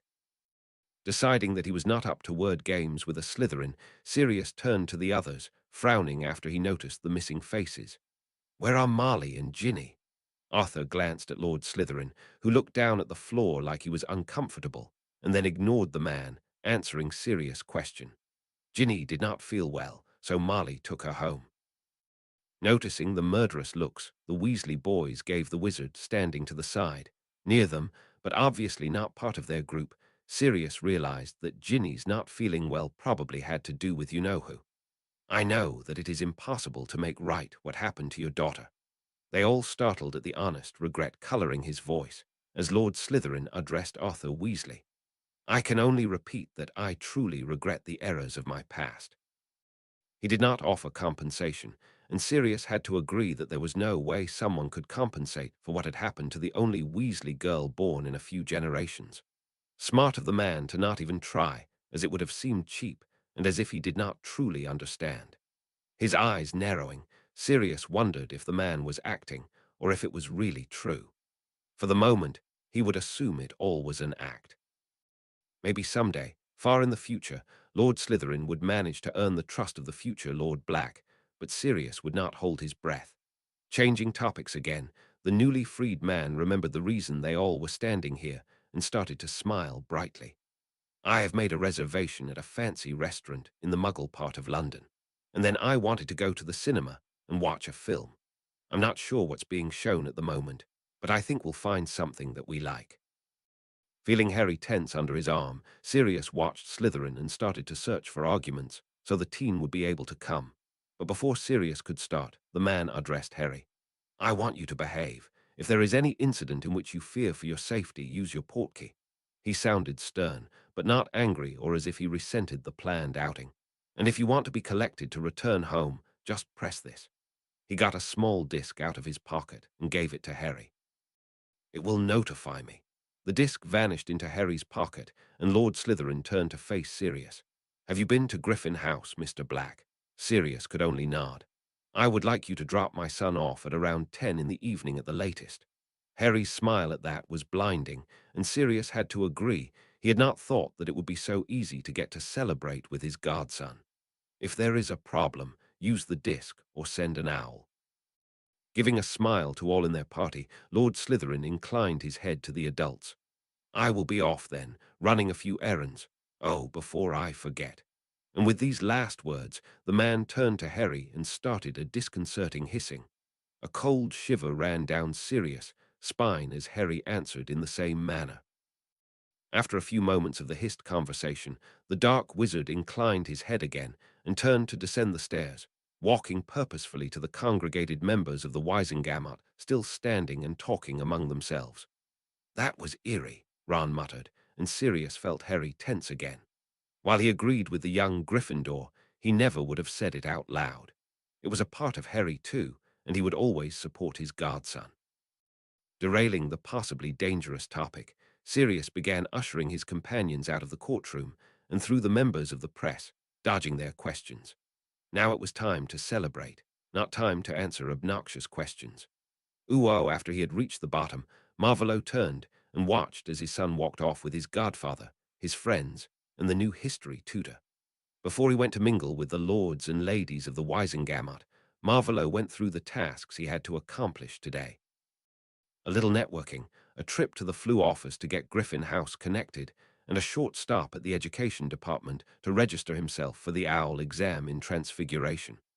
As a last stop, he had an appointment with one of the unspeakables at the Hall of Prophecies. Henry had been calmer than he had thought the boy would be, as he had told him of this plan. They just needed to know what that blasted bit of divination said. Not knowing was simply too big a risk.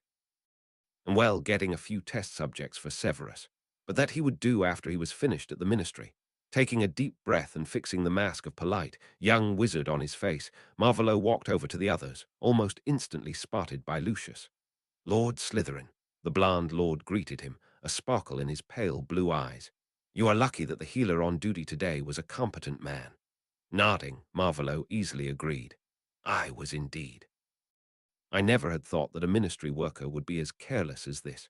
Madame Umbridge. Several of the people listening nodded in agreement. "I guess the standard in education has dropped in the last few years." "Will you press charges?"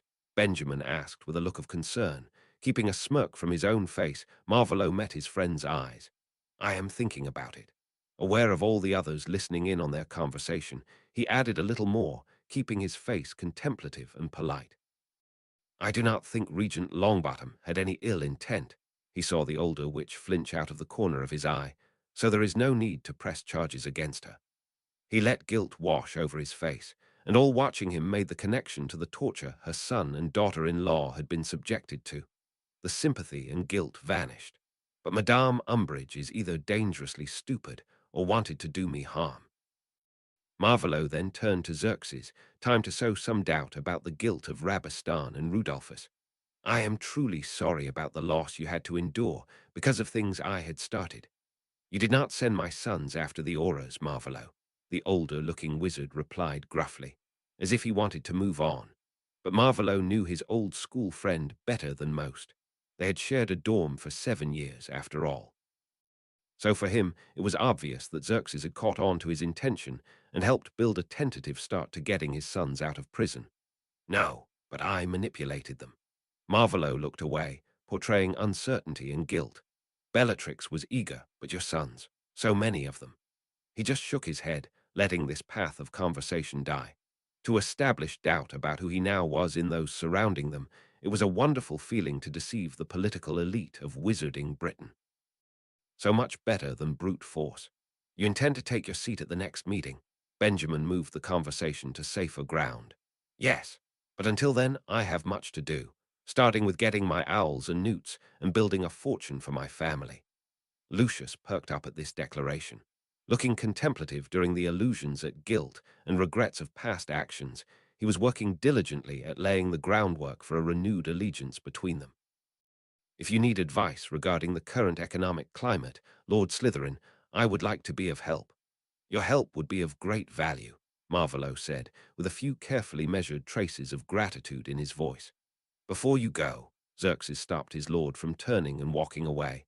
I am thinking about founding a school in the memory of my late sister. I know you had at one time considered becoming a teacher. I would really appreciate your input. Smiling brightly, confusing most of the lords and ladies still present, Marvolo nodded with enthusiasm. Walk with me and tell me what you have planned so far. Maybe I can give you some feedback and pointers. And with a cheerful mien and polite farewells, Marvolo left the courtroom at the side of Lord Lestrange, leaving behind a group of witches and wizards who priding themselves in knowing almost everything about the others' families, wondering what sister their fellow lord had been talking about. Uo Albus stood near one of the smaller doors to the courtroom, watching Tom speaking with Sirius and the others who had come as moral support for Harry's godfather. The headmaster wondered what had happened that gave Tom his sanity back. Before the fall in 1981, when he had last seen him, the man and self-fashioned Dark Lord had seemed beyond help. And now he was back to his younger, charming self. A true conundrum. As Tom walked to the lords and ladies standing near the main entrance and Sirius left with the others, dodging the press, Albus turned to leave. A while, and one apparition later, he walked through the streets of Godric's Hollow, passing the memorial for the Potters at the town square, on the way to his childhood home. It lay at the edge of the village, and he had to pass the cottage in which the Potters had tried to hide, back in 1981. It always pained him to see the ruin. Reserved as a reminder to them all what had been sacrificed to save them. Now that Tom had changed his tactics so drastically, Albus did not believe that he would resort to open violence again. He had to adjust his approach too. They needed to find and destroy all of the Horcruxes the man had made. And to do so, Albus needed to learn how many there were. Time to find Horus. The man had performed a formidable vanishing act after Albus had sent out his warning to all he knew about Tom's return. Sighing, Albus contemplated again what he could do about the Horcrux in Harry. First, he had not known what the scar meant, and later he had hoped he erred. But since Harry's second year and the destroyed diary, there had only been more hints every year. The dreams Harry had reported to Sirius had been the last hint, which finally had convinced him that his assumptions had been right. And ever since then, he had been searching for ways to save the boy. Regrettably, he had come up empty. The only hope he saw to defeat Tom with Harry surviving was if the boy went willingly to his own death. Albus had been glad that his decisions up to that day, keeping his heritage from the boy, had ensured that Harry knew nothing about his responsibilities to the wizarding world, beyond saving it. And now, as the rant of the teen had proven, Tom had given all this information to the teenager, making him aware that he had a responsibility, things to learn, a goal to work towards. Something that the teen might deem more important than getting rid of a Dark Lord who had seemingly stopped killing. As Albus reached the door to the new headquarters of the Order, a place neither he nor his brother had set foot in for decades, he opened it and walked in. Was it possible that Tom knew of the Horcrux inside the boy he had adopted? No, it was not possible that he knew. Because if he did of this, Albus was sure he never would let the teen out of his sight. So what to do? Tom would not kill the teen, as in doing so he would lose the political influence, together with his title of Lord Slytherin, so the small chance for Harry to survive was lost. Could he risk letting the boy live and finding and destroying all the other Horcruxes first, and getting to Harry last? Or would the political influence Tom got through the boy cause too much damage? A lone tear made its way down his cheek. Why was it always he who had to make the hard decisions? He loved the boy as if he were his own, but for the good of all of them, he was prepared to sacrifice what he loved. For the greater good, he would see to it that the Horcruxes keeping Tom tied to this world were destroyed. All of them. Uwu walking a step behind the unspeakable who had met him at the entrance to the Department of Mysteries, Marvolo looked around himself. There were high shelves filled with glass orbs. Dust and spider webs were everywhere. The only light came from candles in holders fixed to the towering shelves. The blue flames bathed the room in flickering light. Marvolo wrapped his robes closer around himself. It was cold in here. They walked in silence until they reached row 97. The man in his dark robes, face hidden under his hood, stopped and stood back. Marvolo took a hesitant step toward the shelf, his eyes roving over the orbs. Some shimmered with some inner light, others were dark like a cloudy night.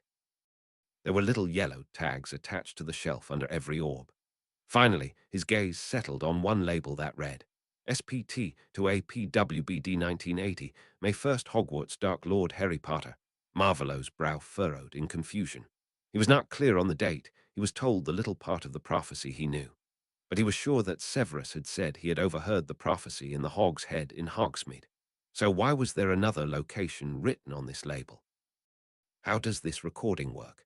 He put as much curiosity into his voice and face as he could, hiding his irritation and confusion under this other emotion. It took some getting used to, feeling this many emotions again. We are not entirely sure how it works, the unspeakable answered from under his hood. But we know what it does. Glamoured blue eyes locked onto the shimmering globe of glass, Marvolo asked another question. Is it something magic does on her own? This was an interesting phenomenon, and it was entirely unclear why these records were being made. There are records of a circle of magicians casting a spell to create this hall. He waved his hand around. All prophecies made anywhere after the spell was cast are recorded here. A sigh ghosted through the air. To what purpose this was cast is lost to time. The records about the spell casting are old and mostly destroyed. It seemed a few hundred years ago there was a fire in the records room, and the wood panels with the texts pertaining to this hall were destroyed. A few steps carried the unspeakable to the shelf, and a pale hand touched the label. The people involved in the making of the prophecy, the one hearing it and the one speaking it, are recorded, as is the time and place of it. We add the names of the people involved. I heard rumors that only those a prophecy is about can lift the orbs from the shelves. So how are you able to add the names to the labels? No time like the present, and who knew when he would find another unspeakable willing to talk about their research? There is always one member of staff that is able to replay the records. We think it is something that was part of the original spell. Eyeing the other man, the unspeakable finally asked impatiently, do you intend to take it, or did you only come to watch it? It took more courage than he would ever admit to extend his hand and take the small orb from the shelf. It felt warm in his hand as he closed his fingers around it. How do I listen to it? The man who had once called himself Lord Voldemort, such a childish thing to do using an anagram, wanted to know. You could just shatter it. This way it will replay once. Or you could get all whom this prophecy is about to touch it. This way it will be replayable more than once. Nodding in thanks, Marvolo pocketed the orb, casting a cushioning charm on the pocket. No need risking that the orb would shatter because he bumped into someone. He thanked the unspeakable, and they walked back to the entrance hall, where Marvolo left to go to Griffin House. Now only collecting some test subjects remained of the errands of today. Uwo coming back from his short break to go to the loo, Kingsley walked along the wall so he would not collide with one of the many people running around today. He was wearing Alastair's invisibility cloak and was on his way to his round of watching over the entrance to the Department of Mysteries. He was not sure what they were guarding there, as Dumbledore had not told them what was so important in there. But he could guess. In there was the Hall of Prophecies, and there had been rumors about a prophesied savior. Kingsley suspected that they were guarding this prophecy. He flattened himself against the wall as he saw Lord Slytherin walking along the corridor, obviously coming from the Department of Mysteries. He started shaking in rage and fear. After the dark wizard had left in the lift, the Auror hurried to get out of the building without being noticed. He needed to inform the Order. It seemed their enemy had gotten what he had been searching for. Ooh, deep in thought, Marvolo walked into the study in Griffin House. Transfiguring a small stand for the glass orb and placing it on the desk, the man dispelled the glamours on his eyes. It was an annoying necessity, but leaving them off probably would sabotage his efforts in gaining some trust. "What is this?" asked the elderly wizard from the portrait hanging opposite from the desk. "This," Marvolo carelessly waved his hand at the orb, "is the record of the prophecy that sent me after your son, his wife, and their son. Do you not intend to listen to it?" Charles wanted to know. "I do, but I promised Henry that we will listen to it together." Carding his hand through his hair, Marvolo made his way out of the study, ignoring the next question of the portrait. He needed to change out of his robes before he went into the big cities in search of some homeless people. So he started on his way to the family rooms upstairs. He was restless. Since he had met Ginny Weasley this morning, a feeling of guilt had settled into his stomach. And he could not figure out why he felt guilty. He had not felt guilt since the day back in the orphanage when he had smashed the bowl of apple compote. He had been 4 or 5, and they all had been sad that they did not get to eat the sweet dessert. But now he felt guilt again. Why? What was different here? He reached his room and slipped out of his expensive silken robes, hanging them on a hanger and putting them back into the wardrobe, all the while not really paying attention to his surroundings. He was lost in his own thoughts, which he had shoved into the back of his mind, not able to solve the problem while he needed to concentrate on his interactions with others, while he had to concentrate on his mask. The damage done to Ginevra Weasley had not been intentional on his part. It did not achieve anything. It was without a goal, without purpose. Every other time someone had died at his hands, or suffered, he had achieved something with it, even if it just had been alleviation of his boredom. This was a possible working hypothesis. Needless death or suffering was just that, needless, and inflicting it made him feel bad. He would have to monitor this, to prove or disprove the theory, but it was a starting point. Mulling over the conundrum of whether experiments trying to recreate his inflicting unnecessary suffering would actually work, as the suffering inflicted would have the purpose of experimenting if the theory was correct, Marvolo walked back into the study. Better not to leave Severus List behind. Ooh, in high spirits, Harry stepped away from Sirius the moment the dizziness from apparating stopped. They were standing in the warm summer night in the small front garden of Griffin House, just inside the outer wards. It had been a wonderful day, but now it was time to return to the house in which Voldemort was waiting for him.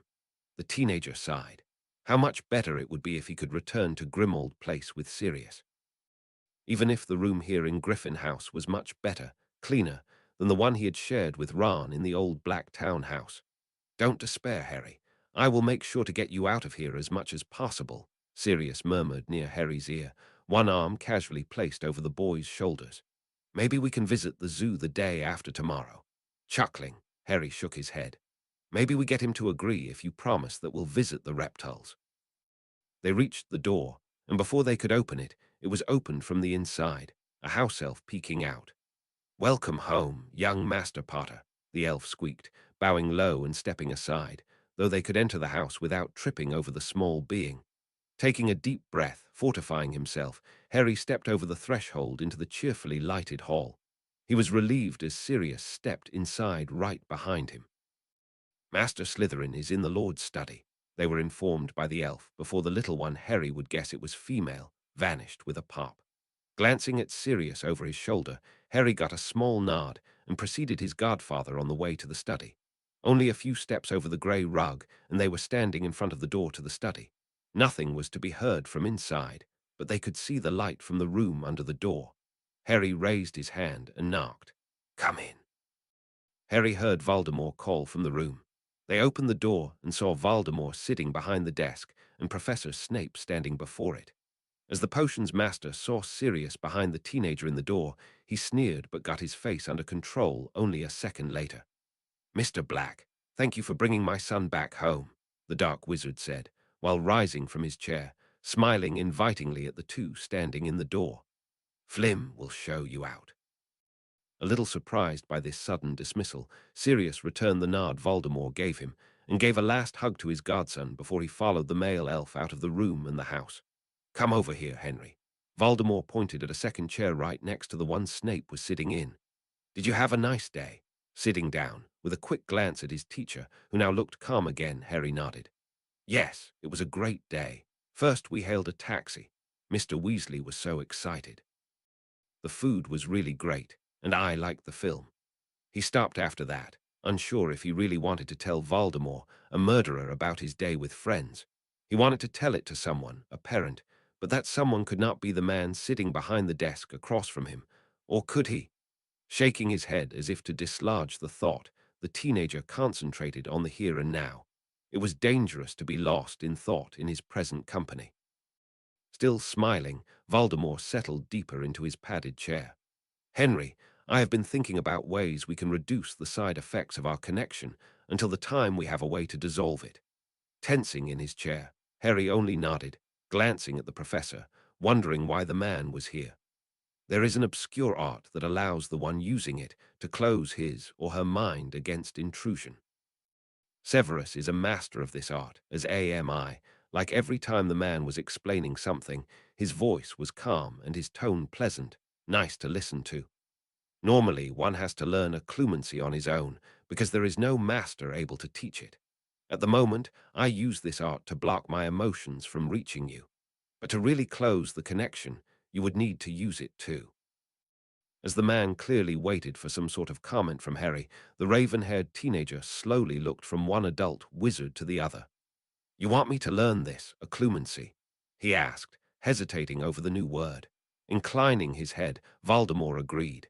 "It would be beneficial, as occlumency is also an effective protection against alegelimens." To Harry's questioning look, he added an explanation. "A legilimens, like me or Dumbledore, is able to enter the mind of another, seeing the thoughts and memories of the person. This can happen almost unnoticed, or it can cause pain. If you were to learn occlumency, you would notice intrusion and could cast the attacker out." Furrowing his brow in thought, Harry mulled over the new information he had just gotten. There were people out there who could read minds, and do so without his being able to notice. The teenager paled and closed his eyes. Have you? He could not get the question out, but he did not need to. "No, I have not used it to get into your mind." Voldemort reassured the young wizard. "I have asked Severus if he would be willing to teach you." Red eyes focused on dark ones, both wizards nodding to each other. He agreed. With this, the potions master took over the explanation. To teach the art of occlumency, there needs to be trust between teacher and student. If you do not think that you can trust me to keep the secrets I inevitably will see in your mind, it might be better for you to learn on your own. Turning in his chair, so he could get a better look at the potions master, Harry examined the man. Could he trust the teacher who had ridiculed him in every lesson he ever had taught him? The last times they had met, the dark-eyed wizard had been polite, almost cordial. But why could he trust this change? Why is it better to learn from a teacher? "Because it is faster, and you would be able to avoid some pitfalls that can slow you down," Voldemort answered Harry's quiet question. "You do not need to decide right now. Think about it a few days. You can study a book on the topic until then." Harry nodded. A few days' time to think about this was probably a good idea. He still had to completely comprehend the fact that he was carrying a piece of a murderer's soul with him. Learning that there were mind readers walking about just added to the feeling that there was nothing safe left in the world. "Severus, it is time for you to leave." Voldemort dismissed the professor, not looking as the man rose from the chair, bowed low, and left the room with a murmured, "My lord." Harry started at this obvious sign that his potions professor, the man that had taught him for the last 4 years, was a follower of Voldemort, a Death Eater. He had known, of course, but seeing him act like one, that was new. A glass of water was placed in front of him. "You look pale, Henry. Drink something, please." Taking a sip of the cold water, Harry's eyes fell onto a small wooden stand on which a dusty orb of glass was resting. A faint glow surrounded the glass, barely visible in the low light. Setting down the glass, Harry started to reach for the orb before he realized that it might not be wise to touch something sitting on the desk that was used by Voldemort. It could be cursed or something. This is the prophecy. The soft murmur came from the man on the other side of the honey-colored desk. The unspeakable told me that we can replay it more than once if we both touch it at the same time. Green eyes met red, and Harry was almost sure that he could see uncertainty and worry in the other's eyes as they both extended their hands to touch the fragile-looking orb resting on the desk between them. They hesitated short of touching it. "Whatever it says, Henry, I give you my word that I mean you no harm." Nodding uncertain, because who would trust a dark lord, Harry closed the distance together with the other man. The orb felt warm, and as soon as both touched it with their fingertips, a small pearly white figure appeared over it, slowly spinning around its axis. Harry gasped as he recognized the gaudy scarves and big glasses Professor Trelawney always wore. And then a ghostly voice filled the room as both wizards and the people in the only portrait present listened intently. "The one with the power to vanquish the Dark Lord approaches. Born to those who have thrice defied him, born as the seventh month dies. And the Dark Lord will mark him as his equal, but he will have power the Dark Lord knows not. And either must die at the hand of the other, for neither can live while the other survives. The one with the power to vanquish the Dark Lord will be born as the seventh month dies." Harry gasped, and all color drained from his face. He started to shake in his chair, his hand falling back into his lap. He mulled over the words, repeating the part about killing each other over and over. "Want a calming draught?" His prophesied murderer, or the one he had to kill, inquired from the other side of the desk. Harry shook his head, and then, as the calm, even relieved voice registered, he quickly looked up. Voldemort looked calm, relieved, and almost happy. Harry was confused. Did the man think that it would be easy for him to kill Harry? Was that the reason he was happy? It seems this is one of the self-fulfilling prophecies, and that explains the oddities I have seen today. Self-fulfilling. Harry sounded shaken and hated it. "You said yourself that divination is rubbish, did you not?" Harry nodded. He had said this, after all, and he had believed it, so why did he fear for his life now? And even if there are some true prophecies, there are more that never come to pass than those that do. The teenager nodded again. He could believe that. Prophecies are always prone to interpretation. Who is the Dark Lord in this prophecy? All assume it is me, but can we be sure? As this clearly was a rhetorical question, Harry chose not to answer, but he could see where this was going. Grindelwald had been a Dark Lord too, so there always had been more than one, and likely there would be more sometime in the future. Then the part about thrice defied him. What constitutes defying? Does it have to be exactly 3 times? Can it be more? Finding confidence again, Harry straightened in his chair, raising his eyes to meet the red ones watching him carefully. "So why did you act on the part you heard?" There was definitely a challenge in his voice. If he did not believe it now, why had he done so then? "Today in the Hall of Prophecies, I got a good look at the label. It states who spoke the prophecy and to whom, that I knew, but it also states the when and where." He made a pause, taking a sip from a glass of water. It was again a rather hot night. "I was told on the 2nd of May what my man had overheard in a back room of the Hog's Head in Hogsmeade. But the label said the prophecy was made on the 1st, in Hogwarts." Green eyes widened in surprise, earning him a nod from Voldemort. "I did a lot of research after being told of the prophecy, wanted to know all there was to know about them. Most I found was rubbish, just as you so aptly put it. But I found that they can be classified. There are those that will always come true." The dark-haired wizard seemed to search for an example. "There once was a king, Croesus, who asked the oracle of Delphi for a prophecy before he started a war against a neighbor. He was told that if he were to cross the river Halys, he would destroy a big empire. And he did. He lost everything, even though he thought that he would win, destroying the empire of his neighbor. However this would have played out, the prophecy would have been right. There are many examples of this type, so ambiguous that they can't not come true." "So practically useless," stated Harry, gaining himself a nod of approval. "They are.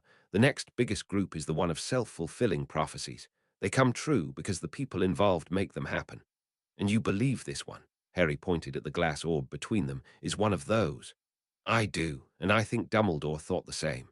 If I had never learned of it, I would not have chosen one of the children, never marked my equal. It would simply not have come to pass. So after he heard it at Hogwarts, he orchestrated the circumstances so that it was spoken again, overheard by a Death Eater to be reported to me. Did Dumbledore really do that? Painted a target on unborn children to get someone able to kill Lord Voldemort? It seemed that he did. The more Harry learned, the less he understood the headmaster. But was the word of a murderer enough? Could he trust the man not to kill him? The answer was easy. He could not. I do not trust you, sir, Harry stated firmly, chin raised defiantly, staring the man before him right in the eyes. Mind reading be damned. With an amused glint in his eyes, Voldemort nodded, conceding the point. Given their history, only a fool would have trusted the man without question. I don't want to be a murderer, and I do not want to die. So I demand that you take an oath, or better yet, an unbreakable vow. He felt much less brave than he let on, suppressing the shivers of fear. This could go so horribly wrong. But he needed to do it. A brow raised in amusement, Voldemort pursed his lips. And to what words exactly do you demand I make the vow? The dark wizard wanted to know. The businesslike tone surprised Harry. He had expected mockery at the very least. And now he had to come up with words, foolproof words for his protection. He floundered a little for what to say, finally settling for describing his goal. That you will not kill me yourself, order me killed, or stand by when another tries to kill me. Had he covered every angle, or was there an obvious gap? He once again was surprised as the murderer of his parents nodded. That is a good starting point, he said, and got parchment and quill. Almost an hour later, they had worked out the wording for an unbreakable vow. Voldemort had made Harry reflect on every word, and how someone might get around his intention by using different interpretations of the word's definitions. He suspected the man had turned the whole thing into another lesson, and he was not sure if he should be annoyed or amused about it. With the final version written on parchment, Voldemort got up and stretched. Then he got his wand out of its holster, tapping the top of a small snake ornament sitting on the desk with the pale wand 2 times. They waited in silence.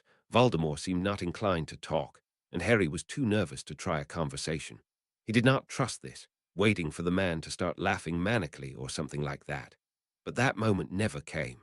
There was a knock at the door, and Voldemort called out a short "Enter," after which Severus Snape stepped into the room, closed the door behind him, and went down on one knee in a graceful bow. A cold shiver did run down Harry's spine observing this. To see the most hated professor of Hogwarts so deferential to Voldemort drove home the point that they had been right all along.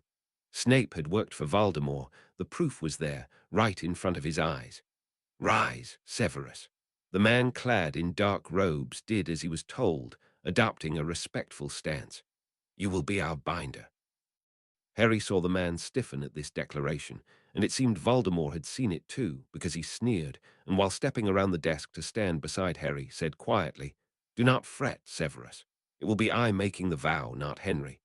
The dark wizard chuckled as Snape started, and went to kneel, prompting Harry to follow his example. The vow is on the desk, Severus. The tone was authoritative, and only loud enough to be heard. Harry started to seriously doubt that this had been such a good idea. He was sure Hermione would have tried to talk him out of it if she had known. Kneeling on the floor of the study across from the portrait of his grandparents, staring into the red eyes of Voldemort, Harry attempted to calm his breathing. He wanted this assurance, this additional protection from coming to harm. They clasped their right hands, and Snape stepped up to stand beside them, wand in hand, handing the parchment to the kneeling teen, his face unreadable. Harry tried to start with the procedure, as Voldemort had described it, only to let the parchment drop out of his shaking hand. Deep breaths, Henry. You can do this. It was disconcerting how soothing these words were. Brushing these thoughts to the side, Harry let his left hand fall to his side, raising his gaze to lock eyes with the man kneeling opposite from him. Reciting the words from memory, Harry started the ritual to bind Voldemort to his word not to kill him. Will you, Lord Marvolo Slytherin, refrain from killing or permanently disabling me through any means? I will. A small fiery tendril curled from the wand tip and wrapped itself around their joined hands. Will you hinder anyone who might be trying to kill or permanently disable me to the best of your abilities? I will. Another tendril of fire joined the first, wrapping around the first one in their hands.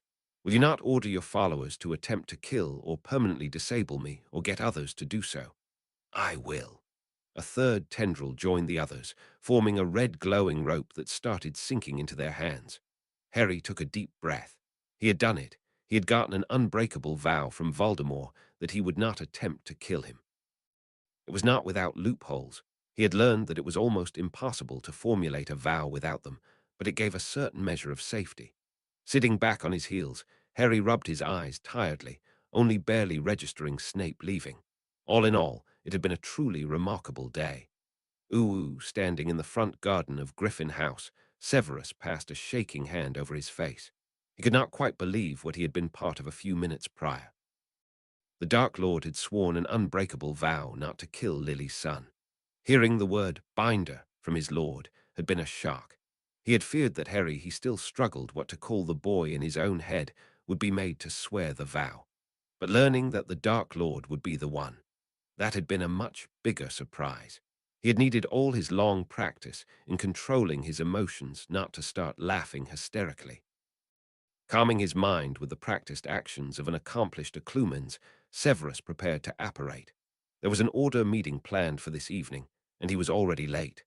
Moments later, the potions master was standing in the overgrown garden behind the new headquarters.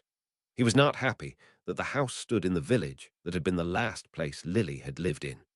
It was surprising, but he wished they were still meeting in the Mutt's house in London.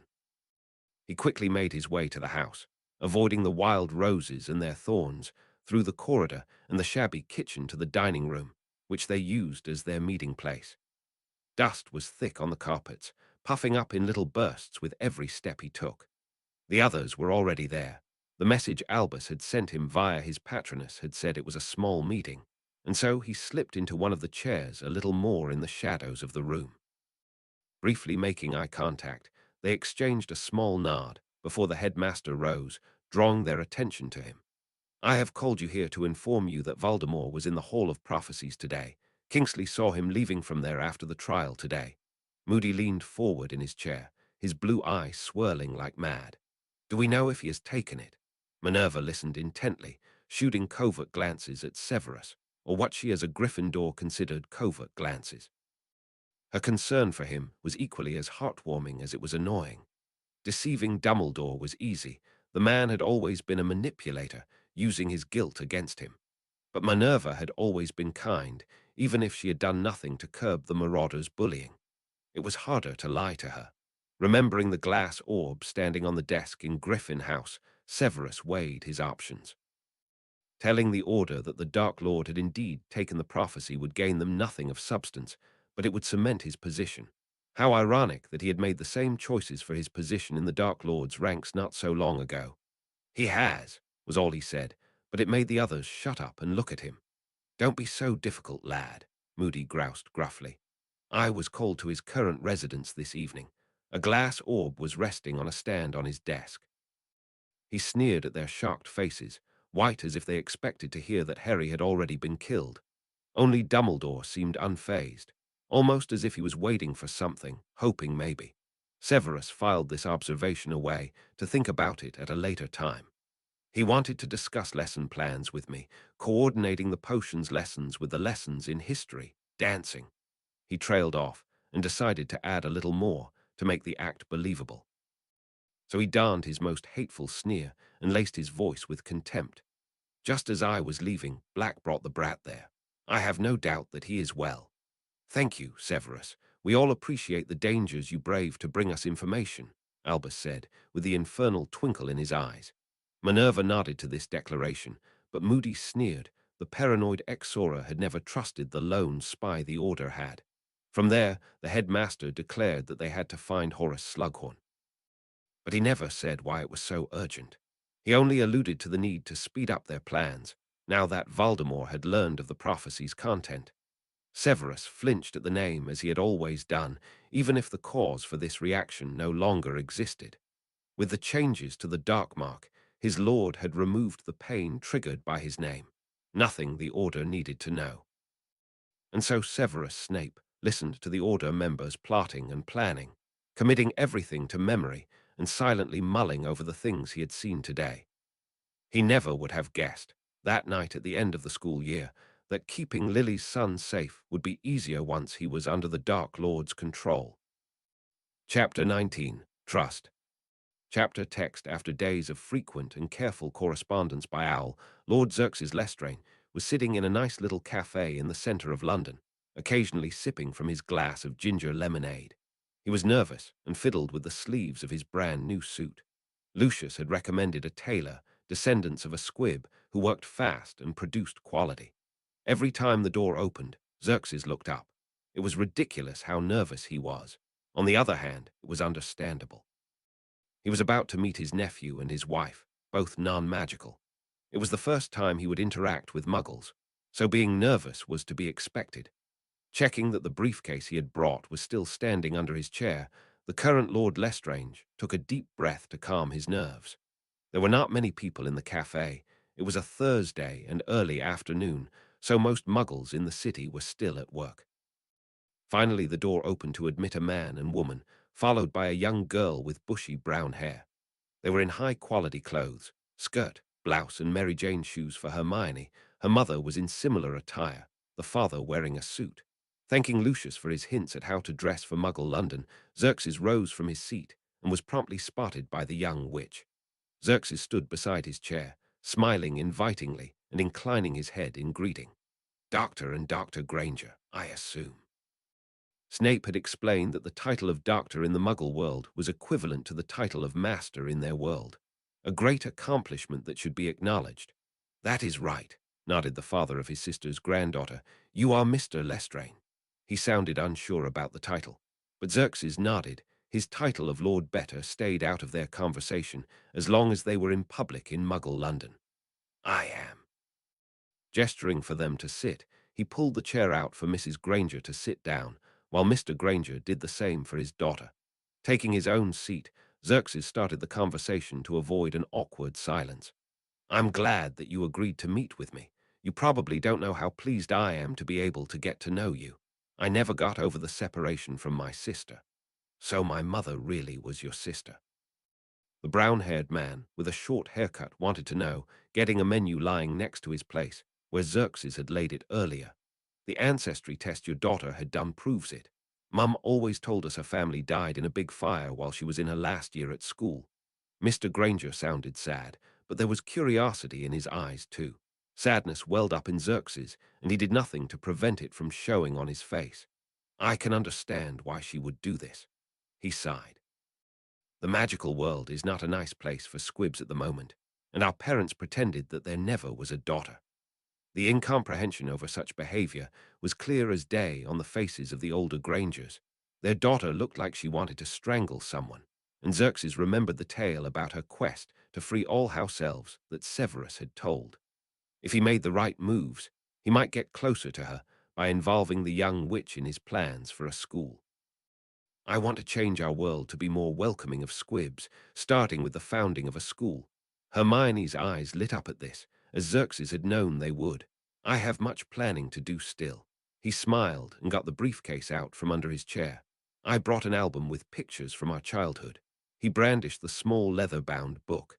As have we. A smiling Mrs. Granger said, getting a big album out of her elegant bag. In this moment, the waiter came over, and they all ordered cool drinks, cake and ice cream.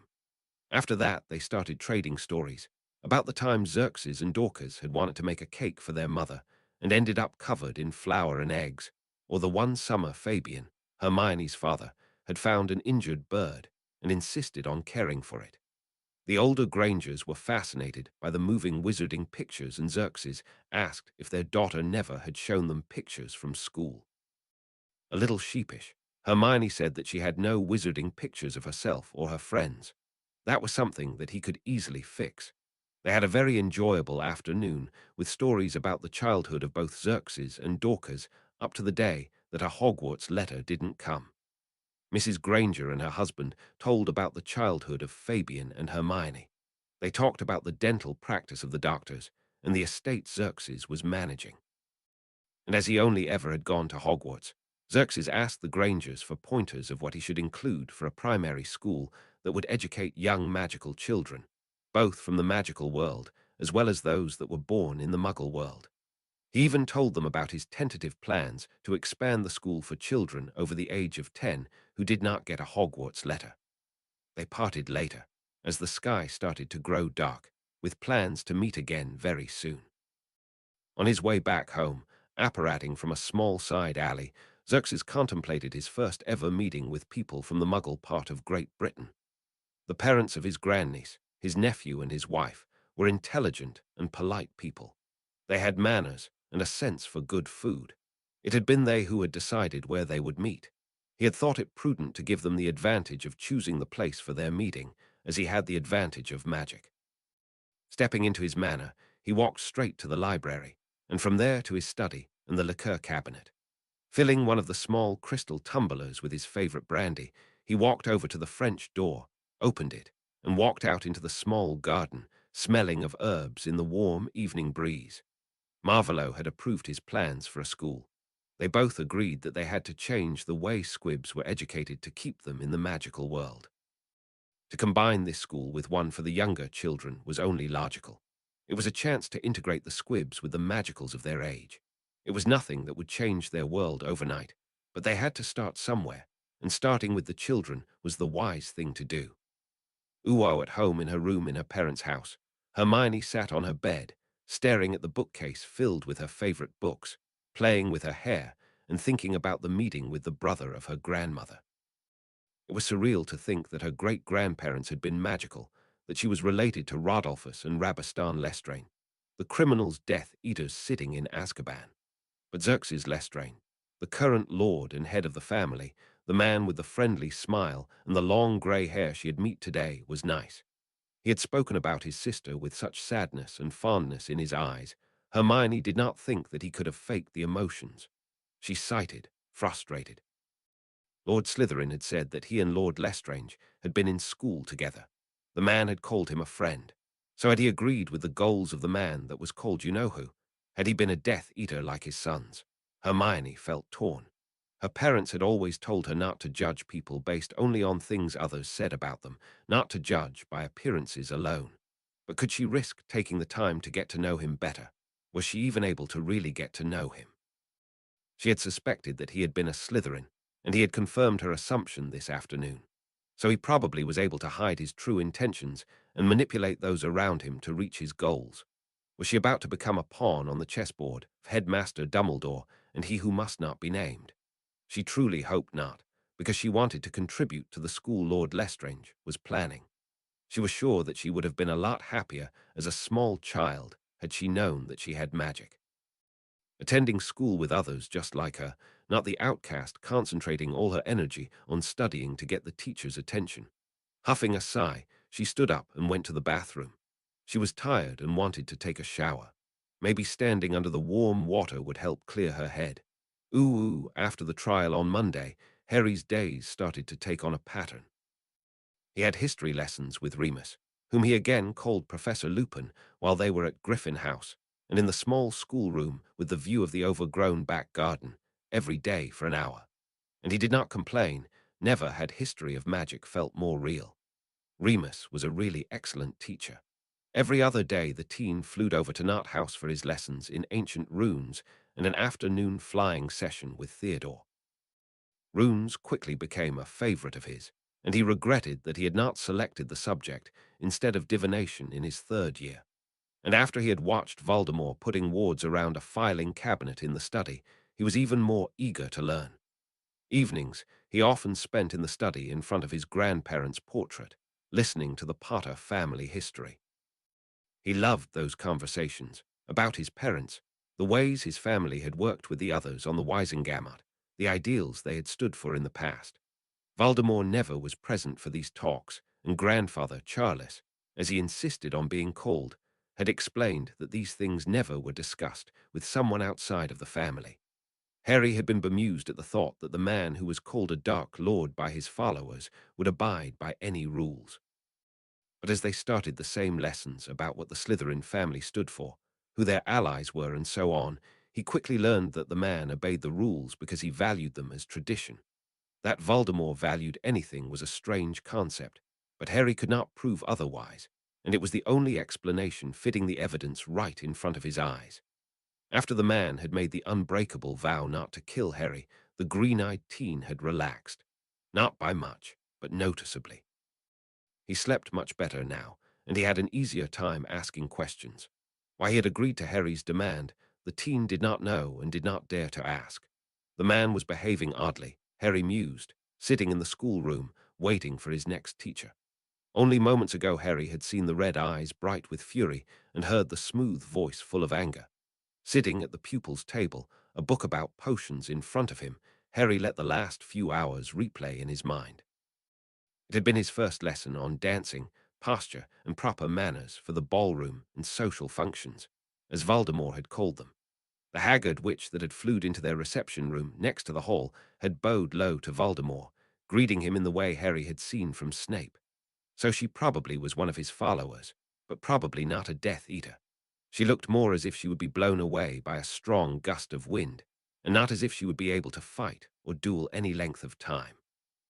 15 minutes into the lesson, only the knowledge that he needed to know all of this kept Harry from yelling at the woman and stomping out of the dining room.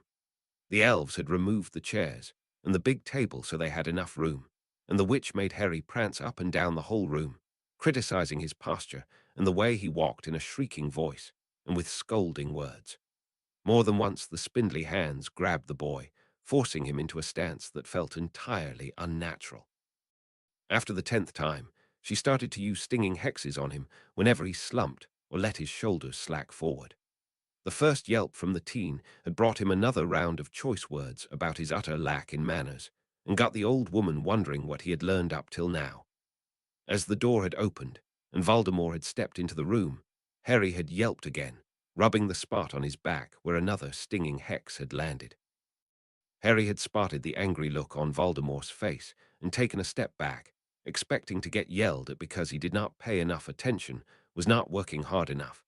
But then the teen's eyes had widened further and further, as Voldemort had told the old witch off, asking whether or not he had said that no means of physical punishment or encouragement, the last was said with a sneer, was to be used. After a good 10 minutes of this, the witch was sent away. Before sending Harry to work on his summer assignments, Voldemort had promised to find another teacher. Harry was not sure if this was meant as a threat or not. The whole situation was utterly confusing, but the evidence that Voldemort would keep his word started to pile up. Yesterday he had been over at Sirius Place for tea, and tomorrow he would see the man again. It was nice to visit, and he would have loved to live with his godfather, but he could not deny that his room here in Griffin House was much better than the one he had shared with Ron the short time he had stayed at Grimmauld Place. The world would be perfect if Harry could live with his godfather here in Griffin House, but visiting was better than nothing, or so he repeated over and over in the hope that he could convince himself. The most confusing lessons were 2 times a week with Professor Snape. One lesson was on potions, and the other, the one he was waiting for at the moment, was occlumency. Harry already knew what to expect from the potions lessons. The last one, the day after the trial, had confirmed his suspicion. He was made to revise all the basics. The first lesson had been on the various cutting techniques used in potion making, and the last one, on the day after the trial, had been on stirring. He had learned of the right way to hold a stirrer. Why there were so many different forms and materials used, and most enlightening, what the effects were if one was stirring clockwise compared to the effect a counterclockwise stir had. So much of his past problems with potions, understanding the why and how, now were clearer to him, and his early enthusiasm for the subject made tentative steps toward reappearing. But occlumency lessons were unknown territory. Harry tried not to think too much about it, not to speculate, because he knew that his imagination was prone to come up with the worst scenarios it could conjure, and that was oh so helpful. Not. Forcing himself to return to his assignment, the teen started as the door opened and his most hated professor from the last years came in with black billowing robes. Harry scrambled to get to his feet, nodding his head in greeting. "Mr. Slytherin, how nice of you to be punctual." His teacher's deep and silky voice acknowledged his greeting. The words were similar to those the man had always used, but there was missing a certain bite to them. "Sit down."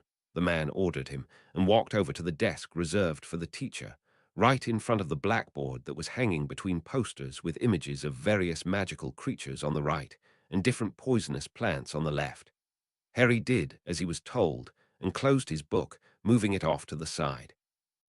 Anticipation and nervousness were fighting a battle inside of him, and he was not sure which was winning. As you should know, Snape raised an eyebrow at this. We are here so you can learn occlumency, to close the link between you and the Dark Lord from your side. Harry nodded, not feeling that this needed an answer from him. As the study of occlumency requires a certain amount of trust of the pupil for his teacher, and our past was not conducive to forming trust, another raised brow, I intend to start there. The teenager kept a frown from his face. That was a rather ominous start. I assume that you have many questions about me, my intentions and loyalties. Harry studied the professor's expression. If he was reluctant to talk about himself, it did not show in the man's pale face. You may ask every question you want, but I reserve the right not to answer if they are too personal. With that said, the man leaned back, crossing his arms in front of his chest. Not a really approachable pose. But Harry was not ready to let himself be intimidated. He had spent almost a week alone in a house with Voldemort. He could cope with the antics of his potions teacher. Why do I need to trust you, for you to teach me occlumency? A brief expression of surprise flashed across the dark-haired wizard's face. That obviously was not the question he had expected. Because to test your shields and to help you build your proficiency, a teacher for the art of occlumency needs to enter his or her pupil's mind. It is impossible to not see those things the student most wishes to hide in the first lessons. Bright green eyes widened. Snape would enter Harry's mind, see his secrets, his fears. He would really prefer to avoid this. If there is not a sliver of trust for the teacher, the lessons can become more torture than actual lessons to learn to shield. That sounded about right. Having someone you did not trust enter your mind and seeing your most embarrassing moments. Harry was not sure that he would be able to do this with Snape. You will have to trust me not to reveal what I see to others and not to comment on or judge what I will learn. Harry gave a shaky nod. He needed to learn how to shield his mind, to keep Voldemort out of his head.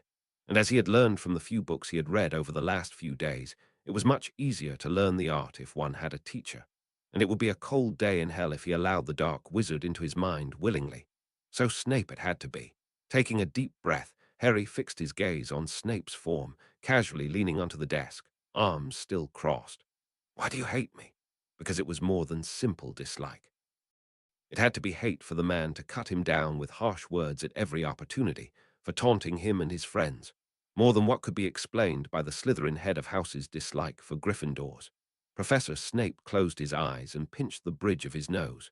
Taking a deep breath of his own, he started his answer, or more of an explanation, in a low voice. Hated. I do not any more. Harry raised an eyebrow at that. He would believe it as soon as he got to see the change. And several reasons. None of them your fault, Mr. Slytherin, at least at the beginning. He let his arm fall and opened his eyes, looking directly at Harry. A big part played my deplorable past with James Potter and his merry band of friends. A sneer settled in on the professor's face. You look entirely too much like your biological father. Harry rolled his eyes. He had heard it too often, just like your father, and trusts Snape to make the distinction between a biological and an adoptive father. Another part is that was, quite painful to look at you. Seeing the questioning look from the boy, the older wizard explained more. Your eyes are exactly like your mother's, and she was my first and best friend until I said something incredibly stupid to her. Her becoming a target made me go to the headmaster for help. I blamed you for surviving where she died. Snape and his mother had been friends. Somehow it was hard to imagine the man as a child. Harder still to see him being the friend of his mother, a muggle-born witch. But wait, Snape went to Dumbledore because Lily had become a target, and Dumbledore had sent him to Voldemort the night after the third task. But first, what has changed? I look the same as I always did. With a calculating look, Snape started to pace. You are aware that I am the one brewing your potions. He gave Harry a pointed look as the teen puzzled over this cryptic remark. He flushed with mortification as he realized that the potion's master knew about the damage done by the treatment he had received at the hand of his relatives. Was it pity that had changed the perception? Harry raised his eyes from the floor up to Snape. There was no pity in the man's eyes, only calm knowledge. Deciding to let the questions on this particular topic rest, Harry changed to the other question haunting his mind. "Are you still a spy, sir?" He could not keep the curiosity out of his voice. "I am," was the simple reply. "Does he know?" Still unsure where Snape's loyalties really lay, Harry did not specify whom he was referring to. A knowing smirk graced a pale face as the teacher stopped in his pacing and turned to face the teen. "They both know that the other thinks me to be his spy." It took Harry a moment to make sense of this convoluted sentence. "And how does it come that they both trust you?" He said that both him and Dumbledore are Legilimens. Nodding in confirmation, Snape answered, "They both are, but I am an accomplished Occlumens, enabling me to lie to both of them. I can see Dumbledore believing you, but not him."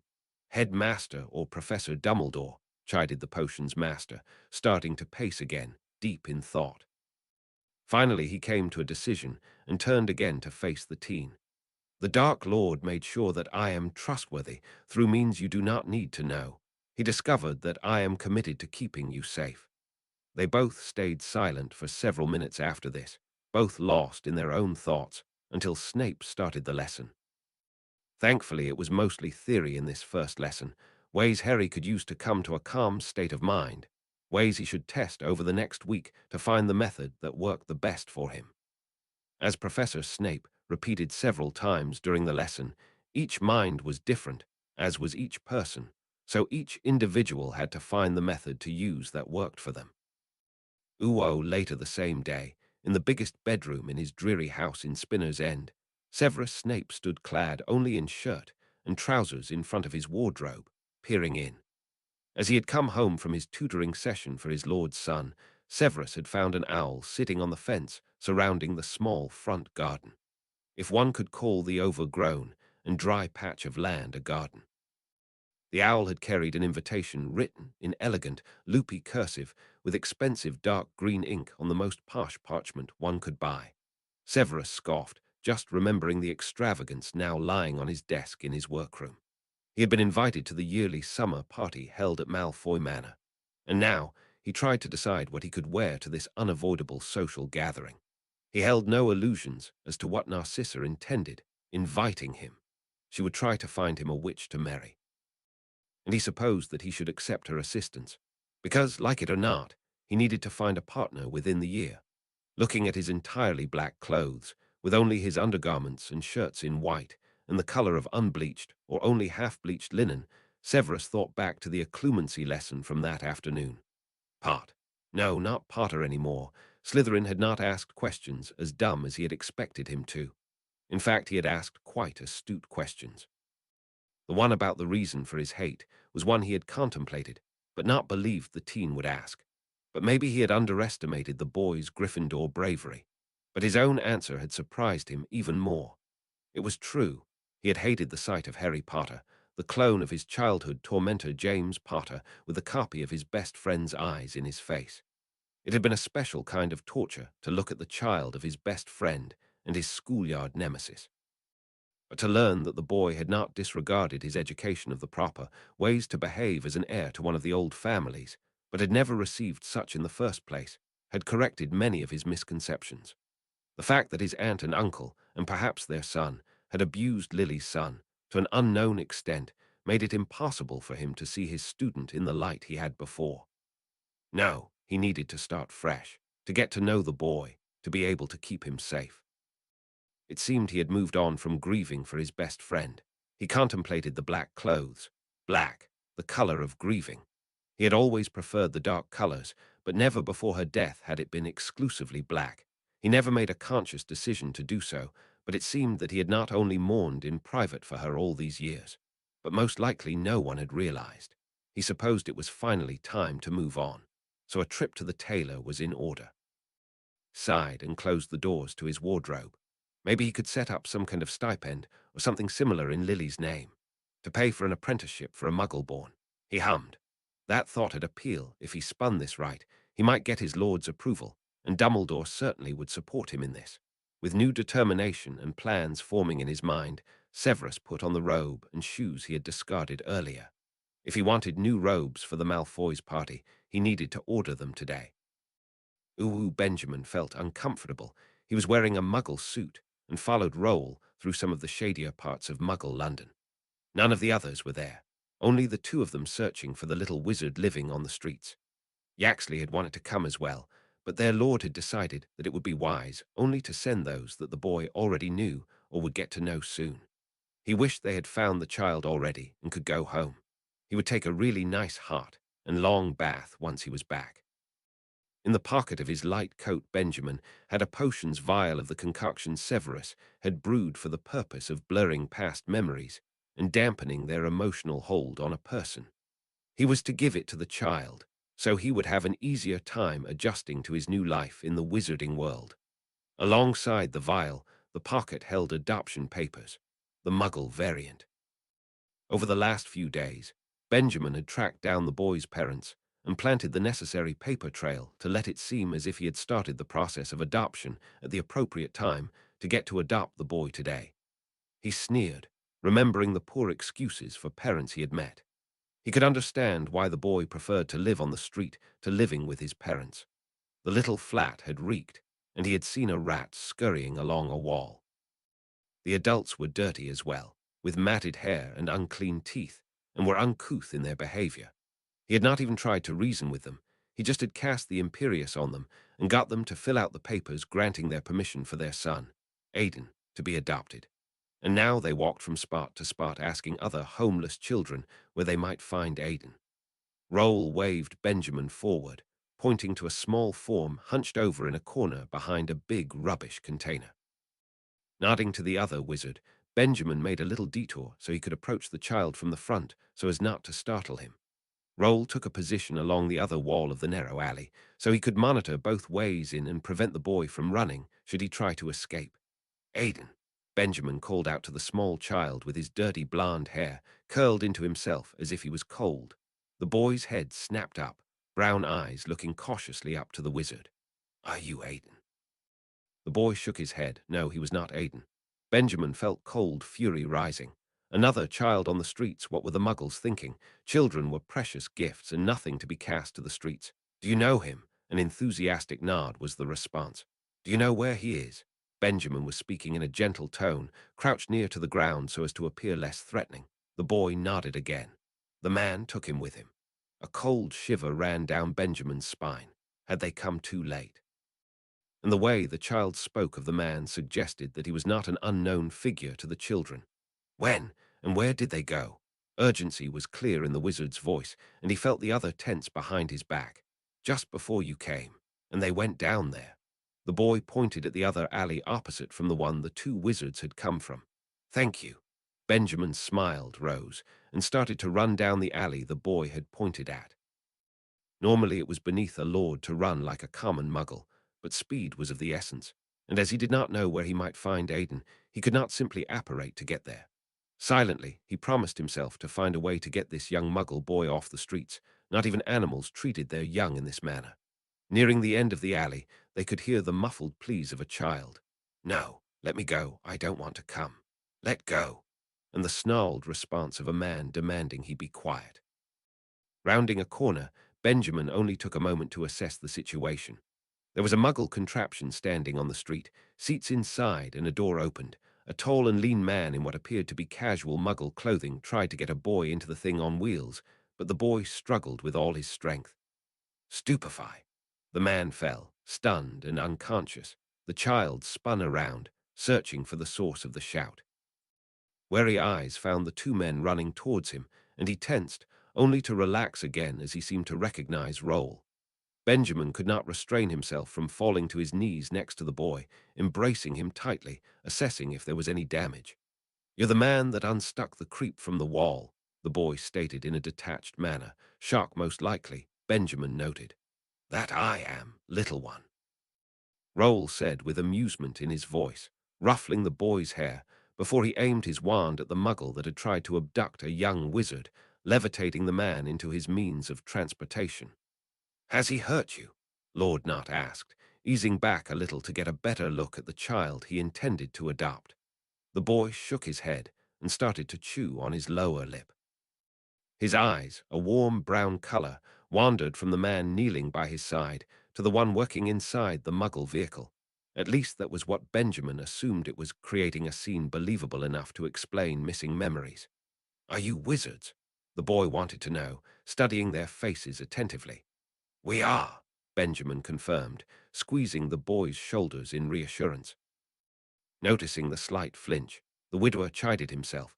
The boy probably would develop severe bruising on his arms, the way the filthy Muggle had manhandled it. Retrieving the potion's vial from his pocket, what he planned was a betrayal of sorts.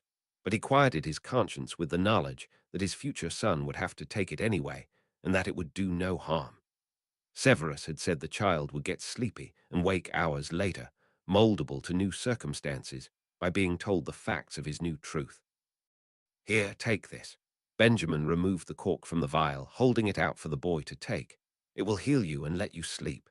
When you wake again, we will be at home." With approval, Benjamin noted that the boy was suspicious of his declaration. "What do you mean, at home?" Chuckling, Benjamin reached into his robes, retrieving the shrunken adoption papers. Waving his wand over them and restoring them to their original size, he turned them so that Aidan could read them. "I want to adopt you. You are a wizard and should live in our world." Watching the child read the papers, the warmth of affection blossomed in his chest. "I have a son. He is older than you are, and he looks forward to having a younger brother." The boy looked up, locking gazes with Benjamin. The wizard could see a spark of hope in them. Smiling encouragingly, he again extended the vial for Aidan to take. With newfound determination, the young wizard born to two despicable, non-magic humans took the vial, scrunching his nose at the not quite appetizing smell, and pinching his nose drank it down in one big gulp. "Good boy," praised Benjamin, steadying the child as he started swaying on his feet. Only moments later, he lost his fight against sleep, and Benjamin lifted him into his arms to carry his second son. "I'm finished here," proclaimed Roll, and without further delay they disapparated to their respective destinations, leaving the Muggle behind in the alley, where a fire started to reach for everything inflammable. Uwu waiting in a chair in the reception room of Griffin House, Marvolo reassessed his decision to find a mind healer for his son. Mr. Lupin, as well as Severus, had advised him to find someone that could help the boy to cope with all the traumatic experiences he had had. Severus had only been brief. When Marvolo had asked the man what he thought of Henry's reaction to the punishment he had given the boy for his disrespectful behavior, Severus had assured him that the young wizard was not in any danger to go the way they had, loosing himself to the dark, at least not now, and if he could speak with someone about his life, then the danger would even lessen. Mr. Lupin had said essentially the same thing, that the teenager was confused about his new position in life, that he had been adopted by the man that was responsible for his being an orphan, that so many things had been kept from him. He had thought about it for a few days, while researching mind healing and what it was capable of. After a few hours, he was convinced that to offer some kind of help for Henry to cope was a reasonable idea, and the course of action he wanted to take. But he also was convinced that what was considered mind healing in wizarding Britain was not adequate. Mostly it consisted of confining wizards and witches who were not capable of caring for themselves, or were even a danger to others, and giving them potions to keep them calm. There was not really a way to deal with the aftermath of trauma, abuse, or losses. The methods used were extracting memories to store them in a pensive, selective obliviation of the problematic memories, and a clumency. Not really options he would like his son to use, even if he wanted him to learn the art of closing his mind to intrusion from the outside. And so, he had reluctantly started to research Muggle means of healing such damage. He had been surprised to find that the Muggles had come so much farther in this field, but it was impossible to send Henry to a Muggle mind healer. He would have to speak about magic. He would need someone who understood their world. A few weeks back, he had asked his followers to find all their squib relatives and make a list of them and their progeny. To their luck, an aunt of Quintus Goyle was a squib and had studied to become a Muggle mind healer. She was now in her 50s, and Marvolo was waiting for Goyle to bring her here. Chuckling, Marvolo remembered the fear in the man's eyes as he ordered him to bring his aunt to Griffin House. The flue flared to life, filling the cheerful room with green light, and after the flames had died down again, only the sun was illuminating the room as before. Marvolo turned to greet his guests, his actions causing the wizard steadying his aunt to look confused and a little afraid. "Mrs. Goyle, I presume." The woman nodded, eyeing the lord in his expensive silk robes cautiously. "And you are Lord Slytherin." Marvolo inclined his head and called for the house elf. "Flim. Take Mr. Goyle to the conservatory and get him something to drink." The small elf nodded and gestured for the other wizard to follow him. With a worried look to his lord, the square of a wizard left his aunt alone with him. "Please let us move to the study, Mrs. Goyle." He preceded the woman through the halls, working on his expression as the law-abiding Lord Slytherin, hiding the Dark Lord. He was doing this as the father of Henry. He had to act as such. They settled into a small seating area off to the side of the study, and Marvolo offered tea and biscuits. As they had settled down, he felt the curious gaze of the squib on his face. It was a completely alien setting for him. It had been decades since he last had interacted in a peaceful manner with someone that was not magical. Taking a deep breath, he started to talk. "Has your nephew told you why I asked for your presence?" She snorted. "Ordered is more like it. And yes, he told me." Annoyance and amusement shot through Marvolo, and he wondered briefly over the combination before deciding to go with amusement, as it was harder to come by. He gave the silver blonde-haired mind healer an expectant look, waiting for her to tell him what Goyle had told her.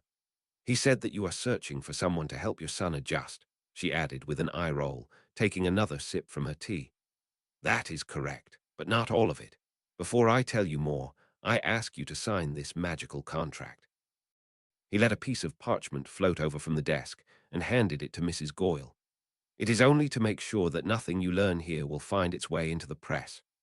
Raising an eyebrow, but nodding, the woman, built like most of the family, although she looked the part of the medical professional with her tailored clothes, took the quill he presented to her and added her signature swiftly after she had read the short contract.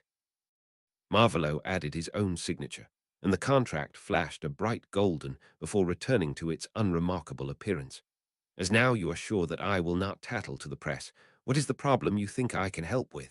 Collecting his thoughts, Marvolo launched into a longer explanation, closely watched by the healer sitting in the other chair. "As you probably know, I adopted the boy who lived. That alone is reason to search for aid from someone who was specialized in healing the mind." Took a sip from his tea, looking to the window with the curtains billowing in the light breeze. "Through the medical examination I had him take, it was uncovered that he has been abused by his former caretakers. That got the attention of the mind healer. I do not know to what extent, but starvation and broken bones were regular occurrences. I am pretty sure that the abuse was not sexual, but other than this, I have not tried to get more information from him. That is wise, given your history." Marvolo nodded, accepting her assessment. She was the expert after all. He had learned how to manipulate others. He knew his way around a mind to get information he wanted, but to help some, that was not his forte. Furthermore, he likely feels betrayed because the adults in his life, and especially Albus Dumbledore, have never told him about his seat in the Wisengamot or let him learn what he needs to know. I have given him all such information available to me, but that does not change the fact that he has been kept in the dark for quite some time. "And you want me to help him cope with the abuse and the betrayal?" she asked, refilling her cup with tea. Marvolo nodded. "Among other things, there is a prophecy claiming that one of us will kill the other. I made an unbreakable vow to assure him that I will not kill him, but I guess he is still stressed over this." Marvolo closed his eyes and rubbed them with the fingers of his right hand. He was tired. It was hard feeling all the time. He remembered now why he had embraced the loss of feeling and emotions. It was nice to feel the triumph and amusement, but the worry over making a faulty decision. He could do without that. "Will you take on my son as your patient? Mind healing in the wizarding world is not suited to help him, but a muggle, what is the term, psychotherapist?" She nodded. "Will not do, because his problems are too closely entwined with our world. His fame, my past deeds, his experiences.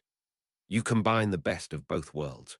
Knowledge about magic and the history, the customs of our world, and the methods the muggles have come up with to treat damage to the mind." Marvolo had spoken with quiet intensity, trying to impress on the squib before him that he valued her skills. If someone had told his younger self he once would ask for help from a squib because she knew things he did not, he would have laughed disbelievingly. How the world had changed. I assume that you have another contract with more restrictive clauses for me to sign. Marvolo nodded, admiring her calm and collected demeanor, restraining himself from entering the woman's mind to see if it was a mask, or if she really was sitting calmly across from the man she knew to be a dangerous, dark wizard. I would like to read it and think for a few days about whether I can help your son or not. She observed the dark wizard for a few heartbeats before she decided to ask another question. Why come to me? There are several Muggle-born mind healers combining Muggle and wizarding methods for mind healing with great success. Why ask a squib? Knowing that in time he would have to reveal his political agenda regarding those born to magical parents that could not access magic on their own, Marvolo decided to answer honestly, using the opportunity to gauge the reaction he would get with his plans. For one thing, I want to prove and show that squibs can lead meaningful lives, staying in the magical world. Secondly, you grew up with our traditions that are unknown to those that are stranded in the Muggle world and only come back home after many of their beliefs are already laid down. His pleasant smile turned predatory, and his eyes flashed red through the glamour he had placed on them. And lastly, your nephew belongs to me. It gives me another measure of control over this whole situation. A small frown crossed the healer's face. I will think about helping your son. And you should think about searching for help yourself, Lord Slytherin. That got him to chuckle mirthlessly. Maybe I could have used help when I first came to Hogwarts. Now is much too late, I fear. Chapter 20. Changing Perception. Chapter text. He was running through the alleys of Little Winging. Jumping over a low fence, Harry ran, trying to get more distance between him and the bullies hunting him. Calling taunts and banging sticks against the walls they ran along. The streets were empty, the light low, darkness around them. In the next moment, Harry stumbled over the uneven ground of a graveyard. To both sides of his path, there stood people wrapped in black robes wearing silver masks, watching and standing impassively, not aiding him, not hindering him. The teenager was breathing fast, looking wildly from side to side. This was wrong. It was not what had happened. He needed to get back to safety. But where was safety? He did not know. Suddenly Uncle Vernon was standing in the starlight, a nasty smile on his face, and Dudley and his friends were standing behind Harry, snickering evilly. The young wizard was surrounded. "Freak," Vernon spat. "Did you think you can escape us?" They all advanced on Harry, and he spun around his axis, scrambling for his wand and not finding it. And then he had to curl and duck under the fists of the Muggles that had always harmed him, the ones he had thought would never harm him again. Blows were raining down on him, and he cried out, beaten by Muggles, while the Death Eaters looked on, doing nothing. Ooh-oh, with a start Marvolo woke, the weight of Nagini on his legs and desperate pleas in his ears, pleas that came from the room Henry was sleeping in. "The little one is dreaming bad," Nagini said with obvious concern, slithering to the ground and towards the door. Marvolo nodded. He had not noticed his son having nightmares regularly, but it was not too surprising he was having them. With everything the boy had had to endure in the past, it was to be expected. Shaking his head to wake up properly, Marvolo slid out from under his blanket and walked over to the door on bare feet. As he opened the door of his room, he heard Henry screaming and hastened across the hall to open the door to his son's room, closely followed by Nagini. The light fell on the bed where Henry lay tangled in the blanket, writhing with his face contorted, mumbling and screaming from time to time. Whatever he was dreaming, it was not pleasant. Not sure what he could do, how would Henry react to being woken from a nightmare by one probably filling a starring role in at least some of them? Marvolo started to murmur reassuring words, trying to communicate to his adopted son that he was safe here and that he would not come to harm, that he should wake up, that everything was all right. Nagini slithered up on the bed, keeping away from the flailing arms of the teenager, starting to hiss more reassuring things, clearly copying her master's attempts to calm the dreaming boy down. After Henry went still, he woke with a start and scrambled away from the two beings perching on the edge of the bed until he collided with the headboard of the large four-poster bed. "All is well, little one," Nagini hissed in her most reassuring tone of voice. Clearly bewildered, Henry looked around in the dark room, lit only by the candles burning in the holders mounted on the walls of the hall. "You are having a nightmare." Stating the obvious might seem unnecessary, but to a clearly not fully awake wizard it might prove helpful. Marvolo felt a little out of his depth. Comforting a distraught teenager was not something he had experience in. But by adopting a teenager, he'd had to accept that there were things he would have to do that he never had had to do before.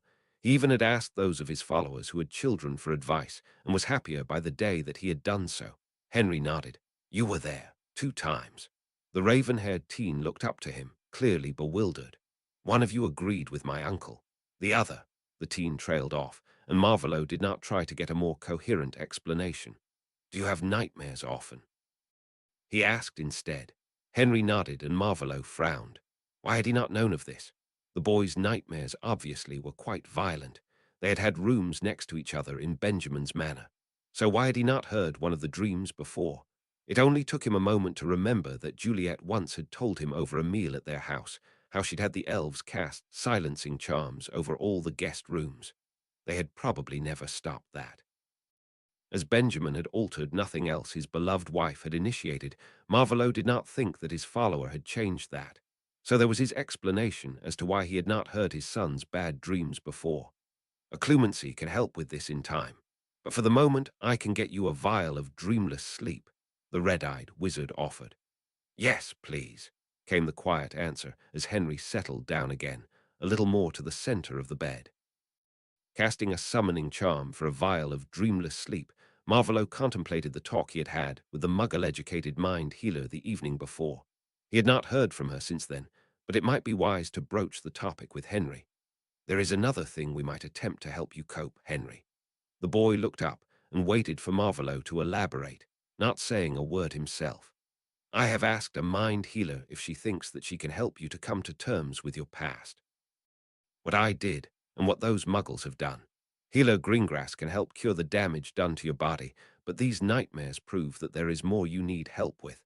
At the moment he mentioned a mind healer, he could see the face of his son clouding and closing down. Maybe he should tell the teen what the woman had told him. It could not do any harm, probably. She is a squib, and studied in the muggle world. At the moment, she is contemplating if she is willing to sign a magical contract. And she proposed that I should search for this kind of help myself. A wry smile stole across his face as he remembered the astute woman. He shook his head. "It is much too late for me, or at least I think it is. But you are young enough to learn a different way to cope with the anger. It might help you to learn occlumency. I would like you to at least meet her once. She would be someone I can speak with about everything, without her being in danger," Henry asked skeptically. Nodding and catching the vial flying through the still-open door, Marvolo answered, "The contract would make sure that she cannot speak about the things you tell her to anyone. So I would not get to know what you do not want me to know, and no one would learn of the things I do not want known, either. She knows enough about wizards and magic so that she can help you and understand, but she has learned from the muggles, so she has better ways to go about mind healing." Henry accepted the vial of pale purple potion, spinning it between his fingers. "You think the muggles are better in healing the mind?" Skepticism clear as day in the teen's voice made Marvolo snort. "It sounds unlikely coming from me, does it not? But sadly, it is true. Healing the mind is a neglected branch of magic. Extracting memories or obliviating them is about the extent that is used. I think most just do not acknowledge the damage the mind can take, and how much it takes to be obvious even if the effects already are damaging." And with a start he realized it was true. Magicals just did not accept that the mind was so fragile, and mostly ignored all damage done to it. That might be a field he should push into the public eye. Maybe he could use his past to get the needed interest, but that might clash with the story of the curse he had spun for the minister. But there was no rush. After all, this was something that had no immediate implications. Henry nodded slowly, conceding the point made by the man known as a Dark Lord to his followers. The teen opened the vial and took its contents with one big gulp.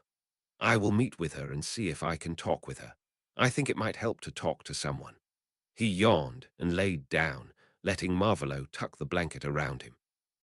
"Tomorrow we will go to Knot House for an adoption ritual," Marvolo told his son, getting up from the bed and straightening the blanket. A muggle-born wizard will become part of the family. His parents were even worse guardians than your aunt and uncle. It was only a short explanation of his plans for the next day, but better to tell the young wizard now and get him accustomed to the idea than waiting till the morning. After the nightmare, Henry might accept the need to get a wizard into a magical family more easily. But maybe the teen had not registered what he had been told. After all, the potion was quick-acting, and the green-eyed boy was mostly asleep already. "Do you want to stay here, or do you want to come with me?" Marvolo asked his familiar with low hisses. "I will keep the young one company." The snake decided and curled into a tight heap next to the boy's feet on the thin summer blanket. Knowing that it was futile to argue with his companion, Marvolo nodded and walked back to his own bed, closing the doors on his way. If some of his followers could have heard this talk, he likely would have to get rid of them. But it simply was the truth. That occlumency was such an obscure branch of magic was testament enough that wizards and witches greatly underestimated the mind and its health. With a sigh and a last sip from a cool glass of water, cooling charms were rather a necessity this summer. Marvolo settled down again to sleep a few more hours. The next morning, Saturday, Harry was mortified to remember the night and his nightmare. It was not his first one since he had been adopted, but it was the first one that had been witnessed by anyone. After the first night at Knott House, Harry had asked Theodore about the guest rooms and had learned, to his immense relief, that there were silencing charms on the rooms. It seemed that there were no such charms on the rooms at Griffin House. His dream had been unusual, with its combination of the Dursleys and Death Eaters, as well as two Voldemorts. Never had he had a dream with wizards and muggles hunting him at the same time. Well, that was not quite right. They were not both hunting him at the same time. One of the Voldemorts, the one looking like the man did now, had tried to get Harry to come to him, promising help. The other, looking like the monster that had climbed out of the cauldron at the end of the tournament, had only been standing there nodding to everything Vernon had said. And his uncle had been his usual charming self, calling his nephew a freak, a waste of space, and a burden. Seeing one Voldemort nodding in agreement with a muggle and another claiming the opposite had been disturbing. Waking to find the man sitting on his bed murmuring soothing words had been even more discomforting. Thinking back to all the times he had awakened from nightmares in the last years at the Dursleys' house and their reaction, and comparing their screeching and sneering to the slightly lost look on the face of the wizard, most would claim to be the most dangerous and evil man currently alive. A sharp pain shot through him. He needed to remind himself of all the times Ron and his other dorm mates had tried to console him after a nightmare, so he would not feel too bad about the fact that a Dark Lord had more compassion than his mother's sister and her husband. Walking back down from the owlery in the attic, where he had sent a letter to Hermione, Harry started to prepare mentally for the plans for this day. He would wait for Hermione's reply to the suggestion of seeing a mind healer before he decided if he would give this idea serious consideration. And he would concentrate on the oddity of seeing Voldemort in his nightshirt and with bare feet to forget about the nightmare. For now, he had to slip into the Potter robes to represent his family during the adoption ritual he would be attending this day. It seemed that it would take the whole day. He remembered what Voldemort had told him over breakfast. In one of the impromptu lessons they would have about various aspects of magic, society, and politics. He had told him that the young boy named Aidan had been living on the streets of London because he could not stand living with his parents, and that he would be adopted by Benjamin Knott so that he could grow up knowing about magic. Harry had problems with not agreeing with this sentiment. He was sure that he would have been much happier growing up with any magical family, and he meant any magical family. Even if he would not have been able to escape his fame, almost anything would have been better than being hated for something he could not change. Harry took a deep breath. It was obvious that Voldemort wanted to change the wizarding world. It was equally obvious that he was going about this somewhat differently than the last time. Harry was not about to just help the man, but if he attempted something Harry would do on his own if he was able, where was the point in not helping? Would it not simply be petty to oppose him just because he was who he was, even if the thing he was doing was something Harry approved of? In a way this sounded right, but Harry did not truly feel good with this course of action. He resolved to speak with Sirius and Hermione about this. He was certain they would be able to help him untangle the mess that were his thoughts. Uo Theodore was out in the garden with Aidan and the other children who had come for the adoption ritual they would be having today. He was happy observing the young blonde boy who was laughing happily at something Daphne's younger sister had said. It was an incredible change his soon-to-be younger brother had gone through since father had brought him to Nut House a few days back. He had been timid and a little nervous at first. But the next day he started to be curious, asking questions about everything he saw, playing with gobstones and wizarding chess, little dragon miniatures that shot sparks out of their muzzles, and a deck of exploding snap cards. "Look who's there," Draco said from his side, pointing at the door to the house where Henry emerged, wearing robes in Potter family colors, looking around. Just in that moment, Henry spotted his ancient rune study partner and came over, an easy smile on his face. "Keep your temper, Draco," Theodore whispered to his blonde friend, remembering the unhappy ending of his birthday party. "Hello, Theodore," Henry greeted happily, only giving a slight nod in Draco's direction. Malfoy." Draco stiffened at this, but could only reply with a nod of his own and a murmured, Slytherin, as it was perfectly polite, even if the insult was heavily implied. "I was sent to collect you," Henry addressed Theodore. "We both shall help laying out the circle for the adoption ritual." Agreeing easily, Theodore cast a last look out for Aidan, still talking with Astoria, before he nodded to Draco and followed Henry into the house. "You still do not like him, do you?" It was almost Gryffindor brash to ask so directly, but Theodore wanted to know where he was standing, and his careful probing had not got him anywhere. "He does not give me any reason to like him, so why should I?" There was not much to be said to that, so Theodore stayed silent on their short trek down to the kitchen. The ritual was to be held at the heart of the house, and the fire in the kitchen hearth was considered to be the center of a family's home. So this was where they found the Dark Lord and Theodore's father, as well as most of the other adults that would be taking part in the ritual. Waiting respectfully to the side until they were invited to step closer, both teenagers were listening in. "Thank you for offering to lay the circle for this, Marvolo," Lord Nart said to the man in slithering green robes, standing across from him, sorting through the contents of a silk bag. "Have you had your Aidan tested by the goblins to see if he's a descendant of a magical family?"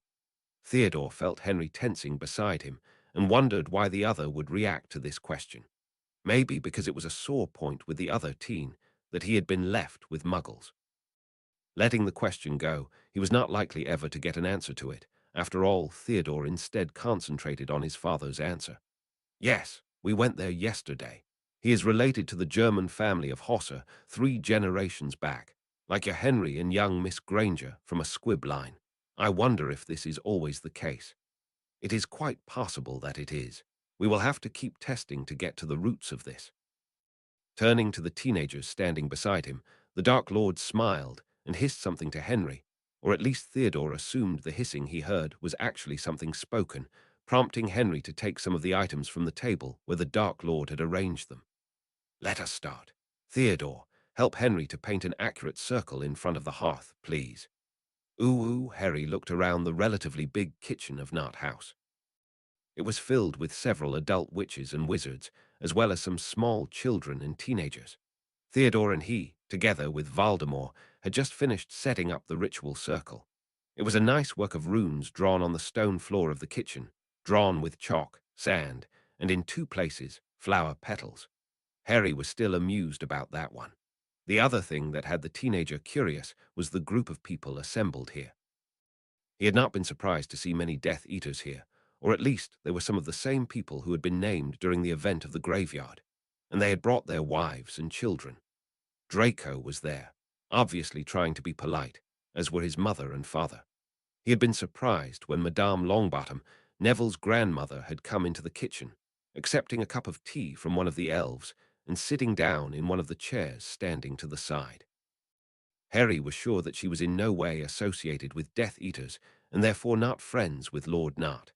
But she was there anyway, and as now, while they were stashing away the tools they had used to prepare the ritual, Madame Marchbanks, another decidedly not dark member of the Wisengamot, came into the kitchen, closely followed by Cornelius Fudge.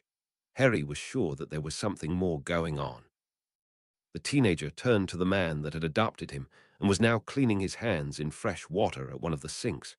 "Why did you not do such a ritual when you adopted me, sir?" It was maybe a roundabout way to ask this question, but most of the time it was easier to get the answers he wanted to have when he didn't outright ask for what he thought he wanted to know. This ritual was designed to accept a witch or wizard into the Emily M magic. It fell out of use some were around 200 years in the past. The very fact that we are both speaking P. Arsiltung now proves that we were already family where magic is concerned. We only needed the paperwork done. As Harry had come to expect, the man was patient and friendly when explaining something, and everyone hearing them hissing to each other flinched. The teen was pretty sure that some of the explanations he had been given during the preparations were only given in Parseltongue to make all present aware that they both were the last known Slytherins. Harry was not sure what he thought about that. Why did it fall out of use? I guess it is not deemed illegal. Harry glanced to the present Wisengamot members and the minister as he asked this, and got his assumption confirmed with a quiet chuckle. Even if it could be considered blood magic, it never was considered dark. It never works against the will of those concerned, and as you can see in the runes, only protection and belonging together are invoked. And I think theories about purity of blood let the ritual fall out of use. Letting his gaze wander over the circle of runes they had inscribed on the floor, Harry nodded. There were many runes for family, parents and children, sister and brother, clan, and quite a few for home, house, fire, and hearth in the circle. The most notable thing about the layout were the small circles with familiar crests in them, surrounding the center. Harry was not familiar with all of them, but he recognized the crests of Slytherin, Potter, Black, and Malfoy. With a small frown on his brow, he turned from his contemplation of the circle back to the smiling Lord Slytherin standing beside him. The magical community is giving their blessing that a child is accepted into a family that is not their own. Voldemort only nodded and was prevented from explaining further as Professor Snape came into the kitchen, led by Lord Nart. He got a relatively large bottle out of his robes, setting it onto a table beside an intricately decorated goblet. "It seems that now all are gathered to welcome Aiden into the Nart family," Voldemort proclaimed, getting the attention of everyone present, silencing the conversations being held around the room. The man stepped into the circle and smiled, open and friendly to all present. Harry had to admire the man's acting skills. If he had not known that this man was capable of murder, he would never have guessed it. "As my old friend Benjamin has asked me to conduct this old ceremony to welcome a child into the family, I shall briefly explain what all of you will have to do." Lord Nut smiled happily and had his hands on the shoulders of a small boy who looked around curiously and smiled at Theodore coming to stand beside them. Harry watched the little family.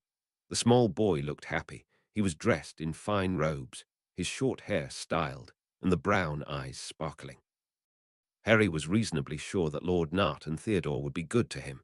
It was funny how fast the prejudices against magicals born to muggles seemed to be changing. It was probably not as easy as it looked now. Harry was sure that no one would dare to go against Voldemort, who was one of his Death Eaters.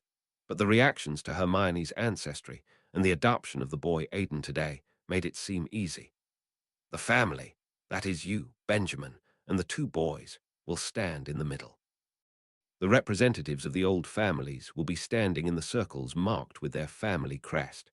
Waving his arms to direct the people to their respective places, Harry came to stand on the Potter crest and watched as the others found their places. "Severus," Voldemort called to the surprised potions master, "you will stand for the Prince family. Come over here." The green-eyed teen watched with interest as the normally so pale man blushed and walked stiffly over to a circle drawn between the ones of Longbottom and Fudge, taking the place he was ordered to. Maybe Prince had been the name of the man's mother. Soon the three Narts, Benjamin as the father, Theodore as the older brother, and Aiden as the youngest son, were surrounded by 7 witches and wizards standing for the families of Slytherin, Potter, Malfoy, Black, represented by Narcissa Malfoy, who had been born a Black. They had asked Sirius Black, but the man was not feeling well enough. Fudge, Prince, represented by Severus Snape, and Longbottom. Around that circle, and outside of the circle drawn from runes, stood the others in 2 concentric rings. The children were in the middle, and the rest of the adults stood as the final, outer ring. They barely fit into the kitchen. The witches in the outermost ring each took up a candle and, directed by the smiling Lord Slytherin, lit them while stating a wish for the family about to grow. Going around the circle counterclockwise, which would have a stabilizing and charging effect if they were stirring a potion. Harry hoped he would remember later so he could ask if this was also correct here. The witches wished for health, harmony, and wealth, and other things in line with these often made wishes, until 11 candles were burning. After that, the potion Snape had brought was poured into the goblet, held by Theodore, while Lord Nart got a small silver dagger from his robes. Both Narts, father and son, made a small cut into a finger and let a drop of blood fall into the potion.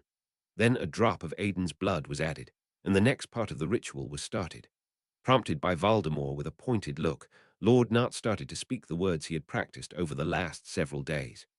By my own free will I ask the magic of our family to accept the child Aiden as one of us. He shall be considered a son of the house of Nart, with all that entails. As the head of the house, this is my wish. After that he lifted the goblet to his mouth and took a sip, then handed it over to Theodore in a fluid motion. The teen took the goblet in both hands, looked smiling over to Aiden, and spoke softly his part of the ceremony. By my own free will I ask the magic of our family to accept the child Aiden as one of us. He shall be considered a son of the house of Nart, with all that entails. As the heir to the house, this is my wish. He too took a sip of the potion mixed with their blood, and handed the goblet to Aiden, who smiled nervously. The young wizard looked between the man that was to be his father and the teen that would be his older brother, and took strength from their encouraging smiles. Taking a deep breath, he started, a little wobbly with his part of the ceremony, gaining confidence as he spoke. By my own free will I ask to be accepted into the family of Nart, to be son and brother, to learn, be protected, and protect. He took a small sip from the potion, making a grimace at the taste, and held the goblet so that Benjamin and Theodore could touch it too. Harry felt magic building around them. It was like a buzz in the air, a little like static electricity, and different from the magic he had felt as he had been adopted, and Voldemort had claimed the title of Lord Slytherin. Going by age, the 7 standing for the families of the community spoke their words as witnesses, stating that they saw the earnest desire of the family to have Aiden as a part of the family, and Aiden's sincerity in wishing to be part of the family. They all choose slightly different words, as Lord Slytherin had told them that the intent was the important part, not their exact words. Then all present spoke the closing words, "So mote it be." And with a bright flash of warm light, the circles lit up and vanished, bathing them all in a feeling of community and acceptance. Shivering a little under the magic, rubbing the goosebumps on his arms, Harry looked around and only stepped out of his place after he got a small nod from Voldemort. The assembly quickly dispersed into a normal party, with the adults getting wine and little pastries, and the children being ushered into the garden to cool butter beer and ice cream, as well as a small gobstones tournament. Harry was glad that Aiden and Theodore were in the center of attention, and he was able to blend a little into the background. Tomorrow that would be different, as they were invited to the big Malfoy summer party, and Voldemort already had warned him that he was expected at least partially to take part in the political maneuvering that was sure to happen. But that was tomorrow. Today he could see what playing gobstones was like, as he never had tried before. Chapter 21. Confusion and Deceit. Chapter text settling back behind his desk, Sirius huffed a sigh and rubbed his brow. Getting the estates back into some semblance of order was hard work, and most of it was shuffling paper around, not his favorite kind of pastime. But if he wanted to get influence, which he needed to even try to get involved in any way in Harry's life, he needed to repair the reputation of the ancient and noble House of Black. And getting the finances in order was the first step he needed to take. Visiting the party tomorrow was the second step. Not going to this adoption ritual today was one thing he could get away with, but after that, he would have to go to the events held by the families of society. He sighed again. It seemed as if it was his fate to become everything he had wished to avoid. Oh, the irony of it all. He raised his gaze from the contract that was on the desk in front of him and let it roam over the room. Everything was covered with the dust of 10 years. Spiderwebs were spanning the distance from the wall to the shelves, from the ceiling to the candelabra, and the other rooms were in no better shape. Everything that was from some kind of fabric needed to be replaced. Some of the furniture had bugs in it, and not only the magical type. It was obvious that Creature was simply no longer capable of caring for the house properly. He would need to find another elf. Marley came over some days of the week, but since he had thrown the order out of his house, and Hermione and the Weasleys had returned home, she came more infrequently. And why should he blame her?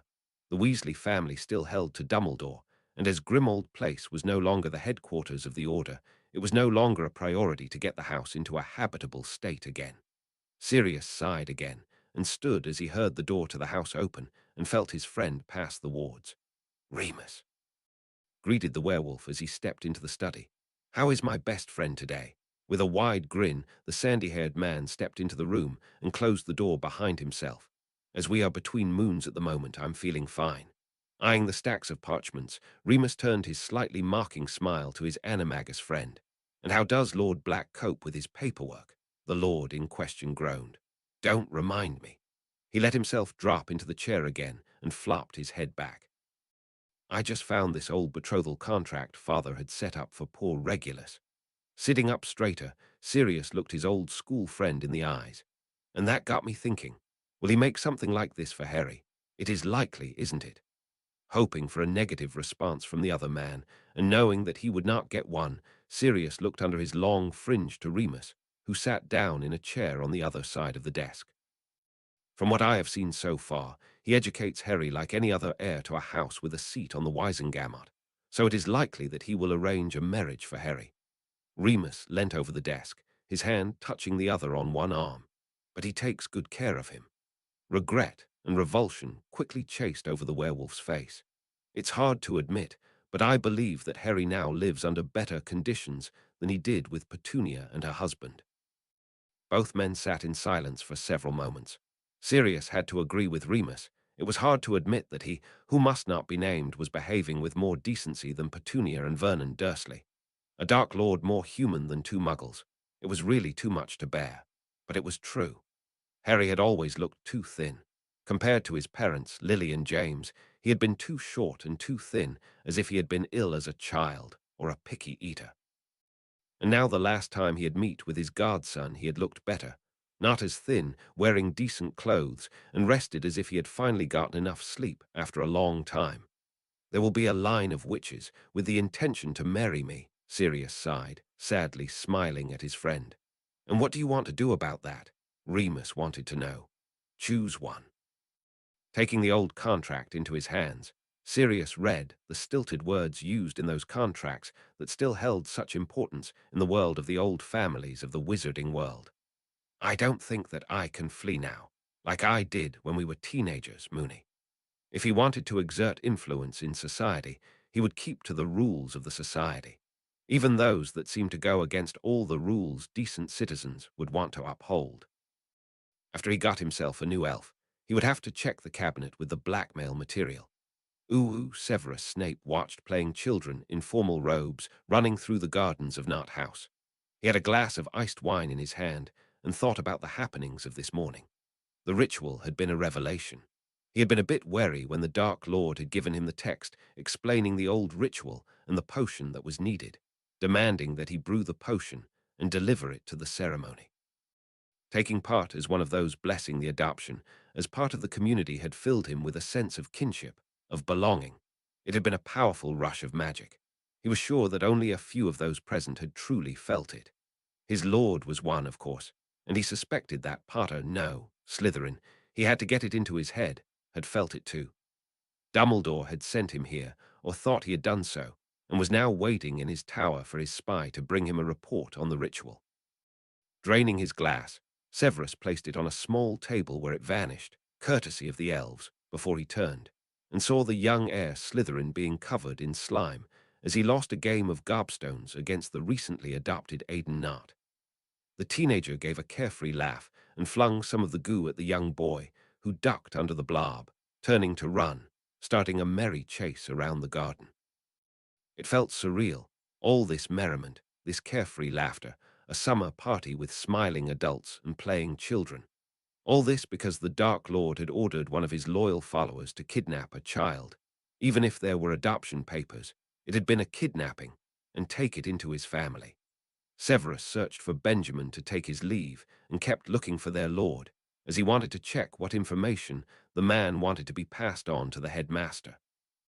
The potions master found their host standing on the patio speaking with Madame Longbottom, near their lord who was in a discussion over the agenda of the next Wisengamot session with the minister, and waited politely until Benjamin could turn to him to receive his words of thanks.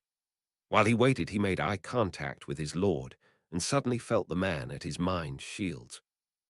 Not daring to deny him entry, Severus lowered the outer shields, presenting a mental image of the headmaster's office, and projected a feeling of purpose. He almost flinched as he felt approval projected into his mind. Quickly, he projected questioning and an older image of himself giving a report to the headmaster. In the few heartbeats he waited for his lord's reply, Severus contemplated the implications of this form of communication. He never had read about something like this, of two legilimens communicating mind to mind, using images and emotions to convey information. Was it just something no one had ever wanted to write down for others? Or was it that the level of proficiency needed was only seldom reached by two individuals in the same time and place, so that it never even came to this even being possible? Before he was able to formulate more theories, the Dark Lord projected a few scenes into his potions master's mind. First, a fast-forward of the adoption ritual from his perspective, with a clear focus on the happy, smiling faces of Benjamin Nott and his now two sons. After that, followed a clearly imaginary picture of Lucius and Narcissa, both with radiant smiles and Narcissa obviously pregnant. And the last was a wedding party set in some garden with Severus standing, smiling in the place of the groom, beside him an undefined person. Taking a steadying breath, projecting an image from himself bowing low into the Dark Lord's mind, getting amusement back, Severus turned to Benjamin, who just had finished his discussion with Augusta, who went for a new glass of punch and some pastries, and turned to the professor. "Severus, already on the way back to your laboratory?" Teased the older lord with a fond and happy smile. This day was one of the happiest in the last years, and it was showing. "The summer is the only time of year I can even hope to get a little research done, Benjamin," drawled Severus, easily falling into the banter he engaged in with the more intelligent of the Dark Lord's followers. Some of them he once had considered friends. Maybe now with the changed dynamics and goals that could be true once more. But that was something to be pondered over, not something to be hastened. "I thank you for giving me the opportunity to brew this interesting potion, and for inviting me to be part of the adoption of your youngest son." Benjamin Nott smiled, raising his brow mockingly. They both knew that the Dark Lord had ordered Severus to brew and Benjamin to invite the potion's master. But with all the people listening in at this cheerful summer party, neither of them would even think about it too loud. "You are the best potions master around, Severus Snape. And you are head of house to my oldest. Of course, I would invite you to this important event for my family. Thank you for coming, and have a nice day with your research."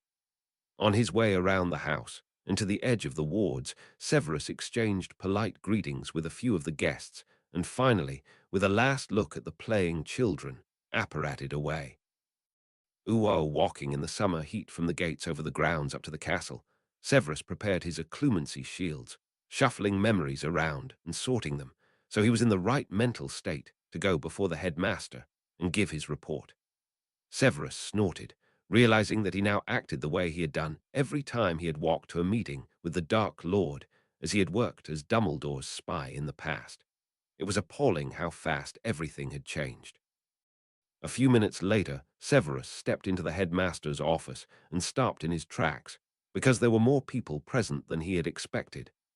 "Pomona, Phileas, I had not expected to see you here," the potions professor said as he took his seat in the last empty chair, standing between those used by his colleagues. "I thought it prudent to have all heads here. After all, we are speaking about one of our future students," the headmaster said, offering a small silver dish of pale yellow candies to the dark-haired wizard, and as he declined, to the other professors. "And The old wizard hesitated and placed the dish with his favorite candies back on the desk.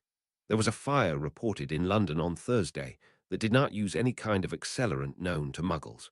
A man died in the fire. Severus looked up to the headmaster and saw that the twinkle in his eyes was absent. Not about to give the man any hints, even if he could guess where this was going. Dark Eyes only threw a questioning glance at the headmaster. The man was known to the police for his unhealthy interest in small boys. All present shuddered at the thought that there were actually humans capable of such evil, and the Auras are investigating the fire because they believe that it might have been caused by a wizard or witch. I dare say he will not be missed, was Severus' casual reply. He had known it was going in this direction. Albus was fishing for information. Well, he could give him some. Sighing for effect, Severus sat back in his chair and started his report on Aidan Nart.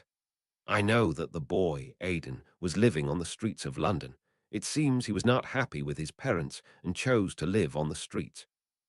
He was retrieved on Thursday, and the adoption papers were signed by the boy's biological parents on the same day. Dark Eyes met blue. I have been asked to provide nutritional potions for the child, as well as a potion used in the familiar adoptio ritual. At the name of the ritual, Phileas reacted with widening eyes, interrupting Severus' report. Was this ritual not abandoned by the old families bent on blood purity, because it only adds a child to the familial magic and does not affect the familial connection? He sounded and looked astonished, as if he could not believe a family like the Narts, known for caring about the purity of blood, would use a ritual with this known problem. Severus nodded. There are rituals and potions, illegal ones, that will change the parents of a child to those who add their blood to the potion, thus altering the appearance of the child, making it an actual descendant of the family adopting the child. Before Severus could explain more, Albus interrupted with a question of his own. Could you have brewed the illegal potions, my boy? Rolling his eyes, Severus answered his employer with mockery clear in his voice. I have encountered nothing that I could not have brewed if you gave me the recipe and the ingredients. So, yes, I could have, but I was not ordered to. It seemed that the headmaster did not truly value his skills or just wanted to ask obvious questions. Better to talk about the important bits of information. Aidan Nott is not in any danger. When I was leaving, he had just won a game of gobstones against Mr. Potter. He was having a good time at a party given for him. The nutrient potions indicate that his previous life was not ideal. I have seen a happy child today.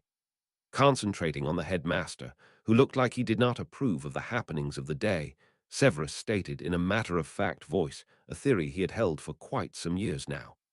Say, headmaster, this boy was living on the streets because he could not bear living with his parents. Do you think he would have reached the age of 11 and come here if Lord Nott had not taken action and adopted him? The man that died that day, you clearly believe that his death is somehow connected to Aidan's adoption. Why would you think that? And if they had met, and the death in the fire was connected to the child, do you think he was about to take the young wizard to a safe place? Headmaster. All other heads of house shifted uneasily in their chairs, Pomona fidgeting with her sleeves, Phileas dangling his legs above the ground, Minerva checking her bun. They all had asked the headmaster to check how many children in the book, recording the birth of magical children within the borders of Britain, were crossed out. How many children had never received a letter because they had died before they had turned 11? They all had let the headmaster talk them out of their desire to check. And Severus was sure they all recognized what had happened 2 days prior and realized who was to be thanked for rescuing a young wizard from a gruesome fate. The tension in the room was rising until the headmaster nodded solemnly and smiled, his eyes twinkling once more. You are right, Severus, my boy. Aidan now has a happy home, and the Auras are capable of finding out if there was a spell involved in the unfortunate death. We have other matters to discuss. He turned to the heads of House of Hufflepuff and Ravenclaw. Pomona, Phileas, thank you for your time. I shall not delay you further. In a few years we will meet Aidan Nott at his sorting ceremony, and then we will hopefully see a happy child coming to one of your houses. Phileas jumped from his chair and followed Pomona out of the circular office. Only the members of the Order of the Phoenix remained in the room, and Albus banished the now no longer needed chairs. Severus, you know that to check on the book we would need to break the wards that surround it, and to do so would endanger it and its magic, only to get a list of children we cannot save. Is it worth the risk? I know that there is a problem, but we need to find another solution. For a long moment dark eyes were locked with twinkling blue ones, and finally Severus lowered his gaze. They had argued about this several times. The book that recorded the births of magical children was protected from humans coming near it, to make sure that no one tried to kidnap young magicals from their families, or kill those born to magicals that had no magic themselves. They knew that each year Muggle-born children died from different reasons, and they wished that they were able to prevent it. Ministry did nothing to get such children out of their families, because they argued that if there was a problem, like abuse, then the Muggle authorities were capable of handling it, and keeping closer watch to prevent magical accidents would risk the statute of secrecy. Severus wanted to get the number of deaths to prove that there was a need to do more. But Albus argued that if they risked the magic of the book, they would never be able to invite those that did survive. A vicious circle in Severus' opinion. But maybe the Dark Lord had decided to do something about it. Recognizing this as the perfect opportunity to present the information in an unsuspicious way, Severus let a faint expression of realization pass over his face. It would not do to display it too openly, or not show it at all.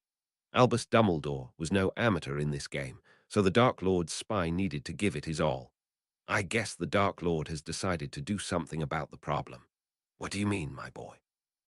Asked the headmaster, leaning forward in his chair, steepling his fingers. Lucius told me a few days back that he will not require me to brew him the contraceptive potions for the next time, and I have been ordered. He had to struggle to tell this, not only to make the whole more believable, but simply because he liked his privacy and had to tell the old manipulative goat and Minerva something really private, to find a partner and start a family. Ignoring the twinkle in the headmaster's eyes and the gasp from the head of Gryffindor House, Severus simply continued with his report, a scowl on his face. Together with the adoption of a young wizard who likely would have died in the streets, I think there is a pattern emerging. A small, wrinkled hand appeared on Severus' arm, and Minerva squeezed it gently in silent support.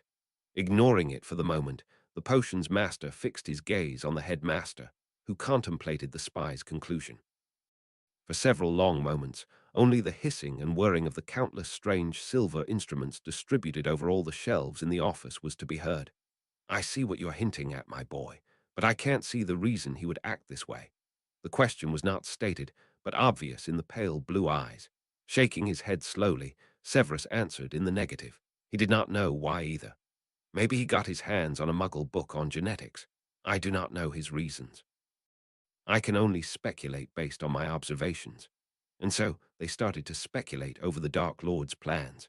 Dumbledore started asking for the particulars of the ritual, which Severus gave in all the minute detail he was able to. So it was several hours later that Minerva and the potions master left the office of the headmaster. On their way down to Minerva's quarters to get a nightcap, the Scottish witch asked her younger colleague, "How long do you have to fulfill your orders?" "A little under a year to find someone to marry." There was almost no inflection to Severus' reply. In an obvious effort to cheer the younger wizard up, or at least distract him a little, Minerva asked with a cheeky smile, "These robes aren't black, are they?" "They are not, Minerva, as well you know. The color is called midnight blue. I was attending an adoption. Black would hardly have been acceptable." Laughing heartily, Minerva gave her password to the lion painting guarding her door and let Severus go in before her. Severus just knew that his former transfiguration professor would be telling amusing stories all evening to cheer him up. There were worse ways to spend an evening. Uwu, back at Griffin House in the dining room, Marvolo ate his soup and watched his son absent-mindedly rubbing at his joints. He wondered if this was a sign of magical exhaustion from participating in the ritual, or if he just had overexerted himself running around in the gardens of Knot House. He would have to ask a few questions to get to the bottom of this mystery, but maybe he should start with something else before he began to pry. "How did you like the day, Henry?" he inquired between two spoonfuls of soup. Clearly contemplating, the young green-eyed wizard finished chewing his bread and took a sip of his watered red wine, pulling a grimace. He did not enjoy wine before he answered. Aidan was very happy, as was Theodore. It was the first time I had a chance to play gobstones. It was a nice day. He shrugged and tried to look unconcerned, but failed miserably. At least Marvolo thought so. What did you think about the adoption ritual? Marvolo really wanted to break his son's bad habit of thinking of all rituals as dark.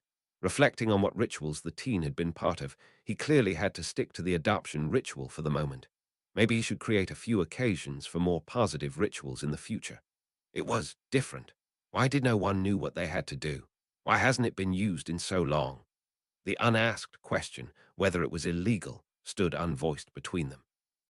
It fell out of use as the views on purity of blood started to take a broader hold on the old families. They stopped adopting magical children found in the Muggle world into their families, and thus stopped using this ritual. Sipping from his own wine, the red-eyed wizard examined the teen on the other side of the table. Ask what you want to know. I can virtually read your question in the air. Holding back a smirk at the scalding glare Henry shot him at being made to say it out loud, Marvolo waited patiently for the teenager to voice what was on his mind. Grinding out his question through his teeth while sending death glares at his guardian, Henry finally asked, "Was it a dark ritual?" "No." Marvolo smirked a little. "Not according to the categorization after the magical theory. It would be considered grey, because on the one hand it requires blood, but on the other it only works if the participants are willing." Henry furrowed his brow. "What do you mean after the magical theory, sir?" "Well, the Ministry has its own categorization. It differs in large parts from the one used in magical theory. The number of dark spells and rituals considered dark under the Ministry's definition is large, but there are only a few truly dark or light spells and rituals." The soup plates vanished, replaced by dinner plates, while a platter with a light meal of various vegetables and chicken appeared in the middle of the table. Marvolo filled his plate with mostly vegetables. He had had quite a few pieces of cake over the afternoon, and now was not really hungry. Henry rubbed his fingers, as if he was in pain, before he filled his plate. He started to worry a little. Why was the teen doing this? But how to ask and not set the teen off? What would be an example of a light spell? The boy wanted to know, trying to steer the conversation back into less dangerous territory, calming down. "The Patronus Charm is one of the only light spells I know of, because it cannot be cast with malicious intent and only serves the purpose of defending the caster, or others, against dark creatures." With surprise clear in his green eyes, Henry asked, "And what about healing spells? Aren't they light?" Shaking his head and swallowing his bite of carrots, Marvolo replied, "I can cast a healing spell so someone will not die before he can be tortured further. So they can be cast with ill intent and therefore are not truly light." Mulling over this new information, a frown on his face, Henry was silent for the rest of the meal.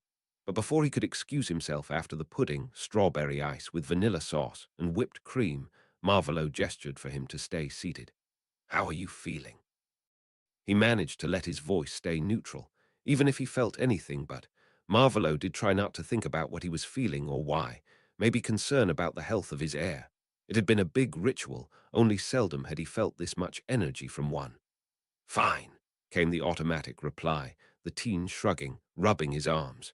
Now it was Marvolo's turn to frown. "Do I need to repeat that I do not want you to lie to me?" There was a threat of anger in his voice, and he shot the teenager a calculating look. But Henry did not notice. He was looking at the table, kneading his hands. "Sometime this afternoon my arms, legs, and hands started to hurt." The head covered in unruly black hair, all attempts at taming it had been futile, snapped up, and Henry started to babble. "But it is not really a problem. I'm sure tomorrow it will be gone. Really, sir, no need to make a fuss about it." Taking a deep breath, it would not do to snap at the teen. Marvolo shoved his anger at the muggles who had harmed the young wizard deep down into his mind. He had to stay calm. "I will decide if there is need to make a fuss. I will cast a diagnostic charm at you so we can see if there is something to worry about or not." Getting his wand out of its holster, Marvolo stood and waited for the teen to give his consent. No need to force the boy if he might yet say yes. And as the teen nodded, Marvolo murmured the spell, making the flowing, swirling motion of the general diagnostic charm, one of the only healing spells he actually knew. Maybe he would find some time to learn more about healing. As he had told Henry, it could prove useful to be able to heal others. The result was inconclusive. Marvolo frowned and Henry looked apprehensive. "I think I will get your healer here." With raised hand, he stopped the teen from speaking. "I know you do not think there is any reason to make a fuss, but do remind me, have you finished a healer's education?" The teen shook his head mutely. "Neither have I, so I will call an expert so we can know for sure." Indicating for Henry to stay where he was, Marvolo turned to the door and walked the short distance to his study. There he tapped the small snake ornament and walked back to the dining room. It was still and hot, and he sat down, taking another helping of the ice with a large dollop of whipped cream. Henry got himself a new portion too, and they waited. They did not have to wait long before Flim brought Healer Greengrass into the room, and as all his Death Eaters would do, the young healer fell onto one knee in reverence. "Henry has had pains in his bones since this afternoon. We did participate in a big adoption ritual this morning, and were at a garden party after that. I want you to check for the cause." Getting up from the floor, the healer turned to his patient and explained what he was about to do, while Marvolo looked on, eating his dessert before it could melt. It only took a few moments and a few spells until the healer turned to address Marvolo and his adopted son. "My lord, Heir Slytherin Potter, there is no need for concern. These pains are rather common for growth spurts. He can take a pain potion if he needs one so he can sleep. And in a few days they should vanish. That it is setting in now is a sign that the nutrient potions are doing their work." Malcolm Greengrass was smiling, happy to bring good news, and Marvolo was feeling rather happy as well, a somewhat novel experience, being happy about the news that another was not ill, and nodded in approval to his healer. "It also means that we can start to think about treating those badly healed bones. Have you decided which method you would prefer yet?" The healer asked of the young Slytherin heir. Watching his son thinking about his options, vanishing and regrowing the affected bones, or breaking them anew to heal them, Marvolo was not sure which option he would have chosen. He dimly remembered having a broken arm when he had been maybe 5 or 6, and he remembered that it had been rather unpleasant. And he knew, from theory and watching, that having bones regrown was a nasty experience. Finally, the teen, decidedly pale now, fixed his bright, green eyes on the healer. "Re-breaking and healing them on the spot is the faster way, right?" asked the teen, visibly nervous. "It is," nodded the younger Greengrass, "but breaking the bones again will be as painful as the first time. Vanishing the bones might not be painful, but I remember an arm without bones that was odd." Henry shuddered. "And regrowing them was hard and took long. I rather would have it over with quickly." "I suggest the start of August, after your birthday, Henry," Marvolo suggested, ignoring the healer for the moment. He never would repeat anything he would hear or see here. Nodding in agreement, the teenager stood mute, rubbing his hands. "Go up to your room and prepare to go to sleep. It has been a long day. I will send a potion up to you." Nodding again, Henry turned and gave a minute bow to the healer and then went, without further greeting, out into the hall and up to his room. After the teen's steps had faded away, Marvolo turned to his only fully trained healer, who had resumed his kneeling position from earlier. "Prepare everything for the 2nd of August. If you need potions, inform Severus Snape so he may brew them. Are there any questions?" Dismissed. The healer left, and Marvolo took a last bowl of ice along to his study. If he worked fast, he might get the paperwork done today, so he would not have to bother with it tomorrow before they had to leave for the Malfoy garden party. Getting up in the early hours of the morning, Narcissa rushed to get dressed in comfortable, light robes, while Lucius took extra care with shaving this morning. It was Sunday, the 23rd of July, the day of one of the 2 big events they hosted every year. All the important people of Wizarding Britain would be here today, and it had to be perfect. "I will be in my study, Lucius," she called back over her shoulder, almost out of their bedroom. "Yes, my dear, I will meet you there," sounded the slightly muffled voice of her husband from their bathroom.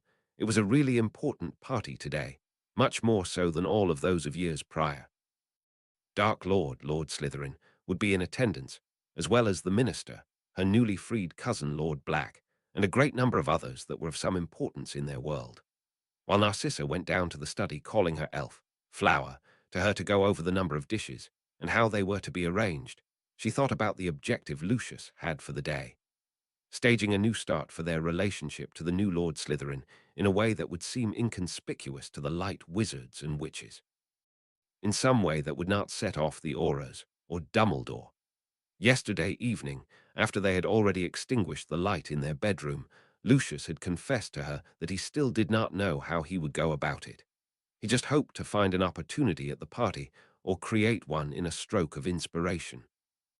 Turning her mind to the problem of where to place the ice-cooled drinks with and without alcohol, there were a few that had problems with judging when they had had enough. Narcissa lost herself in the planning. Uo Draco was standing in his best formal robes. The crest was done in silver thread on the darker blue silk robe, lined with a pale blue silk with a pattern of feathers woven into it. He loved his new robes, but at the moment he felt rather hot in his fine woolen trousers, the long-sleeved silken shirt, and the robes over it all. He nodded in greeting to Madame Bones as she stepped out of the flue, following the minister. As was custom, the heir was standing beside his parents, greeting all the guests and being bored to death. And then there was the Dark Lord in green robes with the slithering crest, followed by Potter in mostly grey robes with embroidery in red and green, snakes and flames respectively. Remembering the night, he had witnessed the Dark Lord torturing that witch in their entrance hall, and trying to not think about it, Draco gave the expected greeting.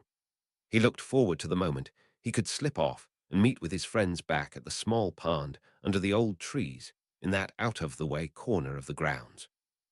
They had arranged to meet there in the letters they had exchanged. Nodding to yet another pair of old people in formal robes, the blonde teenager hoped that this ordeal would be over soon. For the moment, Harry shadowed his guardian, as instructed, and they were standing in the shade of a big parasol, each holding a cool drink. It became apparent quickly that this was an occasion used for politics, scheming, and fencing with sharp tongues. And so here he stood together with the Minister of Magic, the pink undersecretary who had asked the dangerous question during Sirius, trial, Voldemort, Lord Nart, and another of the Death Eaters Harry had seen that night in the graveyard, McNair. They were speaking about different topics, mostly about problems with the control of magical animals and the struggle it was to keep muggles from noticing them. Harry was sure that if this had been the summer of last year, he would have tried to find a way to get out of the conversation as soon as possible. But now that he knew he would have to be a politician, at least part of the time, he was paying special attention to what was happening around him. The topic of conversation changed with the arrival of Sirius to their group. Harry smiled at his godfather and got a smile in return. I do not understand why you claim that our current laws regarding werewolves are insufficient, the Pink Witch said in a voice sweeter than sugar. Harry felt unwell with the way she smiled at Voldemort, like she was talking to a stupid child. That was not going to end well. But Voldemort was made of sterner stuff, and he was a consummate actor. The man smiled politely and seemed to be totally unconcerned. Sirius was rolling his eyes in Harry's direction and politely listened to the answer given. All beings need certain things: shelter, food, company. Your laws deny those witches and wizards affected by lycanthropy those basic needs. Only the most strong-willed individuals are able to stick to their morals while denied what everyone craves. A worried look crossed the blue eyes, a look that Harry knew to be false as well as the eye's color. This need is an easy tool to use for someone to get the alliance of most of them. That he had exploited these weaknesses in the past went unspoken, but heard by all present. Harry briefly wondered if he would have noticed the unspoken conversation last year and guessed that he would have. If he had been able to stay calm, that is. With a scoff, the witch, resembling a toad quite a bit in Harry's opinion, disregarded the other's words. They are no more than savage animals. If not for the soft-hearted liberals, we could have solved the whole problem long ago. Stiffening in anticipation of an explosion of his godfather's temper, Harry closely watched the man's face and noted an exchange of glances between the newly appointed Lords Black and Slytherin. The former Lord Voldemort seemed to say, "Let me handle it," while a skeptical Lord Black sent a look of incredulity and something like, "Sure, try. It's your funeral back." While I was searching for a history tutor for my son, I received several dozen applications. I only could invite 10 of those to an actual interview, and only Mr. Lupin was in any way competent enough for me to hire to teach my heir about our history, so I would contest your claims. The smile on Voldemort's face was poisonous. The smile on Madame Umbridge's face was strained, and Sirius looked a little stunned. Harry was a little bewildered. Why was Voldemort defending werewolves? Sirius wandered over to the buffet with the fruit cakes as he was hungry. It was a little confusing. That bastard of Lord Slytherin defending werewolves, making sure that Harry and Sirius got to meet as often as they did. He wanted to be more involved with his godson, even if he had not dared to hope that he would be as involved as he was now. He wanted more. He wanted to be able to decide some things.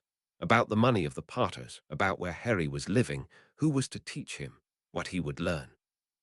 Taking a strawberry tartlet, Sirius stepped to the side so that others could get to the table and take some of the delicious-looking pastries and tartlets. Lord Black was contemplating methods to get more involved with young Harry's life. One way would be to make Harry his heir. It would grant him some more influence, as a lord or lady had the right to see to the way their heir was educated.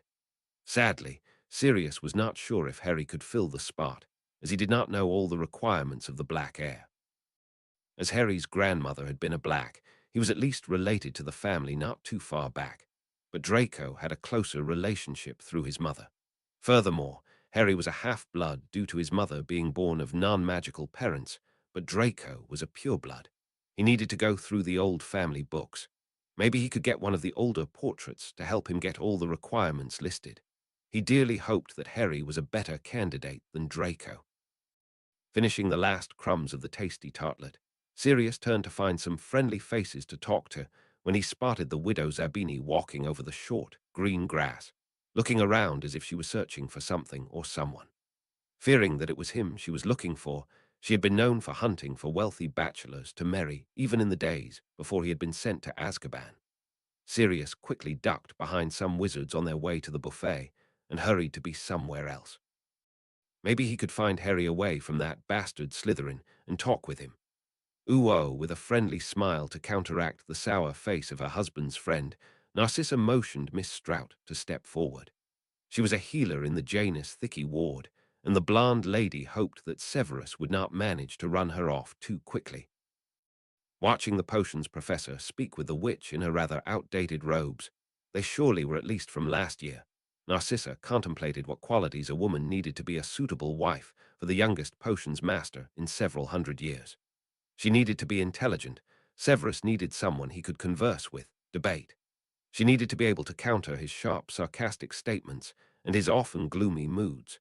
It would probably be best if she had brown, blonde, or black hair, as long as it was not red, and any color of eyes but green. Narcissa strongly suspected that Severus still was attached to the unobtainable witch. Better to find him someone that differed as much in appearance as was possible. But to find someone would be hard. All that were younger by a mere 4 years had been taught by the man at some point, so she had to stick to those he had gone to school with or some that were older.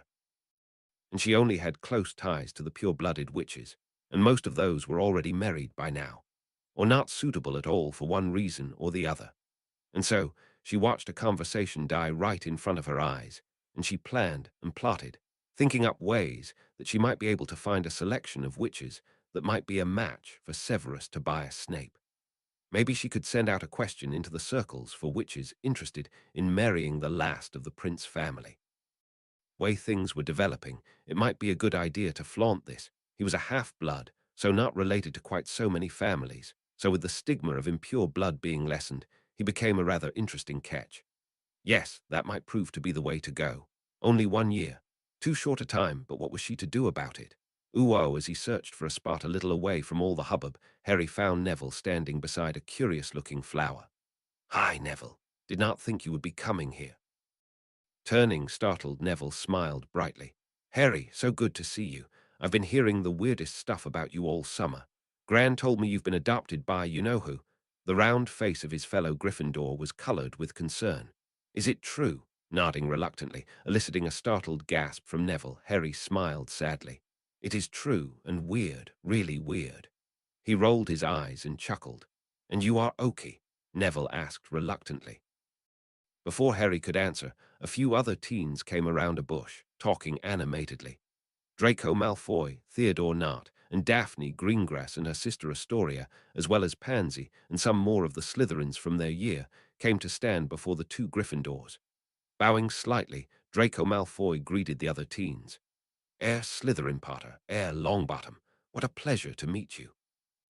Remembering the proper response, Harry bowed as well, not as deeply, as his houses were of higher standing than the house of Malfoy, and replied, "The pleasure is all mine." As he came back up from the bow, he caught the surprised looks on the faces of all the other teens, and could not refrain from rolling his eyes. That I was denied the opportunity to learn what I need to know does not mean that I am incapable of learning, he pointed out. You didn't know. Neville turned to his friend and stared incredulously at the raven-haired boy. I knew nothing. Harry sighed. What do you want? Want to play a round of exploding snap? Asked Theodore all of them, and got reluctant agreement. Together they found a place under a tree, and Malfoy Jr. called for an elf to bring them a blanket and a pack of cards. Uwo buzzing through a flowering bush, and the heavy scent of it. A shimmering green beetle searched for a group of people standing near enough to one of the plants to hear what they were talking about.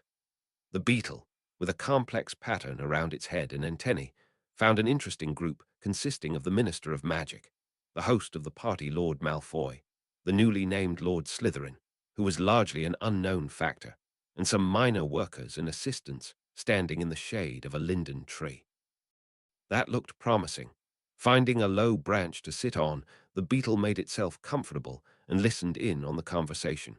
How have you been adjusting to being alive again, Lord Slytherin? The Minister of Magic asked in a cheery tone, sipping from the glass of cool lemonade he held in his hand. Mostly well, Minister, the young and quite attractive-looking Lord Slytherin answered. Henry and I are adjusting to living as a family, and we have moved to one of the Potter properties, so that we no longer impose on the hospitality of Lord Nott. I think it must be rather strange to come back into society after being cut off from all company for so long, drawled Lucius Malfoy, with a badly hidden sneer on his face. There seemed to be quite a bit of animosity there. Nodding his head and looking a little forlornly at the ground, only to look back up and lock gazes with the blond lord and host, the wizard with his bright blue eyes spoke with a deep sadness evident in his voice and posture.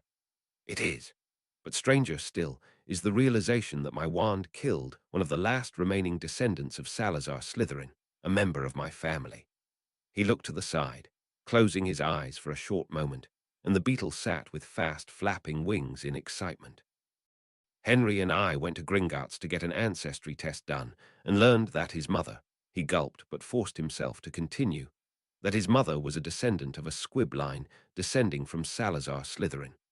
This revelation clearly shocked the minister and made Lord Malfoy think if his furrowed brow was anything to go by. This was good, more than good. So as not to miss anything, the beetle shifted its place a little closer to the end of the branch, a little closer to the wizard standing beneath the tree. And even knowing that I was not strong enough to fight the curse that made me do all those horrible things, I still feel somewhat responsible for the things that happened. Here the wizard in Slytherin green robes, with his brown hair carefully styled, turned to the host of this party.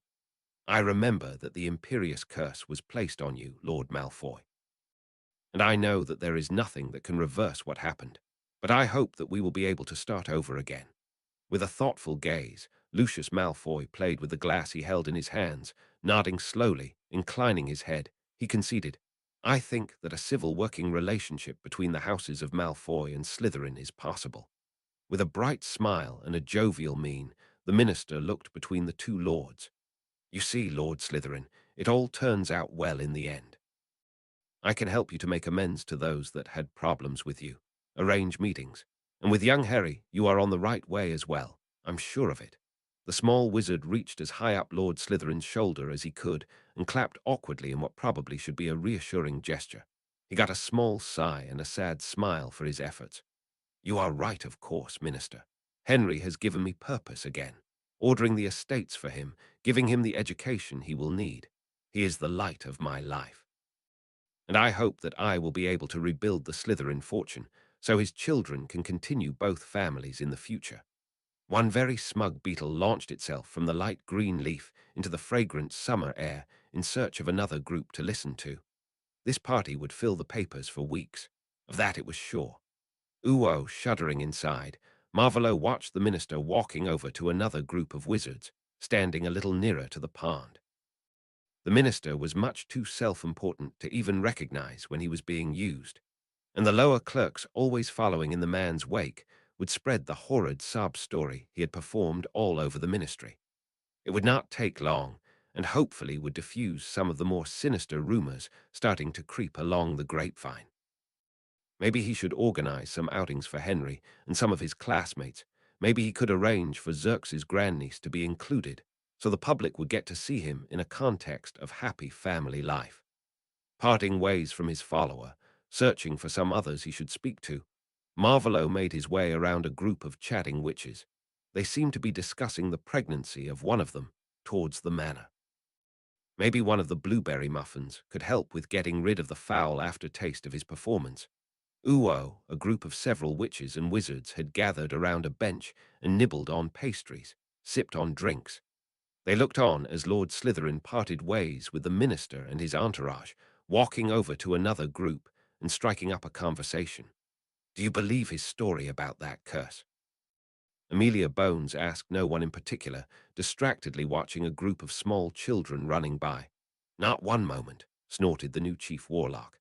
"I am sure that the story about some curse that affected him is fabricated, but it is undoubtedly true that he is saner now." They all nodded their heads. It was obvious that the man different from what they remembered of he, who must not be named. But what exactly was different, none of them was really sure. If I did not know who he used to be. Augusta Longbottom shook her head, making her hat with a big flower arrangement wobble dangerously. "I would never suspect the way he is acting now." Darge nodded solemnly. "Whatever he did to get back, I think he will be much more dangerous now. I wonder why the prophet is surprisingly quiet about the whole affair. It is something that Skeeter woman normally would love to write about." Amelia drained her glass and set it down on the bench beside Lord Abbot. "Probably don't want to admit that they were wrong in claiming that Potter had lost all his marbles. Give them a few more weeks, and they will be all over this story.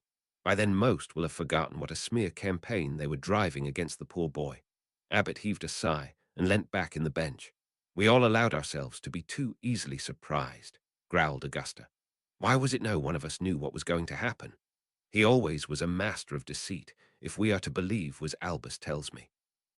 I would guess that he planned that very carefully and only involved those he can trust," Elphia's Darge offered as an explanation. "It does appear, though, that Malfoy really was under the Imperius," mused Abbott. Amelia snorted. "I doubt it, but he is a hell of an actor." "We need to keep close watch on what Lord Slytherin is doing," Augusta practically demanded, a purple flower on her hat quivering with her fury. "I will make absolutely sure that he respects the traditions and rules of the proceedings in the Wisengamot," Chief Warlock Abbott promised, "and I will keep an eye out for any law breaking." Amelia said, sighing, "I wish I could use his old crimes to get a warrant to search his house and put an aura on him. Can you do something about that law he used?" Ooh, looking back at the day, Harry downed his pain potion so he could sleep despite the pain in his arms and legs. He only was wearing shorts and a t-shirt to bed. It had been a weird day. Seeing all those he knew to be Death Eaters and Voldemort himself, mingling with all those other wizards and witches, those that proclaimed themselves to be light, had been a bewildering experience. And the card game with the Slytherins had been weird too. He never would have guessed that he could be civil with them, or better yet, that they could be civil to him. How would they react when they learned that his mother had magical ancestors, that Hermione was related to the Lestranges? The magical world was about to change, and his world with it. He still was not sure what he should think about that. Slipping between the thin silken sheets on his bed, it was too warm for anything else. Harry looked out of the slightly opened window to the stars and waxing moon. How he wished that he could speak with his parents, ask them for advice, ask them what he should do. Could Sirius answer his questions? He was not sure if the man could really leave his bias out of it, though. From his parents, Harry would expect that they would want the best for him, whatever that would entail. But Sirius had a tendency to not see very far, or at least it had seemed that way, that night in the Shrieking Shack, and later in the hospital wing after the third task. Why did his life have to be so complicated? Chapter 22. Weisengammert. Chapter text pacing in a semicircle in his office, ignored by Fox, who groomed his magnificent tail feathers. Dumbledore grumbled into his beard, agitated. How did it happen that everything was going this wrong? He had declined the invitation to the big summer event the Malfoys hosted every year in the gardens surrounding Malfoy Manor. He had thought that meeting Harry would be counterproductive, but he never would have guessed what other things would come out of this event. Turning sharply, his robes brushing the shelves, the aged wizard marched in the other direction, throwing a furious glare at the prophet from this morning laying on his desk, among all the other mail he had gotten. Rita Skeeter had always been a little liberal in interpreting the facts to get a big audience to read her stories, and Albus suspected that the big opening article on the front page of this morning's edition was as firmly based on fact as all other articles the reporter had ever written. It was a ridiculous story. A mix from the rumors started the day they had to declare Tom Marvolo Riddle alive again, exonerating him of all the crimes he had committed, and some bits of a conversation she had probably been spying on. But the worst bit was, the public loved Rita Skeeter and her sensational articles. They practically were eating out of her hand, believing everything she wrote. They had believed the drivel she had written about Harry during the Triwizard Tournament. They would believe what she was writing now about the young Lord Slytherin. She had asked the question if Lord Slytherin was a villain or a tragic scholar. It was laughable, but it made him realize that he would not be able to work in the open. No, he could not be seen as working against Lord Slytherin. He was the champion of the light, the man that granted second chances, and he was running out of time. He needed to start now. He had hoped that he could get more information before he had to start. But it seemed that he would have to begin collecting now. He already knew where the Gaunts had lived, and suspected that the ring Tom had suddenly stopped wearing was one of his Horcruxes. Probably the second one the boy had created, if he was to assume that the diary had been the first one. He wished he could concentrate on collecting memories, the people that knew anything of value about Tom Marvolo Riddle, and what he had been up to after school had started dying off, if they were not already dead. Throwing himself into his chair behind the desk, Albus started to riffle through his mail. He had come to a decision. He would start searching for the Horcruxes. He had to abandon his plan as it was highly improbable that he would get Harry to cooperate. He sighed. The boy had grown on him. It was a shame that he had to die. But maybe he would leave the Horcrux in Harry for last. Maybe by then he would have found a way to remove it from the boy without harming him, or Tom would have found a way. The old face brightened into a smile as Albus found a letter from Alastair. The old Auror had found the place Horace had been hiding out. Maybe he had a chance to get a little more information out of the old potions professor. One should never let go of hope. A trill from his familiar made the old wizard look up to realize that it was time to leave for the meeting of the Weisengammert. No need to hurry, as he only was attending as the regent for the Potter seat. But maybe he should use the opportunity to gauge the reaction the blasted article was getting. Determined to make the best out of this complicated situation, the headmaster left his office to walk to the edge of the wards so he could apparate to London. Ooh, at the breakfast table in Griffin House, Lord Marvolo Slytherin was chuckling quietly. He had hoped that the story would get out to the public, but he never would have guessed that it would get out so fast. Spooning some fresh cherries, cooked and in a sweet sauce, onto his porridge, he subjected the picture accompanying the article to an intense scrutiny. It was a picture captured from a memory and seemed to be shot from an overhead angle. They had stood under a tree, and he was reasonably sure that there had not been anyone hiding out in the branches. Maybe someone on a broom under disillusionment and silencing charms. But it did not really matter in the end. Lucius probably would start panicking by now, wondering how someone from the press had managed to breach his wards, or if someone among his guests had been spying with the intent to sell what he or she learned to the press. Smirking and starting to read the article for a third time, Marvolo tried to identify what part of his story that he had told the minister had been overheard. This Skeeter woman went all in. Bringing up that he had been prefect and head boy, the award he had gotten after he had framed that half-giant Rubeus Hagrid, not that she mentioned any details, the story he had told the minister, and pretty much everything he had said about his current situation yesterday at the party. She had thrown in a few numbers about damage to property and death from before his fall, and brushed past the tragic happenings of that night.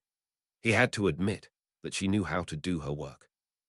She had found a lot of details about him, more than he had thought anyone would be able to, who had not known him in his younger years. But he also had to say that she obviously did not care one bit for the truth. He scoffed and added a third spoon of sugar to his tea, stirring to mix it thoroughly. Rita Skeeter exaggerated without reason, and the way she had written the headline, villain or tragic scholar, already implied that she wanted to paint him as a tragic hero. And the rest of the article only added to this. Each negative fact was countered by one of her funny little positive lies. It was almost too good to be true. As he started on his breakfast in earnest, they had to be on time for the Weisengamot, so it would not be wise to dawdle. Henry walked into the room in casual robes and with messy hair. It was a losing battle to try to tame it. "Good morning, Henry. I hope you did sleep well." The teen nodded in response, settling into his chair to the right of Marvolo. "Good morning, sir." Eyeing his son critically, looking for signs that the teenager was still in pain, Marvolo levitated the newspaper over to his still half-asleep son. Wordlessly declining the offer with a shake of his head, Henry grabbed 2 pieces of toast and started to spread some raspberry jam on them. "Have you decided if you want to keep the esteemed headmaster of Hogwarts as your regent?" Marvolo asked between 2 sips from his morning tea. "I'm not sure, sir," Henry hedged, pouring himself a glass of orange juice. Smiling and taking the last bite from his porridge, Marvolo explained to his son again, "You know that I will have to speak for you if you want to change who is regent and gets to vote the Potter seat. So I need to know." He gave the teen a pointed look and got a small nod in return. "I will decide before we leave. Is that early enough, sir?" The last was spoken in an annoyed tone, and Marvolo was happy to see the teen getting more comfortable around him. He was sure that in a few weeks he would be not so happy anymore, that the fear was gone, and the teenager was behaving as they all did. Moody, unpredictable, unreasonable. The parents among his followers had assured him that it was normal for teenagers to rebel against their parents, and a little rebellion was something he should be strong enough to endure, hopefully. "Make sure to decide if you want to sit on the Potter seat or with me during the session. If you sit with me, I can give you live commentary. If you choose to sit alone, I want a detailed report on your observations once we are home." Henry groaned and shot his guardian a disgruntled look before concentrating solely on his breakfast. Smiling to himself, Marvolo took an apple and started to peel it. Life was much more exciting now that he could see clearly again. Then the post arrived, levitated by the house elf on a silver tray, and they divided the small pile between them. Almost every day Henry got a letter from one of his friends. Henry smiled and opened the letter that Marvolo guessed was from Xerxes' little grandniece. He himself had a few letters from different business wizards to whom he had made inquiries about investments, one from the manager from the weaving mill that belonged to the Potter family and that he had reactivated, and one from Witch Weekly. At Marvolo's incredulous laugh, Henry looked up from his letter, startled. Waving at his son, Marvolo shook his head. "Do not worry, Henry. This," he held up the envelope and the parchment that had been folded inside, "is a request from Witch Weekly for an exclusive interview." He chuckled. "It feels quite surreal." The raven-haired boy rolled his eyes and returned to his own letter. Ooh, at another breakfast table, Neville Longbottom was gathering his courage to ask something of his grandmother. He had really rather not ask for anything. But he had a feeling that this was something important, something that he had to do, something he really wanted to do, even if she despised everything that had to do with Lord Slytherin. She had ranted a lot over this man since that emergency session of the Weisengamot, and even more since the trial of Sirius Black. To say that she did not like him was an understatement of gigantic proportions. Swallowing his bite of sausage, Neville caught Augusta Longbottom's eye. "Gran, I was wondering if I might invite Harry over for an afternoon." After a long, searching look, the grey-haired old witch nodded slowly. "He is a Gryffindor, is he not? And I suppose we should help him get away from that man as often as possible. So yes, you may, Neville." They smiled at each other, both happy. Neville forgetting what he wanted, and his grandmother over the fact that her grandson was showing a little bit of initiative. Ooh, they were both dressed in their family robes, clashing beautifully in their Yuletide color combination, as they walked into the chamber of the Wisengamot, Henry just one step behind Marvolo. The teen immediately spotted his godfather, standing to the side, speaking with some of the more neutral members of the chamber.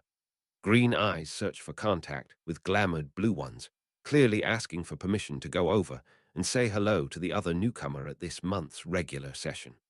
"Behave yourself," was all Marvolo hissed to the boy, who smiled and hurried, as dignified as he could manage, over to the man in black robes with silver trim.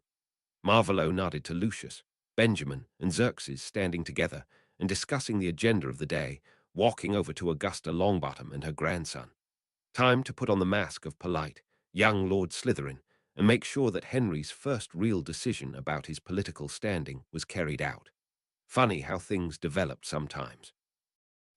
Sirius quickly got rid of his current company as he saw Harry walk in behind that bastard of a lord. He was glad about it, as only moments later his godson walked as fast as was just this side of unacceptable to him, a huge smile on his face.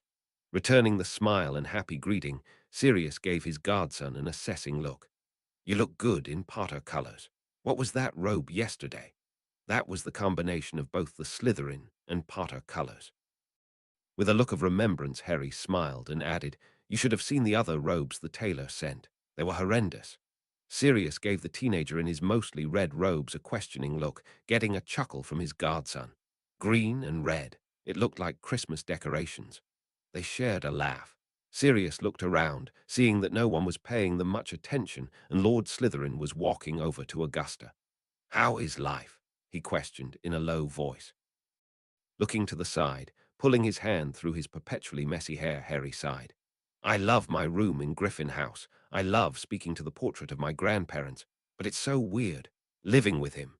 I just don't know any more, Sirius." The desperate and bewildered look in the green eyes, asking for reassurance and help, was almost too much for Sirius. In a spur-of-the-moment decision, Sirius started an explanation. "Would you like a few more colors to add to those dress robes?" "I'm searching for an heir. I have to check the requirements, but I think you would be right. But I would understand if this would be too much responsibility." He started rambling and took a deep breath to get back on track. "As my heir, I would have a certain influence over you," he trailed off. "I'm not sure this is a good idea," huffed Sirius. Harry looked unsure, but before they could get deeper into the topic, Neville walked over. "Harry, good to see you again so soon." He smiled and nodded politely to the adult wizard standing beside Harry. "Lord Black." Smiling at the son of Alice and Frank, Sirius returned the nod and the greeting. "Heir Longbottom." The boy looked good. It irritated Sirius to no end that the man who was somewhat responsible for the torture that rendered the parents of this boy incapable of caring for him was standing with the boy's grandmother, free to go as he pleased. Getting his mind off this unpleasant topic, he could not do anything about it anyway. Sirius turned his attention back to the two teenagers speaking animatedly about what the day was to bring. Harry seemed happy. Sirius was totally bewildered by that fact, but it was obvious. Shooting a speculating gaze at the back of Lord Slytherin, Sirius wondered if a monster could change, or if he just had changed into another kind of monster. Probably only time would tell. Madame Longbottom, may I ask for a moment of your time?" Marvolo made sure to approach the resolute witch so she could watch him the entire time, and kept his stance non-threatening, his voice polite, his bow slow and not an inch deeper than was necessary. He did not want to make her suspicious, or at least not more so than she already was. "Neville, darling, why don't you go over to your friend and talk with him? It is his first day here, after all," were the words the witch used to send her grandson away, not averting her eyes from the younger-looking man standing before her. The young wizard did not hesitate, and Marvolo watched him walk over to Black and Henry. To make sure that they were not overheard, he did not want to ruin the surprise. He waved his hand, erecting Severus, excellent privacy charm. It would be rude to draw his wand, and it was convenient to demonstrate just how capable he was concerning magic. "What do you want, Lord Slytherin?" Her voice conveyed just enough disdain to be perceptible. "I want to speak to you on behalf of my son." That got a surprised reaction from the witch. Oh, that was fun. It was a good feeling to surprise people. "I made him read the records of the votes from the current Potter regent." I wanted him to decide if he was happy with the way the Potter seat had been used. He briefly looked over to his son, checking on him, before continuing. He was not happy, and so I asked him to name another person.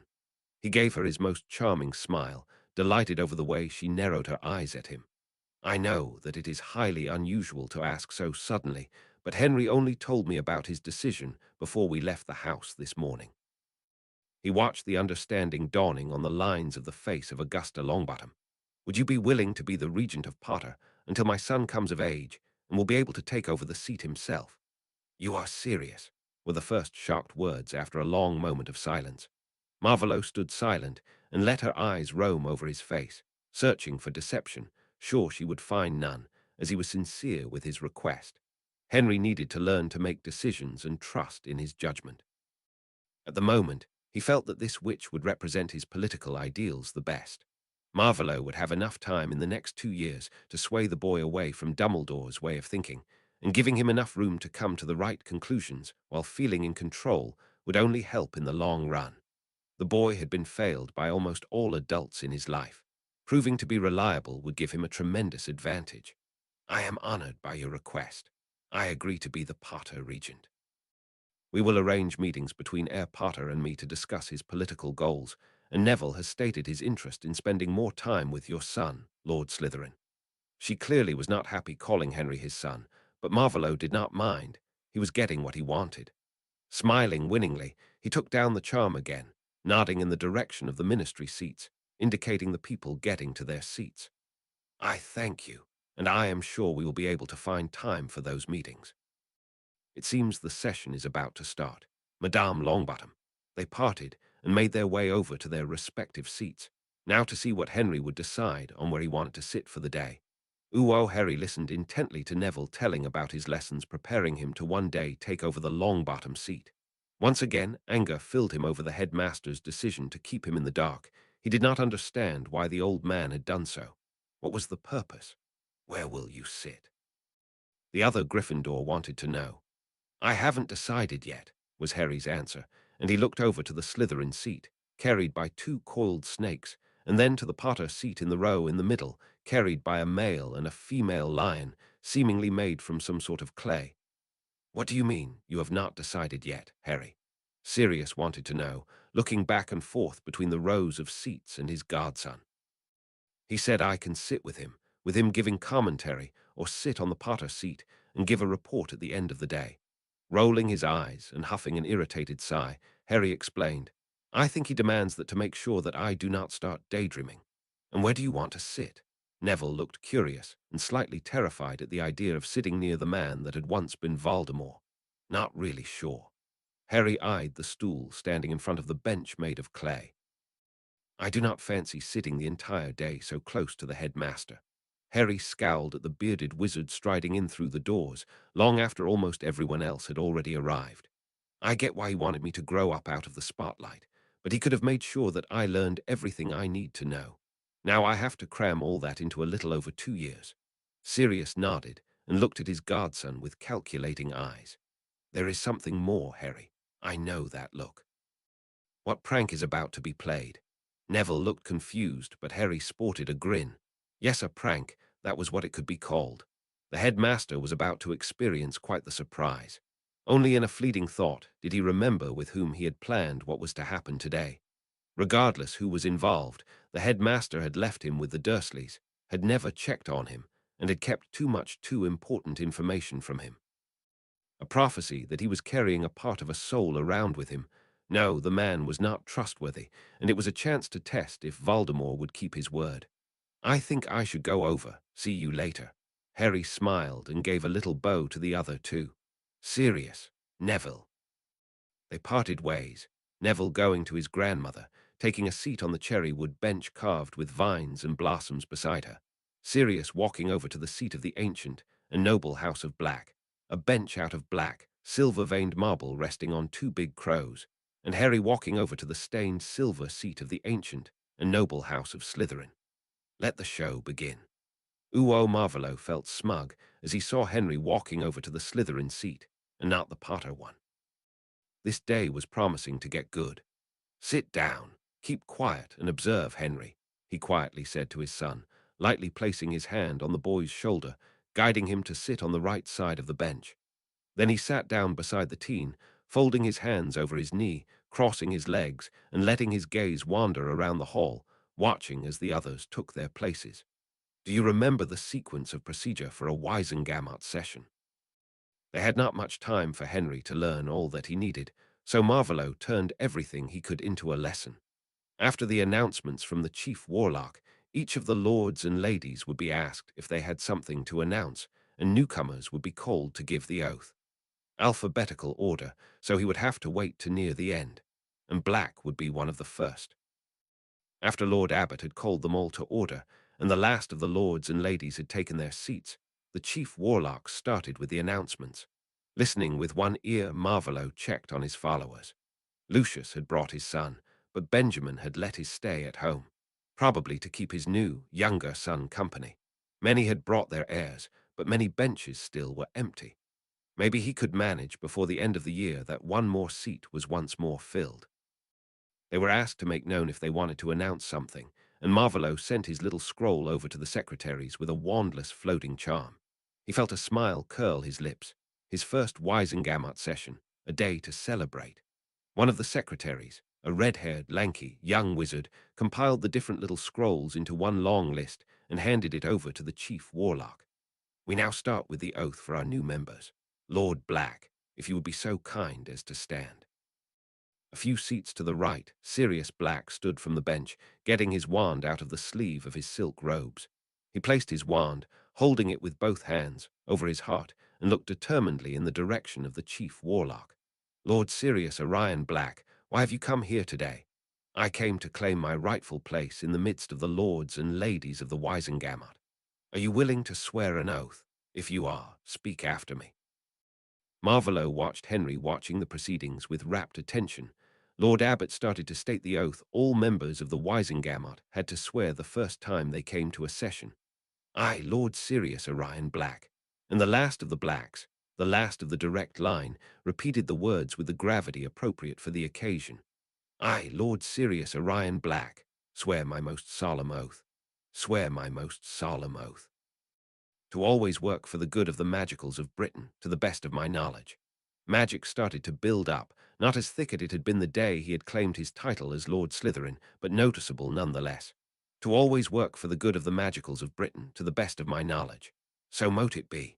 So mote it be, repeated Lord Black, and with a bright flash of light, the oath took effect. That is all, came a baffled whisper from the teenager on the bench beside him. That is the oath that's supposed to make sure that the members of the Weisengamot are. The teen struggled to find the words to express his disbelief, and Marvolo chuckled quietly. It would be a ridiculous oath if that was its true purpose. Green eyes looked questioningly up to Marvolo. They had come a long way since that disastrous first day. The purpose is to make sure that each of the members bases his or her actions alone on their moral compass, not to be swayed by blackmail, fear, or outright force. If one wants to grant even a small measure of free will, oaths tend to be quite weak and open to interpretation. A small, frustrated huff came from Henry, who watched Black sit back down. So it is basically pointless. After a small pause, the teenager hissed, and you could continue like you did before, sir. Marvolo contemplated for a moment before he hissed his reply. If I was convinced that it was the best for our community, then you are right. I could continue the same way. But that would not be the best. The look from the teenager was skeptical, but he stayed silent and turned his attention back to the proceedings. Lord Marvolo Slytherin, why have you come here today? Chief Warlock Abbot now directed his words to the youngest-looking man wearing a lordship ring in the room. Marvolo stood, his wavy brown hair brushing along the high collar of the shimmering dark green robe, getting his wand out of its holster, smirking inside as he saw several people flinch. Intoning the traditional words, Marvolo noticed the pinched look and forced smile on the headmaster's face, where he sat on the small wooden stool in front of the Potter bench. I came to claim my rightful place in the midst of the lords and ladies of the Weisengamot. The words of the oath were repeated, and Marvolo felt the magic settle in him alongside the oath he had taken a few weeks before. A few unimportant notices later, Lestrange was called to make his announcement. I, Xerxes Lestrange, change the rules of inheritance for the seat of the noble house of Lestrange. From this day onwards, the position as head of house can be held by a witch, as can be the position as heiress. By the magic of our family, so mote it be. A murmur swept through the hall. They all knew of the plight of the family Lestrange. The current lord not married and unlikely to have more children, the only sons without children, and in Azkaban for life. For as long as anyone could remember, the Lestrange head of house always had been a wizard. But now the position could be held by a woman. That move was sure to create rumors. Was there a witch waiting in the wings? Someone that could take over once the current lord would die? Marvolo knew, of course, that there was a possible someone. Henry's little friend, the incredibly intelligent Hermione Granger.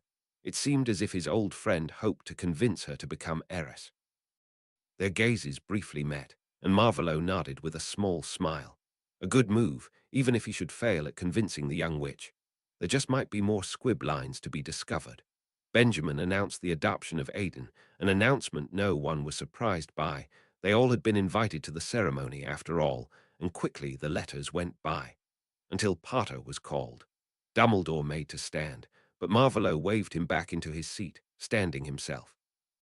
As the adoptive father of the Potter heir, I will speak for my son. Another murmur swept through the Wisengamot, and Marvolo spotted some smirks and some disturbed faces among those attending. Turning to the front and concentrating on the round face of Lord Abbot, Marvolo smiled and started with his announcement.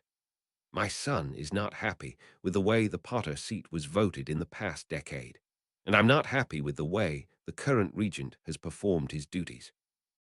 Therefore Albus Percival Wulfric Brian Dumbledore will no longer be the Potter regent from today. Chaos erupted at this proclamation. It took several minutes to quiet the enraged witches and wizards down again. Funny that they did not react this violently and loudly, as they had to free him from his past crimes. But now that he was about to change who was regent for his son, they made a fuss. Maybe because this was much easier to process, and a move they had anticipated, in contrast to his suddenly appearing before them, looking totally different, unearthing an ancient law no one had heard about before and pleading to be declared alive again. They had come to terms with the fact that he had not actually died that night. With a face as red as a howler, Lord Abbot sat down again, waving for Marvolo to continue, glaring at all the others to stay silent. Nodding in assent, Marvolo did just that. I asked Madame Longbottom if she would take the position as Potter regent, and she agreed. So from today, Madame Longbottom will be regent for my son, the way he wishes it to be. And more whispering and murmurs were the result of this. Marvolo had to really control his face to prevent the smirk from showing, as his eyes fell on the flummoxed faces of his followers. That was not something they had seen coming. Not at all. Harry realized quickly that most of the work in the Wisengamot was boring. Well, from his perspective at least. After the hubbub from the announcement, and the joke of an oath serious, and his momentary guardian had to make, it got rather hard to keep paying attention. At the moment, two lords were having a heated debate over fees for importing cauldrons. It sounded distressingly like Percy lecturing over the thickness of the bottoms of said cauldrons. He rolled green eyes as the lords slid into childish insults, and startled at the quiet chuckling from beside him. They tend to do that, or so Lucius told me, hissed Voldemort in his direction, clearly sounding amused. That is utterly unproductive. Why is the chief warlock not doing anything about it? Rubbing his scar, Harry suppressed a yawn. It was really hard to pay attention. He was glad that he had chosen to sit on the Slytherin bench with Voldemort, otherwise he would have had trouble giving a report at the end of the day. What a surreal thought. Stay awake, Henry. Is the scar bothering you? Was there worry in the hissed words? Harry was not sure. He shook his head. No, sir, just a regular headache. If you are sure. They listened to some more childish bickering before the chief warlock finally called a halt to it and called for a vote. Voldemort raised his wand with those against the raise of the fees, hissing the explanation to Harry that there was no reason to raise them, except that the one lord had invested in some apothecaries, and would lose money if the fees for cauldron import were raised, and both families did not get along well. Harry was amazed how childish politicians seemed to be. The next point on the agenda was a new law proposal regarding werewolves. Harry immediately recognized the witch they had met on the day of Sirius' trial. She stood and cleared her throat, trying to get the attention of the assembled members. The elusive Madame Umbridge. It is surprisingly hard to get any information about her, murmured Voldemort near Harry's ear, continuing with the promised live commentary he had provided at every turn. As the witch finally began speaking about the law she wanted to see passed, the green-eyed teenager quickly realized that the woman was in her own personal war against werewolves. She cited statistics about an increase of near attacks, near-fatal attacks, and newly infected in the last years, claiming that the auras had to take a harder stance against the monsters. And suddenly, Voldemort was standing, and all eyes turned away from the speaking witch to rest on him. "Excuse me, madame, but may I ask a few questions of you?" He sounded so polite. Harry wondered if Voldemort would consider a career as an actor if this taking over the ministry plan didn't work. Wrenching his concentration back to the reality happening around him, Harry almost laughed over his absurd thoughts. Clearly irritated, Umbridge nodded. "Sure, you may, Lord Slytherin. Is it true that the increase in the number of attacks from werewolves started after they were denied the right to possess land or property, after employers were made responsible for eventual slip-ups, rendering werewolves unable to find work?" He made only a short pause, mockingly raising one brow, before he continued. "We have the means to keep ourselves safe, to keep them safe. We can ward a stretch of fields and woods. We have the wolfsbane potion. But the laws we currently have prevent werewolves from paying someone to ward a place or buy the potion. They can't even do it for themselves, because we deny them a proper education. That is where we are wrong, and the law you are about to propose would only make the situation worse." The chamber was pandemonium after that. Umbridge tried to claim that all werewolves were monsters that did not want to keep away from potential victims on the nights of the full moon. Some demanded to see those statistics, others brought up topics that only were a tangent to the original problem. Unemployment in general, low qualifications of werewolves, the lacking quality of school brooms at Hogwarts. Harry only tried to follow the different directions conversations, mostly shouted, were taking before he gave up, rubbing his scar. The new law was neither discussed nor voted on in this session, and the chief warlock called for the lunch break quickly to get the mass of people under control again. While they were waiting for the room to empty, so they could walk over to the smaller chamber holding a buffet to grab a bite to eat and something to drink, Harry turned to the man in green robes standing beside him. Why standing up for werewolves?" He wanted to know this now, and to avoid being overheard, he used Parseltongue as they had done throughout the morning. "I may have made a promise to get rid of the oppression against werewolves the ministry enacts," was the nonchalant answer given with a small smile. "I may had planned to use other means to get it done, but I'm still able to work to that goal." Harry frowned. "I do not really know what your goals are. Now, I mean." "No, you can't.